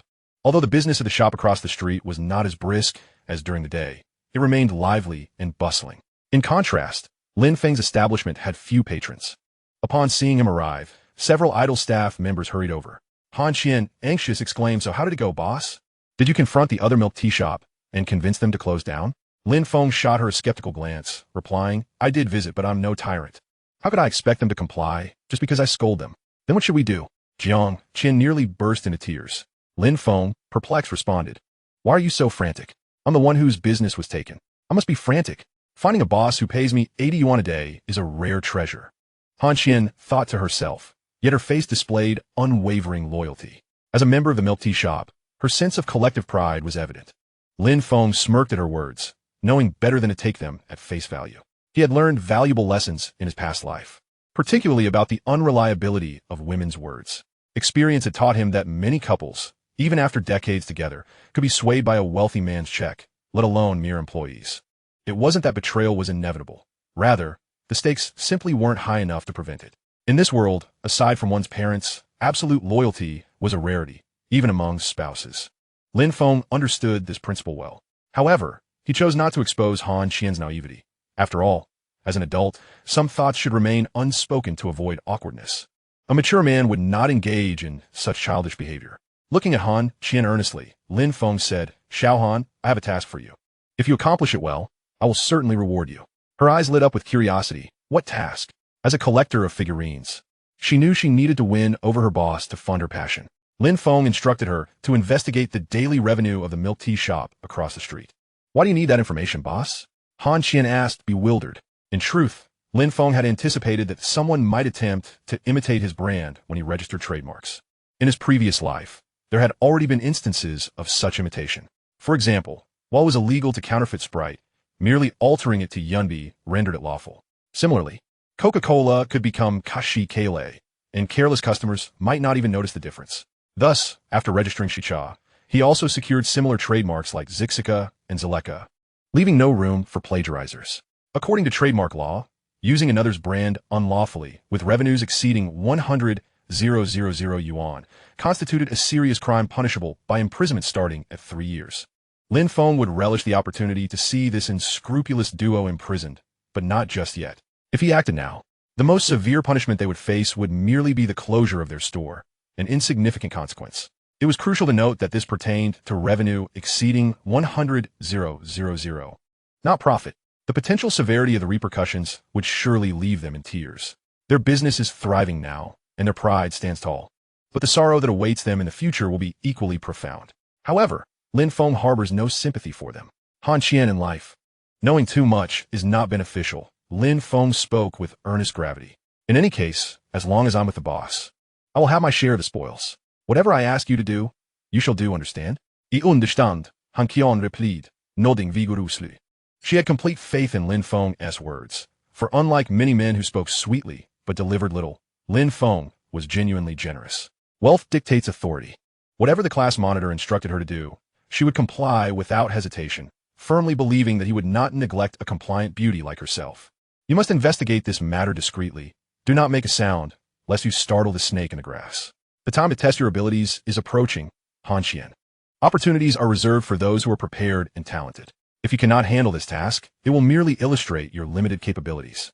At that point, I cannot guarantee your ascension. You may find yourself relegated to a mere waitress," Lin Feng warned. Determined to ensure that Lin Feng would elevate her status rather than confine her to a menial role, Han Qian's eyes gleamed with resolve. She felt an overwhelming surge of strength, as if a primordial power had surged through her veins, compelling her to act immediately and uncover every secret of the milk tea shop across the street. How difficult can it be to investigate a daily revenue? She mused. Since it concerned her future, she vowed to devote herself wholeheartedly to the task. "All right, I hereby declare you, Han Qian, as an official little spy. The codename for this operation is Thunderbolt Sweep. You are a vital component. Go forth with vigor. Axiba, I have high hopes for you." Lin Feng encouraged her before departing from the milk tea shop. Watching Lin Feng's tall and imposing figure fade away, Han Qian clenched her small fists and declared resolutely, "Boss, Han Qian, your little spy, will not disappoint you." Lin Feng arrived at a remarkably discreet detective agency, knowing that a highly renowned private investigator resided there. In the future, certain scandals involving a famed white girl's fingertip dance, a certainly girl's hairstyling, and a foreign celebrity embroiled in a scandal of premarital pregnancy would all be revealed by this very detective. His name was Zhuo Kai. However, at this moment, Zhuo Kai had yet to become the all-powerful paparazzo he would later be. He was merely a rather sleazy middle-aged man. Lin Feng entered Zhuo Kai's office. The place was modest, yet every essential element was present. There were only 4 people in the office: Zhuo Kai, his female secretary, and 2 apprentices. Upon seeing Lin Feng enter, Zhuo Kai greeted him with warmth. "You must be Mr. Lin? We spoke on the phone earlier." "Indeed," Lin Feng nodded. Zhuo Kai gestured for him to take a seat while his buxom secretary prepared tea. Lin Feng glanced briefly and then averted his gaze. In terms of depth, quality, and form, she could not compare to Pan Nan Nan. While she might be a flower in the cow dung for Zhuo Kai, she was certainly not worthy of a striking figure like himself. Yet, the world operates on harsh realities. As long as one possesses wealth, even the most ludicrous arrangements become commonplace. In this era, where wealth is revered above all else, the affluent reign supreme. This is precisely why Lin Feng was so determined to become a person of means. While money may not buy happiness, a lack of it guarantees discontent. The joys of the wealthy are unimaginable to those less fortunate. "What is your request this time?" "I would like you to investigate the daily revenue of a milk tea shop," Lin Feng replied. Though he had dispatched the little spy Han Qian to carry out the task, he was not one to put all his eggs in one basket. Should she fail, he would still have a backup plan to ensure his standing remained unassailable. Upon hearing that it was merely such a trivial matter, disappointment crossed Zhuo Kai's face. "Is that all? How long will it take to investigate?" After a moment's thought, Lin Feng replied, "Let's start with 1 month. I will assess your results before deciding on further actions. If the Ni family's shop manages to achieve a revenue of 100,000 in a month, I won't waste any more time and will ensure they face consequences. After all, every day their shop remains open, it incurs losses for my own milk tea business, to the tune of several thousand daily. It pains me." Understood, Zhuo Kai nodded. 1 month, 100,000. I will require a deposit of 30,000. Agreed. Aware of Zhuo Kai's capabilities, Lin Feng readily swiped his card. Later that day, as Lin Feng was about to return to his dormitory, Guo Fang called out to him. "Lin Feng, wait a moment. I need to discuss something with you." "What is it, teacher?" Lin Feng asked, somewhat surprised. "Let's talk outside. It's a personal matter," Guo Fang suggested, glancing around at the curious students whose gazes flickered in their direction, hesitating as she spoke. Could it be that she wants to discuss something inappropriate? Lin Feng pondered, recalling the movies he had recently watched with Pan Nan Nan that explored such themes. But he quickly dismissed the thought, knowing Guo Fang was, despite her somewhat bold attire, a woman of integrity who would not engage in impropriety. She must have something important to discuss. With a hint of curiosity, Lin Feng followed Guo Fang out of the school. Outside, in the shaded parking lot, Guo Fang pressed a button on her car key, and a white BMW lit up with yellow lights. She opened the door and gestured for Lin Feng to get in. "Hop in. I'll take you somewhere." "Where are we going? Is it to your home?" Lin Feng wondered, feeling a mix of apprehension and intrigue. "Please, Guo Fang, I am a respectable young man. Don't get any ideas. Rest assured, I'm not that kind of person," she replied with a playful tone. Arriving at Guo Fang's apartment, which she had rented, Lin Feng noted the 2 bedrooms, a living room, a bathroom, a kitchen, and a balcony. The decor was pleasant, complete with a bathtub. He couldn't help but wonder if Guo Fang felt lonely bathing alone. Once inside, they exchanged their shoes for slippers and settled in the living room. Guo Fang retrieved her phone and showed Lin Feng a video. "Is this you in this video?"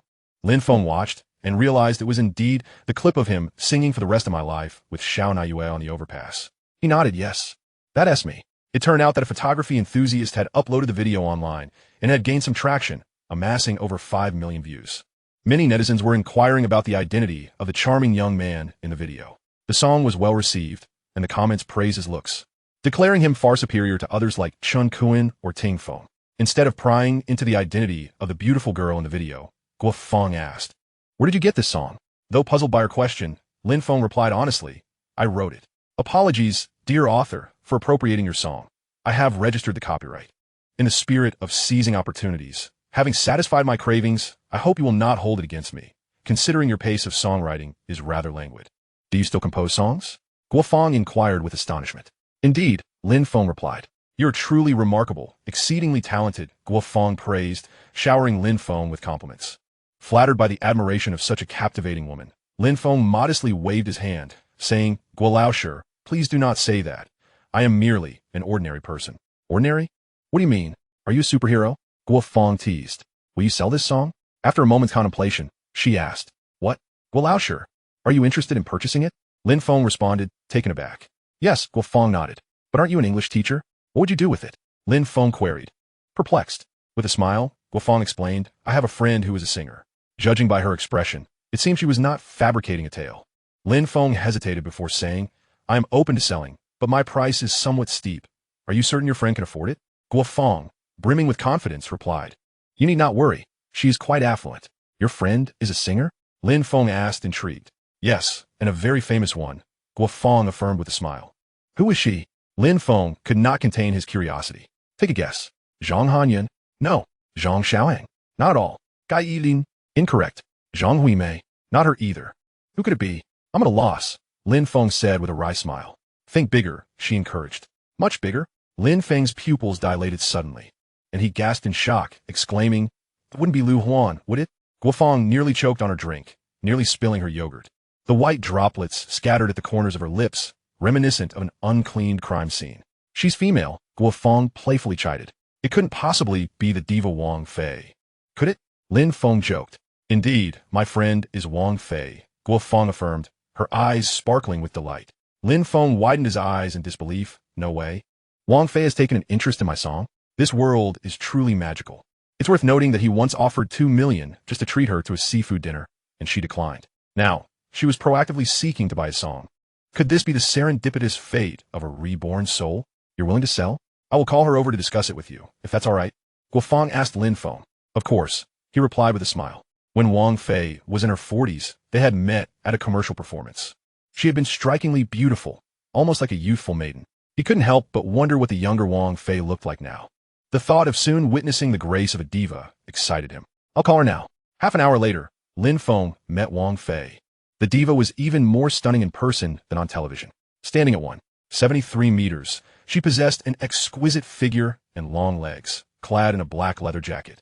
Her crimson lips and porcelain-like skin emanating an alluring aura of sensuality. The low-cut jacket revealed her fair, glistening skin, exuding a devilish charm that incited an irresistible urge to delve deeper. It was no wonder so many men were willing to sacrifice everything for this enchanting diva. Countless kings, film stars, and wealthy suitors had fallen under her spell. Chapter 66. The city is full of schemes. In the room, the two faced each other, the air seemingly frozen. Even as a former billionaire, Lin Feng felt his heart race in the presence of the diva, a mixture of nervousness and exhilaration coursing through him. He had not anticipated encountering her in her youth today. 3 minutes later, Wang Fei broke the silence, a captivating smile gracing her face as she said, Your song is quite impressive, very enjoyable. Did you write it? Yes, I did, Lin Feng shamelessly admitted. Wang Fei, with her myriad charms, smiled, I wish to purchase it. Name your price. Lin Feng grinned broadly. Sister Fei, if it's for you, I wouldn't ask for money. Wang Fei was taken aback. Could she truly receive this handsome young man's song for free? She found it hard to believe, yet if it were true, she would certainly be willing. After all, who would turn down something for nothing? Especially from such a strikingly handsome figure. It would give her a sense of achievement. All right, then I will take it, Wang Fei said with a smile. Yet, it seemed she was perhaps a bit too eager. Lin Feng chuckled. Sister Fei, I consider you a friend, so I'm giving you this song. But I wonder if you regard me as a friend as well? Having said that, what else could Wang Fei respond with? Naturally, she smiled and said, Yes, I consider you a friend as well. Then that's wonderful. Sister Fei, I have recently embarked on a new venture and am in need of funding. I have developed a chat application called WeChat, and I am currently seeking a spokesperson. Since I am not asking for your money, shouldn't you also waive my endorsement fee? Lin Feng said with a cheeky grin. Wang Fei found herself both amused and exasperated by this unexpected proposition. The city is filled with schemes. Perhaps she should retreat back to the countryside. Are you suggesting that if I refuse to endorse, you won't give me the song? She questioned, bemused. Look at how you phrase it. We are friends. Isn't it natural for friends to help each other? Isn't that right, Xiaolin? Indeed, as they were both seasoned players in this game, Lin Feng decided not to indulge in any more pretense. They were both predators in this urban jungle, so there was no need for feigned sincerity. Wang Fei gazed at Lin Feng with a hint of melancholy, realizing that there truly is no such thing as a free meal. The free comes at the highest cost. Do you know what my endorsement fee is? She asked. I do not. I am merely a student. How would I know? Lin Feng replied with a smile. How about this? I will offer you 50,000 yuan for the song, Wang Fei suggested. For a newcomer, 50,000 yuan for a song was indeed a considerable sum. No, there's only one way to acquire my song. Become the spokesperson for my product. Sister Wang, you are still young. Do not place too much importance on money. Remember, money can always be earned later. As a diva, you will have countless opportunities to earn, but a good song, once missed, is lost forever, Lin Feng earnestly advised. Had this been spoken by an elder, it would have been entirely acceptable, but considering he was merely 20 years old, it sounded rather peculiar. Wang Fei rubbed her forehead. Feeling a bit of a headache, Shaolin, this is quite significant. Let me discuss it with my manager, all right? Of course. I'm not in a hurry. Lin Feng smiled. The sum of several tens of thousands of yuan holds little significance for him now. He has already begun viewing properties with an agency. Once he acquires a residence in the vicinity of Zhongnan Street, he anticipates a substantial windfall when the government initiates demolition in the latter half of the year, potentially yielding tens of millions in income. The 5,000 yuan offered by the Empress is hardly worth his disdain. Does she think it mere pocket change to dismiss? The princess has stepped away to make a phone call in the restroom. Lin Feng scoffs, questioning the absurdity of needing to retreat to the lavatory for a mere phone call. After the princess departs, Guofeng, seated on the sofa, turns to Lin Feng and inquires, why do you refuse the 5,000 yuan? This amount far exceeds what you might earn through WeChat, which I fail to see as a viable moneymaker. To her, WeChat merely serves as a chat platform akin to QQ, lacking the myriad engaging features that QQ offers, such as various games and activities that can generate income. You fail to grasp the situation, Lin Feng replies. QQ may be entertaining, but in the future, adults will be reduced to mere wage slaves, exploited by capital every day. Even elementary school students are burdened with assignments that keep them up until midnight. Who has the leisure to indulge in the frivolities of QQ? Moreover, the elderly are often unfamiliar with smartphones, rendering any elaborate features useless. People still prefer simplicity. However, Lin Feng chooses not to elaborate on the concept of traffic. WeChat's straightforward operations, coupled with a growing user base, make profitability a mere matter of time. Rather than squander his breath on Guofeng, he reserves his energy for Pan Nanan. I pursue my dreams, Lin Feng declares, dismissing Guofeng with this singular notion. She remains silent. The two engage in light-hearted conversation about school matters. Approximately half an hour later, the princess emerges from the restroom and seats herself on the sofa. Addressing Lin Feng, my agent disapproves of my actions. What a pity, Lin Feng shrugs, unperturbed. Should the princess become the WeChat spokesperson, it would merely expedite its growth. If not, he would feel no significant loss. If I do not serve as your WeChat ambassador, will you still provide me with the song? The princess asks. Indeed. Lin Feng affirms with a nod. What if I offer you 300,000? She suddenly proposes. Guofeng's eyes widen in shock. 300,000 is equivalent to a year and a half of her salary. She casts a glance at Lin Feng, pondering whether his song truly possesses such value that the princess would be willing to invest such a sum. Had Lin Feng encountered the princess shortly after his rebirth, she might have indeed been inclined to part with 300,000. Yet now, supported by the wealthy Pan Nanan and Fang Zimo, he hardly finds himself in need of such funds. Who does she think she is? Lin Feng muses internally, his demeanor unwavering, even suppressing a chuckle as he shakes his head and firmly declines. No. The princess regards Lin Feng with surprise. Are you a second-generation wealthy heir? Not at all. My family has been farming for 3 generations, Lin Feng replies. He speaks truthfully. Only his father's generation has seen any significant progress. He has an uncle, a paternal uncle, and 2 aunts. His father serves as a civil servant, holding a deputy position, while his elder uncle is a contractor. His younger uncle wields considerable power in the government, and both aunts run factories. Apart from this generation, the Lin family has been comprised of farmers for 3 generations. How can you so easily dismiss 300,000? The princess expresses her astonishment. Lin Feng maintains a calm demeanor. To me, even 20 million would not be worthy of my song. Each piece I compose is akin to a child of mine. Sister May, would you ever consider selling your child for 30,000? I would not. The princess resolutely shakes her head, unperturbed by the monetary aspect. Then there we have it.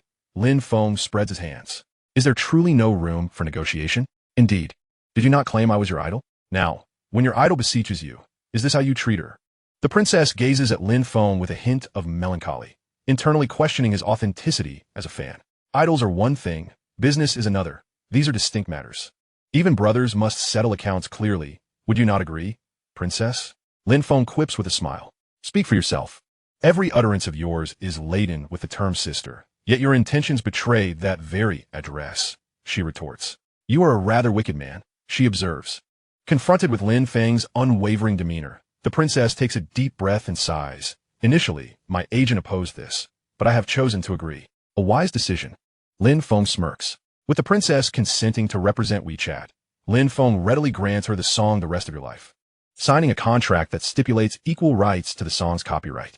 Both parties may use it freely and even authorize its use by others, sharing the royalties equally. The princess remains indifferent to the financial aspect. Her lack of concern for money is evident, for otherwise she would not have married the impoverished Do Daxian. Nor would she have been caught by reporters emptying a chamber pot at Do's courtyard. Her desire for this song stems from a genuine affection for it. For the princess, the value of a cherished song transcends monetary worth. Indeed, with the princess as the spokesperson, WeChat's growth skyrocketed, surging from several thousand users to a remarkable 100,000 in just a few short days. Lin Feng's closest confidant, Zhang Yangming, a junior, cannot help but exclaim, "The Empress Wang Fei is indeed formidable." As Lin Feng commenced his studies in the vibrant September, the season has now shifted to the wintry ambience of November. Unbeknownst to him, he has spent over 2 months at school. Time, akin to a fleeting shadow, eludes capture, provoking a sense of melancholy. Following their enjoyable initial experience, Su Xiaoyu spearheads a proposal for another gathering between the boys' dormitory 618 and the girls' dormitory 318. November heralds the arrival of winter, a season that remains relatively stable. Unlike a decade later, when autumn morphs into summer and winter fails to bring snow. Global warming has wrought havoc upon humanity, with individuals facing threats of drought, illness, aging, and even suicide, yet heat-induced deaths remain a rarity. Lin Feng, however, is reluctant to attend. His responsibilities have multiplied significantly since WeChat surpassed 100,000 users. He has transformed his storeroom at the school into the company's operational base and has employed 3 formal staff members who are not students.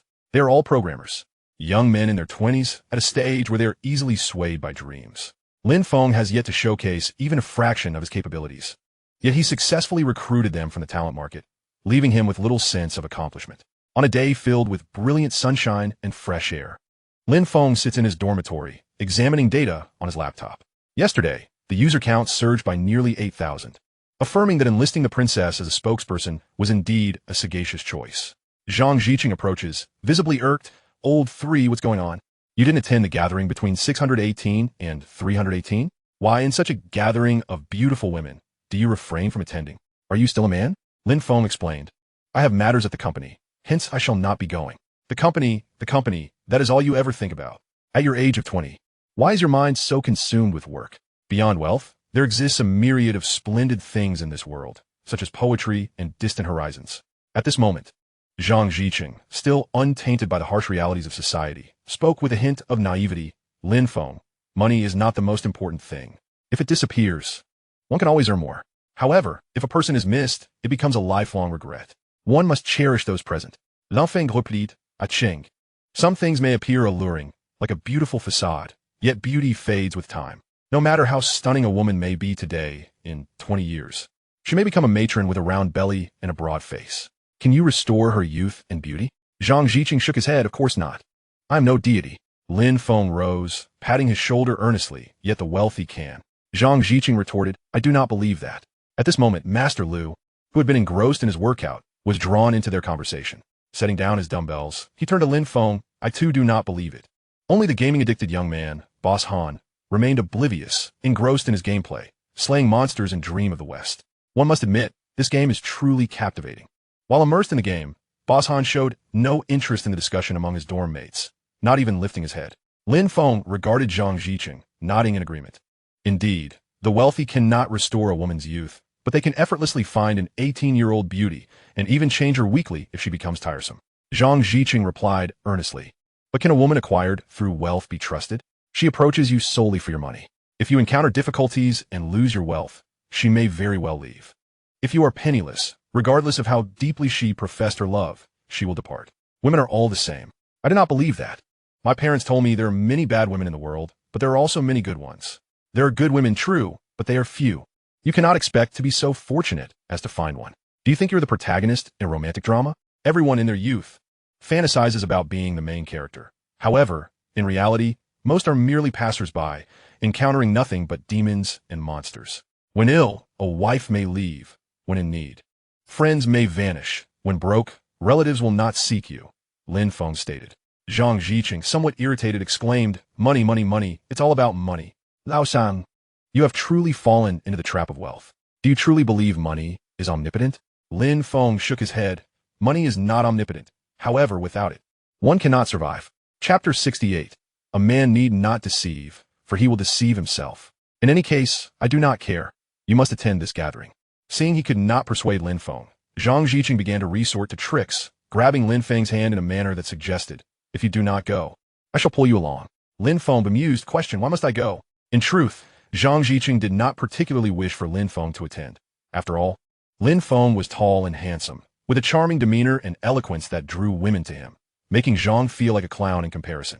Yet, his girlfriend, Su Xiaoyu, insisted that without Lin Feng, the gathering would lack purpose. Upon hearing this, Zhang Ziqing was perplexed. Why would the gathering be deemed unnecessary without Lin Feng? Xiaoyu, you cannot possibly have feelings for Lin Feng? Zhang Ziqing inquired, a hint of anxiety creeping into his voice. Su Xiaoyu rolled her eyes. How could that be? Lin Feng is from the Magic City, while I am from Yanjing. How could I possibly be interested in someone from such a rural place? When I seek a husband, he must be from the capital. Zhang Ziqing laughed heartily, believing Su Xiaoyu was referring to him. Little did he realize that while he was indeed from the capital, it did not guarantee he was the one she sought. He could be Zhang San or Li Si. Perhaps he contemplated this but chose to overlook it. When a man harbors feelings for a woman, she need not deceive him, for he will deceive himself. So why must Lin Feng attend this gathering? Zhang Ziqing scratched his head. Su Xiaoyu revealed, I am to bring in Zi and Lin Feng together. Though he had his stunning girlfriend, Su Xiaoyu, Zhang Ziqing could not comprehend the notion of Zi, a flower of beauty, being placed among a pile of dung like Lin Feng. Lao San was unworthy of Zi. Zi was so beautiful, with long, perfect legs and seemingly from a powerful family. Had he not been with Su Xiaoyu, who was devoted and affectionate, he would have pursued Zi long ago. In his mind, Zhang Ziqing thought, what a disgraceful fortune for Lao San. Memories flooded back as Zhang Ziqing clung to Lin Feng. Gazing at Zhang Ziqing's persistent grip, Lin Feng could only smile helplessly.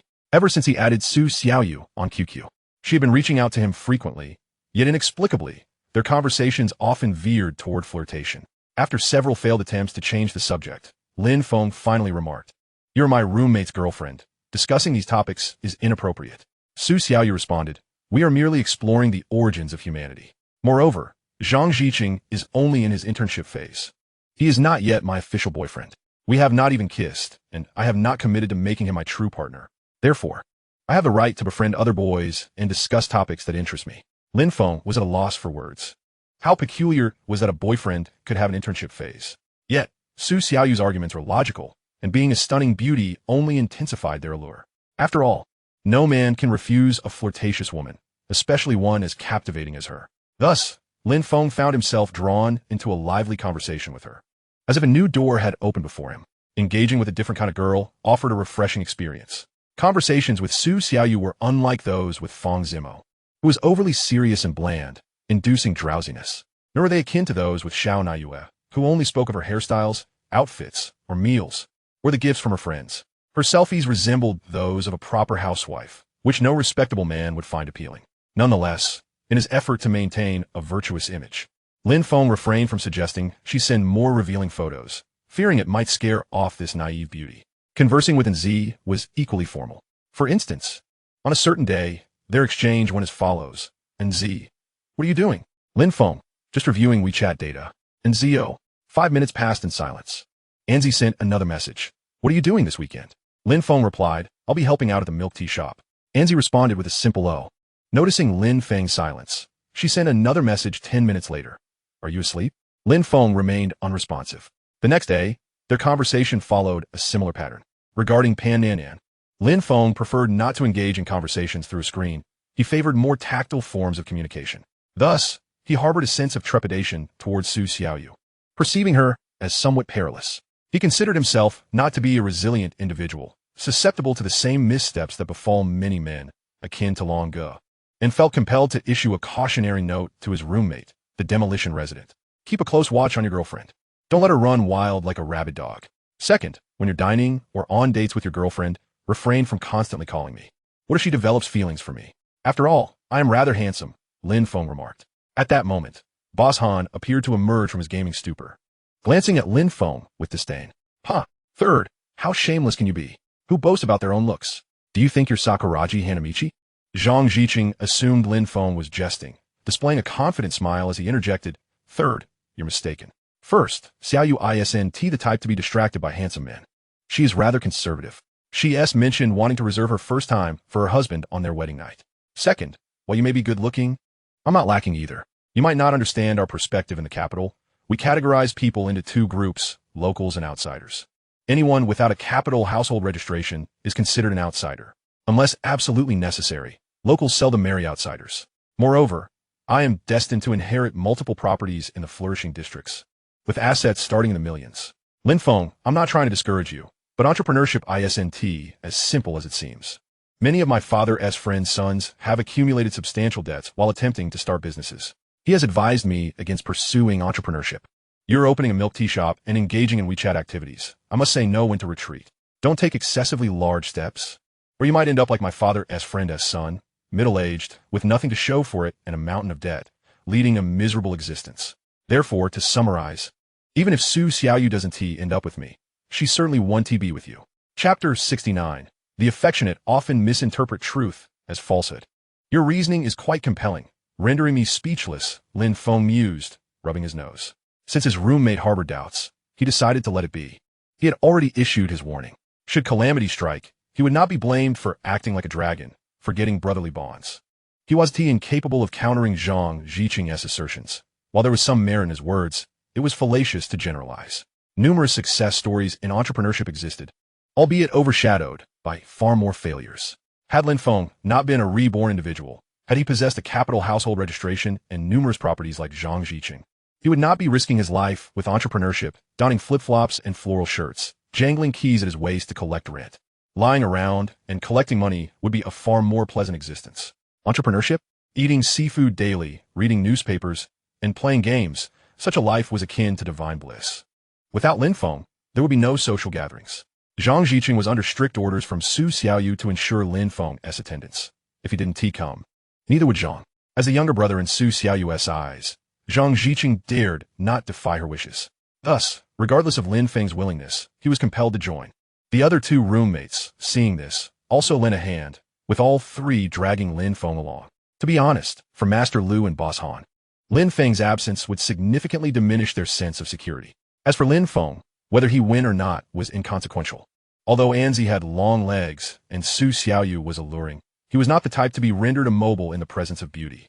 As long as he had money, he could enjoy the company of not only the beauties of the Dragon Kingdom, but also those from country, country, country, Italy, and many others. Investing 80% of his time in romantic pursuits after being reborn would be foolish. Earning money was the utmost priority. Wealth cannot grant eternal life or purchase love, but it can afford one the luxury of indulging in seafood from all corners of the world. Therefore, attending the gathering wasn't a problem. With Su Xiaoyu and Anzi's striking beauty, merely gazing at them would uplift one's spirits. Today, Zhang Ziqing was truly extravagant, treating everyone to a seemingly upscale restaurant. The entrance was adorned with revolving doors, and the interior was grandiose, featuring marble floors reminiscent of a palace, resplendent with dazzling chandeliers. Four receptionists clad in black silk uniforms warmly welcomed each patron. Upon entering the restaurant, Master Lu instinctively furrowed his brow. This establishment appeared rather pricey. He feared they might split the bill. As a young man from modest background, he often found himself calculating whether he could afford to dine at high-end venues. Living as a poor person was arduous. Even getting a haircut required careful consideration of the cost, especially in Hangzhou, where a slip could cost him 20 years' worth of savings. Ziqing, isn't this restaurant a bit too upscale? I didn't bring enough money today. I'll have to go back and get some, Master Lu remarked as he prepared to make a swift exit. Zhang Ziqing, well aware of Master Lu's tendencies, promptly grabbed him, saying, Hey, today I'm treating, it's all on me. You should have said so earlier. Master Lu chuckled. Han Shan, somewhat astonished, inquired second, Are you a living bodhisattva, treating us to dinner just to impress the ladies? Zhang Ziqing retorted, Who told me to be loyal? What's wrong? Are you feeling sorry for me? Why don't you pay? Han Shan replied, Il refuse. My monthly allowance is only 20,000. After this meal, I'll be eating dirt. Then stop talking nonsense. Zhang Ziqing rolled his eyes, thinking that merely having a mouth to eat was sufficient. He had no desire to pay either. But this place was chosen by his girlfriend, Su Xiaoyu, and since neither of his two roommates were affluent, it wouldn't be fair to add to their burdens. Hearing this, Han Shan casually shrugged, opting to remain silent. This gesture was something he had learned from Lin Feng. Recently, Han Shan had taken to emulating Lin Feng's mannerisms, though he wasn't sure if it was due to Lin Feng's exceptional charm or some other reason. The two wolves in the dormitory questioned him about this behavior, and his response was, "I don't know why, but I feel like Third is quite impressive. His actions and demeanor are worth emulating." The two wolves scoffed at this. Zhang Ziqing said, "One must have their own style. Blindly imitating others leads to no rewards in love. Han Shen contraried. You're a well-fed man who doesn't understand the hunger of the starving. You've pierced through all three of Su Xiaoyu's defenses. Haven't you?" Upon hearing this, while Zhang Ziqing wore a smug smile, his heart was filled with bitterness, whether among classmates or those from other dormitories. Once they learned he had such an attractive girlfriend as Su Xiaoyu, they regarded him with envy. Yet, the struggles he faced remained known only to him. It is often a challenge to simply hold hands, let alone engage in more intimate acts.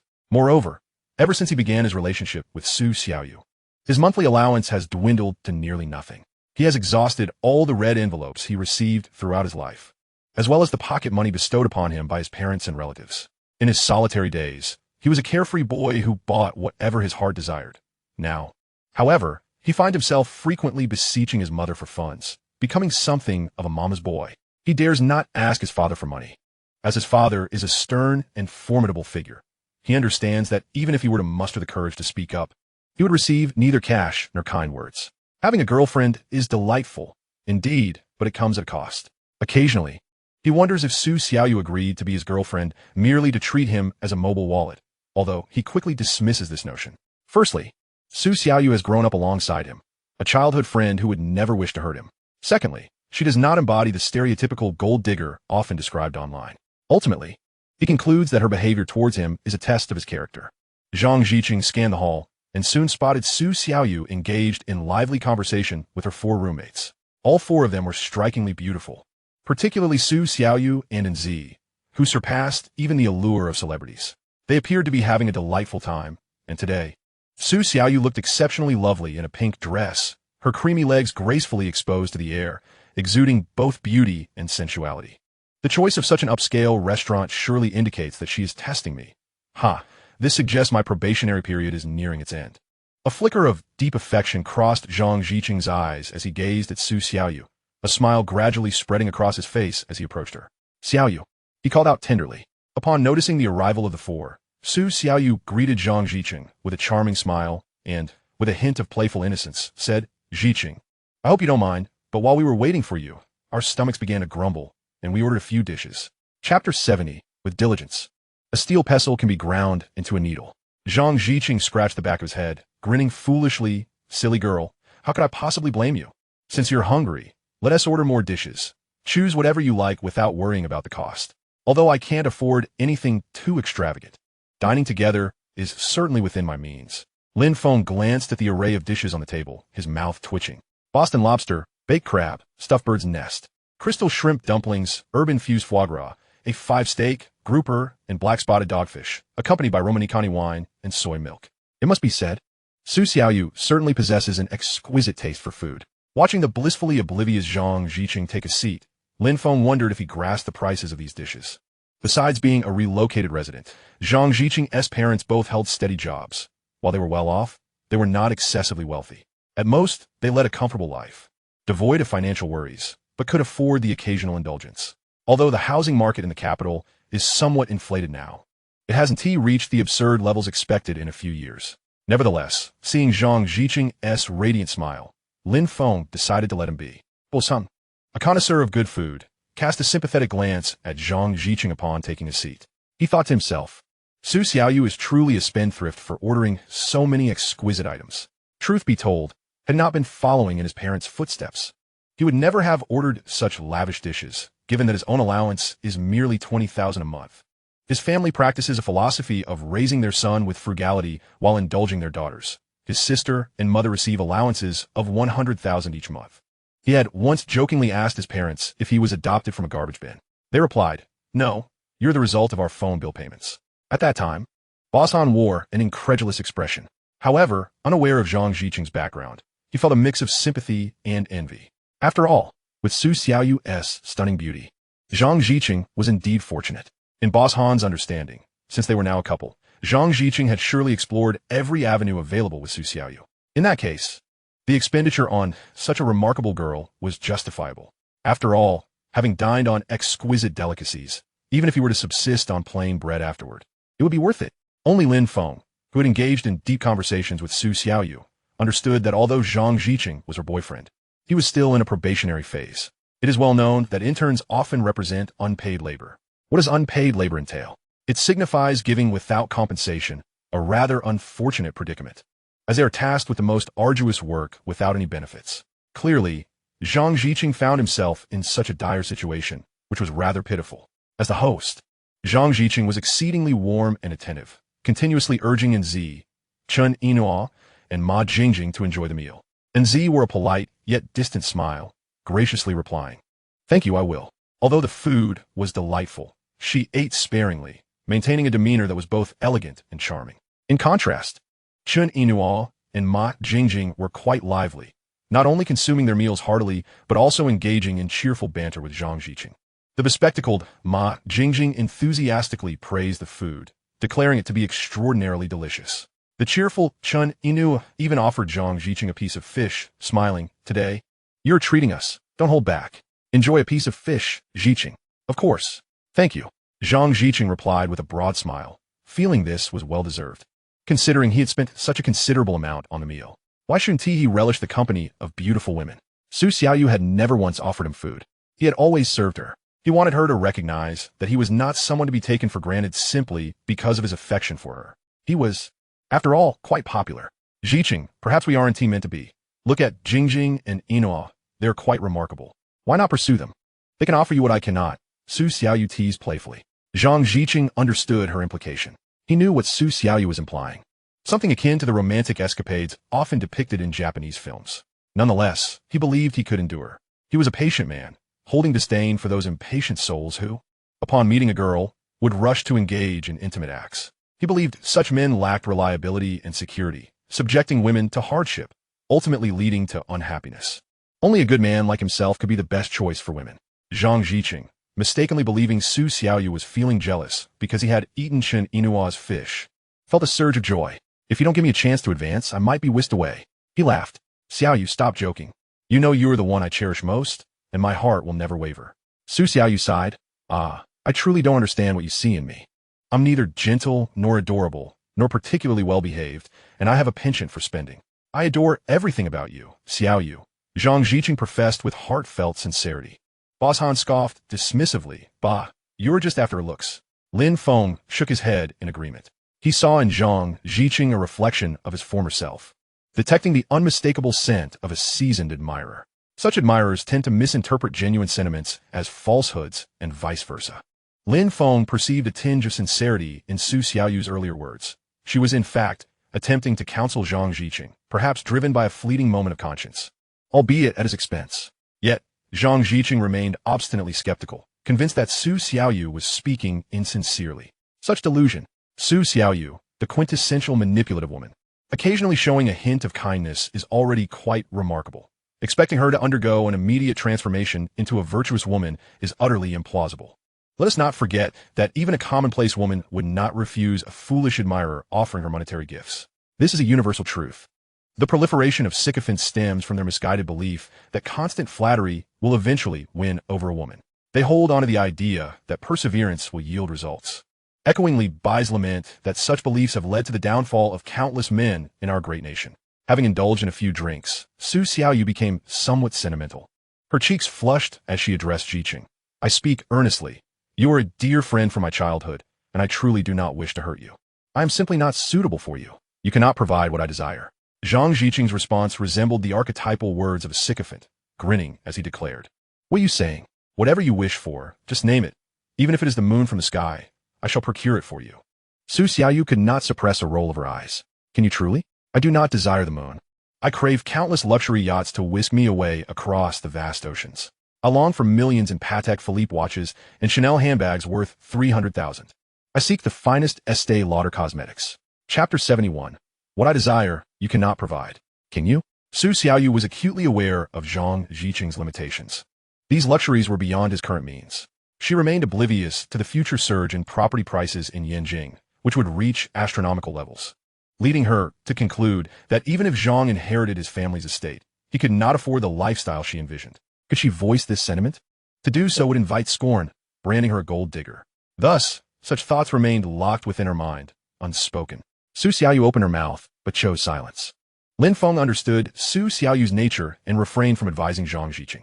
In a previous life, Zhang Ziqing was destined to become a billionaire. It took Lin Feng the better part of his life to achieve such wealth. This fellow had it easy, effortlessly surpassing financial hurdles with merely a handful of properties. Lin Feng, a small business owner often drowning his sorrows in drink, could not muster sympathy for someone born into immense fortune, who had everything handed to him on a silver platter. Was this not akin to the keyboard warriors who fret over trivial matters while living in their parents' basements? Moreover, in his previous life, Zhang Ziqing had shown him little kindness. After graduation, they lost all contact. He was correct. In the eyes of the elite in the capital, there were indeed only two kinds of people, those from the local elite and the outsiders, who were invariably looked down upon and seldom befriended. Where are you all planning to go this weekend? Su Xiaoyu inquired, glancing around at the group. I don't know, perhaps I will just sleep in the dormitory. Alas, no one invites this lonely soul out for fun, Chun Inua sighed. Upon hearing this, Master Lu's interest piqued, and he grinned. How about I take you to Chiu Feng Park? It's a splendid place, vast, and with a lovely environment, truly a paradise for romance and leisure. Best of all, it won't cost us a dime. Chun Inua shot him a disdainful look. I'm not interested. Master Lu pressed on. Then how about we catch a movie? Chun Inua replied. It seems there are no good films out right now. Master Lu, feeling the pinch, suggested, then let us go ice skating. Although he despised ice skating, finding it both expensive and unenjoyable, he felt compelled to spend a little for the sake of courting. I can't skate, Chun Inua countered. Before Master Lu could respond further, Lin Feng interjected, smiling at Chun Inu. Women are truly perplexing. You say you have no invitations, yet when one is extended, you refuse. What exactly do you desire? The truth was, Chun Inua's intentions were crystal clear. She had already declined. If she were genuinely interested in Master Lu, she would not hesitate to join him for a movie or even a meal of spicy hot pot. The notion of having no appealing options was a mere facade. Had he proposed to take her shopping for exquisite handbags, fashionable clothing, or luxurious cosmetics, or offered her jewelry, she would undoubtedly have obliged. Girls like Chun Inua are intrigued only by two types of men, the handsome or the wealthy.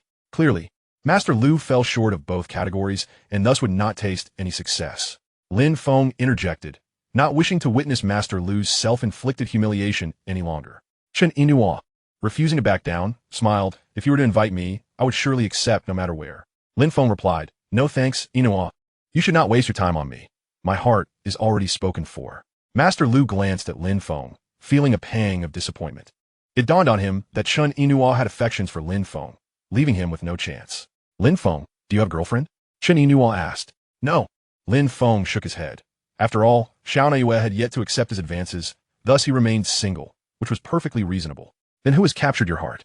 Chun Inua inquired curiously. Is your family in the plumbing business? Lin Feng shot her a sidelong glance. No, she replied. Then why do you pry so much? Suddenly, the entire table erupted in laughter. Han Shan looked at Lin Feng in astonishment, perplexed as to why the usually stoic Lin Feng could be so amusing, eliciting genuine laughter from the girls. He resolved to remember this line for future use. Sitting beside Chun Inua, and Zi's face flushed crimson upon hearing Lin Feng's words. As she lowered her gaze to her feet, regrettably unable to see anything but her own imposing figure. Ma Jingjing, Chun Inua, and Su Xiaoyu giggled, exchanging knowing glances towards Nzi. Lin Feng noticed this and felt utterly bewildered, musing, Nzi, I wasn't here referring to you when I spoke of having someone in my heart. Why are you blushing? It seemed that beautiful women were inherently vain. Lin Feng, what are your plans for the weekend? Su Xiaoyu directed her attention towards him. As for me, Lin Feng casually replied while eating, I shall probably be at the milk tea shop, also hanging around WeChat. He had to admit, Su Xiaoyu's choice of dishes was quite enjoyable, albeit a bit costly. A man without some money in his pocket was truly ill-suited to pursue a woman of her caliber. And Z is free this weekend. Why don't you take her out? Su Xiaoyu suggested. Xiaoyu, Lin Feng is quite busy. We shouldn't disturb him. And Z said, her face flushed, stealing a glance at Lin Feng. Truth be told, the men she had encountered thus far had all gone to great lengths to curry her favor. But Lin Feng remained indifferent, which only piqued her curiosity about him. However, such tactics were not universally effective. One must possess Lin Feng's exceptional qualities for the allure of playing hard to get to work. If you are inherently unremarkable, and yet carry yourself with an air of aloofness akin to Lin Feng, you might as well brace yourself for a life of solitude. Truth be told, Z harbors a certain fondness for Lin Feng. She had initially planned to experience romance during her university years. After all, she has never indulged in such affairs before. Many of her friends have extolled the exhilarating and delightful sensations that accompany love. She yearns to experience the thrill and joy that it promises. At present, the only young man who seems remotely suitable is Lin Feng. However, for Z, while she's open to romance, any physical intimacy is out of the question. Fortunately, Lin Feng remains oblivious to her inner thoughts. Were he to discover them, he would instinctively distance himself from such a woman.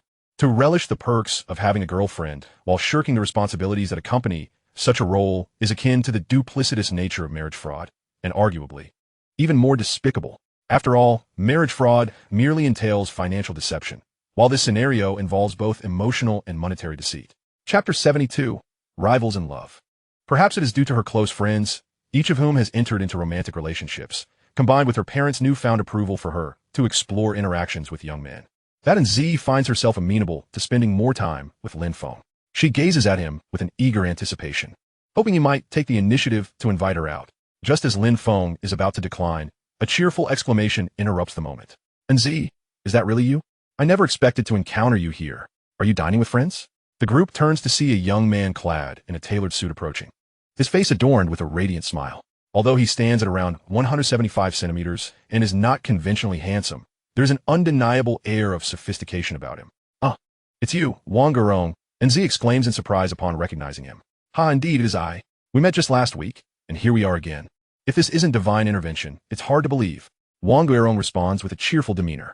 Their families are acquainted, and having just returned from studying abroad in the United States, Wang Gerong, at the age of 22, finds himself under pressure from his family to consider marriage. Consequently, his father has introduced him to Z, hoping to provide the two young people an opportunity to connect with the hope that they might find mutual attraction. Z has only met Wang Gerong a few times as a child, but upon seeing him again last week, she was struck by his transformation into a striking young man. However, the sentiment is not reciprocated, Z harbors no interest in Wang Gerong. He, brimming with confidence, boldly takes a seat at an empty table, which accommodates 10 people, conveniently situated next to Z. Most young men would hesitate to be so audacious, especially in the presence of 4 unfamiliar males. As expected, upon sitting down, Zhang Ziqing expresses his displeasure. Who are you? Is this seat available for you? Indeed. Some people lack basic manners. Z, is this your friend? Quite rude, isn't it? Su Xiaoyu interjects with a pointed glare directed at Wang Gerong. Z clarifies. He is the son of a friend of my father's. We've only met a few times, so we're not particularly close. Wang Gerong, it seems my friends are not welcoming you. Perhaps it would be best for you to leave. Unfazed by Su Xiaoyu's remarks about his lack of decorum, Wang Gerong, with an unwavering smile, replies, Z, grant me 3 minutes to convince your friends, if you will. Before Z can respond, Su Xiaoyu, crossing her arms, retorts, very well, I am curious to see how you will manage that. Wang Gerong proposes, allow me to treat everyone to dinner tonight. Sound good, exclaims Lu Dashi. The moment those words leave his mouth, Ma Jingjing, Chun Yinghao, and even Su Xiaoyu soften their expressions, as the evening's meal would undoubtedly be costly, amounting to several thousand yuan. For Su Xiaoyu, having a generous benefactor cover the expenses means she won't have to rely on her childhood friend, Zhang Ziqing, for payment, allowing for future opportunities to enjoy lavish meals at his expense. However, Zhang Ziqing feels insulted. What do you mean? Do you think we can't afford this? No. I didn't mean to imply that at all. How about this? I will cover this meal, and afterwards, we can head to MIU Club for some fun. I'll take care of all expenses. Wang Gerong states with an air of nonchalance. Lu Dashi, somewhat bewildered, asks, what is MIU Club? The name itself suggests an upscale venue. Upon hearing this, Su Xiaoyu's expression lights up. Is that the most expensive bar in Jinling? I wanted to go there for ages. Are you Z's friend? Haha, splendid. Since Z is my friend, that makes you my friend too. Wang Gerong casts a glance at Su Xiaoyu, feeling a mix of admiration and regret. He knows he must remain distant from her to pursue Z, understanding that winning Z's affections could significantly ease his life. Thus, he resolves to resist the allure of pursuing a stunning beauty like Su Xiaoyu. Su Xiaoyu discreetly signals to Zhang Ziqing, urging him to allow Wang Gerong to stay. Although reluctant, Zhang Ziqing is unwilling to defy his girlfriend's wishes. Besides, MIU Club is the most prestigious bar in Jinling, and if he were to take his friends there, the expenses would surely exceed several thousand yuan. Allowing Wang Gurong to cover the bill seems reasonable. How about this? I, Su Xiaoyu, am an open-minded person. Let us vote on whether to allow this gentleman, Wang, to stay. All in favor, please raise your hands. Su Xiaoyu declares, raising her hand first. When no one else responds, she turns to Zhang Ziqing. He, suffering from a sore throat, complies and raises his hand. Seeing Zhang Ziqing's gesture, Lu Dashi follows suit. Reasoning that if stunning women abound in bars, he would not want to miss out on the opportunity just because Wang Gurong was sent away. With Zhang Ziqing's hand raised, he feels justified in doing the same. Soon, Ma Jingjing and Chun Yinhua join in as well. Only Han Shan, Lin Feng, and Nzi abstain from voting. Su Xiaoyu beams. All right, 5 votes to 3. Wang Gurong, you may stay. But do not deceive us. You promised to treat us, and we expect you to follow through. Rest assured, I would never deceive. Liars are beneath me. Wang Gurong replies with a grin, momentarily at a loss for words. Su Xiaoyu, seemingly indifferent to him, summoned a waiter and ordered 5 bottles of that delightful Romanicani red wine, along with an array of exquisite dishes. Baked oysters with spinach and cheese, creamy asparagus soup, warm foie gras salad, stuffed chicken pie, French snails, eel soup, pan-seared scallops with foie gras sauce, live shrimp with crab roe, braised meat medley, curry shrimp, grilled lobster meat, balsamic, vinegar-flavored roasted chicken, and roasted lamb. Chapter 73. The art of showing off is quite crude. Wang Gurong's lips twitched in response. Even Lin Feng could not bear to witness Su Xiaoyu's extravagant display, akin to flaunting wealth ostentatiously, and he couldn't help but remark, Su Xiaoyu, can you truly finish all this? With a cheerful grin, Su Xiaoyu replied, it doesn't matter if I can't finish it. I can always take it home. But aren't we heading to a bar later? Where will you store the takeaway? Master Lu interjected. Oh dear, my memory fails me. She feigned annoyance, tapping her forehead. As Wang Gurong gazed at Su Xiaoyu, he perceived her as a jester, an exceptionally beautiful jester, and found himself stifling a laugh. Truth be told, given his affluent background, he could effortlessly purchase the entire restaurant, let alone a mere few dishes. Thus, he felt no pang of regret. However, Nzi's friend was indeed rather charming in her own way, effortlessly endearing and evoking no disdain. After all, what man could harbor anger toward a stunning girl with such high marks? When confronted with beauty, the stoic Lu Xiaohui only exists in television. In reality, no man can claim to be entirely devoid of desire, unless, of course, he is not a man at all. In all honesty, due to his solid upbringing, Wang Gurong's social circle consisted of individuals from illustrious families, all remarkably capable. He had seldom encountered someone like Su Xiaoyu, a girl of tea ceremony elegance. Were it not for Nzi, he would never have crossed paths with such a woman, only in fleeting nocturnal exchanges. Although they had only interacted for a brief period, he had already analyzed the group dining with Nzi. He had pursued psychology abroad, and Su Xiaoyu was unmistakably a woman who understood how to wield her beauty. A bit greedy at heart, she likely had never encountered significant societal challenges and would seize any opportunity to exploit a fat sheep. Little did she realize that such behavior might summon dire consequences. If the sheep she encountered were, in fact, a formidable tiger, it could consume her whole, leaving not even a bone behind. As for Han Shan, Wang Gurong observed the shallow pretentiousness that radiated from him, particularly as he occasionally flaunted his glimmering Rolex. It was clear he was a second-generation nouveau riche, attempting to show off in a decidedly lowbrow manner, only capable of attracting the attention of impoverished souls or gold-digging women. Zhang Ziqing, on the other hand, seemed to possess some wealth. His attire was neither exorbitant nor inexpensive, yet an air of arrogance permeated his demeanor, as though he were inherently superior. This individual likely hailed from Beijing or Shanghai. The only one who eluded his understanding was Lin Feng. This young man exuded tranquility, his smile unruffled, giving off an impression of someone unperturbed by praise or blame. His expression rarely revealed his preferences. Wang Gurong concluded that Lin Feng was a person of considerable depth. Moreover, Nzi had glanced at him 13 times within 10 minutes, while she had not so much as cast a glance at any other man, including Wang Gurong himself. This revelation caused him to furrow his brow in silent contemplation. It appeared Lin Feng was his rival in love. As for the others, they were mere ordinary individuals, unworthy of further scrutiny. Hence, Wang Gurong paid little heed to Su Xiaoyu's extravagant orders. Whether she ordered a few dishes or emptied the restaurant mattered not to him. It was but a trifling matter. He turned to Lin Feng with a smile. Brother, are you also a friend of Nzi? Lin Feng met Wang Gurong's gaze and replied with a smile. Indeed. Are you a student as well? Wang Guiron continued. Before Lin Feng could respond, Su Xiaoyu interjected, "Yes, we all attend the same school. You don't have any more questions, do you? Surely you're not curious about our ancestral lineage." Upon hearing this, Wang Guiron's lips twitched, and he refrained from probing further. He had intended to subtly inquire about Lin Feng's family background, but such information could be easily obtained without haste. He could simply send someone to investigate later. At that moment, a melodious piano tune filled the air, drawing everyone's gaze to the center of the restaurant, where a beautiful girl with flaxen hair was performing. The enchanting melody transported them back to their youthful days, evoking a flurry of innocent and joyous memories in their minds. Su Xiaoyu's face lit up with envy. How lovely it would be if a boy played a song for me. He would be my prince. Xiaoyu, you know I can't play the piano. Zhang Ziqing chuckled. Su Xiaoyu shot him a glance. I never said my prince was you. Wang Guiron's lips curled into a smile, inwardly exclaiming that fate favored him.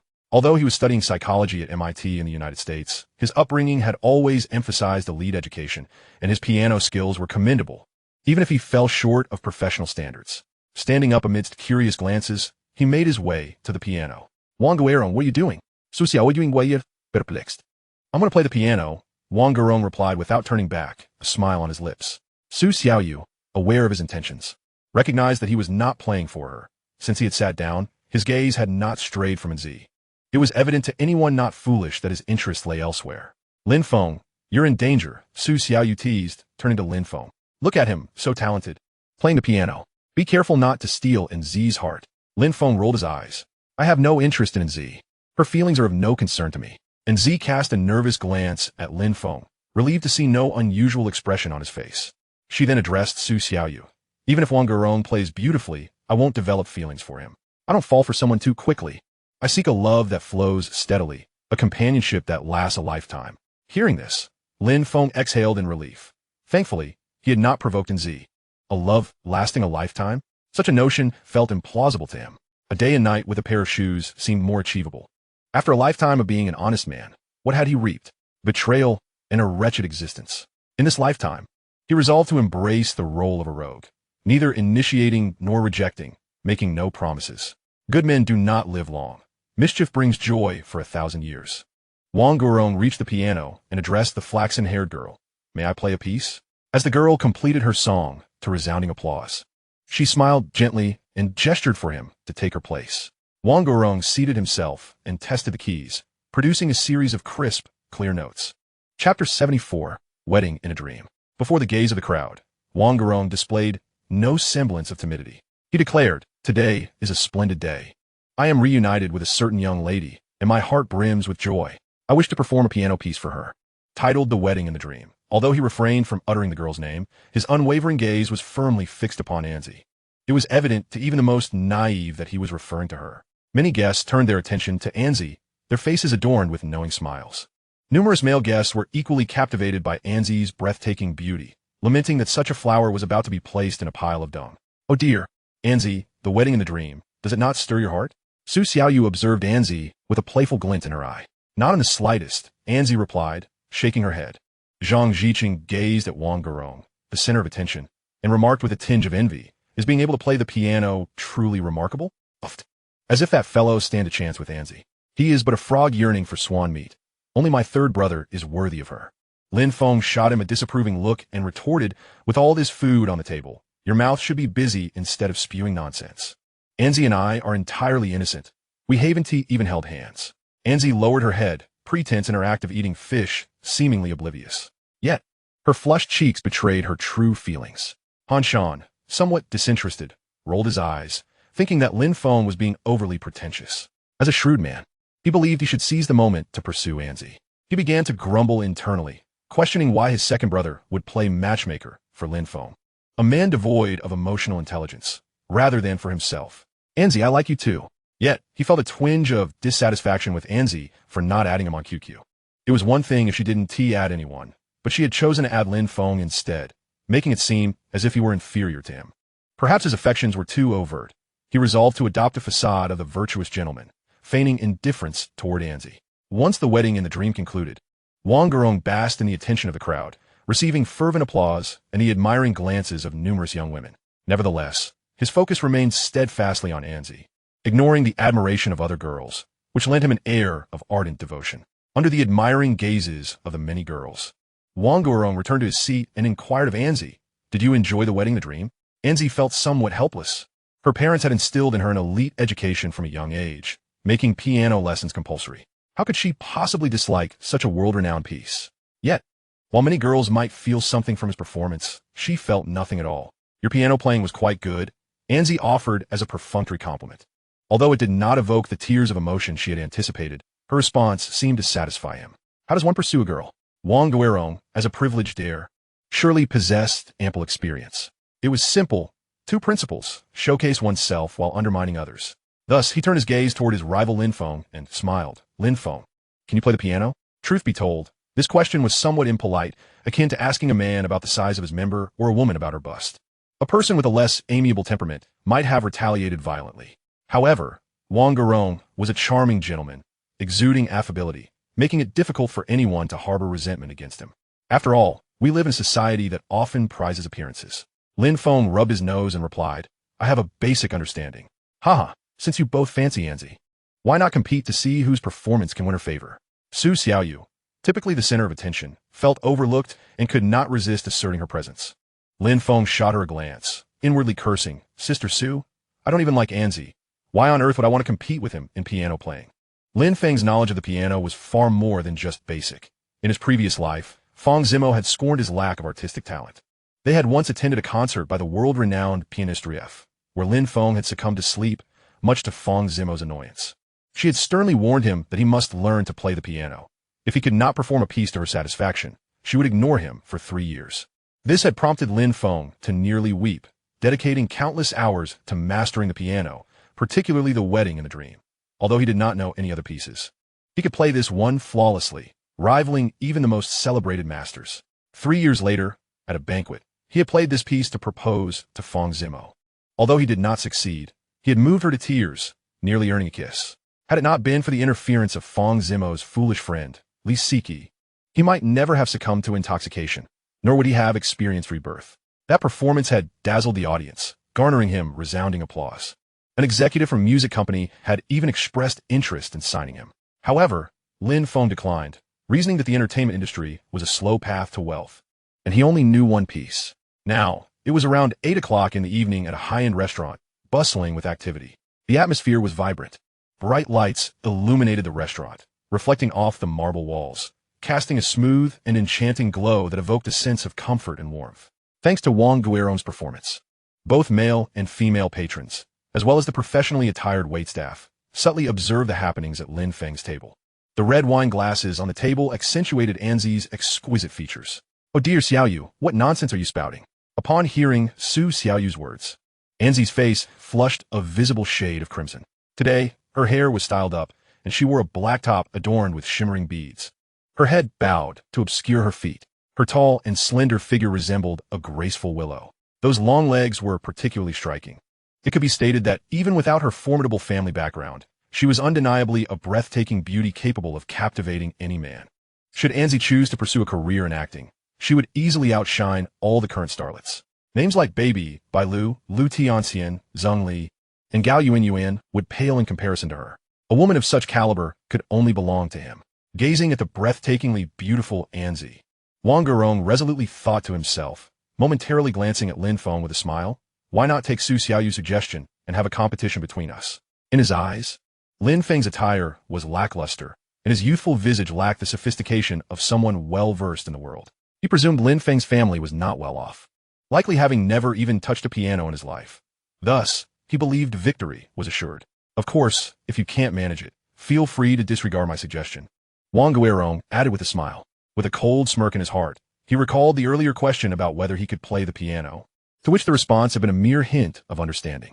How amusing. To say one knows something is to know it. To not know is to not know. What does a little understanding even mean? He believed that Lin Feng's reticence stemmed from a complete inability to play the piano, coupled with the desire to maintain his dignity in front of the girl. Anzi, with her delicate and flawless oval face, was filled with concern as she turned to Lin Feng and urged, "Don't compete with him." Witnessing her defense of Lin Feng, Wang Guorong felt a pang in his heart. Although he had just returned to the country and was hardly familiar with Anzi, he had even contemplated names for their future children. It felt as though his wife had strayed. Indeed, Lao San, you cannot play the piano, don't overreach. Reminded Bosan. He recognized that Wang Gurong was more adept at posturing than he was, and that his talent for ostentation surpassed his own. Playing the piano? Wasn't it far more enjoyable to immerse oneself in games like Legend of Blood or Fantasy Westward Journey? This fellow was only marginally superior to him. Boss Han had no desire to see Lin Feng humiliated, not out of loyalty, but because he was aligned with Lin Feng's faction. If Lin Feng were to embarrass himself, it would reflect poorly on him as well. If he lost face in front of Anzi, how could he ever hope to win her affection? Therefore, for Boss Han, Lin Feng simply could not afford to lose. A defeat would obliterate his future happiness. He had even envisioned names for the children he would have with Anzi, perhaps Hananen. Very well, let the competition commence, Lin Feng declared. What a foolish endeavor. Lao Sang, do you truly play the piano? I highly doubt you've even touched one, Wang Guorong scoffed. Boss Han felt as though he were losing his son and quickly interjected. Lin Feng blinked. Did I not say I have a little understanding? A modicum of understanding, after all, meant knowing just a bit. If that were the case, then one might claim to know a little about everything. With so many eyes upon them, Boss Han whispered, Are you certain you want to proceed? Do you not believe in me? Lin Feng raised an eyebrow, irritation creeping into his voice. Alas, Boss Han lamented. I am neither a rope to bind you nor your parents to restrain you. Do as you wish. He felt as though he had lost his son. You need not do anything you are unwilling to do for my sake, Anzi murmured, her gaze lowered, a hint of shyness in her demeanor. Lin Feng was taken aback. He found Anzi somewhat self-absorbed but refrained from pointing it out. Wang Gurong, fearing Lin Feng might change his mind, urged, Hurry and compete, Lin Feng. Lin Feng scratched his head, seemingly embarrassed. If I win, what do I gain? Wang Gurong nearly burst with laughter. My teacher is the renowned piano master, Lu Yifu. You think you can win against me? It was as if he wanted to awaken Lin Feng from a stupor with a splash of cold water. Comparing a prince born into privilege with an ordinary fellow like Lin Feng was akin to tying one's hands and feet. There was simply no contest. He shook his head, thinking how naive university students in this country could be, akin to fools who believe the world would treat them kindly. They failed to grasp that once they ventured into society, without familial support, they were nothing. Let us wager 100, 0, 0, 0. If you win, I'll give you 100, 0, 0, 0. If you lose, you'll owe me the same. By the way, Lin Feng, do you have any money? Wang Guorong said, suppressing a grin. He wasn't lacking in funds, but feared that a larger sum might intimidate Lin Feng. 100,000 was a figure he believed would be overwhelming, yet tempting enough for Lin Feng to take a risk. To deal with Lin Feng, he had earnestly gauged Lin Feng's psychological limits. 100, 0, 0, 0 is insignificant. Let us wager 1, 0, 0, 0, 0, 0, 0 instead. Lin Feng proposed. Can you even produce 1, 0, 0, 0, 0, 0, 0? This time, it was Wang Gurong who was taken aback, for Lin Feng's attire did not suggest affluence. Lin Feng shook his head no. Wang Gurong nearly spat blood. You have no money and yet wish to wager 1, 0, 0, 0, 0, 0, 0? Are you toying with me? Lin Feng gestured towards Anzi. I may not have it, but Anzi does.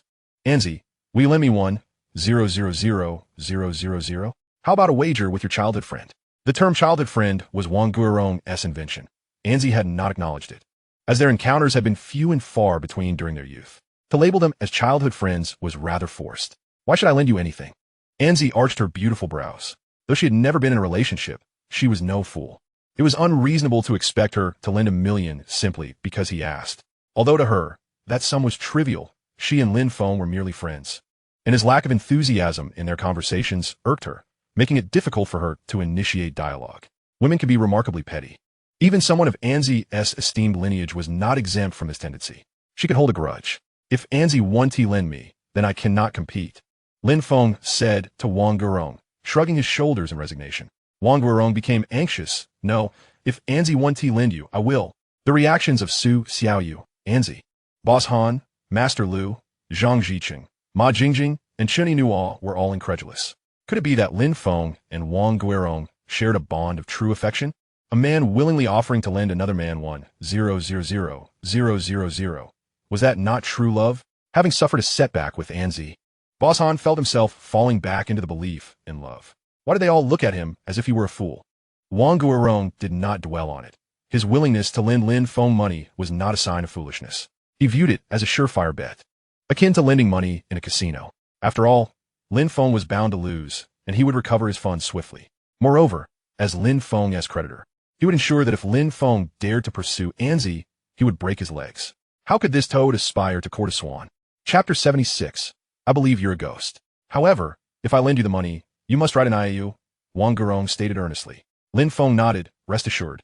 Anyone who knows me is aware that I am a man of my word. Even if it means selling blood, I shall repay my debts. Wang Gurong extended his hand. Smiling, well, since you are Anzi's friend, I trust you. If you fail to repay, I believe Anzi will be quite disappointed. Lin Feng could not help but roll his eyes, thinking to himself how this conversation resembled a struggle for favor in a harem, wondering how many times Wang Guerong had watched Empress in the palace. However, let us agree on just one competition. I only know one piece, Lin Feng said earnestly, gazing at Wang Guerong. Agreed.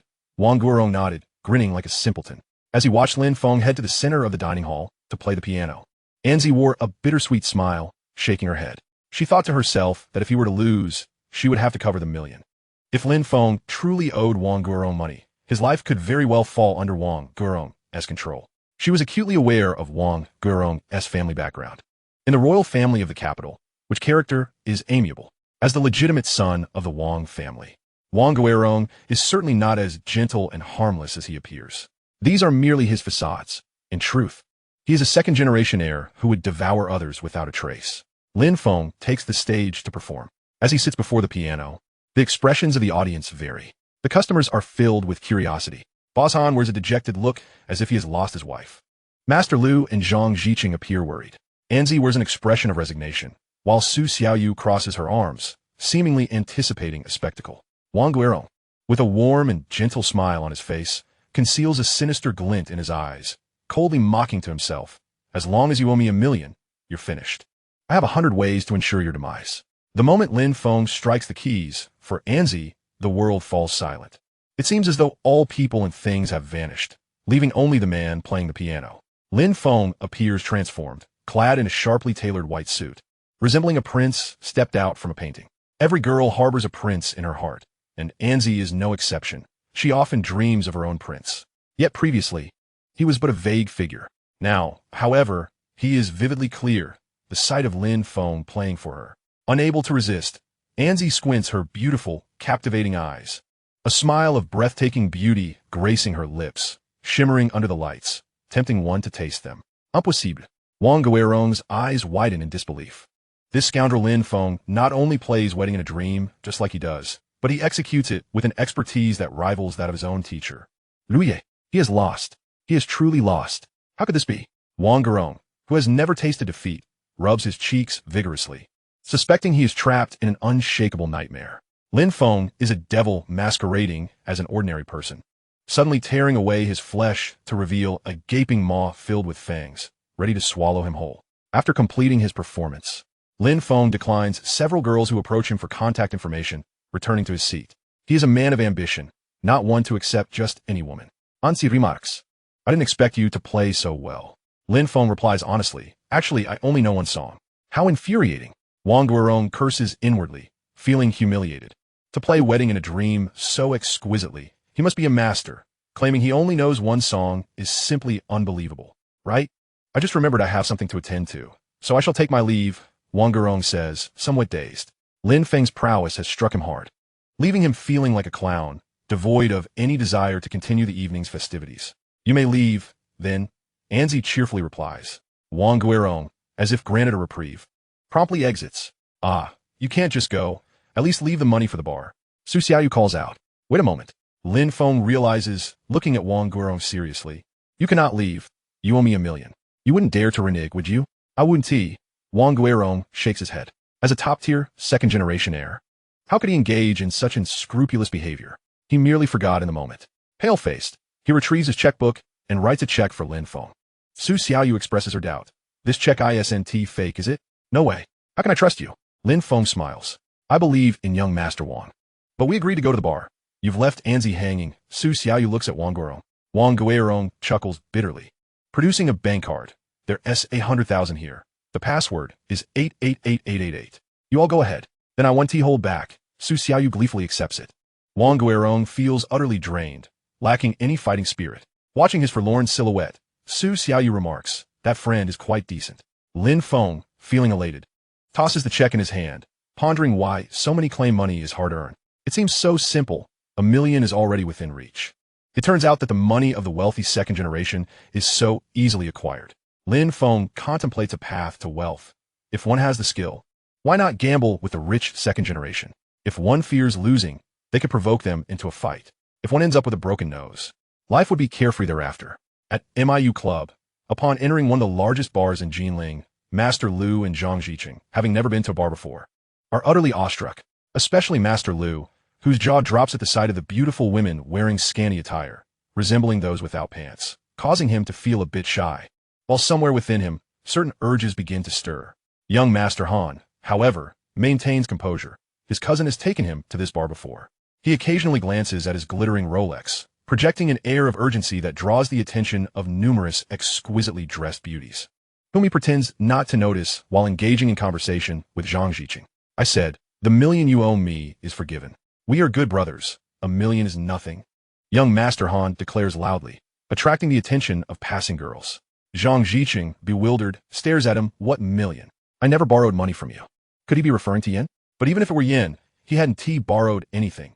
In fact, it was young Master Han who had borrowed $50 from him last time for cigarettes and hadn't returned it. Being a shy boy, he feels too embarrassed to ask for it back. "Oh, I've already said, you don't need to repay me. Am I young Master Han? So short on cash?" Young Master Han, as if possessed by a theatrical spirit, waves his hand grandiosely. Su Xiaoyu nearly bursts into laughter. "So, is young Master Han picking up the tab for tonight?" Young Master Han shivers. Despite wearing a Rolex worth millions, he hardly has any money. His parents only give him $20,000 a month, barely enough to get by. How could he afford to settle a bill at this high-end bar, which surely requires millions? However, while he feels intimidated inside, he cannot show weakness outwardly. He is the master of strong words. Paying the bill? A trivial matter. Fortunately, Su Xiaoyu is merely joking and has no intention of truly putting young Master Han in a bind. Rue Master, having discovered a new world, points at a beauty in a uniform with black stockings, exclaiming, "Hey, that looks like Su Mengxian." The group pauses, taken aback, as they spot a stunning young woman serving drinks to a table of patrons. "Fool, what do you mean like? That is Su Mengxian," Han Shen exclaimed. Su Xiaoyu was taken aback. She had not anticipated the presence of a woman whose beauty rivaled her own and Nzi's. Jinling University was vast, and although she and Su Mengxian attended the same institution, they had never crossed paths. "Who is Su Mengxian?" "Su Xiaoyu Guayiv," Han Shan replied with a chuckle. "She is undoubtedly the most beautiful woman in our class." "Beautiful? Does she surpass me in Nzi?" Su Xiaoyu retorted, puffing out her proud chest disdainfully. Han Shen, possessing a commendable emotional intelligence as the son of a wealthy family, and having been initiated by an older woman, responded with a grin, "Of course. She cannot compare to your beauty." Master Liu, displaying a heartbroken demeanor, lamented, "What is Su Mengxian doing in such a place? She looks so innocent. I never imagined she would be this kind of woman." He adhered to traditional views, believing that women working in bars were of ill repute. In truth, the likelihood of meeting virtuous women in such establishments was lower than winning the lottery. Yet, she might simply be working here due to financial hardship. Everyone encounters difficulties at some point. Lin Feng, the class monitor, had reviewed Su Mengxian's background. Her life was indeed fraught with hardship. Her parents had perished when she was 4, leaving her and her younger sister to be raised by their grandparents. Tragically, when she was 6, her only breadwinner, her grandfather, passed away, leaving only her grandmother, who scavenged for a living. Their plight was truly sorrowful. Even if one faces adversity, one should not resort to working in such a place. Master Liu shook his head. Lin Feng rolled his eyes, remarking, "The poorer one is, the more they tend to lecture others about moral choices. Those who genuinely possess the means to assist do not waste their breath on such matters." He thought, one cannot advise others on virtue without having experienced their suffering. Lin Feng had no intention of greeting Su Mengxian, wishing to spare her any embarrassment. He gestured for his companions to sit down, saying, "All right, let us settle down and enjoy ourselves." Su Mengxian appeared busy, seemingly oblivious to their presence. Han Shen, dissatisfied, remarqued, "We are classmates with Su Mengxian. How can we not greet her?" He had already conjured a romantic narrative in his mind, envisioning a wealthy young man falling for a woman of the night. He pondered that if his family disapproved of their relationship, he would elope with Su Mengxian, fearing nothing as long as she kept him warm at night. Zhang Jiqing interjected, "If you were a server here, would you want to encounter classmates at your workplace?" Without hesitation, Han Shan replied, "Of course not. How embarrassing. Then why would you go greet her?" Zhang retorted, "Oh, How did I not consider that? Han Shin Skufet. You're just a spoiled child, what do you know? Who says? I am a true man, standing tall. He countered. The two exchanged glances, neither willing to concede. Lin Feng could not suppress a roll of his eyes, thinking, you two are equally matched. One a rich second generation, the other a demolition second generation. I am the true child of hardship. My father is neither a real estate mogul nor a demolition contractor. He is merely an ordinary civil servant in this city. Lin Feng felt he could truly empathize with Su Mengqian, as they belonged to the same ilk, without influential parents to rely upon. In a world where no one could be depended upon, one must rely solely on oneself. Beautiful lady, may I have your contact information? I'll be sure to request you for my private room in the future, a flamboyant young man with dyed hair said to Su Mengqian. No, thank you, sir. I'm just here part-time. Su Mengqian hastily waved her hands in refusal and fled, as if a tiger were chasing her. Though poor, she vividly remembered her grandmother's words, never accept anything from men. Accepting a man's favors without being able to reciprocate could lead to dire consequences if he were to lose his temper. Men, when enraged, are unpredictable. She was working part-time for 6 hours to earn 200 yuan, merely delivering drinks and fruits. She would not touch any beverages or alcohol offered to her. She could not afford to get into trouble, for who would care for her younger sister and grandmother if anything happened to her? Suddenly, Su Mengqian spotted Lin Feng and quickly turned her head, avoiding his gaze. She feared that he would discover her job here and judge her as a bad woman. Looking down upon her. Fortunately, several male classmates in the vicinity seemed oblivious to her presence. Su Mengqian let out a sigh of relief. However, as fate would have it, Lin Feng unexpectedly stood up from his seat and approached her, swiftly grasping her arm. Su Mengqian looked at him in panic, akin to a small rabbit caught by a hunter. Her pitiful demeanor was truly heart-wrenching. Lin Feng smirked, saying, beautiful lady, what is your name? Chapter 78. Insisting on finding the ugliest one. Why is he asking my name? Could it be that this person before me is not the class monitor, but rather his identical twin? But that's impossible. Lin Feng has a twin brother, and it's unlikely that Lu Tian, Han Shan, and Zhang Ziqing all share that trait. There is only one possibility. He is pretending not to know me. But why would the class monitor do that? Su Mengqian thought. Her cherry-red lips slightly parted in confusion. Beautiful lady, were you pondering? Did you not hear my question? Please don't misunderstand me. I have no intention of harming you. I merely wish to purchase some alcohol, Lin Feng said, winking at her. Su Mengqian sudenli understood. Lin Feng was attempting to boost her sales. Although she never proactively promoted drinks, as a server, she could earn a commission if a customer bought alcohol through her. The class monitor wanted to help her. Su Mengqian felt conflicted, unsure whether to accept Lin Feng's goodwill. Her grandmother had warned her against accepting gifts from boys, lest it complicate matters in the future. However, Lin Feng did not afford her the time to ponder. He pushed her slightly and said sternly, hurry, bring me 2 bottles of red wine, 3 bottles of Remy Martin, 18 bottles of beer, and 2 large fruit platters. I understand, but please don't be so fierce. Su Mengqian replied, taken aback by the forceful push. Then hurry up, Lin Feng insisted, glaring at her.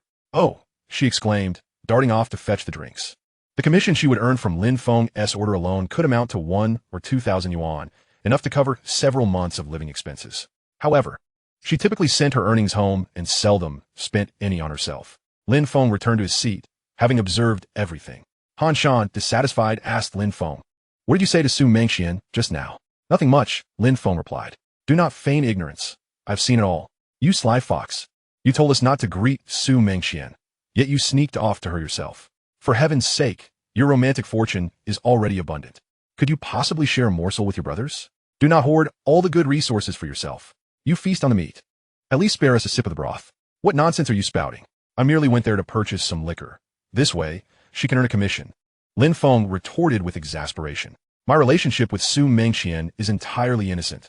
There is nothing untoward. I simply wish to assist a fellow student. Get lost. I find it hard to believe. If Su Mengqian resembled Feng Jia, would you still offer her your assistance? Han Shan quipped, wearing a knowing expression. Certainly not. Lin Feng shook his head. Indeed, Lin Feng, you are a superficial person, Han Shan lamented dramatically. Are you not? Lin Feng questioned, astonished. Of course not. I am indifferent to a woman's appearance. What truly matters is her character and inner beauty, Han Shan declared proudly, casting a sidelong glance at Nzi and Su Xiaoyu. Lin Feng scoffed, hypocrite. Hey, handsome, could I have your number? Approached a woman with dyed yellow curls, clad in revealing attire and heavily made up, though her bosom was modest. Her long legs were striking, rendering her an average beauty at best. She smiled to Han Shan while holding out her phone. Could it be that the creature resembling a monkey, Han the boss, has actually attracted a woman seeking to exchange contact details? Lin Feng marveled. Is the trend now favoring tall, handsome figures like mine? Before long, Lin Feng grasped the situation. The woman's gaze was fixed intently on the Rolex adorning Han Shan's wrist. Ah, gold digger. No wonder she was so indiscriminately pursuing the scrawny monkey. Lin Feng mused internally. Without an Z, Han Shan would surely have acquiesced. Casting a glance at an Z, Han Shan assumed an upright demeanor and waved his hand dismissively. I'm sorry, but I never exchange numbers with unfamiliar women. Master Lu's eyes widened in disbelief, filled with astonishment. He was not surprised that a woman had approached Han Shan, but rather that he had actually declined her offer. How is this possible? Dogs don't refuse to eat excrement. The woman left, dejected. Moments later, another woman approached, seeking Han Shan's number. He continued to decline. Yet another made her way over, only to leave empty-handed once more. Finally, Master Lu could no longer contain himself. What is going on with these women? Ignoring 3 handsome men to chase after the ugliest one? Upon hearing this, Han Shan was decidedly displeased. What do you mean?